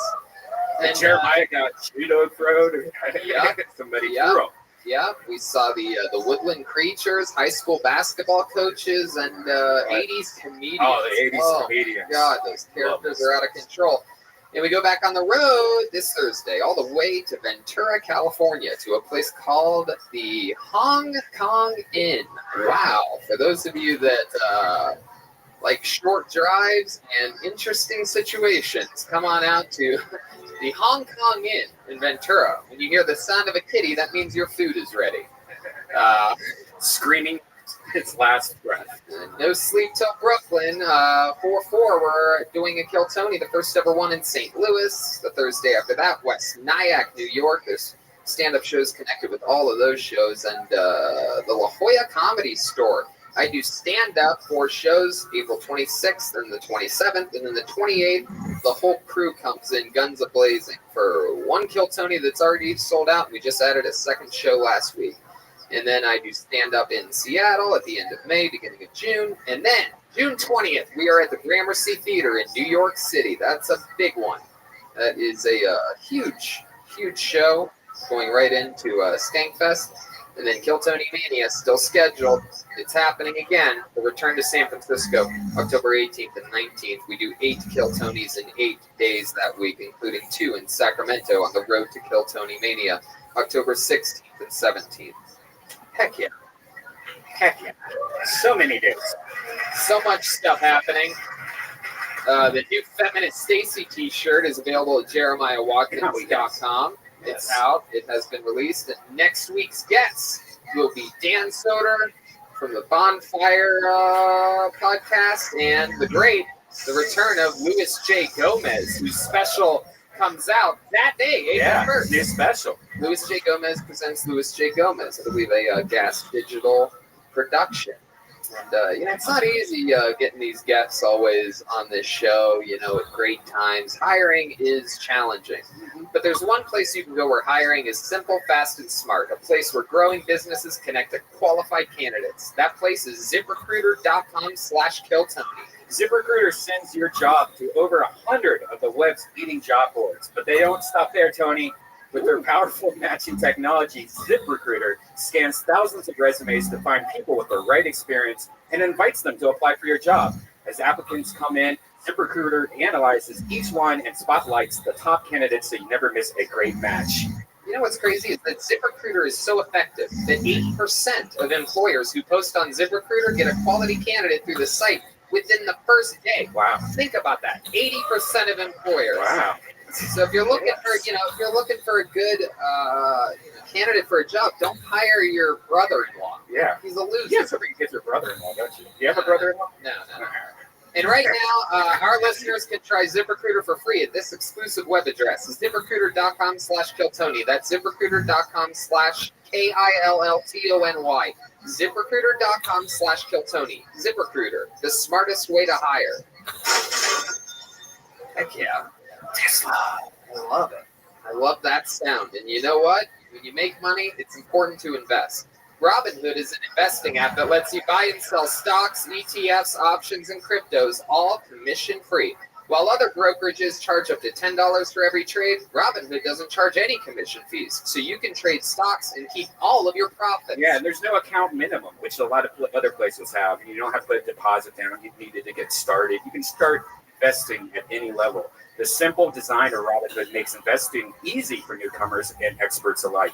View easy-to-understand charts and market data and place a trade in just 4 taps. In 4 taps, you can buy a stock from like Apple or something. You know, you can also view stock collections such as the 100 most popular stocks. Yes, with Robinhood, you can learn how to invest in the market as you build your own portfolio. Discover new stocks, track your favorite companies, and get custom notifications for price movements so you never miss the right moment to invest. And Robinhood is giving listeners of Kill Tony a free stock, like Apple, Ford, or Sprint, to help you build your portfolio. Sign up at ktshow.robinhood.com. Free Apple stock. It's amazing. Get in while the getting is good. Apple TV. So you guys ready to start tonight's episode or what? That's proof right there that we are a live podcast. Streaming live to our happy fans over at YouTube. And fans of this show know that one of the cool things is sometimes we have the biggest celebrities with movies coming out that weekend, blah, blah, blah. And sometimes we have, legends of the game, right? And it's fun because we fucking love legendary comedians that are hilarious. And then sometimes we have these comedians that are on the cusp of becoming world famous names, right? Your Tiffany Haddishes. I mean, we've seen it a million times. Literally monsters. This is the return of one of those guys that I truly believe is and is always going to continue to be one of the biggest comedians in the world. I think he's absolutely hilarious. Make some noise for the return of the great and powerful Tim Dillon, everybody. Hell yeah. Tim Dillon is going to hell. Available on Gas Digital and YouTube, DC Improv, April 4th to 6th, and Laugh Boston, May 16th to 18th. And you are back on Kill Tony. But yeah. Hey now. There you go. All right, very good. Magic Thank happened. you for getting the expectations nice and low. I feel like sometimes you guys are really, as an audience, lucky to be in the room. But tonight, it's about right. Welcome back to the show. Thank you. I'm excited about this. Life is good right now, and I just want to jump right back into the show. You want to get the band up here? Let's get them up. Every single week, the band commits to being characters. We never know what they're going to be. They have their own separate, farther back dressing room, and so let's see what they are tonight. They stay in character throughout the show. And here we go. It's the best damn band in the land. It's the Kill Tony Band. Jeremiah Watkins, Joel Burke, Joel Jimenez, and Chroma Chris. Here we go. Here we go. Oh! Whoa! What's happening here? Wow. They're the kids from Finding Neverland. Awesome. What a good theme. Who's Michael? Are you guys kids? Is that what it is? My mom and dad said if we eat too many sweets, we'll end up looking like that guy. Hey, no one fucked me as a kid. Or as an adult. All right. You guys are mean. These are some mean kids coming in hot tonight. What? We're from every Disney sitcom. Oh, boy. Oh, I remember you guys, the Disney sitcom kids, the child stars. Yeah, I'm Skylar. Whoa. Skylar, you've been on this show before, and who do we have over there? What's this young cancer victim? Hey, Tony, I'm Tyler. I think this isn't Sprite. I think it isn't Sprite, and who do we have back here? This Mexican problem child. I'm Oscar, the non-threatening brown one. Let's say he just got transferred in from another district. And it has begun. So we're going to be meeting new comedians, or maybe it's someone's first time, or maybe it's a comedy vet just coming up here to flex for a minute. I have a bucket filled with comedians' names. And we're going to do it with the Disney stars, Tim Dillon, the whole crew. If I pull your name out of the bucket, that means you get 60 seconds uninterrupted. You know your 60 seconds is up when you hear the sound of a kitten. That means wrap it up, or else you're going to bring out the angry Neverland bear. Wow. There you go. So the party shall begin right now. This is Kill Tony live. The return of Tim Dillon and the return of the Disney stars. I'm excited about this. Yeah. Everybody's plugging in. All right. You guys ready to start this party or what? Anything can happen. Who knows what's going to happen tonight? Let's start it off with the comedy stylings of Patrice DeVoe. Patrice DeVoe. Here comes Patrice. Here we go.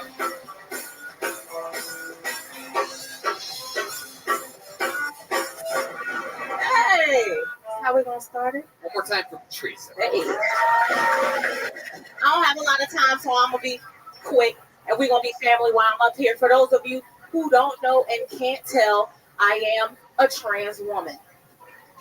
Okay, I lost some of y'all already. Let me be more specific. I'm trans wealthy. Some of y'all still confused. It's okay. That means I identify as someone with a coin, money in the bank. I like really nice shit, sis.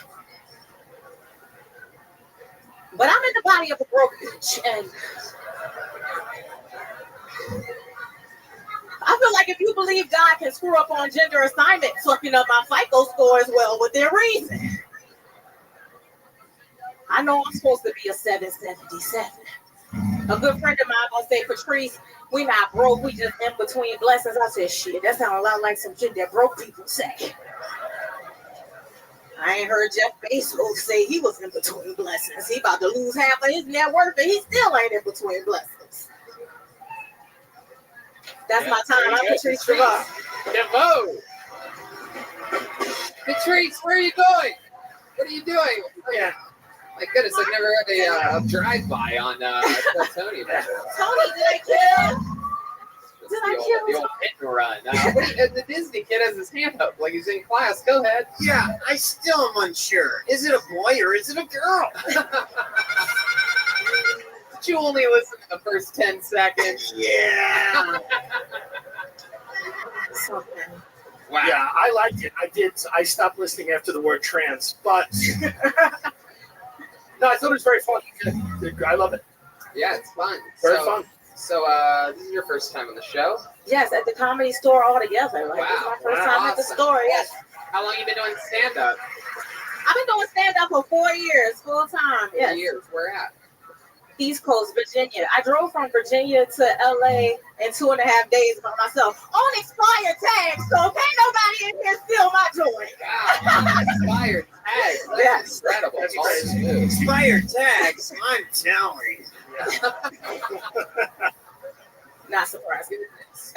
Anything crazy happen on your 2.5 day drive?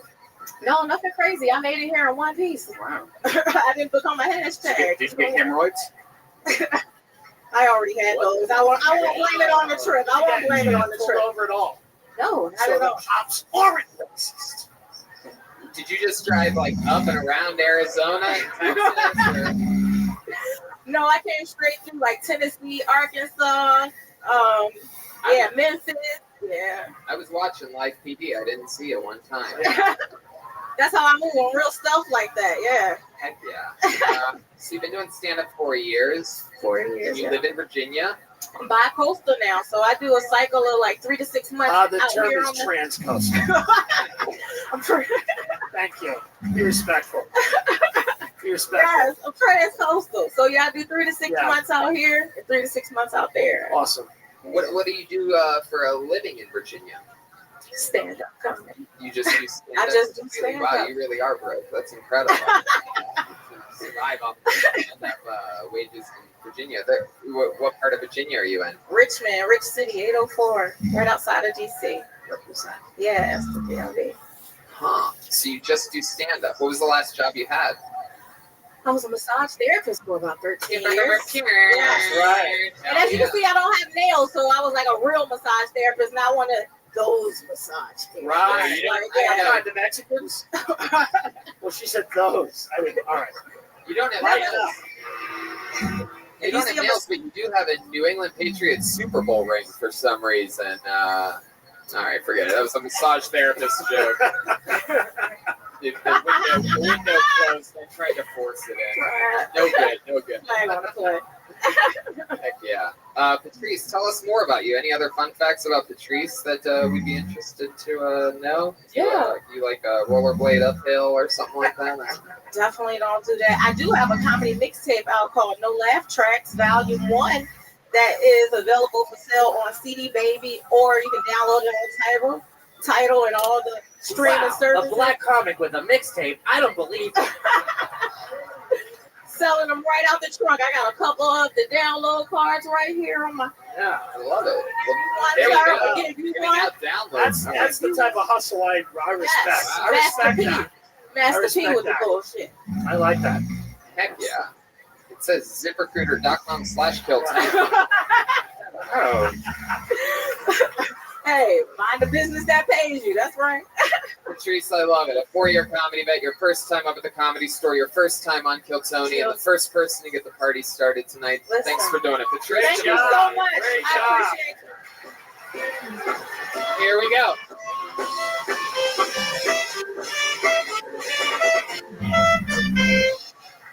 All the... Is that the wrong song? Yeah, it's a wrong song, dummy. What song is that? It's called Damn It. All right, pull another name out of the bucket. Make some noise for Andy Van, everyone. Andy Van.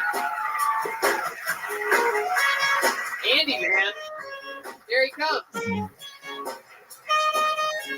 One more time for Andy Van. Hey, how you doing?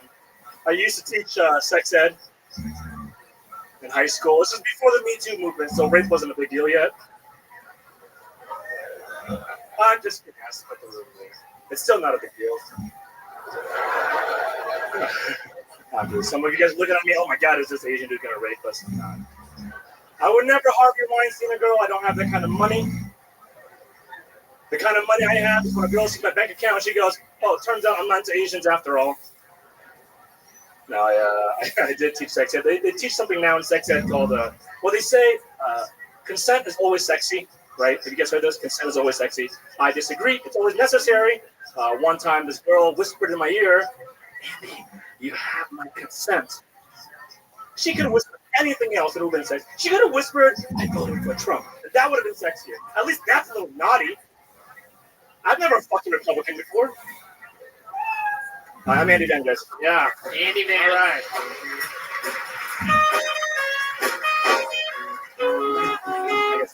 Aren't you adorable? Look at you. Yeah. I liked it because it was progressive.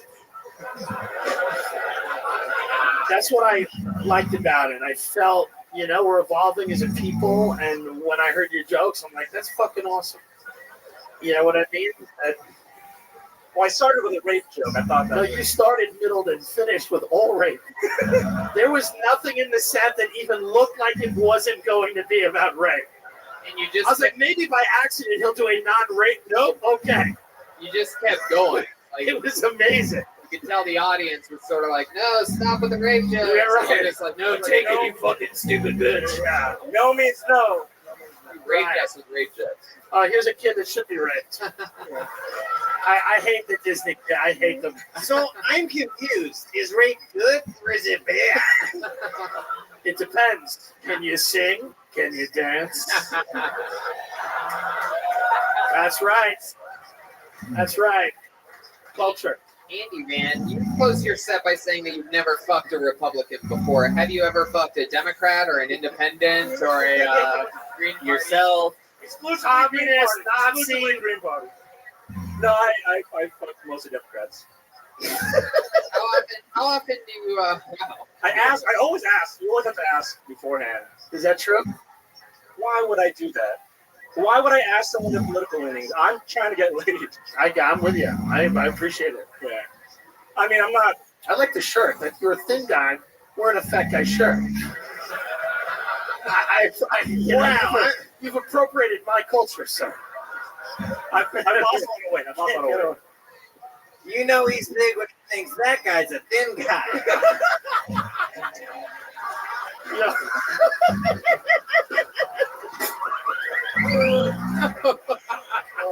Little optical optical illusion going on. Oh my God, I'm gonna rape this kid. I wish someone raped you. Oh, Andy, man, what's going on over No, here? in a good way. Andy, what's going on? I'm sorry. You've been on this show before, right? I have once before. Yeah. Did you like it more this time or last time? I probably did not think about my set as much this time. I didn't work on it as much. So. How old are you, Andy? I don't really know because you look like if Bobby Lee actually aged. Yeah. Like it's sort of like that, you look like what Bobby Lee should look like, but Bobby looks like how he looked 20 years ago when he started. I'm 29. Wow. Oh shit. That's old. You look like Bobby Lee. Fresh off the boat. Never mind. Bye. Fresh off the boat, Bobby Lee. Wow. That's not my friend. Where do you perform comedy most? You ever been to the Hong Kong Inn in Ventura? Because we are this Thursday. I hear their cat is good. Yeah. I've never been there. I'm doing a woman's shelter next week. Can I bring you to open? You have to do the same minute you did tonight. I will do any set anywhere. I'm just starting out, so that's awesome. I'll take any spot. How long you been doing it for? About 7, 8 months now. I appreciate that. You're like, I'll do pro rape material anywhere. I don't care. I don't give a shit. I'm that kind of guy. What were you doing with your time 7, 8 months ago before you started stand up? I had moved to LA a year ago, and I was just trying to figure out. I write and you just rape it. Yeah.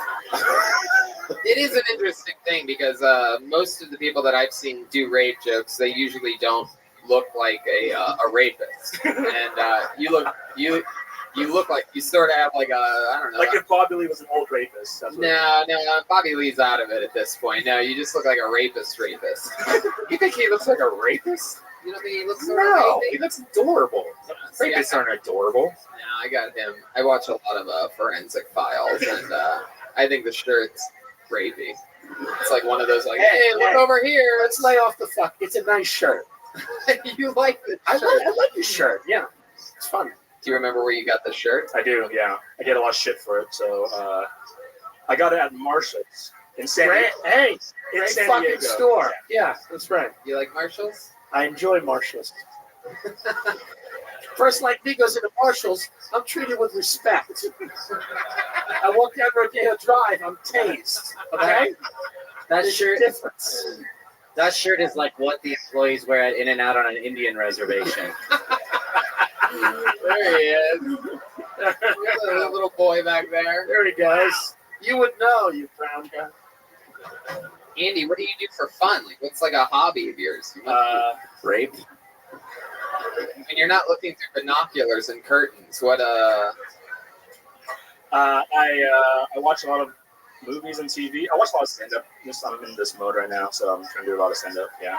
How about before in your entire life? Do you ever have any like cool hobbies, or like do you ever get really good at anything, or like specialize in something? StarCraft. No StarCraft. Have you ever been to jail? I've been arrested once. For what? I was 14. Oh, this is fucking terrible. No, it's great. All right. Beautiful. What was your name? So far, what you thought would be great has been terrible. So I'm excited to see what you think's going to be terrible. Yeah, this is going to be really good. I was 14, and I hacked into this computer at an internet cafe. Oh, hell yeah. 14 or 15? It was my birthday. I was turning 15. Wow, 15 at an internet cafe. That's Asian. Yeah. It was me and my white friend. We were both doing this. And then the manager came out, and in my town, the police department was being renovated. So the cops were stationed at the mall where the cafe was. Yeah. And so the actual cops came up, and then they kind of like zip tied us, took us to the thing, and then they just talked to us and called our parents. What did you rape? I mean, what did you hack? Sorry. What did you hack? I don't remember. It was probably like a shooting game. Oh, you hacked a video game. It was like we found a way to log on and play games for free. Essentially, that's what it was, without paying. That was it? That's what you got, what you call arrested for? You were right. This was anticlimactic. They should have went with you. They zip tied us and took us to their station. So You mean zip like you don't mean like zip line? Yeah, zip line.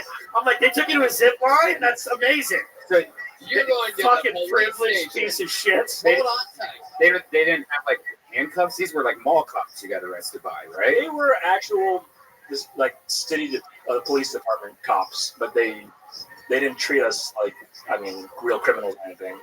But they did zip tie us, so I think that counts as a That's all. You didn't go to jail. I wasn't booked or mugshotted or. This is anything. the saddest. This is the I know. least aggressive I got arrested story I've ever heard in my entire Hey, life. what do you want me to say? I actually raped You someone? did a minute about rape. We thought you had something good. Jokes. You're hacking into shooting games. Come on. Yeah. I went too strong on the rape jokes. I went too heavy on the rape jokes. It's all right, buddy. It's all right. We enjoyed them. I love it. You're great. Congratulations to you for getting back on the show again, and we'll see you again next time. Andy Van. God bless. Thank you, guys. Thank you. Thanks, everybody. It's adorable. It is hard to follow rape jokes with a. I hacked a video game at an internet cafe. I think that was mall cops. He didn't even get Guys arrested. living thug Zip life. ties. Thug life. Zip tied at 14. Renegade. Pulled another name out of the bucket. Make some noise for Julio Huerta. Julio Huerta. There he is. Wow, look at that. Wow, right next to that. Yeah.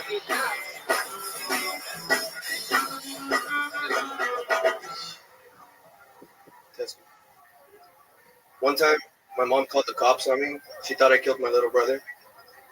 Turns out he was just at his friend's house. Anyone here into sports? I'm a total baseball guy. Played 10 years.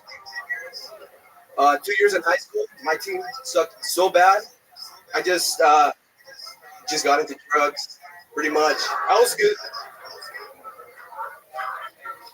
So long to good grades and hello to girls and marijuana.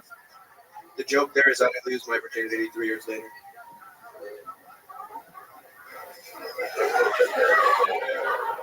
Have you guys noticed that most African American people are just brown and like 10 of them are black actually?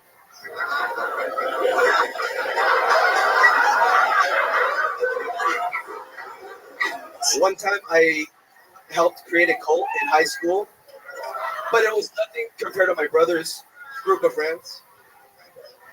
They were known as the Beaner Mafia. What were they? What were your brother's group of friends known as? My brother's group of friends were nothing compared to my fake cult. They were called TM, the Beaner Mafia. Okay. Yeah. This set I've heard of suffered these from an guys. interesting problem. There were you needed more rape jokes. I was like, he's gonna have at least one, right? And nothing. How long have you been doing stand-up comedy? Second time ever. That is the perfect response. That is the perfect response to that particular question. After you First, I would have been the best response. that transition from your first joke to your second joke about your brother was just at your friend's house, and then you went right into that second joke. Was that on purpose? Did you know that would be funny? I thought it would be funnier if I didn't talk about going to not jail for my dumb brother. Oh, that was a continuation of that. No, I thought it'd be more funny for you guys. Like, oh, that's funny. He skipped that and made it awkward for everyone. Well, It was naturally beautiful. It was something that on your second time doing it, I'll bet you. What's funny about that is there's a weird. It's just a weird fucking art form where if you tried that, once a week for the next few years, you almost get worse at it than you were there. Like that was hard to do. Like, Don't for a ever second, practice. That's our advice. Just never practice. 15 seconds into your set, I was literally thinking, holy shit, this guy might be a genius that's been doing this a few years and this is his first time on Kill Tony. And then 30 seconds into your set, I'm like, oh, fuck no. This might be his. But 15 seconds in, you fucking had me, dude, and that's a big deal. I thought you were doing like a thing for about 20 seconds. I was like, this is going to be amazing. I was hoping that was his thing. I was hoping Yeah, that at that yeah. point, I'm like, oh my God, please tell me that this guy's like a timing specialist, like a surgeon. I was hoping, I hope it leads to a thing where he says there's only 10 black people. I was praying for that. I'm like, does this lead to that? And it did. Yeah, So. can you tell us that one more time? Because Yeah. I want to break that down. It's a my little bit. favorite one. I'm not quite sure if I totally what we would call it. Oh, Got that one. Yeah. I noticed that most black people are white skin colored. I'm like, well, I never got. Wait a minute. Most black people are what? Are brown. You mean light skin? You don't see a lot of black people. My mom's Puerto Rican. I don't really. You count Puerto Rican? Fuck that bitch, right? You do. He's like, my mom is Puerto Rican. I hate that bitch. You know. You need, yeah, Mom. I'm with Tim Dillon. All right, thank you, miss. You need to watch a channel called National Geographic. It'll blow your mind. Why would he watch that? Oh. Are you saying black people are on National Geographic? Yeah. Oh, come on. You Come want on, Disney buddy. to find this clip of you out on a podcast saying things like that. Disney. No, sitcoms. like in different countries. There's Africa, there's Europe. There's a lot of different people of different shades in different countries. Don't try to turn this around on me and be racist. You're the racist ones. I didn't say Animal Planet. I said National Geographic. Oh no! Oh, you really got me into a snuck 'em this time. Whoa. And it's awesome seeing you guys. Thank you. Julio, do you have a problem with your Puerto Rican mom? You guys get along? What happened there? No, she's cool. She's cool? Did she raise you? Yeah. How old are you? 24 now. I was 23 last November. Oh, you were here. You were on the show. Yeah, I remember, fool. Yeah, I'm the Mexican dancing dude. The nervous Mexican. Wait, you were a year younger last year? What kind of witchcraft? What kind of Santeria are you doing? You were on the show a year ago in November. So when you say second time, you mean second time ever doing stand-up? Yep. Or second time on the show? I've only done 2 stand-up twice and 2 Kill Tonys. So you decided, hold on. Exclusive. You started in November, and then, let's face it, you retired. and this is your return. By the way. Told you the motherfucking house. Woo! By the way. How many stars? He's done 2 sets, 2 main rooms, probably both sold out. Yeah. By the way. It's true. He's doing it. That's what he tells his friends. Yeah. When you describe your stand-up career, you sound like a gardener giving an estimate. I'm a gardener. Wow. The timing of that was incredible.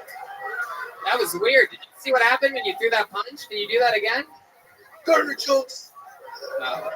You got to do more of that in the act. Get down there, punch. Come on, try it again. Try Do it again. That's right. That's incredible. How do you do that? Do one like more like You mother, practice like on mom and help. Do another one like across your like. All right. Well, I think we beat that dead horse pretty quick. Like all it takes is one off-time bowling. Wow. All right, Julio. Well, what do you do for work? How do you survive? I'm a gardener. Remember? Are you really? Yeah, You're really a I gardener? totally get it. You guys see so many comedians who's 6 days a week. Yeah. Did you think I was offended for a second, like that, or that you know that I thought that you'd be offended? Nah, Kid Tony, you're the fucking man, bro. Thank you. My name's not Kill Tony, but I'll take it. He thinks your name is Kill Tony. Hey, that fool Kill Tony's funny, dog. Now, back over. Hey. What's up, Kill Tony? Orale. Coming to the stage, Kill Tony. You like this boy?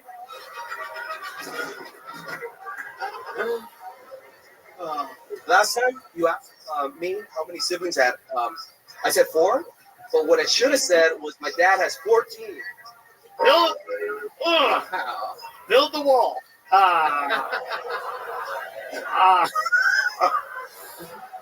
What does your dad do for work? What does your dad do for a living with 14 kids? No, he has 4 siblings. You're a gardener, and he just goes around planting seeds, huh? Yeah. What does your dad do? Gardener? He owns a company. Wow. Look at that. Working his way up. You want to own the company one day? I have an older brother. Hopefully, this gig works out. I can do both. That's right. It probably won't be long.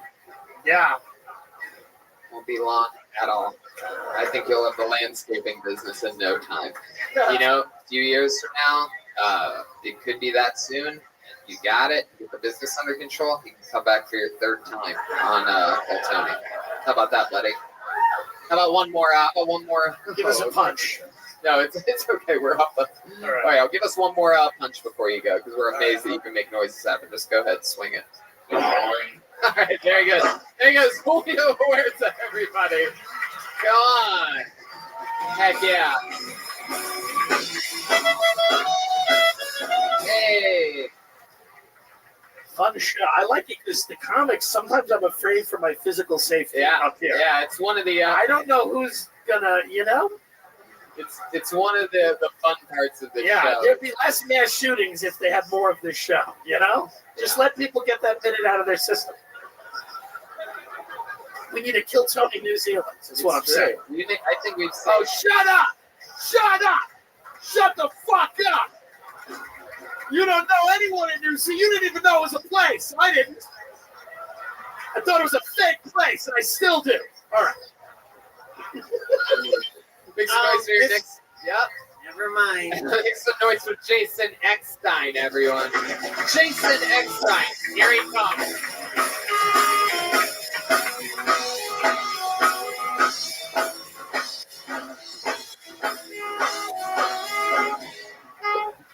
What's up?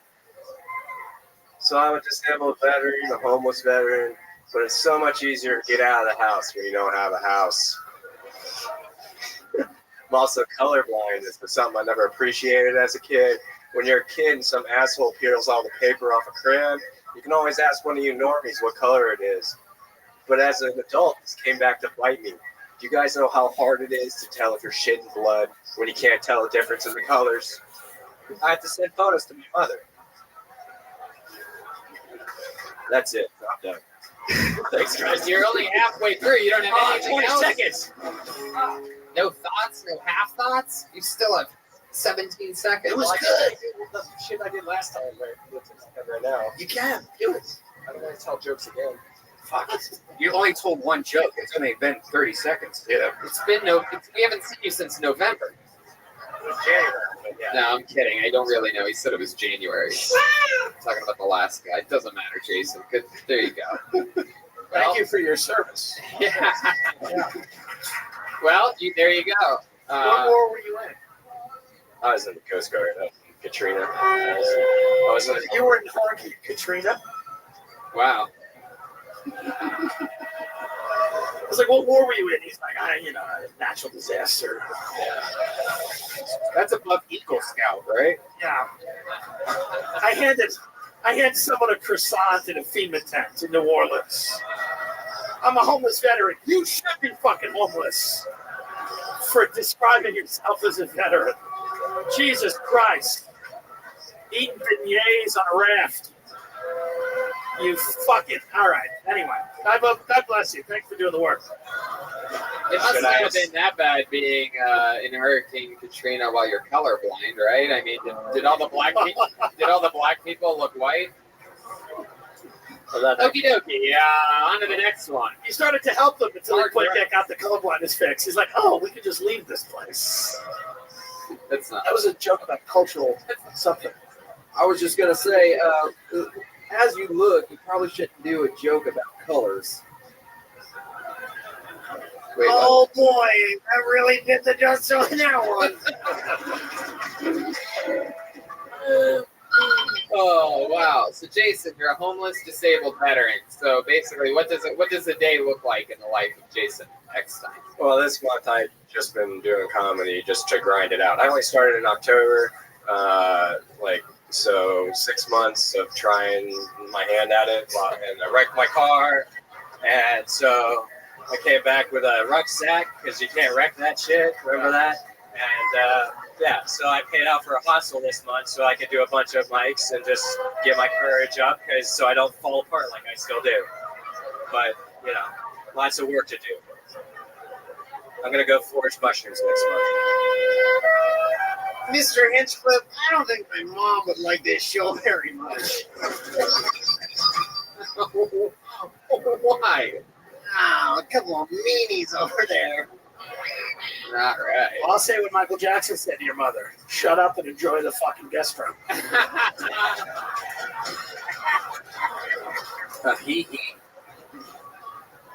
It's a joke about the rape of children. Thank you. So, Jason, where do you sleep? This month in the hostel. I've roughed it some nights. It just depends. When you say you roughed it, what does that mean? I slept on the beach. I slept in a Like box just on the once, sand? Did you experienced put like a that. blanket down or something? I like you said you slept in a box to experience that. Exactly. I like the way you said that. You were like, I wanted to have an experience. So I said, let's sleep in a box. Yeah. Do you ever, while you were sleeping by the ocean at all, did you ever have any Katrina flashbacks? When you were When you were in- Guantanamo Bay too. Yeah. I mean, You were guarding Guantanamo Bay? Yeah. Oh, so you also tortured brown people? no. Yeah, come on! All right. That's not what I did. The Coast Guard Guarded the Navy. It's Myrtle Beach. The Navy sucks at security. Okay, well, I thought you were doing the right thing, but apparently you were a cuck in that situation too. How You does fucking hang out with SEALs. Oh, no.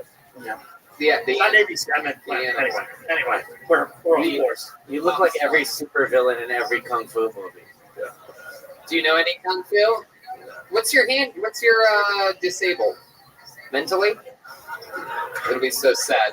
I I'm originally hoping that you screw off your leg right now. I originally bulged a couple discs and had sciatica issues after a boating accident. Hold on, wait. Hold on.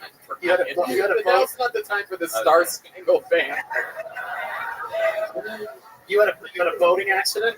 When I was in, yeah. What kind of boating accident? Canoe? No, it was just normal mission.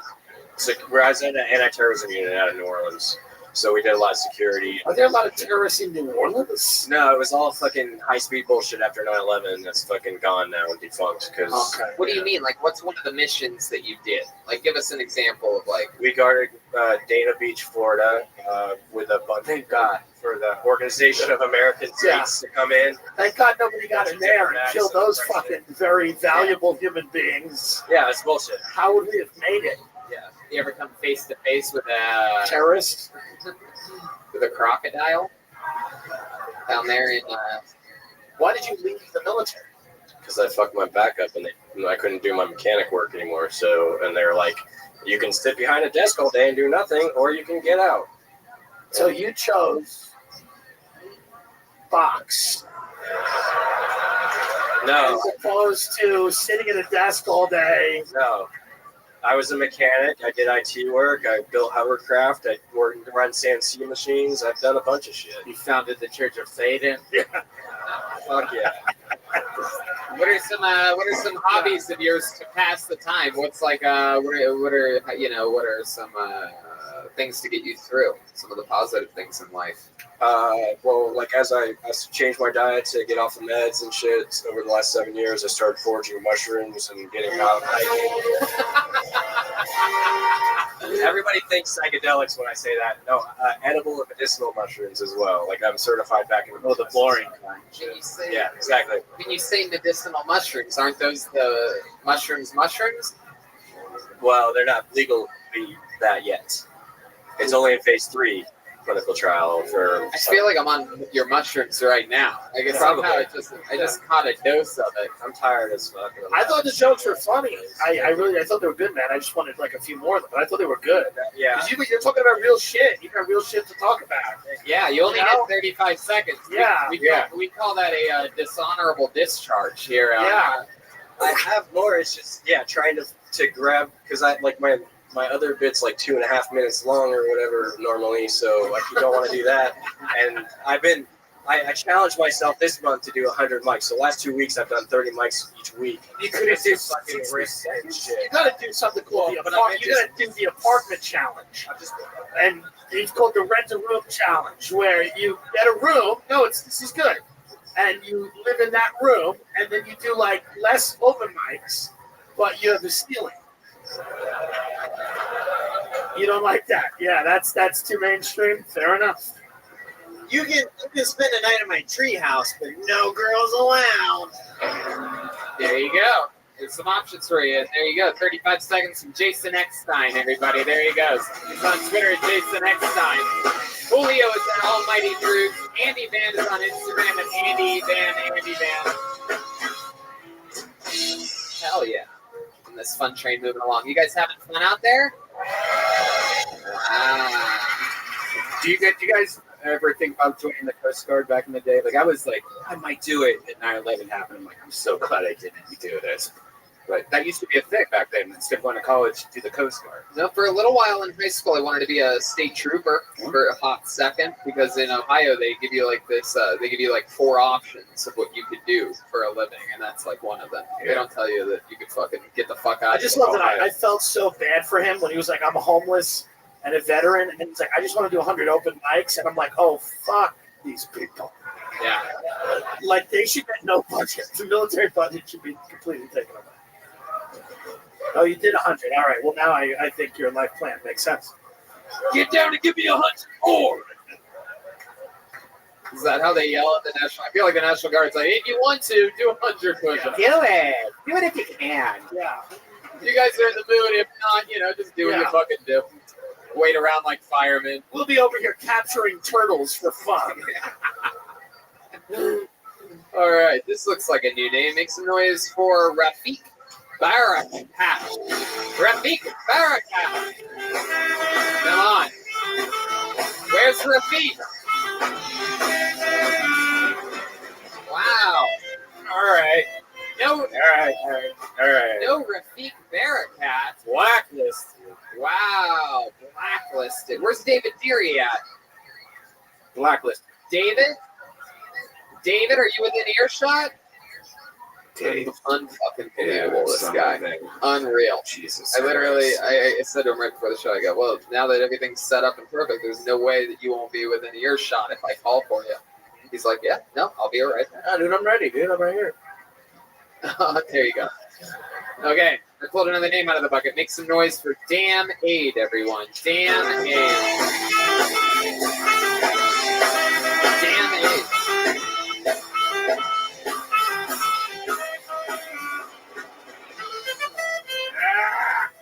All right. Share why. Okay, make some noise for Bernie Pan, everyone. Here he comes.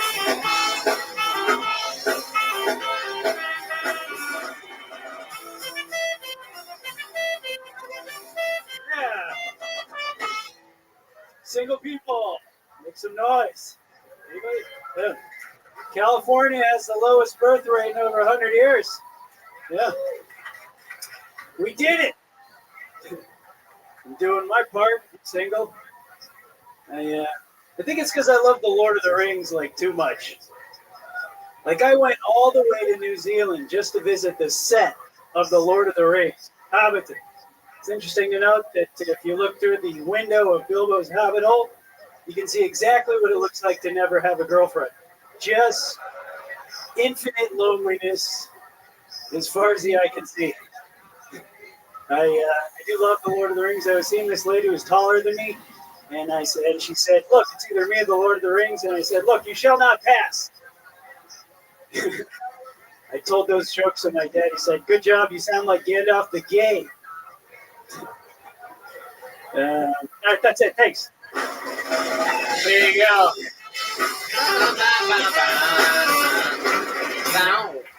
Bernie Man, Yes. perhaps one of the funniest Proud Boys we've ever had on the show. Appreciate that. It's history. That's great. Yeah, I don't know that reference. I'm not I know, if you did, you wouldn't look like that.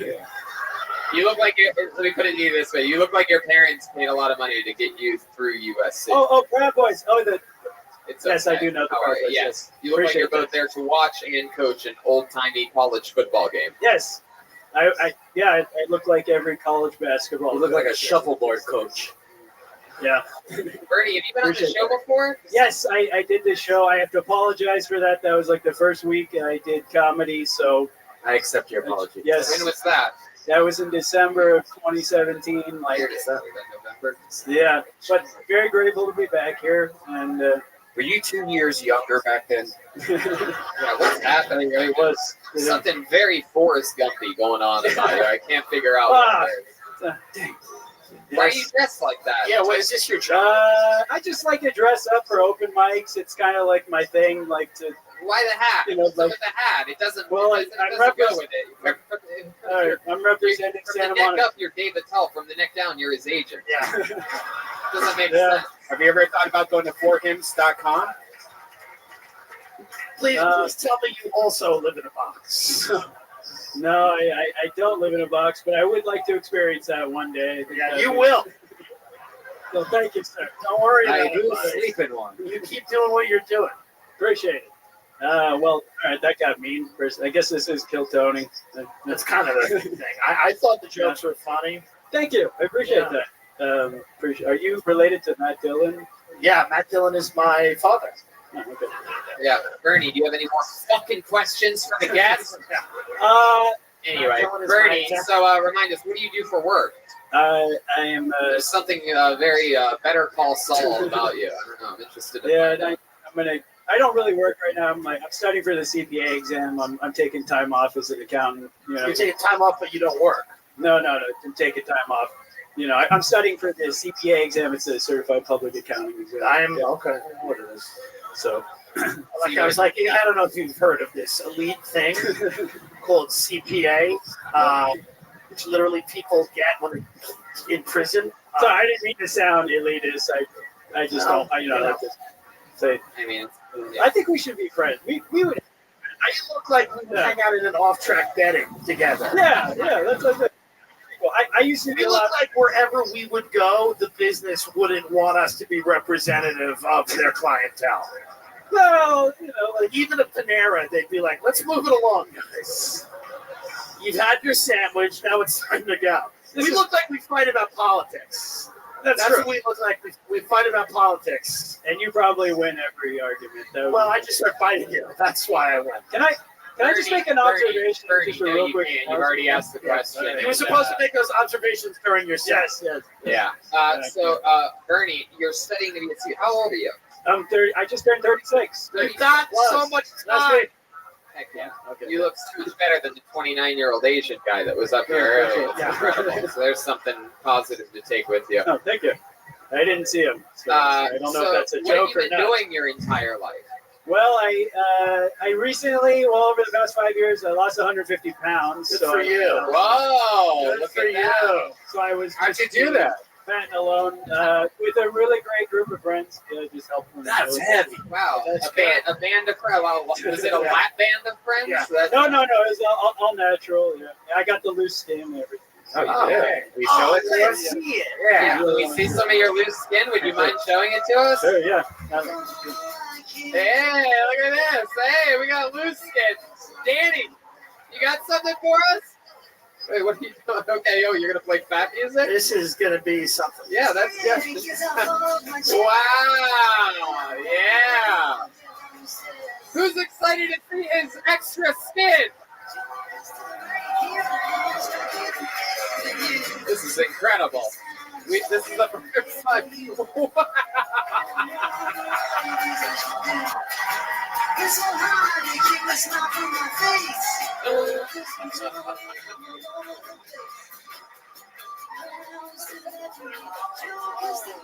Wow.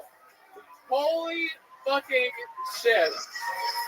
For those of you listening to the podcast, Yes. it looks like he's wearing a body prosthetic. Yeah. Wow. That It looks like really, E.T. Yeah. Oh, well. I think you should do like Bert Kreischer and never perform with a shirt on. Yeah. Ever. Should always come out and take it off. I'm willing to do that. Yeah. Can I- Yeah, if I get a book spot, I would do that. That is fucking Yeah. incredible. Yeah. So that's where you Kinda keep all see your it, like- extra material. God. Oh my God! Look at this. That's what it looks like. Can you see it? Wow, that is incredible. All right. Yeah. Truly, that's like Yeah. wow. It makes it awkward. Listen, Oh my gosh. if you're fat, stay that way. Yeah, that's That's what we've all That's what it learned looks here like. tonight, to be honest. pretty much. It is what it is. Just stay fat and Yes. die. So what's the plan? Does that eventually go down or No, something? it's been like 2.5 years. Are you going to get like surgery or? I don't think so. You I sell that to other people? I've never seen anybody who If I needs to could, get his yeah. body circumcised. Yeah. Can you use that to masturbate somehow? Okay, I don't know. Let's check in with the Yes. sitcom star over here. Yeah, if I touch the inside of his belly button, does that mean I get to first base? Oh no. No, but I'm the only guy with a six-pack and a cake. Oh, you son of a bitch! Don't ever say that out loud again. Can I say something? Yeah. I just think it's cool that you went with the game and you fucking went for it. You're Appreciate not. it. Oh, For all you Jesus, people I that appreciate it. for listen to this emotional Thank you. teenager Yeah. back here. I mean, for everybody that does bad on the show, it's like learn from this. You got to just go with the interview. You got to do your thing. So when you were Got it. bigger, were you eating bad? Like, Yes. or do you exercise still to this day? Are you on a diet now? Like, what's No, I just eat like tofu. Oh. All day. So you have a loose 6 diet. pounds of Really? tofu. Yeah. Is that true? Yeah. You eat 6 pounds of tofu a day. Every day, So that's yeah. all. If you want to have a body like that, that goes to Just do show you. tofu, That's yeah. 6 pounds of tofu every day. I feel like if a skinny, muscular person started eating 6 pounds of tofu every day, they'd look like that in 3 years. Pretty much. I would like to gain some weight now and like get stronger. Yeah, don't do that. I want Stop, to- stop, stop, stop. Do that again. Do that again. Yes, Oh, you can see like oh my it's like- God. you know, like I can't I would tell whether like it's to- hilarious I would or like the to get grossest stronger. No, it's awesome that he lost the weight, but I think he really should get some surgery now. That Well, I think instead of wearing a suit and tie, I think you should like how they do that body paint. Just paint a suit and tie over that.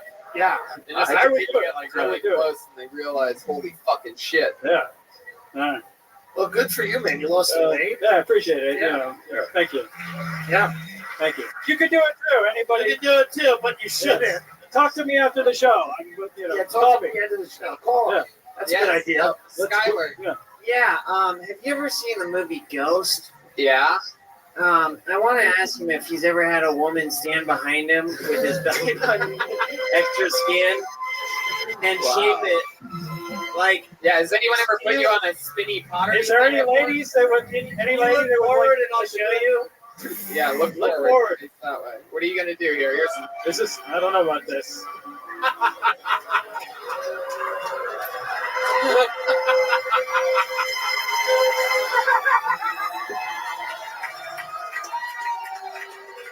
This feels right.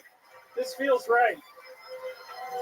This feels right. shaping No, the that extra doesn't material. feel right. Jeremiah That doesn't feel Watkins. right. That feels right. That's better. Talk about rolling with it. Jeremiah is showing us Oh. exactly how kids get work in Hollywood today. Yes. That's the audition process. You gotta want it. Well, Beautiful. Bernie, Yeah. I mean, I appreciate It doesn't seem like if he was to like jog or run, it would make a fart sound or something like that, like the this, skin. yeah. It All right. makes dating really tough. Why? Yeah, it just does. Like Why? having sex, it's just this is what it looks like. It just You could tuck it into her like a magician's like handkerchief. no, I think you should just be on. Somebody just went, ugh. I think you should just be on bottom. I don't think you should hover over yes. anyone like I that. do look. I look Yeah, normal if that's I do not that this. bad. Like if I do this. You're a student. You're Hey, a look at fetish. that! Look at that normal guy. Hey, look at that.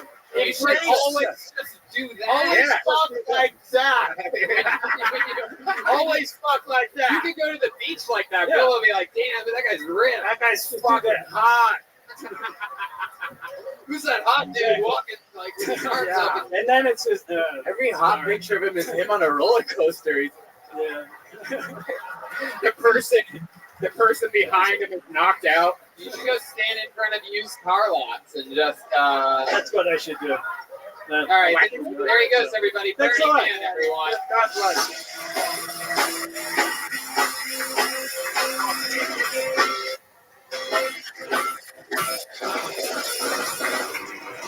It's Dave Terry in the room. There he is. There he is. What do you want? I want a drink. Oh, wow. Okay, well, I guess there you go. You want a drink? Nope. All right. There you go, David. Red Band wants a drink. On to the next one. You guys ready for this? I told you anything could happen. We just had a guy have his stomach shaped into pottery. That was amazing. Make some noise for your next comedian. He goes by the name of Gene Harding. Gene Harding. Lucky back corner. Here we go. Here comes Gene Harding.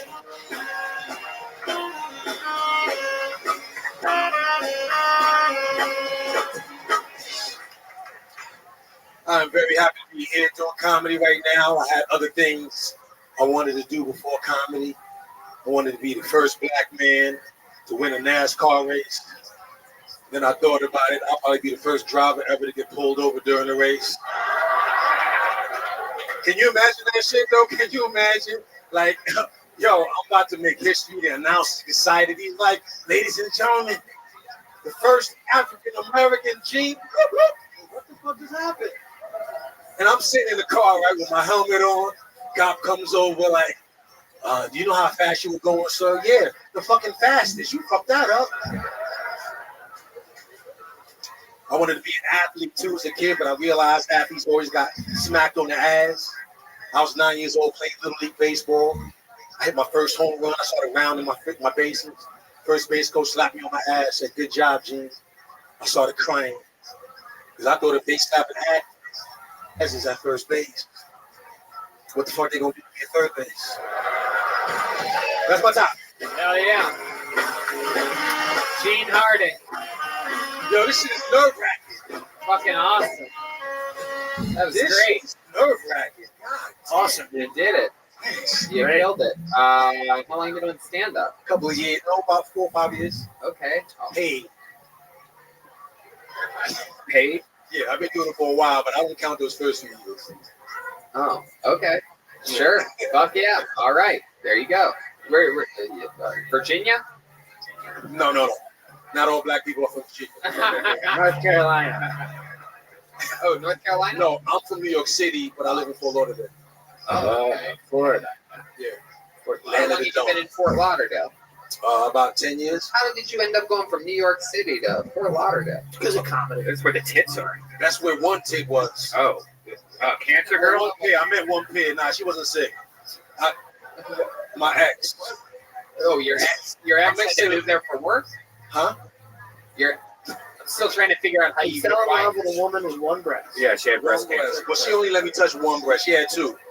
But no, I got married and she lived in She let you touch Florida. one? Wow. Yeah, that's why we got divorced.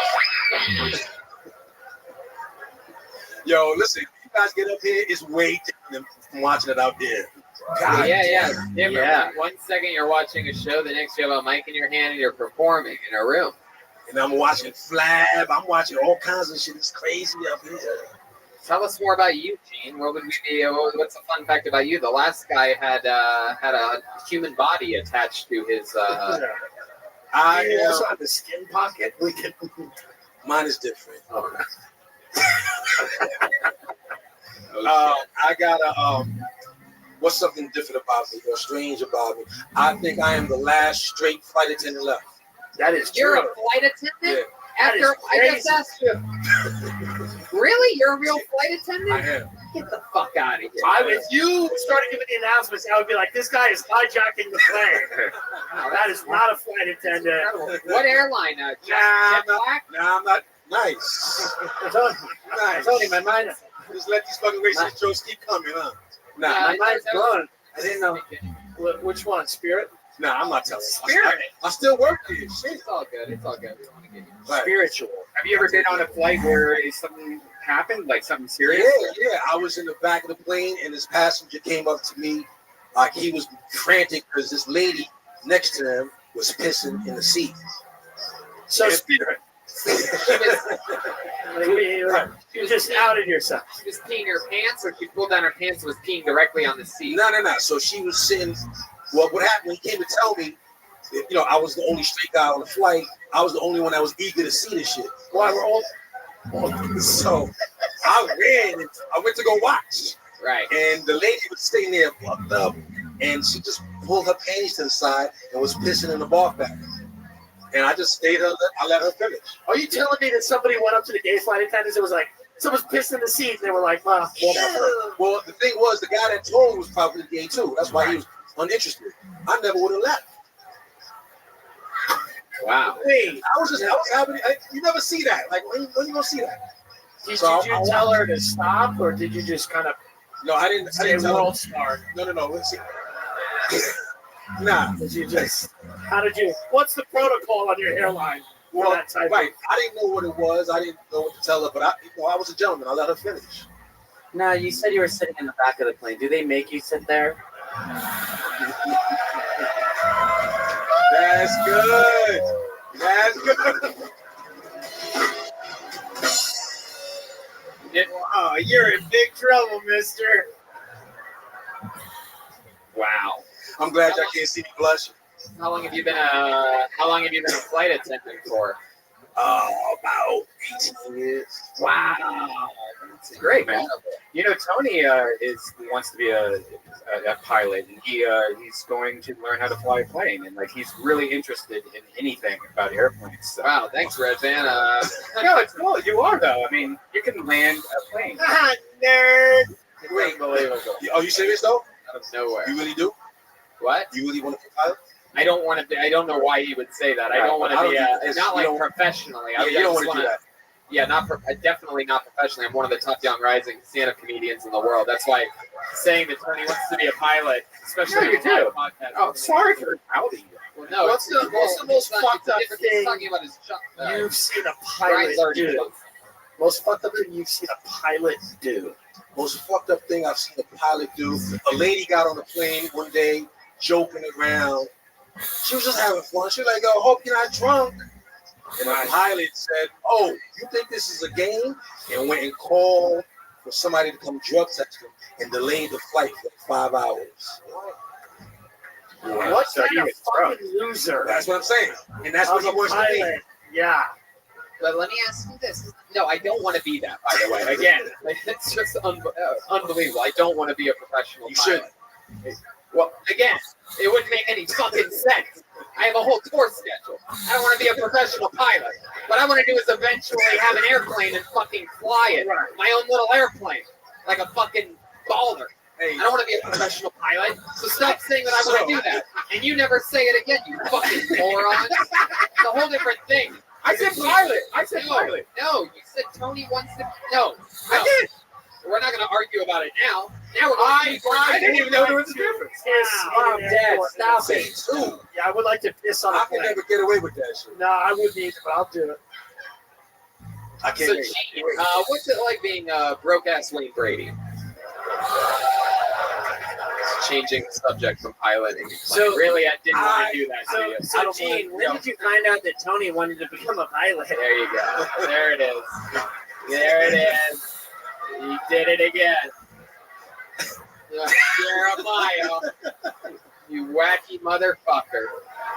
Oh man, you let a little insight into what gets under your skin, and that makes me feel good. Yeah, that's great.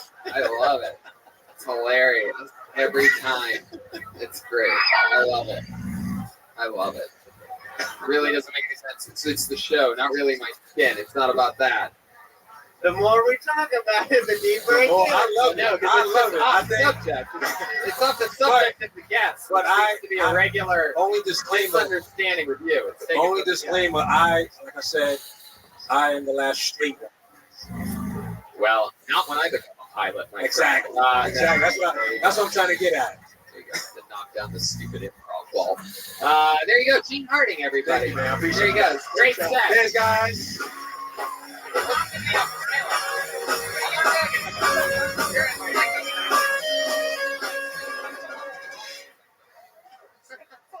Out of control.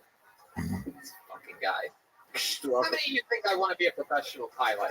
Thank you. I would like to announce my retirement from comedy today.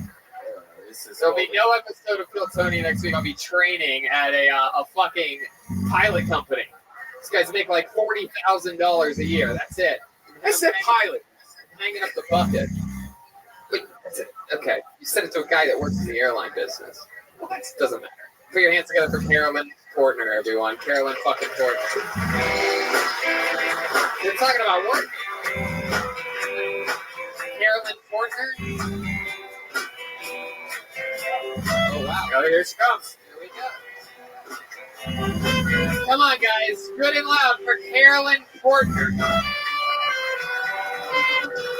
Hey guys, how's it going? All right, a little about me. I grew up with a bone disorder where I had tumors all over my body. I was adorable, you guys. I was adorable. If you could think of the song by Fergie, My Humps, you know? My humps, my lovely benign tumor bumps. That was me. One of the perks of my bone disorder is I have 2 titanium hips, just kind of keeping shit in lock, you know? I'm a cyborg, you know? And one of the perks is that, like, I'll get a little tickling feeling when the weather is changing. I just wish it was something a little more valuable to me, though. You know, I want it to be something where my hips tickle. It's anticipating stocks changing, you know? Get a little hip tickle and be like, ooh, the Dow is up, you know? I'd have all these investment bankers coming at me. It'd be my goddamn dream, you know? And then, you know, my hips are never wrong, you know? So they'd be like, damn, girl, your hips don't lie. Thanks, guys. Hell yeah. Carolyn Portner. Awesome. How long have you been doing stand-up comedy? 8 months. 8 months. Yeah, I'm pretty new. That's cool. Yeah. Welcome, welcome. That's fun. And you're talking about something that's affected you your whole life. Yeah. That's wild. Yeah. How many, like, you've had to have a lot of operations? Yeah, I've had three operations. Yeah. Interesting. Was it painful? Oh, yeah. It's pretty painful. Yeah. When was the most recent operation? The most recent one was when I was 18, and it was when I got my 2 titanium hips. Wow. Yeah. Those are better than regular hips, right? Like, so much. No, they are. When you go through an airport, do they just shoot you? How does it, like, do they even let you go through security, or do they just maul you? I actually know a lot about getting to airports because I want to be a professional pilot. I forgot. They just, you get a special pass. You get to walk around. Right. But I've built so much muscle that it just doesn't. And you're so tiny, they could probably put you in one of the plastic bins and just roll you right through it. Yeah. That's Keep your true. shoes on. That's true. I like that you're talking about real shit. Yeah, that's my You goal. know? I'm gonna try and break through a little bit more. Yeah. What else in your act do you talk about? Like what type of subjects, or is that pretty much? Or No, Oh. Is there any? Deformed bones. Okay. No, I talk a lot. I defaulted on my student loans, so I talk a lot about the bullshit I'm dealing with that. Good. What do you mean bullshit? Well, I had to move out of my apartment like last minute. I owe the people like 120 grand. Like, you know, I'm a comic. What the fuck? Yeah. Wow. Well, you just described the felony. She's like, you know, I stabbed the bitch in her throat. I'm a comic, you know. I'm fucking funny. I have tumors. I don't have to pay anyone money. I got bumps on my body. Why do I have to? I'm kidding. Listen, I owe shit too. I owe fucking Wells Fargo 800 grand. Who gives a fuck? I don't care. Fuck it. I probably have tumors. I don't know. I can't afford the check. Who knows? Who cares? You know? Wow. Fucking, that's amazing. Were you born that way? Born that way. It was sort of just like, what was it? Was it like noticeable? Yeah, it was pretty noticeable. They were like the size of tennis balls or the size of like a ping pong. Did your parents ever thinking about like killing you when you were young?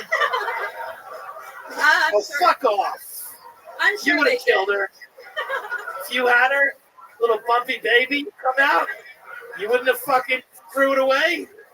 9 months, and you get a garbage pail kid? I'm kidding. You look great. Thanks for coming. That's great. Not that it matters. God bless you. Have you been with, you have a boyfriend? No, I'm super single. Wow. So, When you say super single, does that mean like, what are we talking about? God, Titanium hip single. single. I was a little delayed in the dating area, so I didn't lose my virginity until I was 26. Hey, neither did And Red. And it was to a doctor performing an operation. Yeah. Makes no sense in my timeline. It makes sense. Yeah. Does your MacBook Pro charger always stick to your leg? No, that would help me out. No, it's not. I wish. Yeah. Wow. Mhm. That's incredible. What do you do for work? I'm a writer's assistant on a TV show, so I just work in TV as an assistant. That's it. Oh, which show? Which show? What show? Bones? Bones? Oh, God. Dream. No, I'm on the Connors. Oh, that fucking thing with Wow. a oh, wow. Look at you. They got a fucking. Are you related to Roseanne? Good God, probably. Yo, the Connors suck. They should have brought Roseanne back. It's not your fault. No, Roseanne should not have lost her job. You did work when it was Yeah, Roseanne? that's right. Oh, it was my first day and my last day. Yeah. Wow, is Yeah. that true? You should have quit in protest. When they kicked Roseanne out, you should have left with her. Did you get to meet her? You'd still be living with her. She'd No, I be never petting met your her, tumors actually. and smoking Marlboro Reds. Roseanne And talking about 9/11. You'd have a much better life. That would be a better life. It really would. Yeah. Yeah, you're right. My life sucks. Yeah. Well, that's cool. You're from LA? No, I'm from Chicago, actually. Oh. Yeah. Oh, there you go. Born and raised in Chicago? No, I moved around a lot. Like I lived in. My dad worked with the DEA, so we traveled around a Your lot. dad's a narc? My dad's Wow. a narc. Yeah. Nobody knows about people taking little bumps more than him. Woo! Wow. So you were born in the land of Oz, moved to Chicago. How long have you been in LA? Like 4.5 years. Yeah. Mhm. Very cool. Yeah. That's fucking incredible. And you're all healthy now? You're fine? Everything's good? Yeah, I got like a couple left, and I'll always have like some things I'll deal with. But for now, I'm doing all right. Yeah. Do they have any? You said that you're super single. Do they have any special dating apps for like people that used to have a lot of tumors or anything like that? They definitely should. Yeah. But then again, then it would be a bunch more bumpy babies. Do we really need that? No, we don't. Is it genetic? Does it carry on? Is there a chance you may one day have bumpy babies? There is the 50% chance I'll have bumpy babies. Have you ever thought of like pitching a reality show called Bumpy Bitch or something? Where you go, oh, shut the fuck up. I'm telling her how to make it and live in this business. It's a tough business. I was going to flabby guys same advice. You ever thought of that? Yeah, in other ways, but yeah, definitely. God bless. Yeah. Bumpy Bitch is like a rap name. You're Yeah, like you should Bumpy be a Bitch, rapper. Bad Baby, and Cardi B. I want to be a rapper. Bumpy Bitch and Bad Baby. Yeah, being a rapper would be great. I'd like to be a little Dickie of Bumpy Heck yeah. Girls. All right. That'd be great. Little tumor. Little Tumor. Little Tumor. Shit, no, I knew a cholo named Little Tumor, and I don't appreciate that. Yeah. I'm Little Tumor, fool. There you go. Yeah, You did it again. That's your first time on the show, right? yeah, first time here, yeah. Yep. There you go. Spin at Mike's. There she goes. Thanks so much. You met her here. Carolyn Court, the first time on Tell Tony. I hope she fucks the guy with the loose skin. That would be a match made in Oh, that'd be perfect. Film it and send it in. Two people that used to be filled with extra mass find each other. Just bumping and grinding and bumping more. It's called Extra Skin. Starring Carolyn Portner and Bernie Man. That's right. Bernie's phone is still up here, by the way. Is that true? Yep. Wow, it's probably. I love that he just doesn't miss it. Is that his fault? Is that really his fault? Wow, did he pull it out of his belly button? Oh, very. Oh, Bernie's got his phone. All right. There you go, buddy. One more time for Give it up Bernie. for Bernie, everybody. You know, on this show, we actually have a regular who writes and performs a brand new minute every single week. He's unbelievable. We love him. And enjoy the comedy stylings of the great and powerful William Montgomery. Everybody. Here he comes.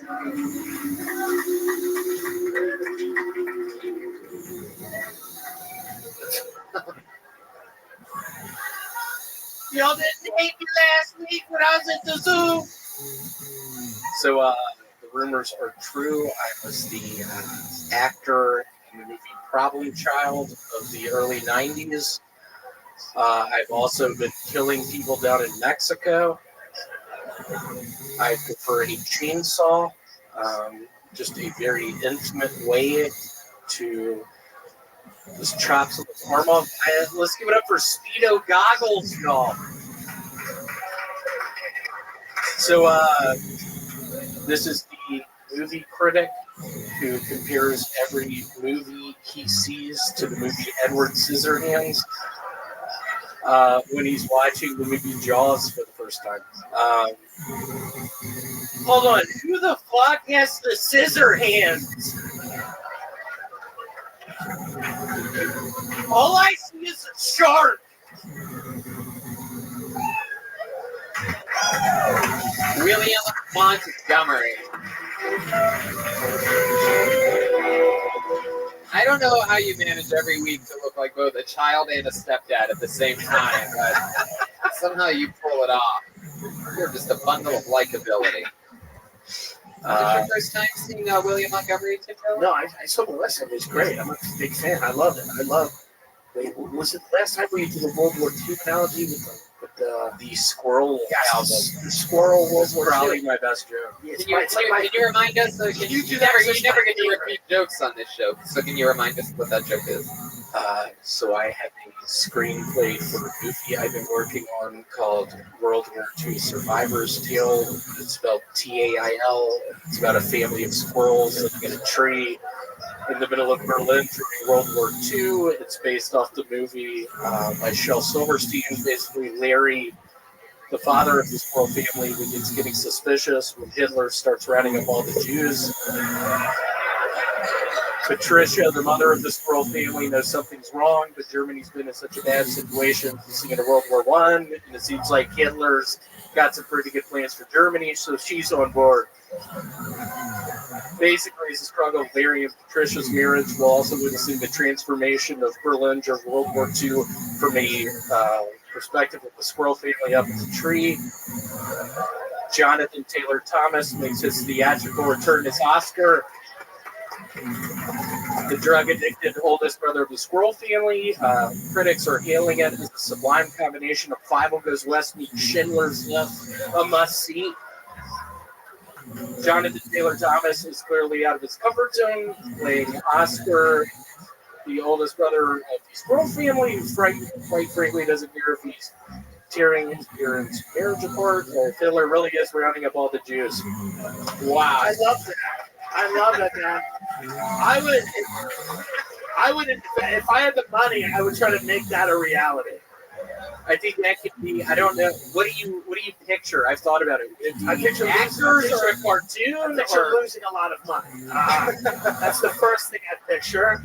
And it's from there, I don't know. But I kind of want real actors with masks. Swamp Thing plays Jonathan Taylor Thomas. Yeah, like real creepy, like just. Do y'all not remember Swamp Thing? They don't. One guy, one person, one creature in the back. William, another fun fact. Has anything happened in your life this past week since the last time we saw you? Anything in your normal life? It has, honestly, today. I get off my job at the self-storage unit place. I end up making it back to my place, I don't know, probably 5:20. I have to just take a horrible shit. My roommate's sister's in town along with a friend. I get in there. Somebody's in the shower. I end up just becoming completely naked in my room. I end up sitting down at one point just thinking, oh my God, is this going to help? It made it far worse. And I was looking for bags. I bought this shirt on eBay for $300. It's a collector's edition. And the guy did it in a Ziploc bag. I was thinking I was going to shit in the bag. But then I heard somebody get out of the shower, and I turned this shower back on because I don't want to hear them. They don't want to hear me taking it. There you go. So you turned the shower on, and then you did the poopy. I did. There you go. There's the two. Do you work in self-storage place? I do. I leased out 2 units today. If anybody's looking for a 5x5, 5x10, Can you give us pretty William, good deals going right now. William, we've heard a lot about you working at the self-storage unit. Can you give us a little pitch of what it's like to hear it? Like what you actually would say if I was just walking into your storage unit place, right, middle of the day, and I'm just like, hey man, I'm looking to maybe, I don't know, you guys have storage units available? Hey, what's your name? Oh jeez, my name's Phil Tony. Kill Tony, very nice to meet you. How much stuff do you have? Well, I just bought a commercial airliner, and I'm looking to store it somewhere because I'm going to be a professional pilot. That is a 10 by 50 space. We have them. Are you comfortable with paying $2,000? No.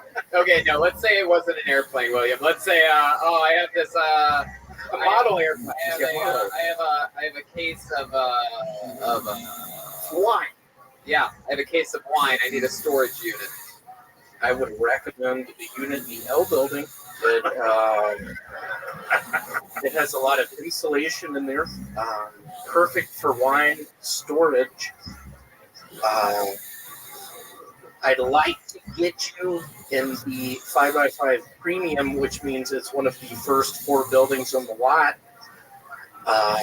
But if not, I can offer you. When you say excuse me to cut you off. When you say the first 4 buildings on the lot, do you mean the first 4 buildings that were built, or the first 4 closest to like the parking spots? What do you mean exactly? Closest to the entrance. It's about a mile long. So that's premium. It's premium. There's a lot of homeless people who are in premium positions. It's close to the front. Is it climate controlled? It's not. What? It's a metal box. And that's what I tell people. Like, if we ended up going to a unit, I'd be like, Tony, here it is. It's a metal box. So I hope you're cool with $75 a month.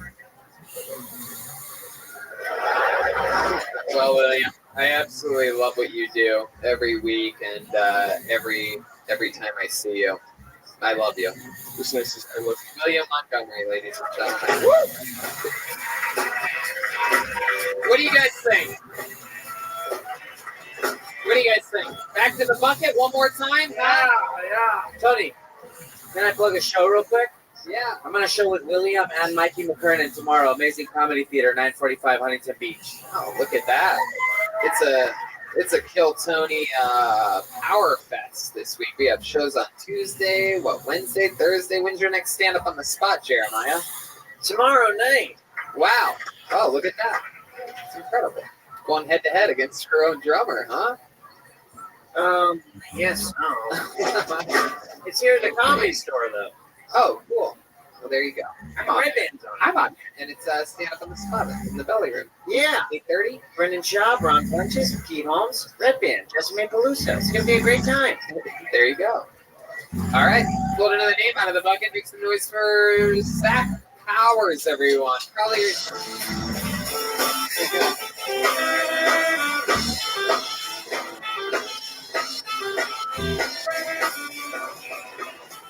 Come on, everybody. It's your last comic of the night, Zach Powers.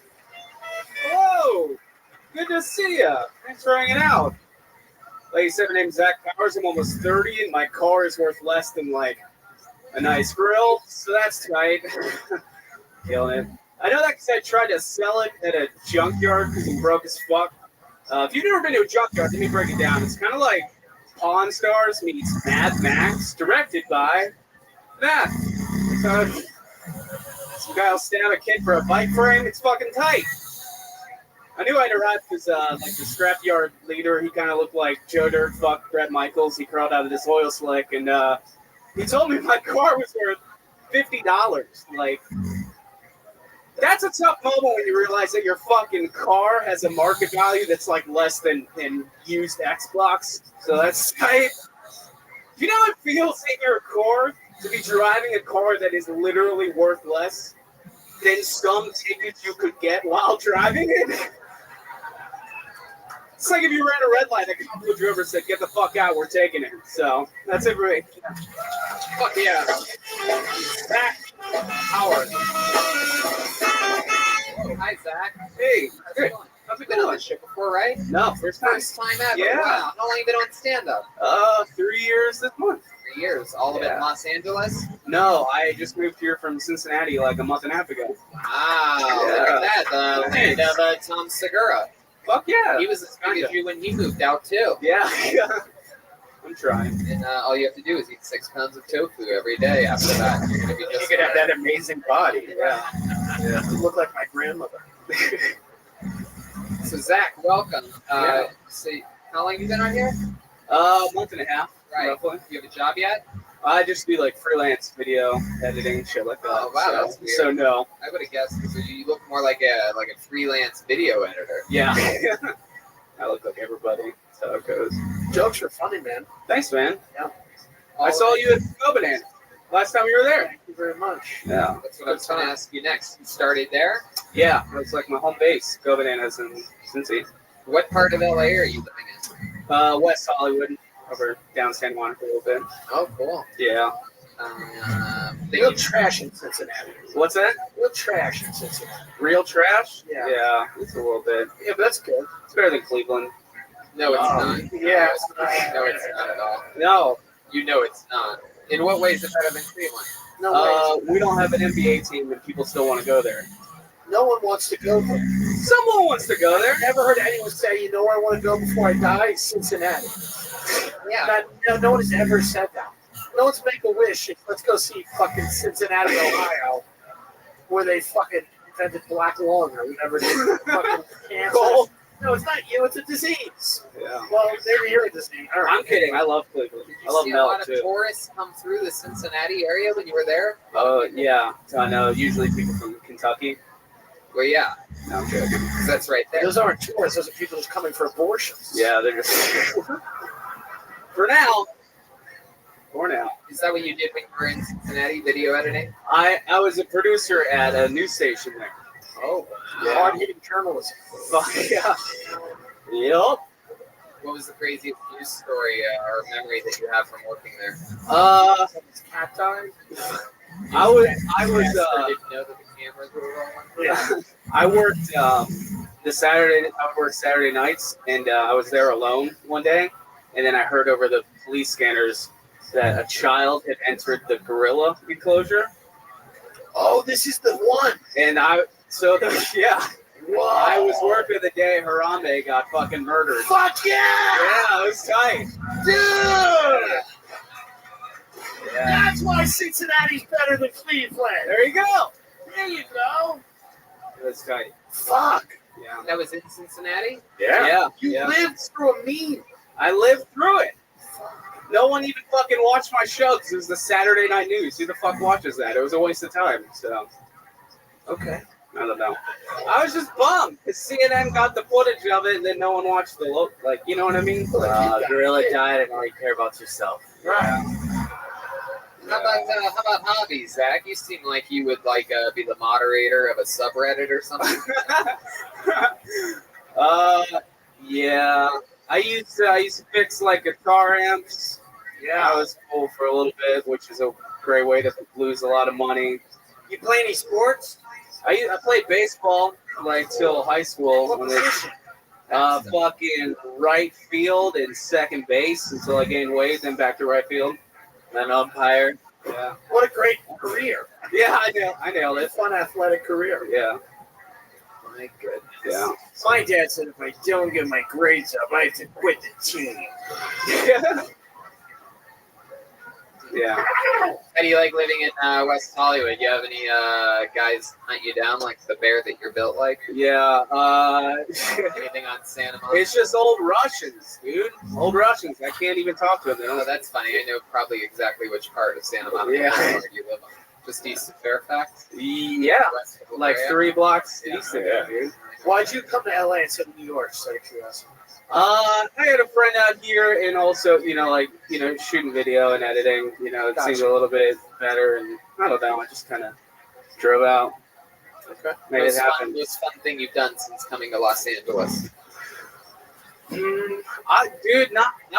I came to a show here like 2 days in, just by myself, and I watched like the 16 headliners, and it was it was rad, dude. I think you were on it one night, Rogan was on it. It was cool to just hang out for a minute and watch like a good show. Oh, I saw like a chopper, almost like some cops almost shot a guy right outside of our apartment. That was that's pretty what we want. Yeah, there you go. We don't want fucking you like comedy. I woke up at 8 a.m. from the sound of a chopper, which was alarming because I was only here for like a week. Right. And they were just screaming. This guy, he was like, "Put down the gun!" And I couldn't see where he was at, but it was right over the apartment. Was this real, or was this a video game that was on in your apartment? It was real. And they kept screaming to put down the gun. I couldn't see him, and I just went back to sleep because I didn't care anymore. And we'll see what happens. Wow, that's that happens a lot. Yeah, I figured that out. It's a normal LA thing. Yeah. Real LA story.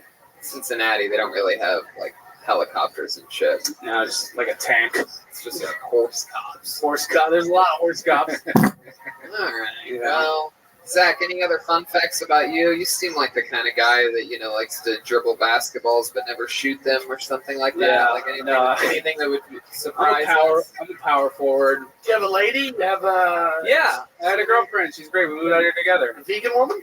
Not vegan. Okay. No vegan. She's chill. How long have you two been together? About coming up on 3 years now. 3 years. Yeah. You guys live in WeHo. You have a king size bed. King size queen. Yeah. It's nice. Yes, queen. Yeah. What does she do? She's a graphic designer. Yeah, that's right. It's a power couple right there. A video Yeah. editor. You guys get to fucking nerd out with your turds out. Yeah. MacBook. Nerd out. Fucking dork out with your fork out. You know what I'm talking about? Yeah. Fucking lens crafter with your I bet she's a great girl because she doesn't care about the physical or what you look like. Yeah. It's more what's in the soul. She really cares about it. She's taking one for the team for sure, which is cool. I appreciate It's hard that. to believe that you aren't the one tonight that was the writer's assistant for the Roseanne show. I fucking wish, dog. Yeah, I bet you do. Yeah, I need a job. Well, welcome to the LA, man. That was Thanks, great. Dude. Congratulations to you. We'll Congrats, see you again soon. Thank you. There you go, Zach Powers, everybody. Great job. And that's it. We did it. Another episode of Kill Tony. Make sure you check out Tim Dillon is Going to Hell, Gas Digital, and YouTube, DC Improv, April 4th through the 6th, and Laugh Boston, May 16th through the 18th. How about another hand for the great Tim Dillon, everybody? Thank you. Look at this drawing from Ryan J. Ebelt. Incredible. RyanJebelt.com for all the prints. He's going to put it right up to the camera after we wrap up this picture so you people watching on YouTube can get a quick glance at it. How about another hand for the great and powerful Jeremiah Watkins, everybody? The new feminist Stacy t-shirt is out now at JeremiahWatkins.com. Plus a brand new episode of Jeremiah Wonders with, of all people, Red Band will be the guest. I see. Tomorrow's episode, right? It drops at It's already it's out. out right Wow. now. Make sure you check it out. That's Jeremiah Wonders with guest Red Band. Anything else, Jeremiah? Yeah, just get your feminist Stacy shirts at JeremiahWatkins.com. Yep, And then Stand Up on the Spot is every other Tuesday here at the Comedy Store, so come see it live. There you go. How about another hand for silent but deadly Chroma Chris, everybody? Look at him over there. Chris, what did you think about tonight's episode? You really aced it, Tony. Hey, Tony, can I give a shout out to my brother because it's his birthday today? Yeah, sure. Thanks. Happy birthday, Danny, to my brother. Oh, there you go. That's it. Happy birthday to Chroma Danny. How about another hand for this little Chiquita banana back here, the one and only Joelberg Joel Jimenez. Did it again. He's on social media, mostly sorry. Anything else, Joel? Oh, I have so many sponsors. Ludwig, Caveman Coffee, Speedweed, Luca Clothing, Addicted to Chaos. Anybody who's ever given me stuff. Bye. It is true. He is went correct. to Jared Make sure you on go the to- volley. Make sure you go to cavemancoffeeco.com, enter the code KillTony, and save 15% off any order. They really do make unbelievable. It's great. Really Oh, do yeah. drink it Great. during the episodes. It's my new favorite thing. I like the Nitro Cold Brew. Get yourself some. And yeah, look out. New York City, Sacramento, San Francisco, La Jolla, West Nyack, St. Louis, and Ventura this Thursday at the Hong Kong Inn. Oh! Thank you, live audience. Thank you, guys.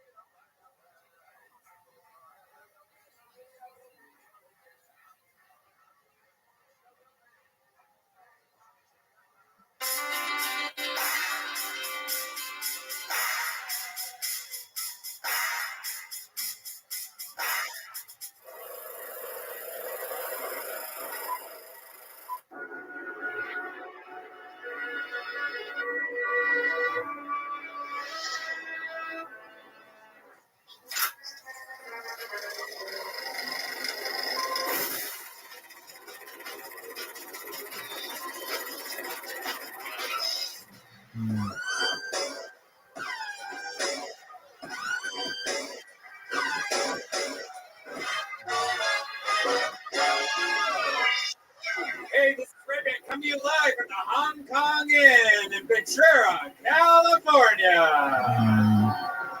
For a brand new episode of Kill Tony, give it up for Tony Hinchcliffe.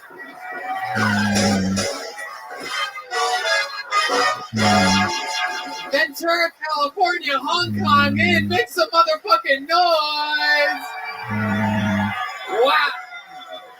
Brian Redban is here. Up, guys? I'm me, the captain of this airplane is in.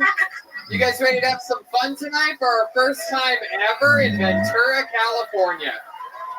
At one of the coolest goddamn Chinese restaurants I've ever seen in my life.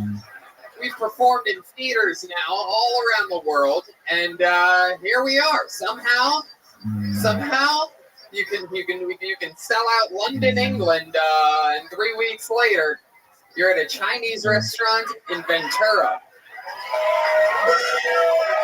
Can't stop us. It's like a Quentin Tarantino movie. It's true. It's crazy. We are a podcast of the people, and this is our first time performing on the top left of the Grand Theft Auto map. That's what this place is to me. I only fly helicopters here, people. But I made the drive to my what must be by now vandalized car. I'm excited about this. This is fun times, and I'm sure you guys heard about this show probably from listening to this podcast, the #1 live podcast in the world. And we are as live as it gets, including this Monday coming up with Louis J. Gomez and Dan Soder back at home at the Comedy Store in LA. And then Thursday, we go to St. Louis, Missouri for our first ever Kill Tony there. The week after that, West Nyack, New York. And then we go to La Jolla at the end of April. The first Kill Tony sold out. We added another one. And then, I've mentioned on this podcast a couple times that I'm doing stand-up at the end of May in Seattle, beginning of June. But that date has moved because on Monday, I believe, Red Band, that we will be announcing a tour that perhaps maybe Pink Floyd does as many dates as we're about to announce on Monday. I mean, look, we're performing in Chinese restaurants. Right. So let's just say we're not turning down very many gigs. This is about the time when my girlfriend's going to start cheating on me because Yeah. I'll be gone for like that long. Yeah, no, for period. sure. Yeah. This is what we're about to announce on Monday. For all of you that are listening, literally everywhere, you're going to be quite excited. But that's not going to stop us from landing in New York City, June 20th, and then of course it's out there, Kill Tony Mania. For those of you that have been there, you know what's happening. The return to San Francisco in October, also Sacramento, and here we are. You know. One of those times where you're just in Ventura, California, the sweet, sweet drive up the 101. What should be a smooth 40-minute trip for some reason takes 2.5 hours. And you know, one of the things that I love on a nice drive is some delicious coffee. I prefer Caveman coffee. I go to the cavemanco.com website. I enter the promo code KILLTONY and I save 15% off coffee. How many of you like coffee out there, huh? You bet you do. Which reminds me, tonight's episode is brought to you by BetDSI.com. BetDSI is over 20 years in the business. They've built a reputation on fast payment of winnings, and they have an easy-to-use and fast-playing interface. You can Yeah, you can bet games as they go. You can get live in-game wagering options throughout the tournament. Make plays through the entire game or event. And you can bet on anything. Sports, reality TV shows, anything. Right, like March Madness is happening right now. And you made some picks when we were in Philadelphia. You made some picks for who you think would move on. I believe you went 100%. I didn't check at all. But I believe you picked them all right. And you have some more picks. You have some teams in your bracket that are still... Yeah, these are my top teams. Yeah, your top 5. Yeah, I'm Michigan because, you know, I'm a big Ohio State guy. Yeah. You know, I always like to go against the grain. North Carolina, Kentucky, and Purdue is my... What about that one? Oh, Gonzaga? Yeah, Gonzaga. Yes, indeed. You can't even say it. You know what I put bets on is Game of Thrones. Oh, shit. You can do things in the entertainment department at BetDSI.com. And you can bet on The Walking Dead. You can bet on reality shows. You can bet on anything. So go to BetDSI.com and use the promo code KILL120 so they know we sent you. You can deposit, cash out, and get paid. So once again, that's BetDSI.com, promo code KILL120. Okay, let's start the show, shall we? You guys want to do that? It's a real podcast, people, I know. You're like, why are they reading us an ad in this live Chinese restaurant? It just doesn't make sense. But there's a lot of people listening. Anything can happen here.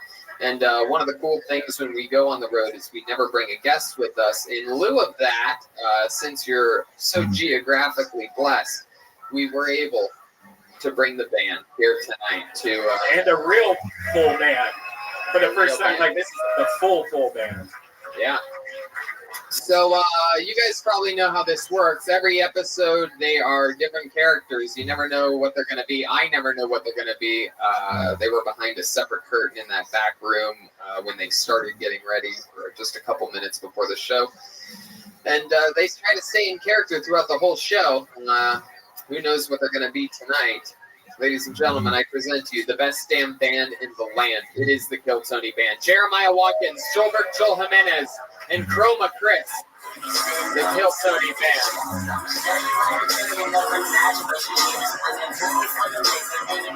What are they? Oh, wow. Oh, this looks like a new character, ladies and gentlemen. Whoa, bartenders! Wow! Chroma Chris is in the house. We got Jeremiah Watkins.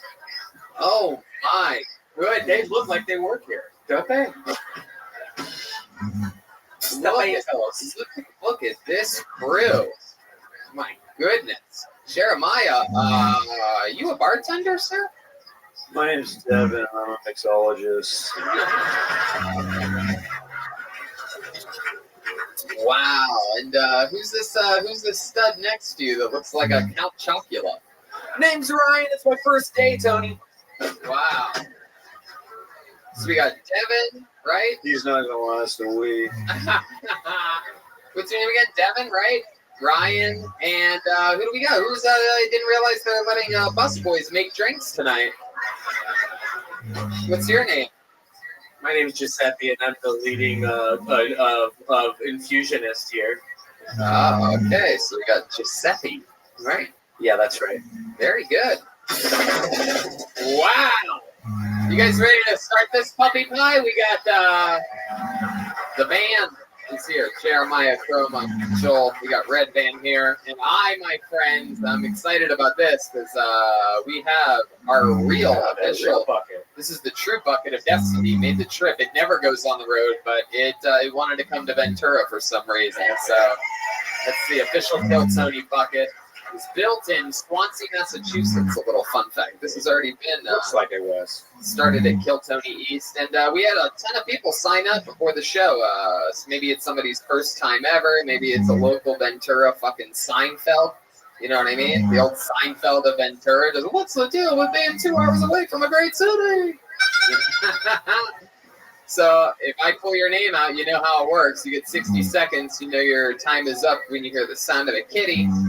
That means wrap it up then, or else you're going to bring out the angry gay part of Ventura bear. What is there a gay part of Ventura? What's it called? It's my first day. I forgot it. Holy shit. Patty. Wow. Wow, everybody's naming a different area. I guess the whole city is in it right now? This is it. Literally 50 people yelled different places. A lot of them just sounded like their buddy's house. Fucking Todd's place, dude. That's the gayest place in Ventura, bro. Hong Kong in, dude. You're at it, bro. Since you walked in, the cuddly guy is lost there. All right, we'll pull the name out of the bucket. Here we go. It's going to get started. Make some noise for your first comedian of the night. Josh S. Everybody, here we go. It's Josh S.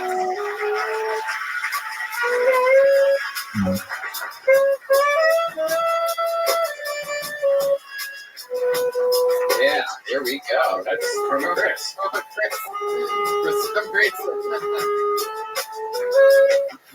Come on, ladies and gentlemen. We're at a Chinese restaurant. Make some noise for Josh S. Hey, what's up, everyone? You guys hear me back there? So I got a story to tell you guys. The other day I was jacking off. Who likes to jack off?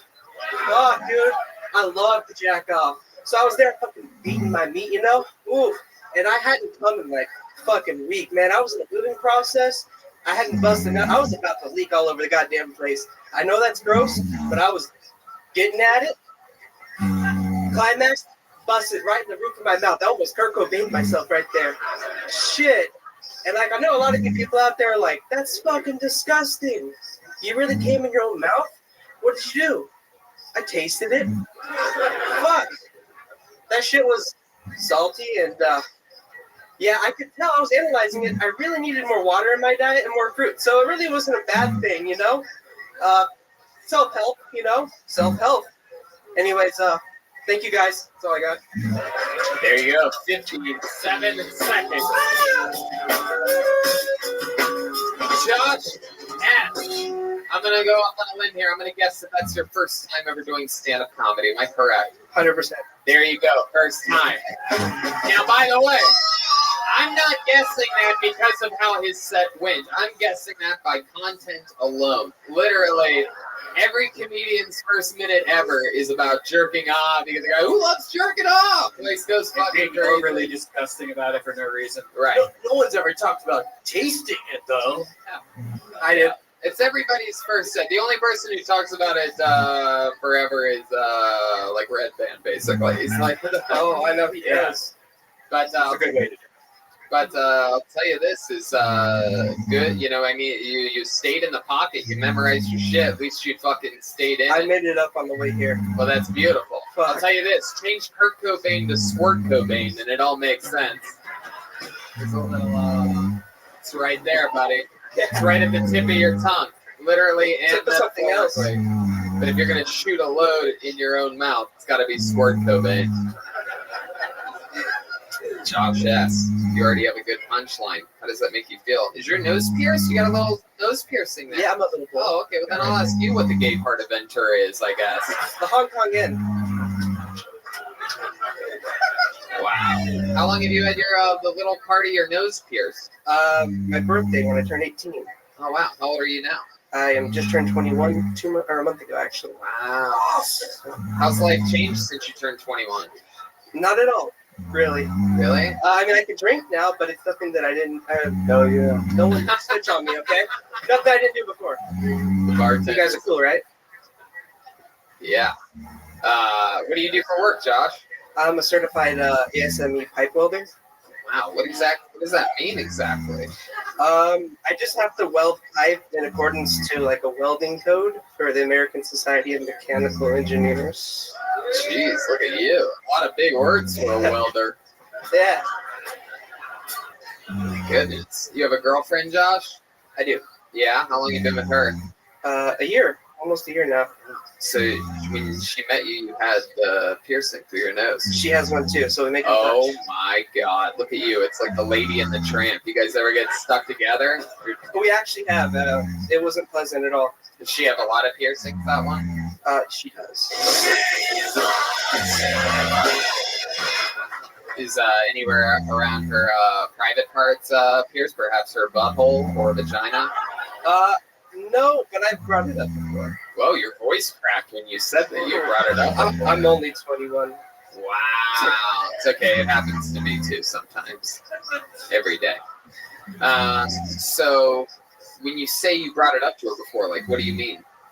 I was like, hey, have you ever seen like, pussy piercings before? Are you interested in that? And she was like, fuck no. So I haven't brought it up since then. Yeah. She's like, I already have to put your needle in it all the time. Stupid piercing. Pussy piercing jokes, everybody. Remember Squirt Cobain? Anyway. Back at it So, again. Tin roof rusted. Josh, you're a welder. You make good money doing that? Such a little boy with like a grown man job. For someone this young, I think I'm pretty confident with it. Yeah. What do you like to do for fun? Like, what are some hobbies of yours? Honestly, I like to fish.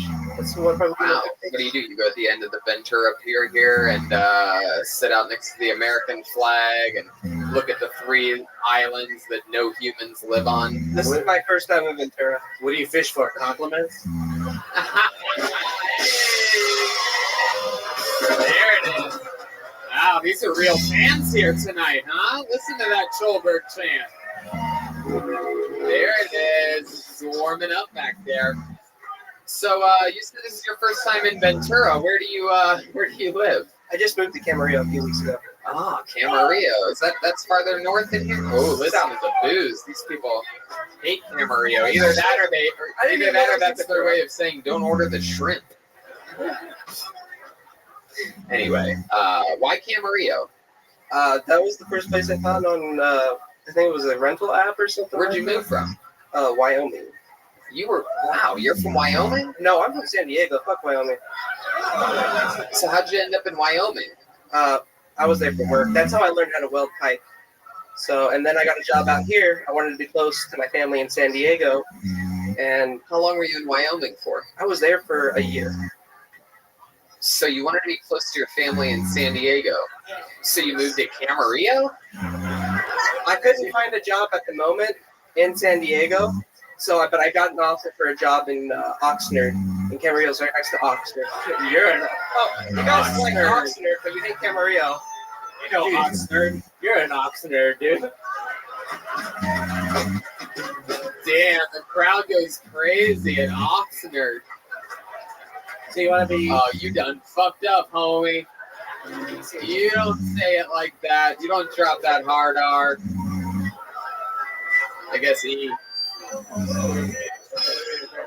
Wow, Josh. What else? Anything else interesting about you as a human? Like, what else do you talk about? I've never heard any comedians really riff on, the fishing material or anything like that, because nothing happens, really. I don't have any material on that yet. Are you going to go up on stage again, or was this just a one-time, let's just throw my name in the bucket? When I came up, the guy said that there was, maybe one more seat left, and the guy came up and was like, oh, I'm going to be a comedian, so he got in, and so I just put my name down.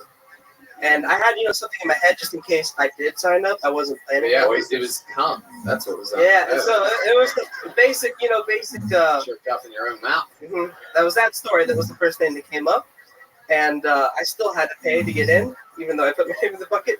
Oh, the fuck you want, a discount, dude? What are you...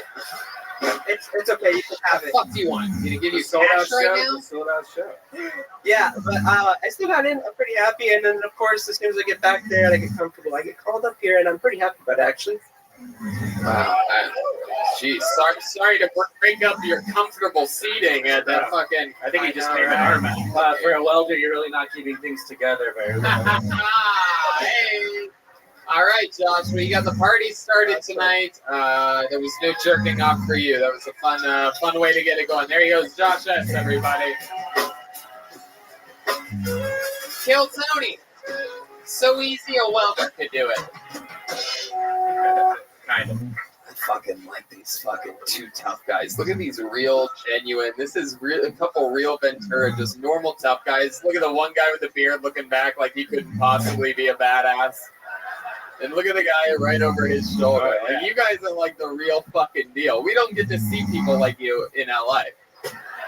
Like, it's like cool. It's a compliment. You guys are like fucking men. It's fun.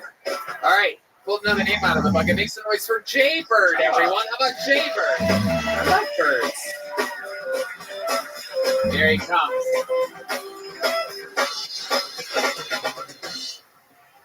What's up, everybody? I'm not really Jaybird, I'm Jeff.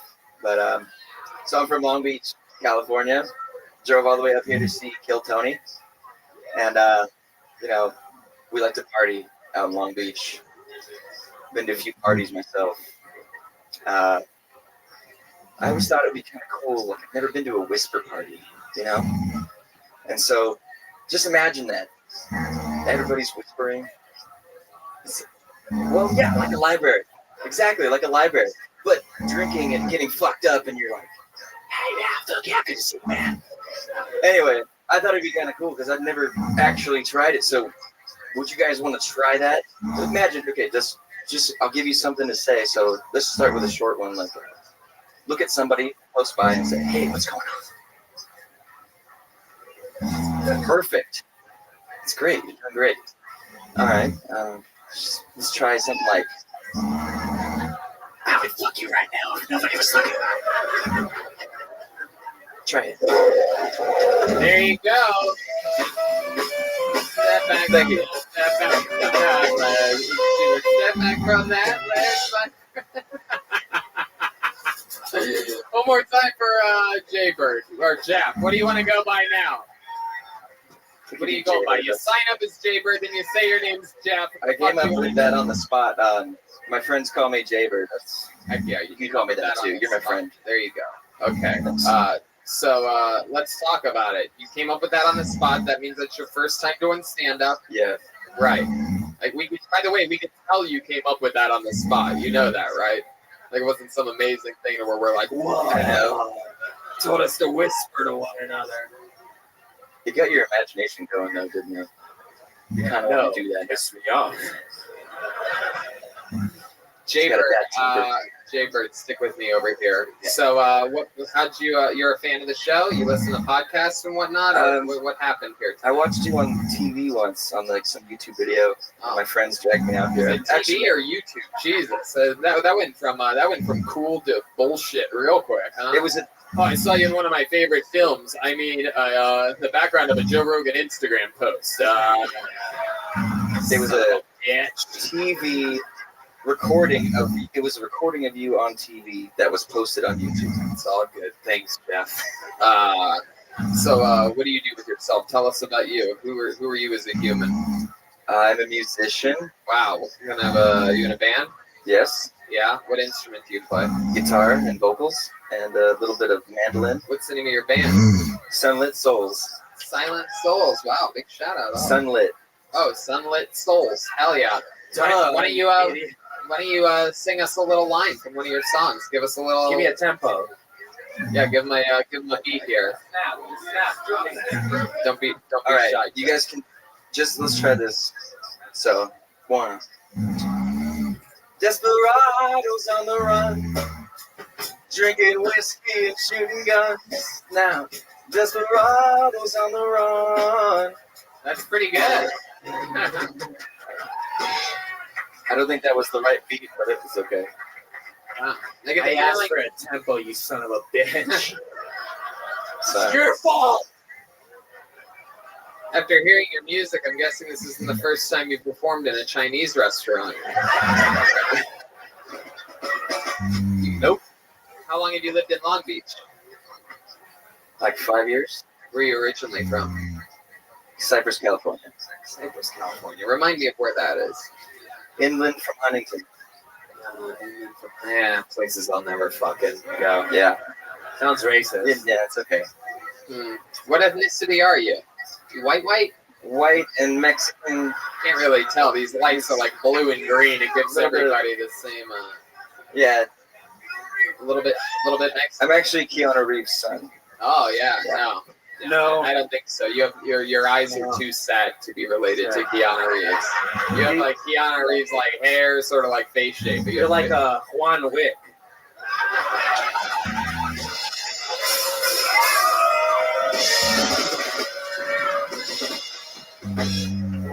That's really good. How long you been playing with the band? A little over 7 or 8 years. A lot of girls fall in love with you at those shows. A lot of girls hang out with you afterwards. You have like groupies and whatnot. Depends. Yeah, how many live girls? Usually at Chinese restaurants. Or maybe boys. What are we talking about here? You got a little sometimes, yeah, sure. Got a little Freddie Mercury shit going on. You just go out and kill it. Fuck whatever. What are we talking about? Like I said, it depends. Wow, you're a great interview. I guess you could say that to any question I ask, huh? All right, girls. All right. When's the last time you had intercourse with a woman? Last night. Ooh, really? Is this a running thing with this girl, or was it a one-night stand? Running. How long have you been with her? A little under a year. Yeah. So, like, take us through it. What happened? Was this at her place? Is it my place? Your place. So you're in your apartment. Your 3 roommates are chilling in the living room. They got their feet up on beanbags and shit. You're sitting there. You're just fucking playing your guitar, right? Just writing a new song for the fucking Sunkissed Legends or whatever it is. And then all of a sudden, what? You get a text message from this girl who's like, "Hey, what's up?" What happens? Take us through it. So, basically, my girlfriend and I just made dinner. Yeah, what'd you make? We made a Kraft macaroni. It was actually something new. It was 3 boxes of Kraft macaroni and cheese. You'll love this. It's cauliflower gnocchi. Wow. With pesto sauce. It was really good, actually. Yeah, that makes sense. The cauliflower in the middle of pasta, pesto sauce. Is that it? No pasta. It was pasta made with cauliflower. What did you eat? Girls just came right now. Yeah. Are you vegan? No, I'm not. Is she? No. Just eating healthy meals. All right. So you ate the pussy gnocchi, and then what? Did you have anything? We watched cat videos for like 10 minutes. Wow. How long? Wow. I mean, that's really interesting. You watch them on the couch? Yeah. Sitting next to each other, looking on the phone? Exactly. Watching right off the phone. You're like, look at what were the cats doing? They were like the 10 most beautiful cats, and did you agree with the rankings? Yeah, well, I thought Maine Coons should have been higher up on the rankings, but doesn't everyone? Wow. It's okay. You watch a video of the 10 most beautiful cats. Fucking make that pussy wet. And then what happens? Then the YouTube ad plays and you lose your boner. I picked her up and you picked her up? Picked her up. The girl, you picked the girl up? I picked her up. Wow. Swooped her up. How big is she? She's like 5. Yeah. How many ounces? Shorter than me. She's short. 104 pounds. Oh, that's good. Easy to throw. Shut the fuck up. Too much yelling going on from these rowdies. Don't start a bar fight at the Hong Kong Inn, please. I can't have this happen. Yeah, everybody knows karate here, please. Uh-oh. I was doing karate the other night on Kill Tony. Remember that? Yeah. Remember when we were doing that? Yeah. Some of that fucking one and the only fucking what do we got? Wow. All right, there you go. Way to fucking hit that easy beach ball out of the park, Redman. So, wow. Something about you. I wish I could figure out exactly. I wish I could pinpoint it. All right, so you eat the gnocchi, you watch the cat videos, then what happens? Swooped her up, took her to the bedroom, and Took her to the bedroom. yeah. How many bedrooms do you have in your place? It's my place. Yeah. It's a 1-bedroom apartment. You were in the living room. We were in the living room. Swooped her Somebody up. do the dishes at this point? They were still dirty at that point. They're just sitting on the coffee table in the living room. You guys are watching YouTube videos with like what, like a paper towel like bundled up on the plate. Like, Do you still have the tissue like on her mouth, like with the chloroform, or do you take just to be safe? So let me clarify. I have a kitchen too, and we were eating in the kitchen. Hey, you don't need to brag. So you're eating Eating in the kitchen, cat videos on the couch, sex in the bedroom. Wow. Hey, how long have you looked like hipster Kylo Ren?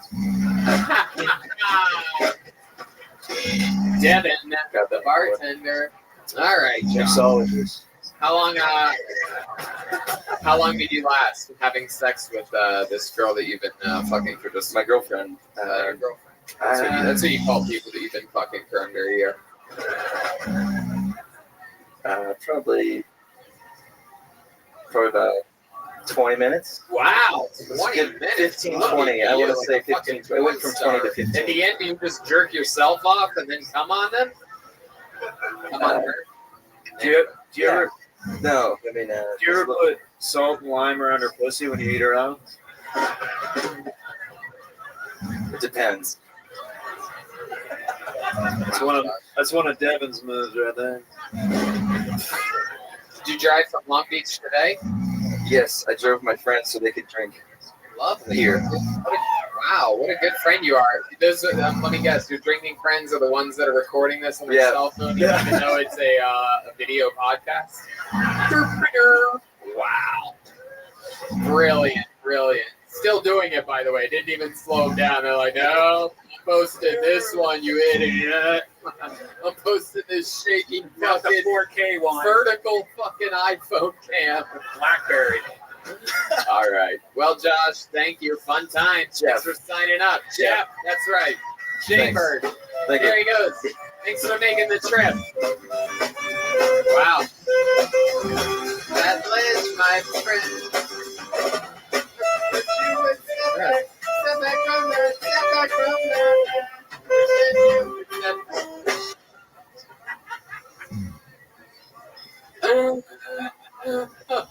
Okay, I pulled another name out of it. You guys having fun out there?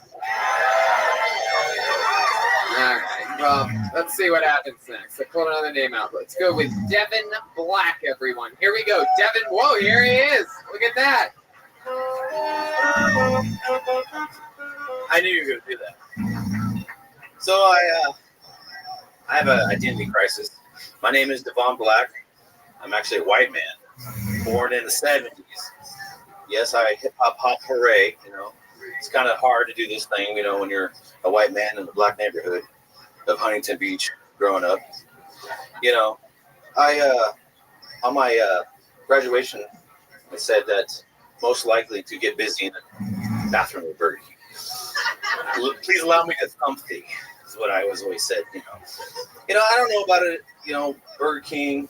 You know, you used to get the Crown. It was all good. You get the Crown, and yeah, I got a fat burger. You know, it was great in the '90s. And then what the hell happened to Burger King? It sucks now. Everyone hates Burger King. You know, like you can't even. And then let's go with Happy Meals. You know what I mean? You go to Happy Meals, it's in a bag now. But when we were kids, you had like little M's there. You pull them up. You know what I mean? They like come up there, you get a little toy. Everybody's having a good time and everything. You know, like oh. And now it's like a good quote. Hey, you want some apple? You don't want some applesauce? Is that it? Was there more to that? It's just like we're getting fat.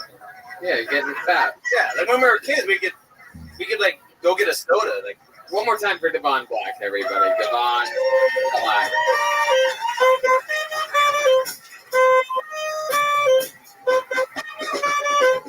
That's like Star Wars. Black, you indeed look like a guy that would arrest a guy named Devon Black. It's quite incredible. Looks like he'd shoot him a couple times accidentally. I tase him. Looks like your body camera would accidentally be turned off a lot. There's going to be an internal investigation after that. Tase him first, or use the shotgun bullets. You know, the rubber to the kneecap twice. Devon, Really leave shotgun. the joke stuff, Devon. Oh, all right. So let's talk about it. First time doing stand-up? Yeah, of course. Right. And where are you from? Huntington Beach. I said Huntington Beach. How far is that from here? West. Oh, you know when they ask you for a distance, you say west. Southwest. Yeah. I don't know, 58 miles. I don't know. Something like that. All right. Wow. Okay. What do you do for work, Devon? Did you say west I don't want from to talk here? about it. That's the middle of the ocean, bro. Can't talk about it? No, I'm a mixologist. How dare you? All right. Are you really? No, he's not. I do pools for a living. You do what? I do pools. What does that mean exactly? I go clean them. You know. Oh, why didn't you say pool guy? Eradicate. Because I'm not a pool guy. I think you're having a real identity crisis. I told you I am. This is my real life. I think you're a pool guy. I'm a pool girl. All right. It looks like he was sentenced to jail and had to serve community service at 30 continuous years of a work tour. It's because of the bands, huh? Actually, these are Edneys. 1990. Devon, tell us something else about you that's really true about you. I'm married. Yeah. How long have you been married for? He also lives in the ocean, bro. Yeah. Aquaman. I'm married to a mermaid, dude. I was gonna go with some gauges, but I like better, so I can go with that with like a mermaid. How long have you been married for? 11 years. Too long. Wow. Does she think you're taking out the trash right now? Oh, I do them all the time. She's a teacher, so she's awesome. Yeah. Yeah. What is she teaching? I know it's not Special comedy. ed. Special ed. All right, very good. You have great timing, Devon. Hell yeah. All right, so you're married 11 years. You're not really into it. Is that true? Getting there. Getting there. Yeah. Fuck yeah. All right. She's listening to this podcast right now. She's filming it. Jesus Christ. Dude, you gotta dance with the girl you came with, dude. You're a loser. Do you ever visit her kids at work and they just start chanting "One of us, one of us"? I rode the shore bus for a long, long time. Wow. What else? What do you do for fun? Well, I take dumps in Britney Spears' backyard. That's a good time. What do you mean by that? Because when you're a pool guy, you don't have any place you can go to the bathroom at. Are you Britney Spears' pool guy? No. Oh, Devon, you're unbearable. Yeah. I know. And this whole part of the show, there's the two parts. There's the 60 seconds, and then there's the interview part. If you fuck up the 60 seconds, we can save it in this part. Yeah. I'm pretty sure you're fucking comedy kryptonite, homie. Yeah. Not yet a man. You're not yet a comic, Giving us nothing. I'm sorry. I don't know. Can't talk about this. Can't talk about that. It's okay. Let's just keep it moving. There goes Devon Black. There he goes. There he goes. Back to obscurity he goes, where he's most comfortable. I see some fucking interesting characters out there right now, and we keep getting these boring ass white dudes one after the other. I mean, I'm looking out there. There's people with like fucking tiny hands and faces and shit. Like everybody's like sort of weird looking. Is there any comics out there, like real comics? All right, cool. Oh, they're out there. There you go. Oh, I can't Probably not going to get pulled out of the bucket, but they're out there. All right, make some noise for your next performer, Aurelia Mayesh, everyone. Aurelia Mayesh. Really? Here we go. Baby. Hey, baby.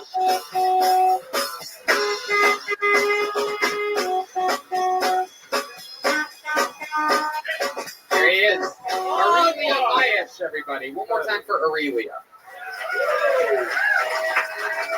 There we go. Start now? Let's do it. So, the measles are back. You hear about that shit? A lot of parents don't want to vaccinate their kids, and as a result, kids are sneaking out to get themselves vaccinated.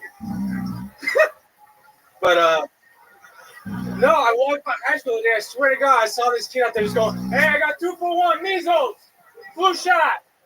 I got your diphtheria for free right here. Throw it in. So, No, then you think about that poor kid got secret around the house to get that thing in him, you know? He's got that hippy dippy mom running around, you know, she walks in, Hibiscus, what are you doing? Help me, mom, it's heroin! So, it's fun. I just graduated school, I just finished up, you know, please an applause, I only have a minute. That'd be funny. But yeah, no, I studied philosophy. Really, it's not doing me any favor. I've been trying to get a job the past few weeks, and I'm going through interviews and handing out resumes. And you know, eventually the employer will ask me for, you know, see like, well, what skills do you bring to the table here? Like, how do you know? Woo! I really got my fuck yes. Go. I like the way you're starting to, you know, fix your image since that Fire Festival documentary came out about you. Trying my best. Coming back as a new young comedian, coming from the Ventura scene. Is this where you're from? No, I'm actually from Torrance, California. Torrance, California. How far is that from here? 2 hours, just right outside LA by El Segundo. Oh, okay. And you ever sign up for Kill Tony at the Comedy Store? Never have. I started doing comedy when I moved up here for university. Uh-huh. How long ago was that? A year ago. A year ago. About. And what are you studying here at university? Like I said, I just graduated. I studied philosophy. Philosophy. Good. And you're a year into that. I just graduated, but I'm a year into stand-up. Oh, gotcha. So, all right. That makes sense. What school did you go to? UCSB. UCSB. Yes. Is that a fun school to go to? It's a good old time. What's the most fun night that you ever had in college? I don't think you're supposed to remember those, right? Do you remember? Not if I have anything to do with it. You look like the kind of guy that might remember yours, though. I feel like the person you spent it with might not remember theirs. That's true. I get it. You guys are softies up here. That was good. That was a good one. Let's see. Funnest night. I don't know. I really didn't go out too much, to be honest. I didn't live in the whole college town area. I just kind of lived out in you know, Bedrock? Families. Yeah, some Bedrock. Do you have hobbies or anything like that? Play some instruments here and there. Yeah, what kind of instruments do you guitar and bass. Guitar and bass. Yeah. You ever been in a band? Nope. No? Has anybody ever asked you to be in a band? I mean, I used to gamble with some guys, and you know, people moved away, but nothing anything too seriously. No. Wow. Woo! There you go. So you play musical instruments. What else? Used to skate, then I got fat, so I stopped skating. And then what else? Just kind of kick it. You just gave up your passion of skating because you got fat? Yeah, that concrete hurts when you weigh 220 pounds, man. So don't. Exactly. You gotta lose weight, so don't. My goodness. Why do you think you're gaining weight so much? What's happening? Lazy piece of shit. Yeah. You don't ever work out? No. Not in a blue mood. It's the most exercise you've done recently. What do you think it is, if you had to guess? Have you been out of breath recently? I went bowling last night. You did? You went bowling? Got out of breath by the 7th frame. Wow. Yeah, it's pretty amazing. New low for me. Goodness. Your life is in the gutter, Aurelia. Yep. My God. How old are you? 24. What about work? I just did find a job. Yeah? I've been doing housing market research for this little firm up in Santa Barbara. I don't even know what that means really, but I think I'm just crunching numbers. Housing market research. Yes. So what do you do? I'm foreclose on people? I don't know. Is that true? You don't know. I have no idea. I know, boo, right? You don't know what you do? From my understanding, I'm just getting. When do you start? A few weeks. You start in a few weeks. Yeah. And my understanding, I'm just getting what's it called? Rental figures and stuff, like just like numbers around areas and put into a database. Wow. That's amazing. Goodness. Super fun, right? You went to college for that. You paid. I know. I realized that. Trust me. You don't think I'm kicking myself in the balls every day about it? Yeah. I don't know. I don't know if that philosophy thing is working out. Yeah. I mean, it seems like a tough one. Yeah, I don't remember any of the great I don't remember Aristotle crunching apartment numbers for. That he did not. You have a girlfriend? Do not. No. Nope. You go on dates at all? Here and there, yeah. Yeah. Yeah. Like last date you went on, what was that? Me and this girls went out to a bar, had some drinks, pretty standard stuff. So you just went to a bar by yourself, right? I said me and a girl. Yeah. Okay. Yeah. So did you meet on an app? We did actually. Right. Yeah. And then you messaged her and you're like, hey, I want to hang out sometime. And she's like, okay. And then what? You nailed it. Yep. You showed up at the bar. Yep. You just magically appeared there. I drove. You drove. You Yeah. drove yourself. Yes. Nighttime, late. Nighttime, like 9 o'clock, I think, or something. 9 like o'clock. Seems like a pretty good time to meet up with someone. Who was catfishing who? She definitely got me. Good. Really? Yeah. She was a little bit bigger than. Yeah. Definitely, those pictures are a few years old for sure. Really? Wow. I mean, look at your hair, dude. Look at yours. I got a question. Why? Why what? The hair. I don't have much of a choice. It's either that or shave it off. Why aren't you looking at him in the eyes when you talk to him? When Hey. you're making fun of his hair. Yeah, I got a question about your hair. Okay. Why? You were looking at the ground. That was adorable. And I'll say the same answer. Oh shit, those are All right, stick with me over here, Aurelia. Am I saying that right? It's actually Aurelio. Aurelio. So the girl's bigger than you thought she was gonna be, right? Yes. And then you sit there, the waitress comes around. What happened? How many drinks do you have? 2 or 3, something like that. 2 or 3, something like that. Yeah. Do you remember what you drank that night? Yeah, gin and tonic. What's my nurse? Do you remember what she drank that night? My man. Who roofies a chick that catfished him? Nobody. You already got it. Yeah. I'm gonna. If you're doing roofies at that point, you're just evil. They call that a lure in business. Yeah. he just roofies her and leaves her there. It's called a catch and release.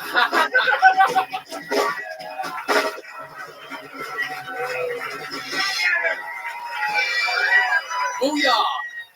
Kevin. Wow. Cleaning up the house. So you have a few drinks with this chick, and then what happens? Went back to my place, actually. You went to her place? Yeah. Wow. What was that like? What do you remember about her place? My place, actually. Oh, your place. Yes. Wow. What happened then? Let me guess. You guys made cauliflower gnocchi and how'd you watched know? videos of the 10 most beautiful cats, and then drove your drunk friends across the state. It's like I've already been up here. All right. What happened? We, made sweet love or whatever. Really? You just started just like that, huh? Just straight in, just basically the hard rape, huh? Just straight up. No making out, no foreplay, just straight insertion. You unzipped her pants. You didn't even unbutton them. You went through the front keyhole and just bent up. Did like a pipe. Did the old boomerang, the old L, the old 90-degree fucking burn. To sprint. All right. All right. These are some of the roughest interviews we've Oh, done I in know. the history of this show, back to back to back to back to back. Yeah. Everybody's just like, yeah, sure. Then what? Yeah, tell me more, Tony. You're the funny one. Tell me what I did. Pretty interesting. This is weird. It's like nobody's from Ventura, but there's like some weird Ventura vortex of lack of like weird improv or something happening. Aurelio is actually short for a really awful interview. Yeah, it is. There he goes. On to the next one. Here again together, Aurelio. Hiya.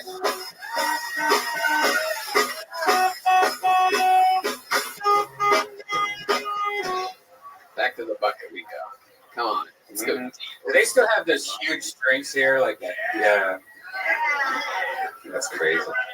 You've been here before? Yeah, Been here I've done a couple shows here. Wow. Ew. I didn't realize you were the fucking Hong Kong Inn. I love this Bill place. Burr of a Hong Kong Inn. Place rules. Wow. Jesus. Not a lot of people know this. A lot of comedy greats from here. Ali Wong was born here. All right, talk about these being Asian and pregnant. Anyway, I pulled a name out of the bucket. Make some noise for Katya, everyone. Katya. Katya. Here we go. So a little about me. I'm a very compassionate person. I think it's because I recently became disabled. Yeah, I'm in full-blown menopause. Lost all my hormones. So I decided from now on, I'm only going to date guys in wheelchairs. Because they have a lot of compassion. You know, they're non-judgmental. They don't care that I've gotten a little older or maybe don't have a perfect body. They only worry that I don't leave them in the parking lot without their wheelchair after an argument. It's all about compassion, people. I'm telling.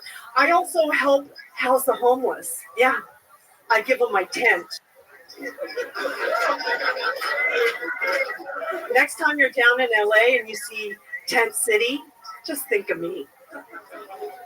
Well, my time is almost up, folks, but I just want to say, have a fucking great night. My name is Katya. Woo! Wow. You can barely hear, but that was exactly 1 minute. Nailed it. Heck yeah. Hey, how's you it have going, a great guys? internal clock. You nailed that minute. Down Thank to the you. millisecond. Thank you. I have no hormones, but the clock is still working. Yeah, exactly. You have no biological clock. But yeah. This is an honor. I'm such a big fan of the Kathy comic strip. It is wow. Deep cut. Heck yeah. So, Katya, you done stand-up before? I've been doing it for 3 years. Oh, awesome. You live around here or something? I'm from Thousand Oaks. Thousand Oaks. That's a good wow. Jesus. Thousand Oaks to a couple jokes. All right. Heck yeah. Thousand Oaks and Tree Folks. Okay, Katya. First of all, let me tell you, you're my favorite member of the band, the Eagles. Thank you. Thank you. So menopause, can you tell us more about that? You might be the first woman we've ever had talk about going through menopause. Wow, really? Is that? Would you be comfortable telling us more about it? Like what goes on? What's up with that? It's not fun. Like a lot of leaking, or is it? Oh, come on, Red Band. Let her Easy, answer. easy. Let her Easy. answer. I want to hear what her answer is. Not It's not. It's not fun. It sucks getting older. Yeah. Like it hot does. flashes. Oh yeah. How did you know?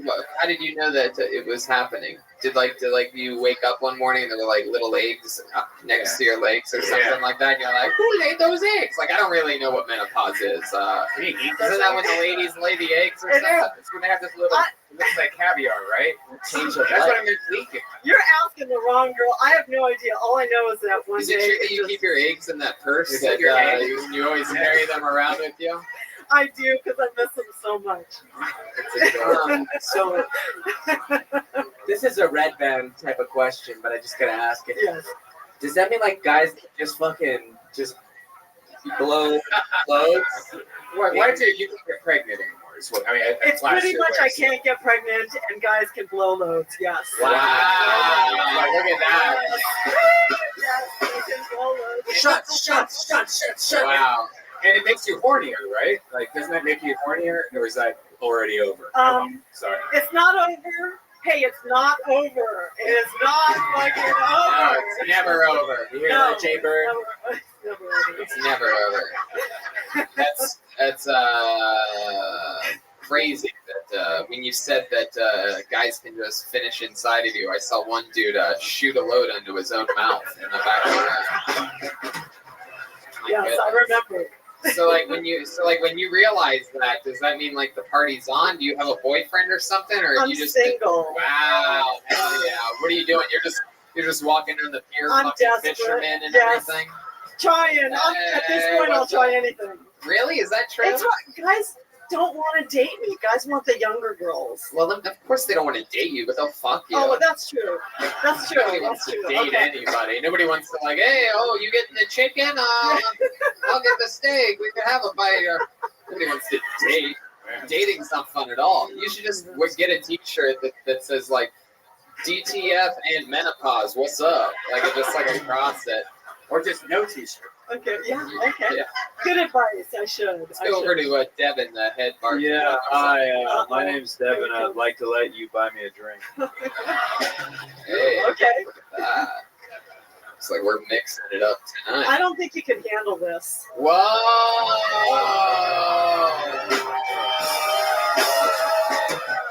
Hey, I've always wanted to get with one of the leads from the hit movie Hocus Pocus. All right. Bring it on. Wow! Look at this. She puts the hoe in Hocus. My God! Heck yeah!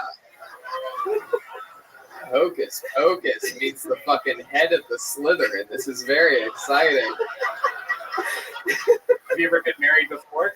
I have. I've been married. How many times? Twice. Ah, fuck yeah. You got that fucking Thousand Oaks divorce money. I think.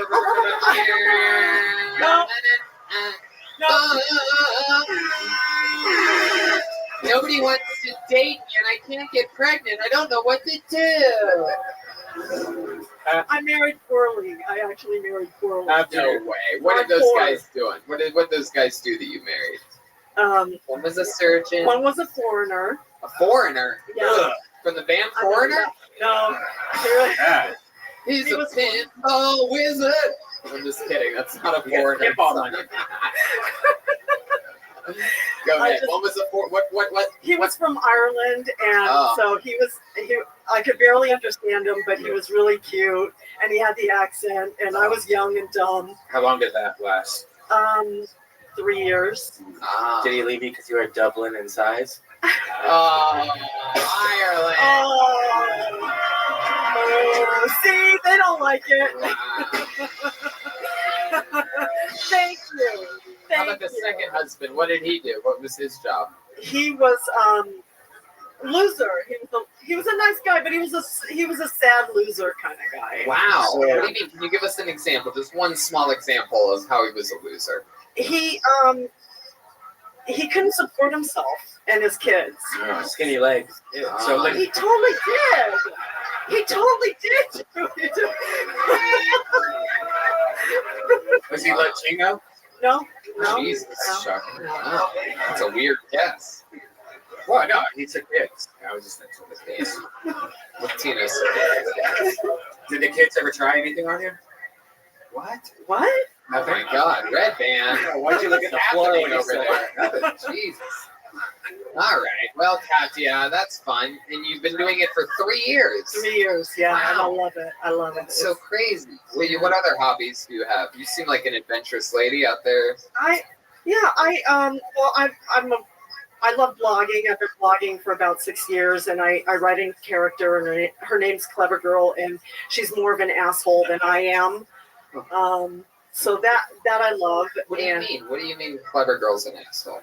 She says what other people think, and she just lets it all out. Like, she doesn't hold back. There's no filter. She just That's you.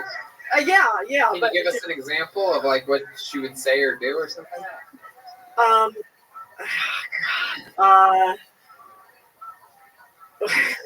What is it? Where? Apparently not. I can't think of something right now. What's like a topic that Clever Girl would Nothing's off.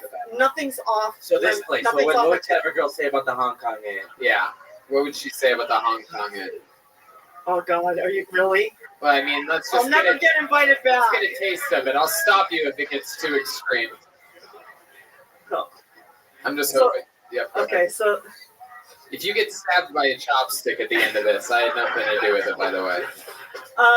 Okay, so if I came here to eat, I don't know. All right. Well, I can't. But if you guys go to my blog, you'll totally get a kick out of it. What the fuck are you talking about, Katya? I'm going to go home and do that tonight. Yes. Yeah. If this was a trailer for the blog that you're pushing right now, I'm not watching the movie. I know. I don't blame you.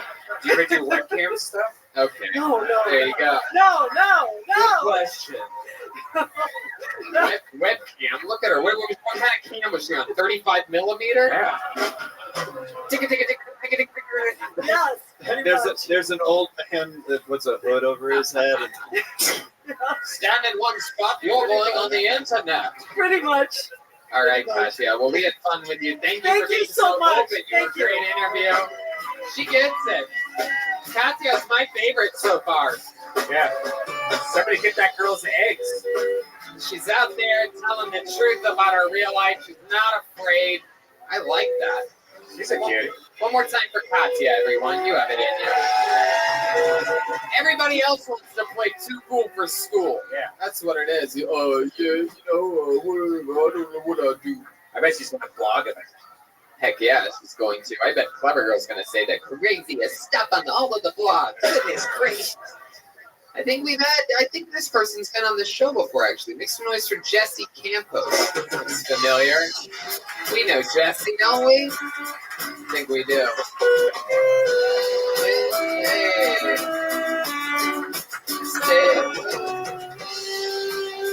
One more time for Jesse Campos. Oh yeah, thank you. I called out of work for this.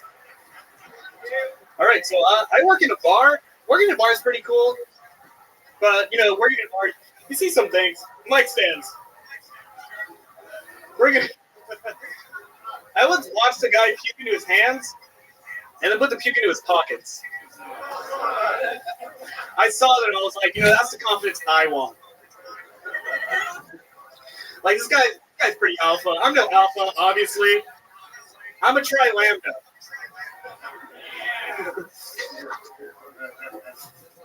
So I think it's really embarrassing to be a guy sometimes. Because, you know, guys do like the dumbest things to women. A guy recently bit my friend at a bar, and he offered her a game of pool to make it up to her. I think the only way you can like have an excuse to fight someone is if you're a werewolf and you want friends. By the way, speaking of werewolves, I was watching that movie Teen Wolf. Most basketball I've ever seen.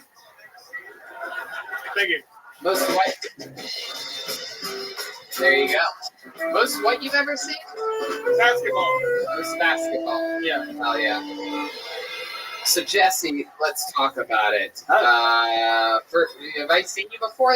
Yeah, I was at the Comedy Store. I was on the Eric Griffin when Eric Griffin was on at the Comedy Store. Oh, okay. Yeah. What happened that episode? Remind me of some of the highlights of what happened there. Was it a good night or was it an M night? I did okay. If I remember. He looks like M. Night Shyamalan. For those of you listening to the podcast, shocked that the audience didn't roll a little bit harder with that one, but so we found out I was a nerd. I lived with my grandmother. Yeah. Yeah. We found out you were a nerd when we first saw you. Yeah, I was wearing a Venom t-shirt. And you live with your grandmother. Yeah. How long have you lived with your grandmother? I'll be 2 years in August. 2 years. Do you have superpowers yet? I wish. You look like Disease Ansari. Thank you.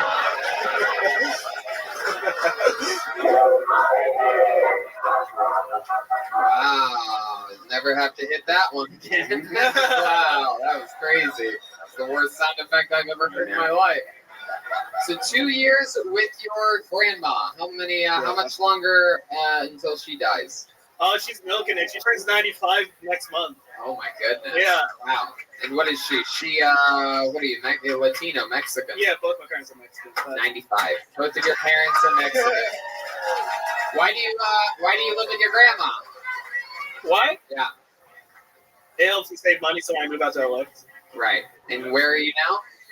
I'm in Oxnard. It's like 5 minutes to the freeway. Oxnard? Oxnard, yeah. Oxnard. This is the Oxnard, everybody. We finally found him. This is the Oxnard of Oxnard. Heck yeah, Jesse. And so you're saving money. What are you doing working again? I work 2 jobs. I work at a bar, and then I work in a cafe. Bar and a cafe. Yeah. Genius bar?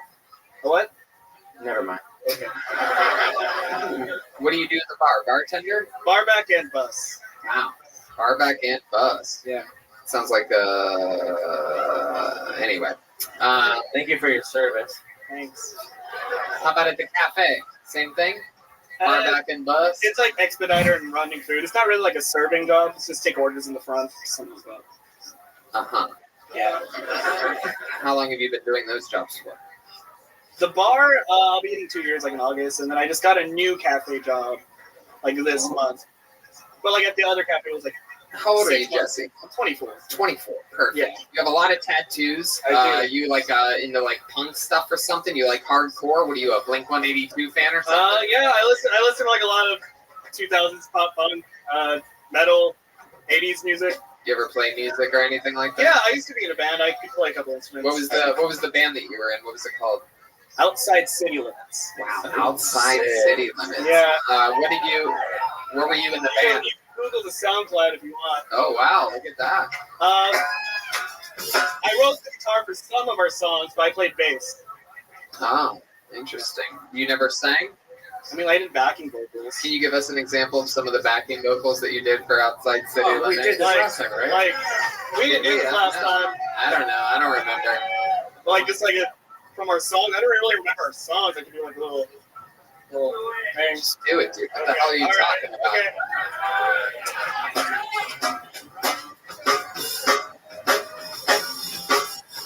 I don't know what song this is. What's happening over here? In the car, I just can't wait. Okay, want to do it?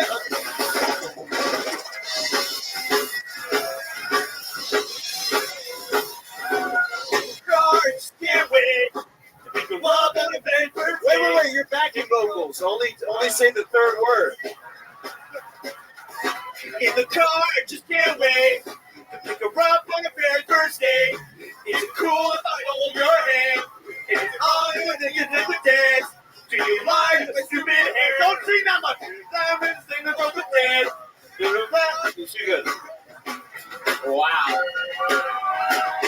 All right, okay. Since I move on over, on it, listen. If I last forever and ever, let's I do it forever and ever, let's make this last forever. Wow, look at that. Incredible. All right, now let's listen to the actual music that he made. Hold on a second. Wait a second. Hold on. Wait a second. Can I just say, as the lead singer of this new band, as backup vocals, you're supposed to do every fourth or fifth word, and you're kind of choking up on my leads, bro. I'm sorry, I heard Blink-182 and I was like,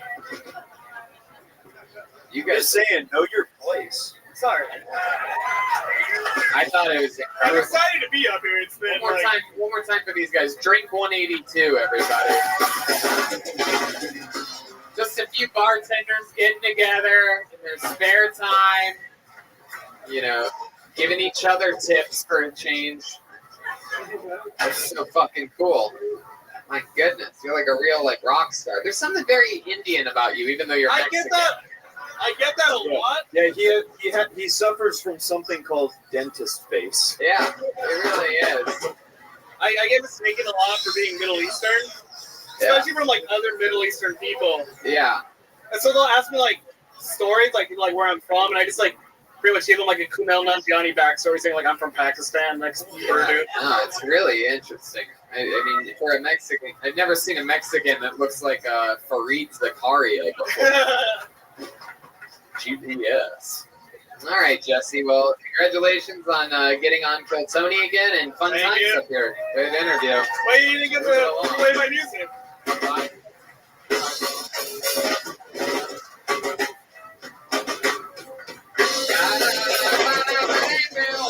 All right. You guys are rocking tonight. Rocking the floor.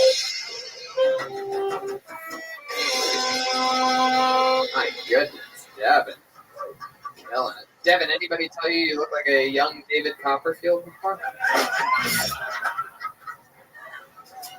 Yeah. Make some noise for your next comic, Russell Samler, everyone. Russell Samler, who's making his way to the stage. Here he comes. A long walk of justice.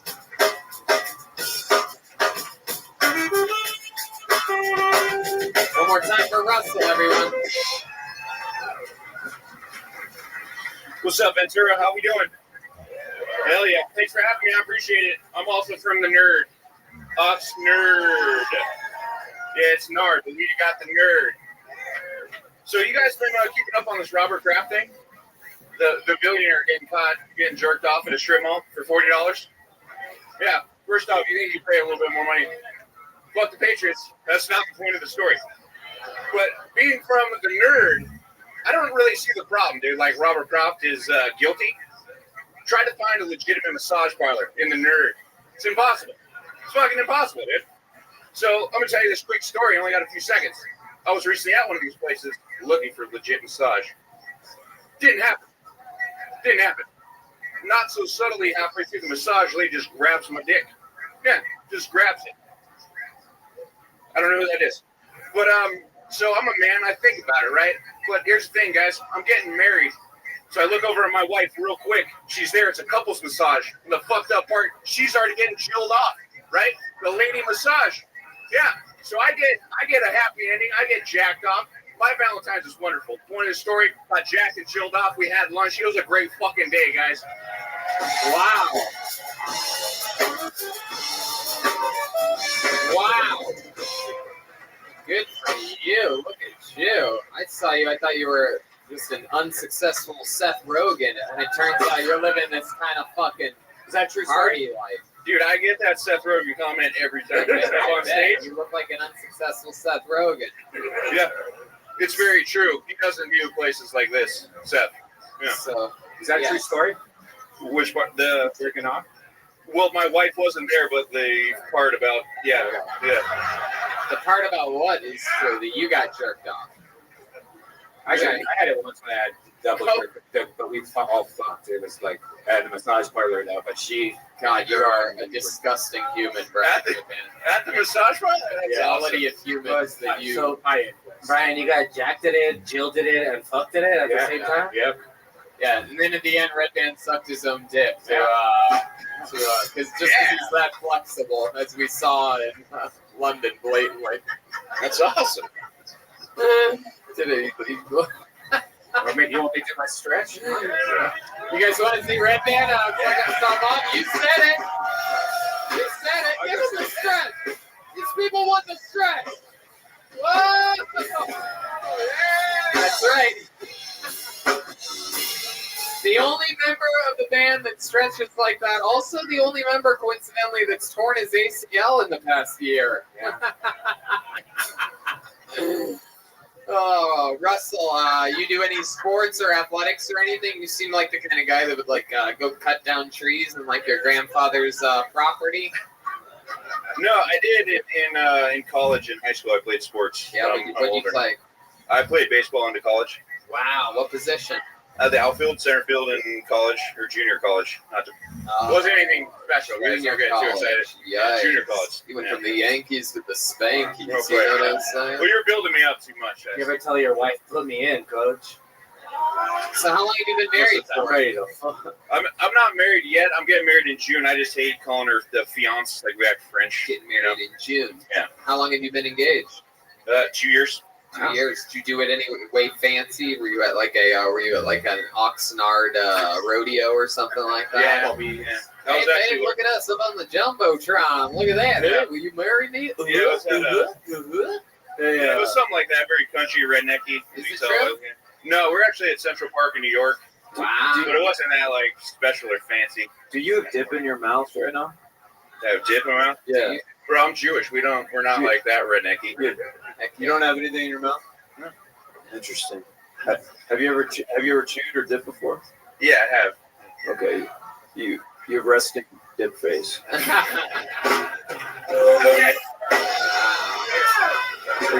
Like you don't have anything in there right now, but it literally looked like you. Okay. Russell, what do you do for work? Can we talk about this yet? No, I work in construction, like a family business. Family business. Your dad's company? Yeah, well, it's mine now. He kind of retired. He's old. Wow, look at that. You inherited the family company. What are you guys constructing? Pyramids? He's Jewish. All right. Yikes. Slavery jokes. The slavery jokes. Topical, Joel. What are you Jews constructing? The pyramids? Breaking news. Not see you in the studio, Tony.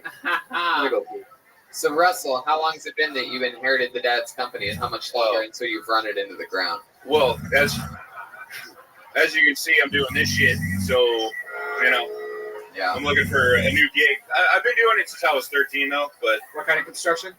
We do a little bit of everything, like tile work to painting to basically whatever. Let's say I wanted to build a building, the first ever Kill Tony studio headquarters, right? And I wanted to do it in Ventura, and I might have you do it. Give us a pitch on you building the new Kill Tony studio. A pitch? Yeah. We usually don't have to pitch ideas like for. All right, I want to build a big studio. Can you do that? Yeah. Yeah. Yeah. Soundproof. We can frame it out all beautiful and the mirrors. What if we don't want all that? What if we just? I don't know what what you want. All right. You play baseball and you can't pitch? What the fuck? Hey now, no. No, I played the outfield. Here. Russell, tell us something. The story was good and all. But tell us something like a fun fact about you that you think makes you different than everybody else. You ever do anything crazy before, or you ever almost die? You ever save anybody's life? Anything like that? I just got back from my bachelor party. Found out I'm not good at drugs anymore. Well, what kind of drugs do you do? What happened? Well, me and my buddies, for those who know, bachelor parties have cocaine, things like that involved. So we did that, and first night in, I realized I'm not good at it anymore. This got all weird and paranoid, So you heart rate. It was bad. It was bad for everybody. Nobody wanted to hang out. So with you me. couldn't go pro at that either. So I don't know. It's sort of cocaine. That's just rehab, right? Sure, it was cocaine. Maybe your friends just have bad cocaine. Like maybe you're just doing meth or fentanyl or something. No, I think it was just really good cocaine, and I'm just getting older. Like in my 20s, I could handle it, and now I'm like in my 30s, and I'm getting all weird and paranoid. Like it's just I'm the dude that does the line, and I sit back at the table, and buddy's like, "You okay, man?" Like no, dude, I'm gonna fucking die. My heart, I'm fucking explode. You smoke pot too? I smoke pot. I'm cool on pot, but if I'm doing cocaine, the two together is like the worst thing in the world. You get mad paranoid and all introverted. You don't want to talk. Yeah. No, I'm a pussy. No doubt. I'm a pussy. Yeah, you're a pussy. I'm a big pussy. Have you ever killed a bird before? Yeah, Wow, what happened? I know where that came. Yeah. Brian, what's happening? Yeah. We went on to murder. Yeah, I've murdered birds. Why? I was a kid with a BB gun, and I was a piece of shit. Wow. We all were at one point. Oh, everyone's crying. We all. Sorry for the fictitious bird that you guys just met. Yeah. Didn't like that. They didn't like the bird murder. Okay, Russell. It was a fun time, dude. Thanks, you man. did it. We got through it. Thank you guys. Appreciate you guys having me, guys. You guys, thanks for coming out. There goes Russell Sandler. Where the hell did Joel go? You gotta take a little shit. You lose Joel? Oh, wow. Jeez Louise. Somebody I think Joel had a little bit too much barbecue chow mein, huh? Yeah, Good. That was good. Heck yeah. Dude here's amazing. How about putting a hand together for the Hong Kong Inn for having this here? Incredible. Legendary. Amazing staff. This place has been open for like over 40 years. It's crazy. It's so funny. Out of all the times they've never been bartenders before, and we've definitely never had the show this close to an actual bar before. At the same time. Oh, look who it is. Oh, God. Wow, Mr. Professional over here. Somebody put new beats in. I just had a few too many Red Bulls before the show, and had to let it go. Sorry. From Red Bulls to Brown Bulls. All right. I pulled another name out. Make some noise for Ben Rudy. I feel good. Something in my gut tells me this is going to be interesting. Ben Rudy. Here he comes.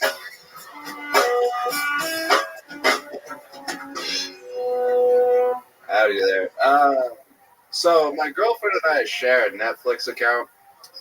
Well, she pays for it, so it's mostly hers, but I have the password, so we share it, And I'm getting concerned because I see what she's watching, and it's like an alarming amount of murder documentaries.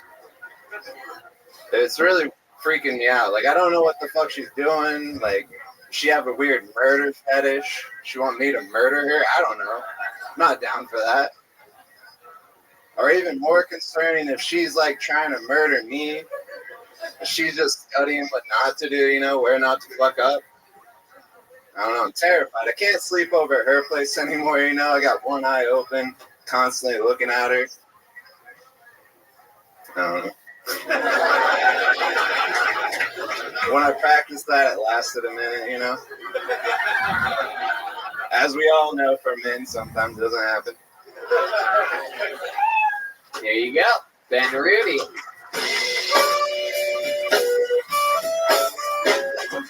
Ben, first time doing stand-up? Nah, I've been doing it for like a year in May. Been doing it for a year in May. Interesting. You know, it's one of those things where it's just sort of hard to believe that you're afraid that your girlfriend is going to kill you based on her watching that many documentaries. You know what I mean? Well, she's super like, she does yoga. She's super like mellow in real life, but like she watches a lot of these murder documentaries. Wow. Have you done anything that it would make her want to murder you? I mean, I think I'm a pretty good person. You never know what other people Something think. you have a lot of you have a weird Ted Bundy like twinge to you. I feel like you're the type of guy that murders your girlfriends and then goes to shows like this and talks about how you're afraid they're going to murder you. Just have girls buried underneath sheds. If I would do it, I'd do it on the #1 podcast, of course. Heck yeah, #1 live podcast. That's the most important part because that's the most important part because it's in front of a live audience, and that's the word that the asterisk is next to every time I say it. Gotcha. So tell us more about you, Ben. You've been doing stand-up for a year. What else? Give us the profile on a guy like you, Ben Rudy. It looks like he plays himself in lacrosse. It's like you throw it, then you run, and then you catch it on the other side. No, I'm not real into running or anything like that, but I like getting high and playing a lot of video games, you know? Yeah? Like what? What video games? You look like the main character from Red Dead Redemption. You look like your murderer name is Ashton Butcher, dude. Ashton Butcher. Ashton Butcher. How does that make you feel? I mean, Ashton Kutcher's a pretty handsome guy, so I feel pretty good about that. Yeah, absolutely. So go ahead, Ben. Tell us about you. Like I do stand-up comedy. I mean, I'm trying to do stand-up comedy. How about for a living? You seem like what? You drive an ambulance? I wish. Yeah? No, I work at a storage center place, man. Really? An old case of the William Montgomery's here, everybody. The great William Montgomery works at a self-storage facility. Is yours climate controlled? Some buildings are. Whoa, look at that. Not all, though. Not all. How long have you been working in the storage business? For like a month and a half. Wow. Yeah. You seem so excited you can barely contain yourself. Yeah. I'm curious how long you've been possessed by the spirit of Matthew McConaughey. I mean, I work at a storage unit. I mean, I don't know. It's like, been doing stand-up for like a year and a half. I don't know. How long have you been with your girl? It'll be a year in May as well. Yeah, like a year in May, man. I don't know. How about hobbies and things that you do for fun? You play the acoustic guitar, right? No? Well, I did. You're damn right you do. But not like in the lame way, like douchey way, like playing for. There's no other way. How many pairs of cargo shorts do you own? Yeah. How many sweat lodges have you been to? What's I'm your from spirit Oklahoma, man. You ever do couples yoga where like you have to hold your girlfriend up or some shit? Nah, I ain't into that shit. No? Then what are you into? What are your hobbies? Video game and smoking weed? How long? No, I don't believe I like, it. I'm not I buying like playing golf. Come on. Yeah, There must be like a passion for you. Passion? There must be something, a goal perhaps, something that you've always wanted to do, maybe something on your bucket list, somewhere you want to go, something you want to fucking do in your fucking life, in the whole world, with every option out there in the fucking universe. Do stand-up at the Hong Kong Inn was one of my lifelong goals, so. There is something This in guy's there. ruining me, man. I believe it was the great Bill Collins. It's black mold. Woo. All right, Ben. What does your girlfriend do? Well, she works at a guitar factory. That's where I met her. She works at a guitar factory. You went there to buy a guitar one day. No, I worked there. You're just stringing her along. You worked there too at one point. That was my last job. I built acoustic guitars. Did you get fired from there? No, I quit. You quit. On my 2-year review day. Why did you quit on your 2-year review day? Because I really hated the job. Yeah, did you make a good scene out of it? Were you like 2-year review? How about fuck you? I'm out of here. I quit. You fucking assholes. That's exactly how it went down. I've always hated this place. I took a guitar off the wall and I smashed it. Did you really? Yeah. Were you there, Brian? Damn it. Fuck it. This is so weird. I love this. These are all the people that know that they would mentally break down at the Comedy Store, so they just waited for us to have a Kill Tony, just barely outside of the intimidating walls of the Comedy Store. They're like, fuck it, dude. I'm gonna fucking sign up, and I'll do it at the fucking Chinese restaurant. This is my calling. I would go to the Comedy Store if I was confident in my truck to make it there. You got a bad truck? What kind of truck do you have? Why do you call your girlfriend a truck? All right. She's starting to shake around 60, you know. Dude, it's time for you to buy a Lincoln. There he goes, Ben Rudy. On to the next one. Let's fly through it, shall we? Getting there. We're almost there.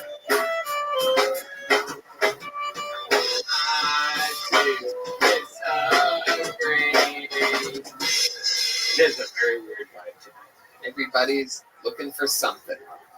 Okay, I'm telling you, I feel it. This seems like a good, positive, fun name. This seems like someone that has seen this show before and understands what's going on. Make some noise for Artie Lopez, everyone. Artie Lopez. Wow, here he comes. Hell yeah. Come on, one more time. Good and loud for Artie Lopez. We're here, baby. We are here. I think it's the most like people in this room that are not eating Chinese food right now. Seriously, this is the only place I've like only been to where I refuse to have the Chinese food here. I don't know what it is. I love it, man. I don't know. Also, as well, this is a Chinese spot, but they have like Spain or like Italy on the corner over here to the left. They don't change, man. I buy my drugs on the right in the parking lot. They don't change. I love this spot. I'm a caregiver, guys. I'm a caregiver. I need this to go fucking well. Do you understand? I can't keep wiping asses, guys. I can't. I wiped 4 a day by 12 o'clock. Not one was mine, dude. I hate it. They try to have a conversation with you while mid-wipe. It's like, dude, cut out the fucking peanuts, you know? Cut that shit out. Before I got that job, I had to do a lot of lying in interviews, like job interviews and shit. You guys have been there, right? This is how I got this is how I knew the next job I was going to get was going to work out. I put down that I spoke fluent Spanish. Yeah.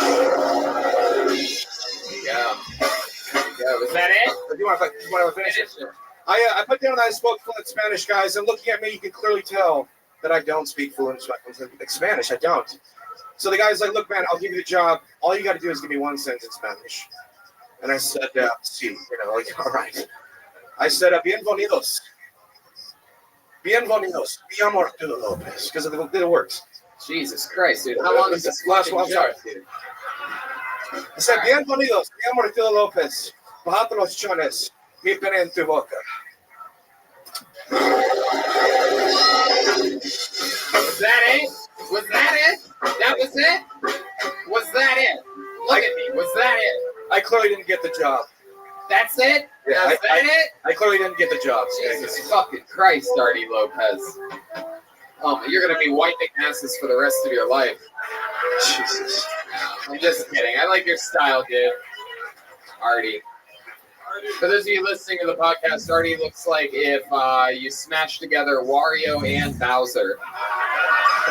Your favorite Mario. Did you wear camouflage shoes? Because if you can't see your feet, neither should we.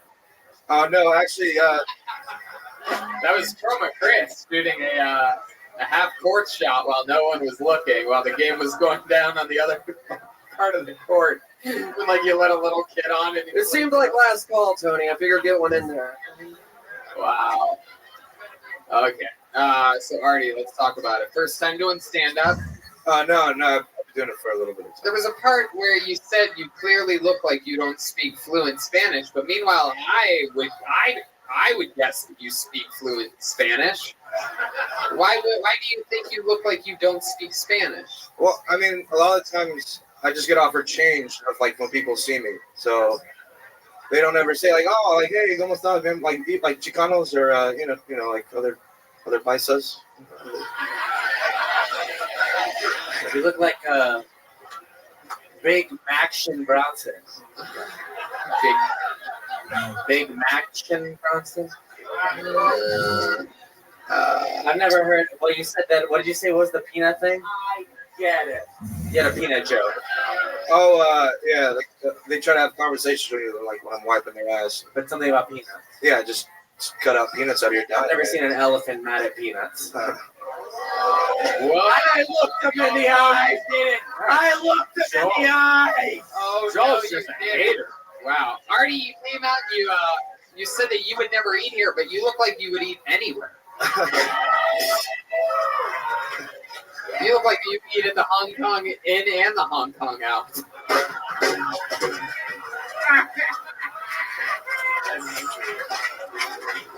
What's your favorite food, Artie? Sushi. Sushi, really? Wow. I didn't realize whales could be cannibals.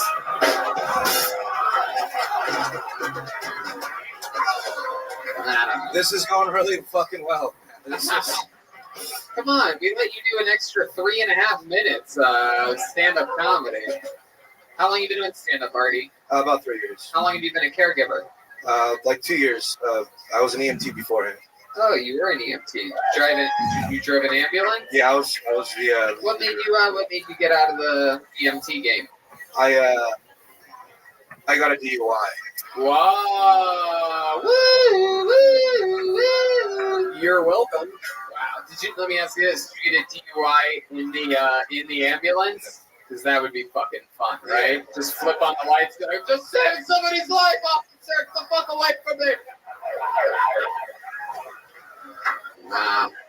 My goodness.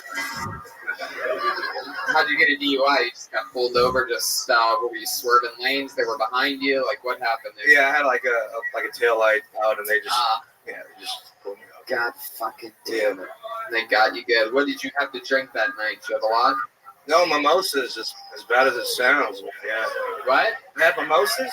You had mimosas? Yeah, like the orange juice with like champagne.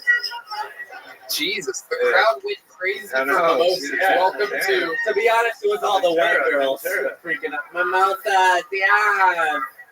How many mimosas does it take to get a guy like you drunk? 40. Well, like I blew a .09 or a .9, so.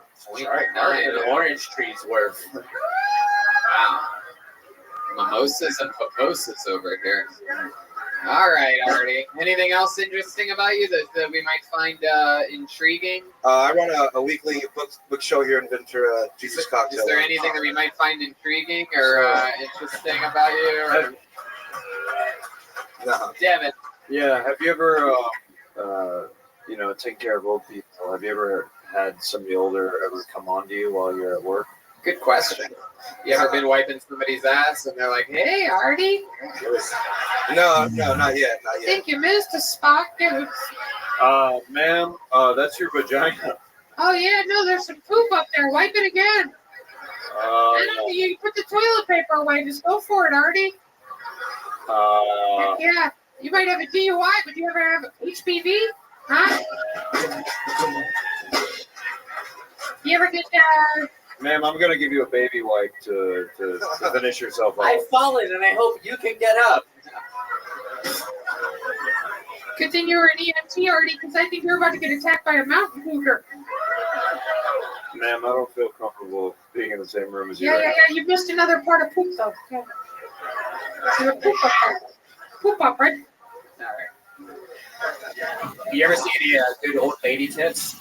Have you seen any good old lady tits? Yeah. One of my favorite John Denver songs. Have you lady, old lady tits? Have you ever seen good old lady tits? Hey, good old lady tits. Saga, lady tits. Have you seen old lady tits? Old lady tits. Old lady tits. There he goes, Artie Lopez. Artie motherfucking Lopez. And from Artie to perhaps ending the party. What do you guys think? Should we go to the bucket one more time, huh?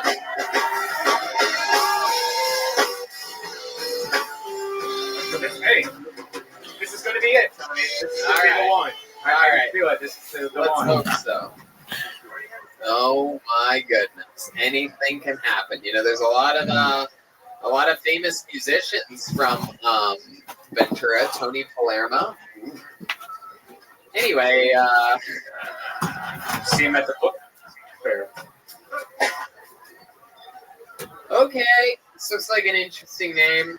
Make some noise for James Prison Bitch, everyone. Let's see what happens. Oh! Get the fuck out of here! This is the guy, James Prison Bitch. Hell yeah, dude.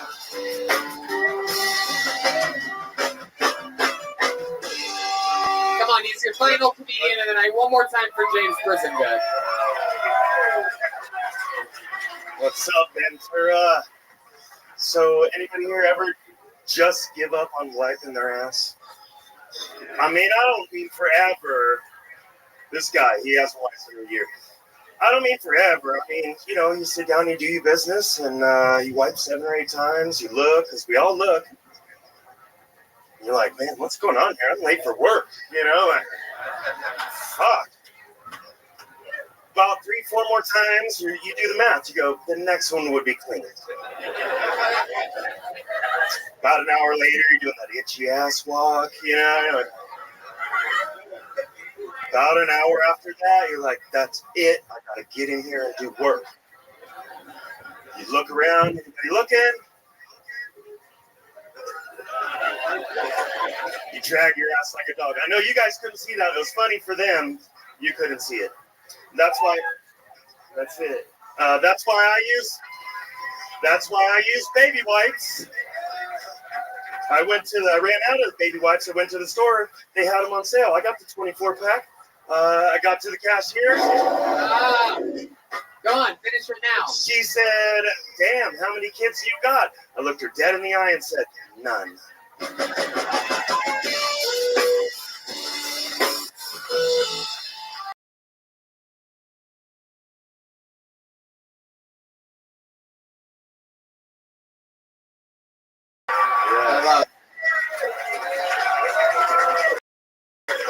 Come on, put your hands together for Walter White Power, everybody. Here.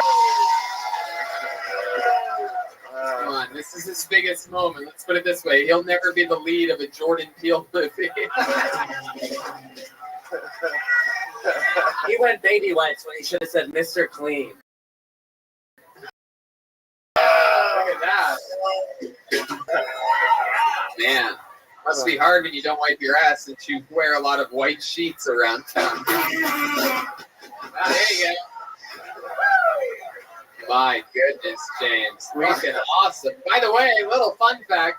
When I went off on an ADD tangent earlier, a few minutes into the show, and said, look at these interesting people, this was exactly the main guy that I was looking at.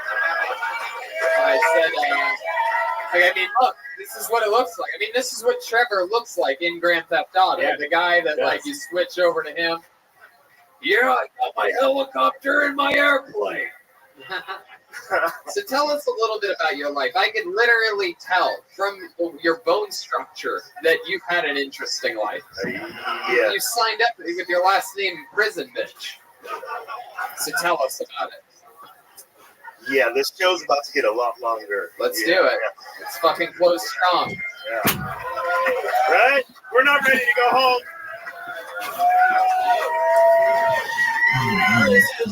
By the way, after show at the Stewart.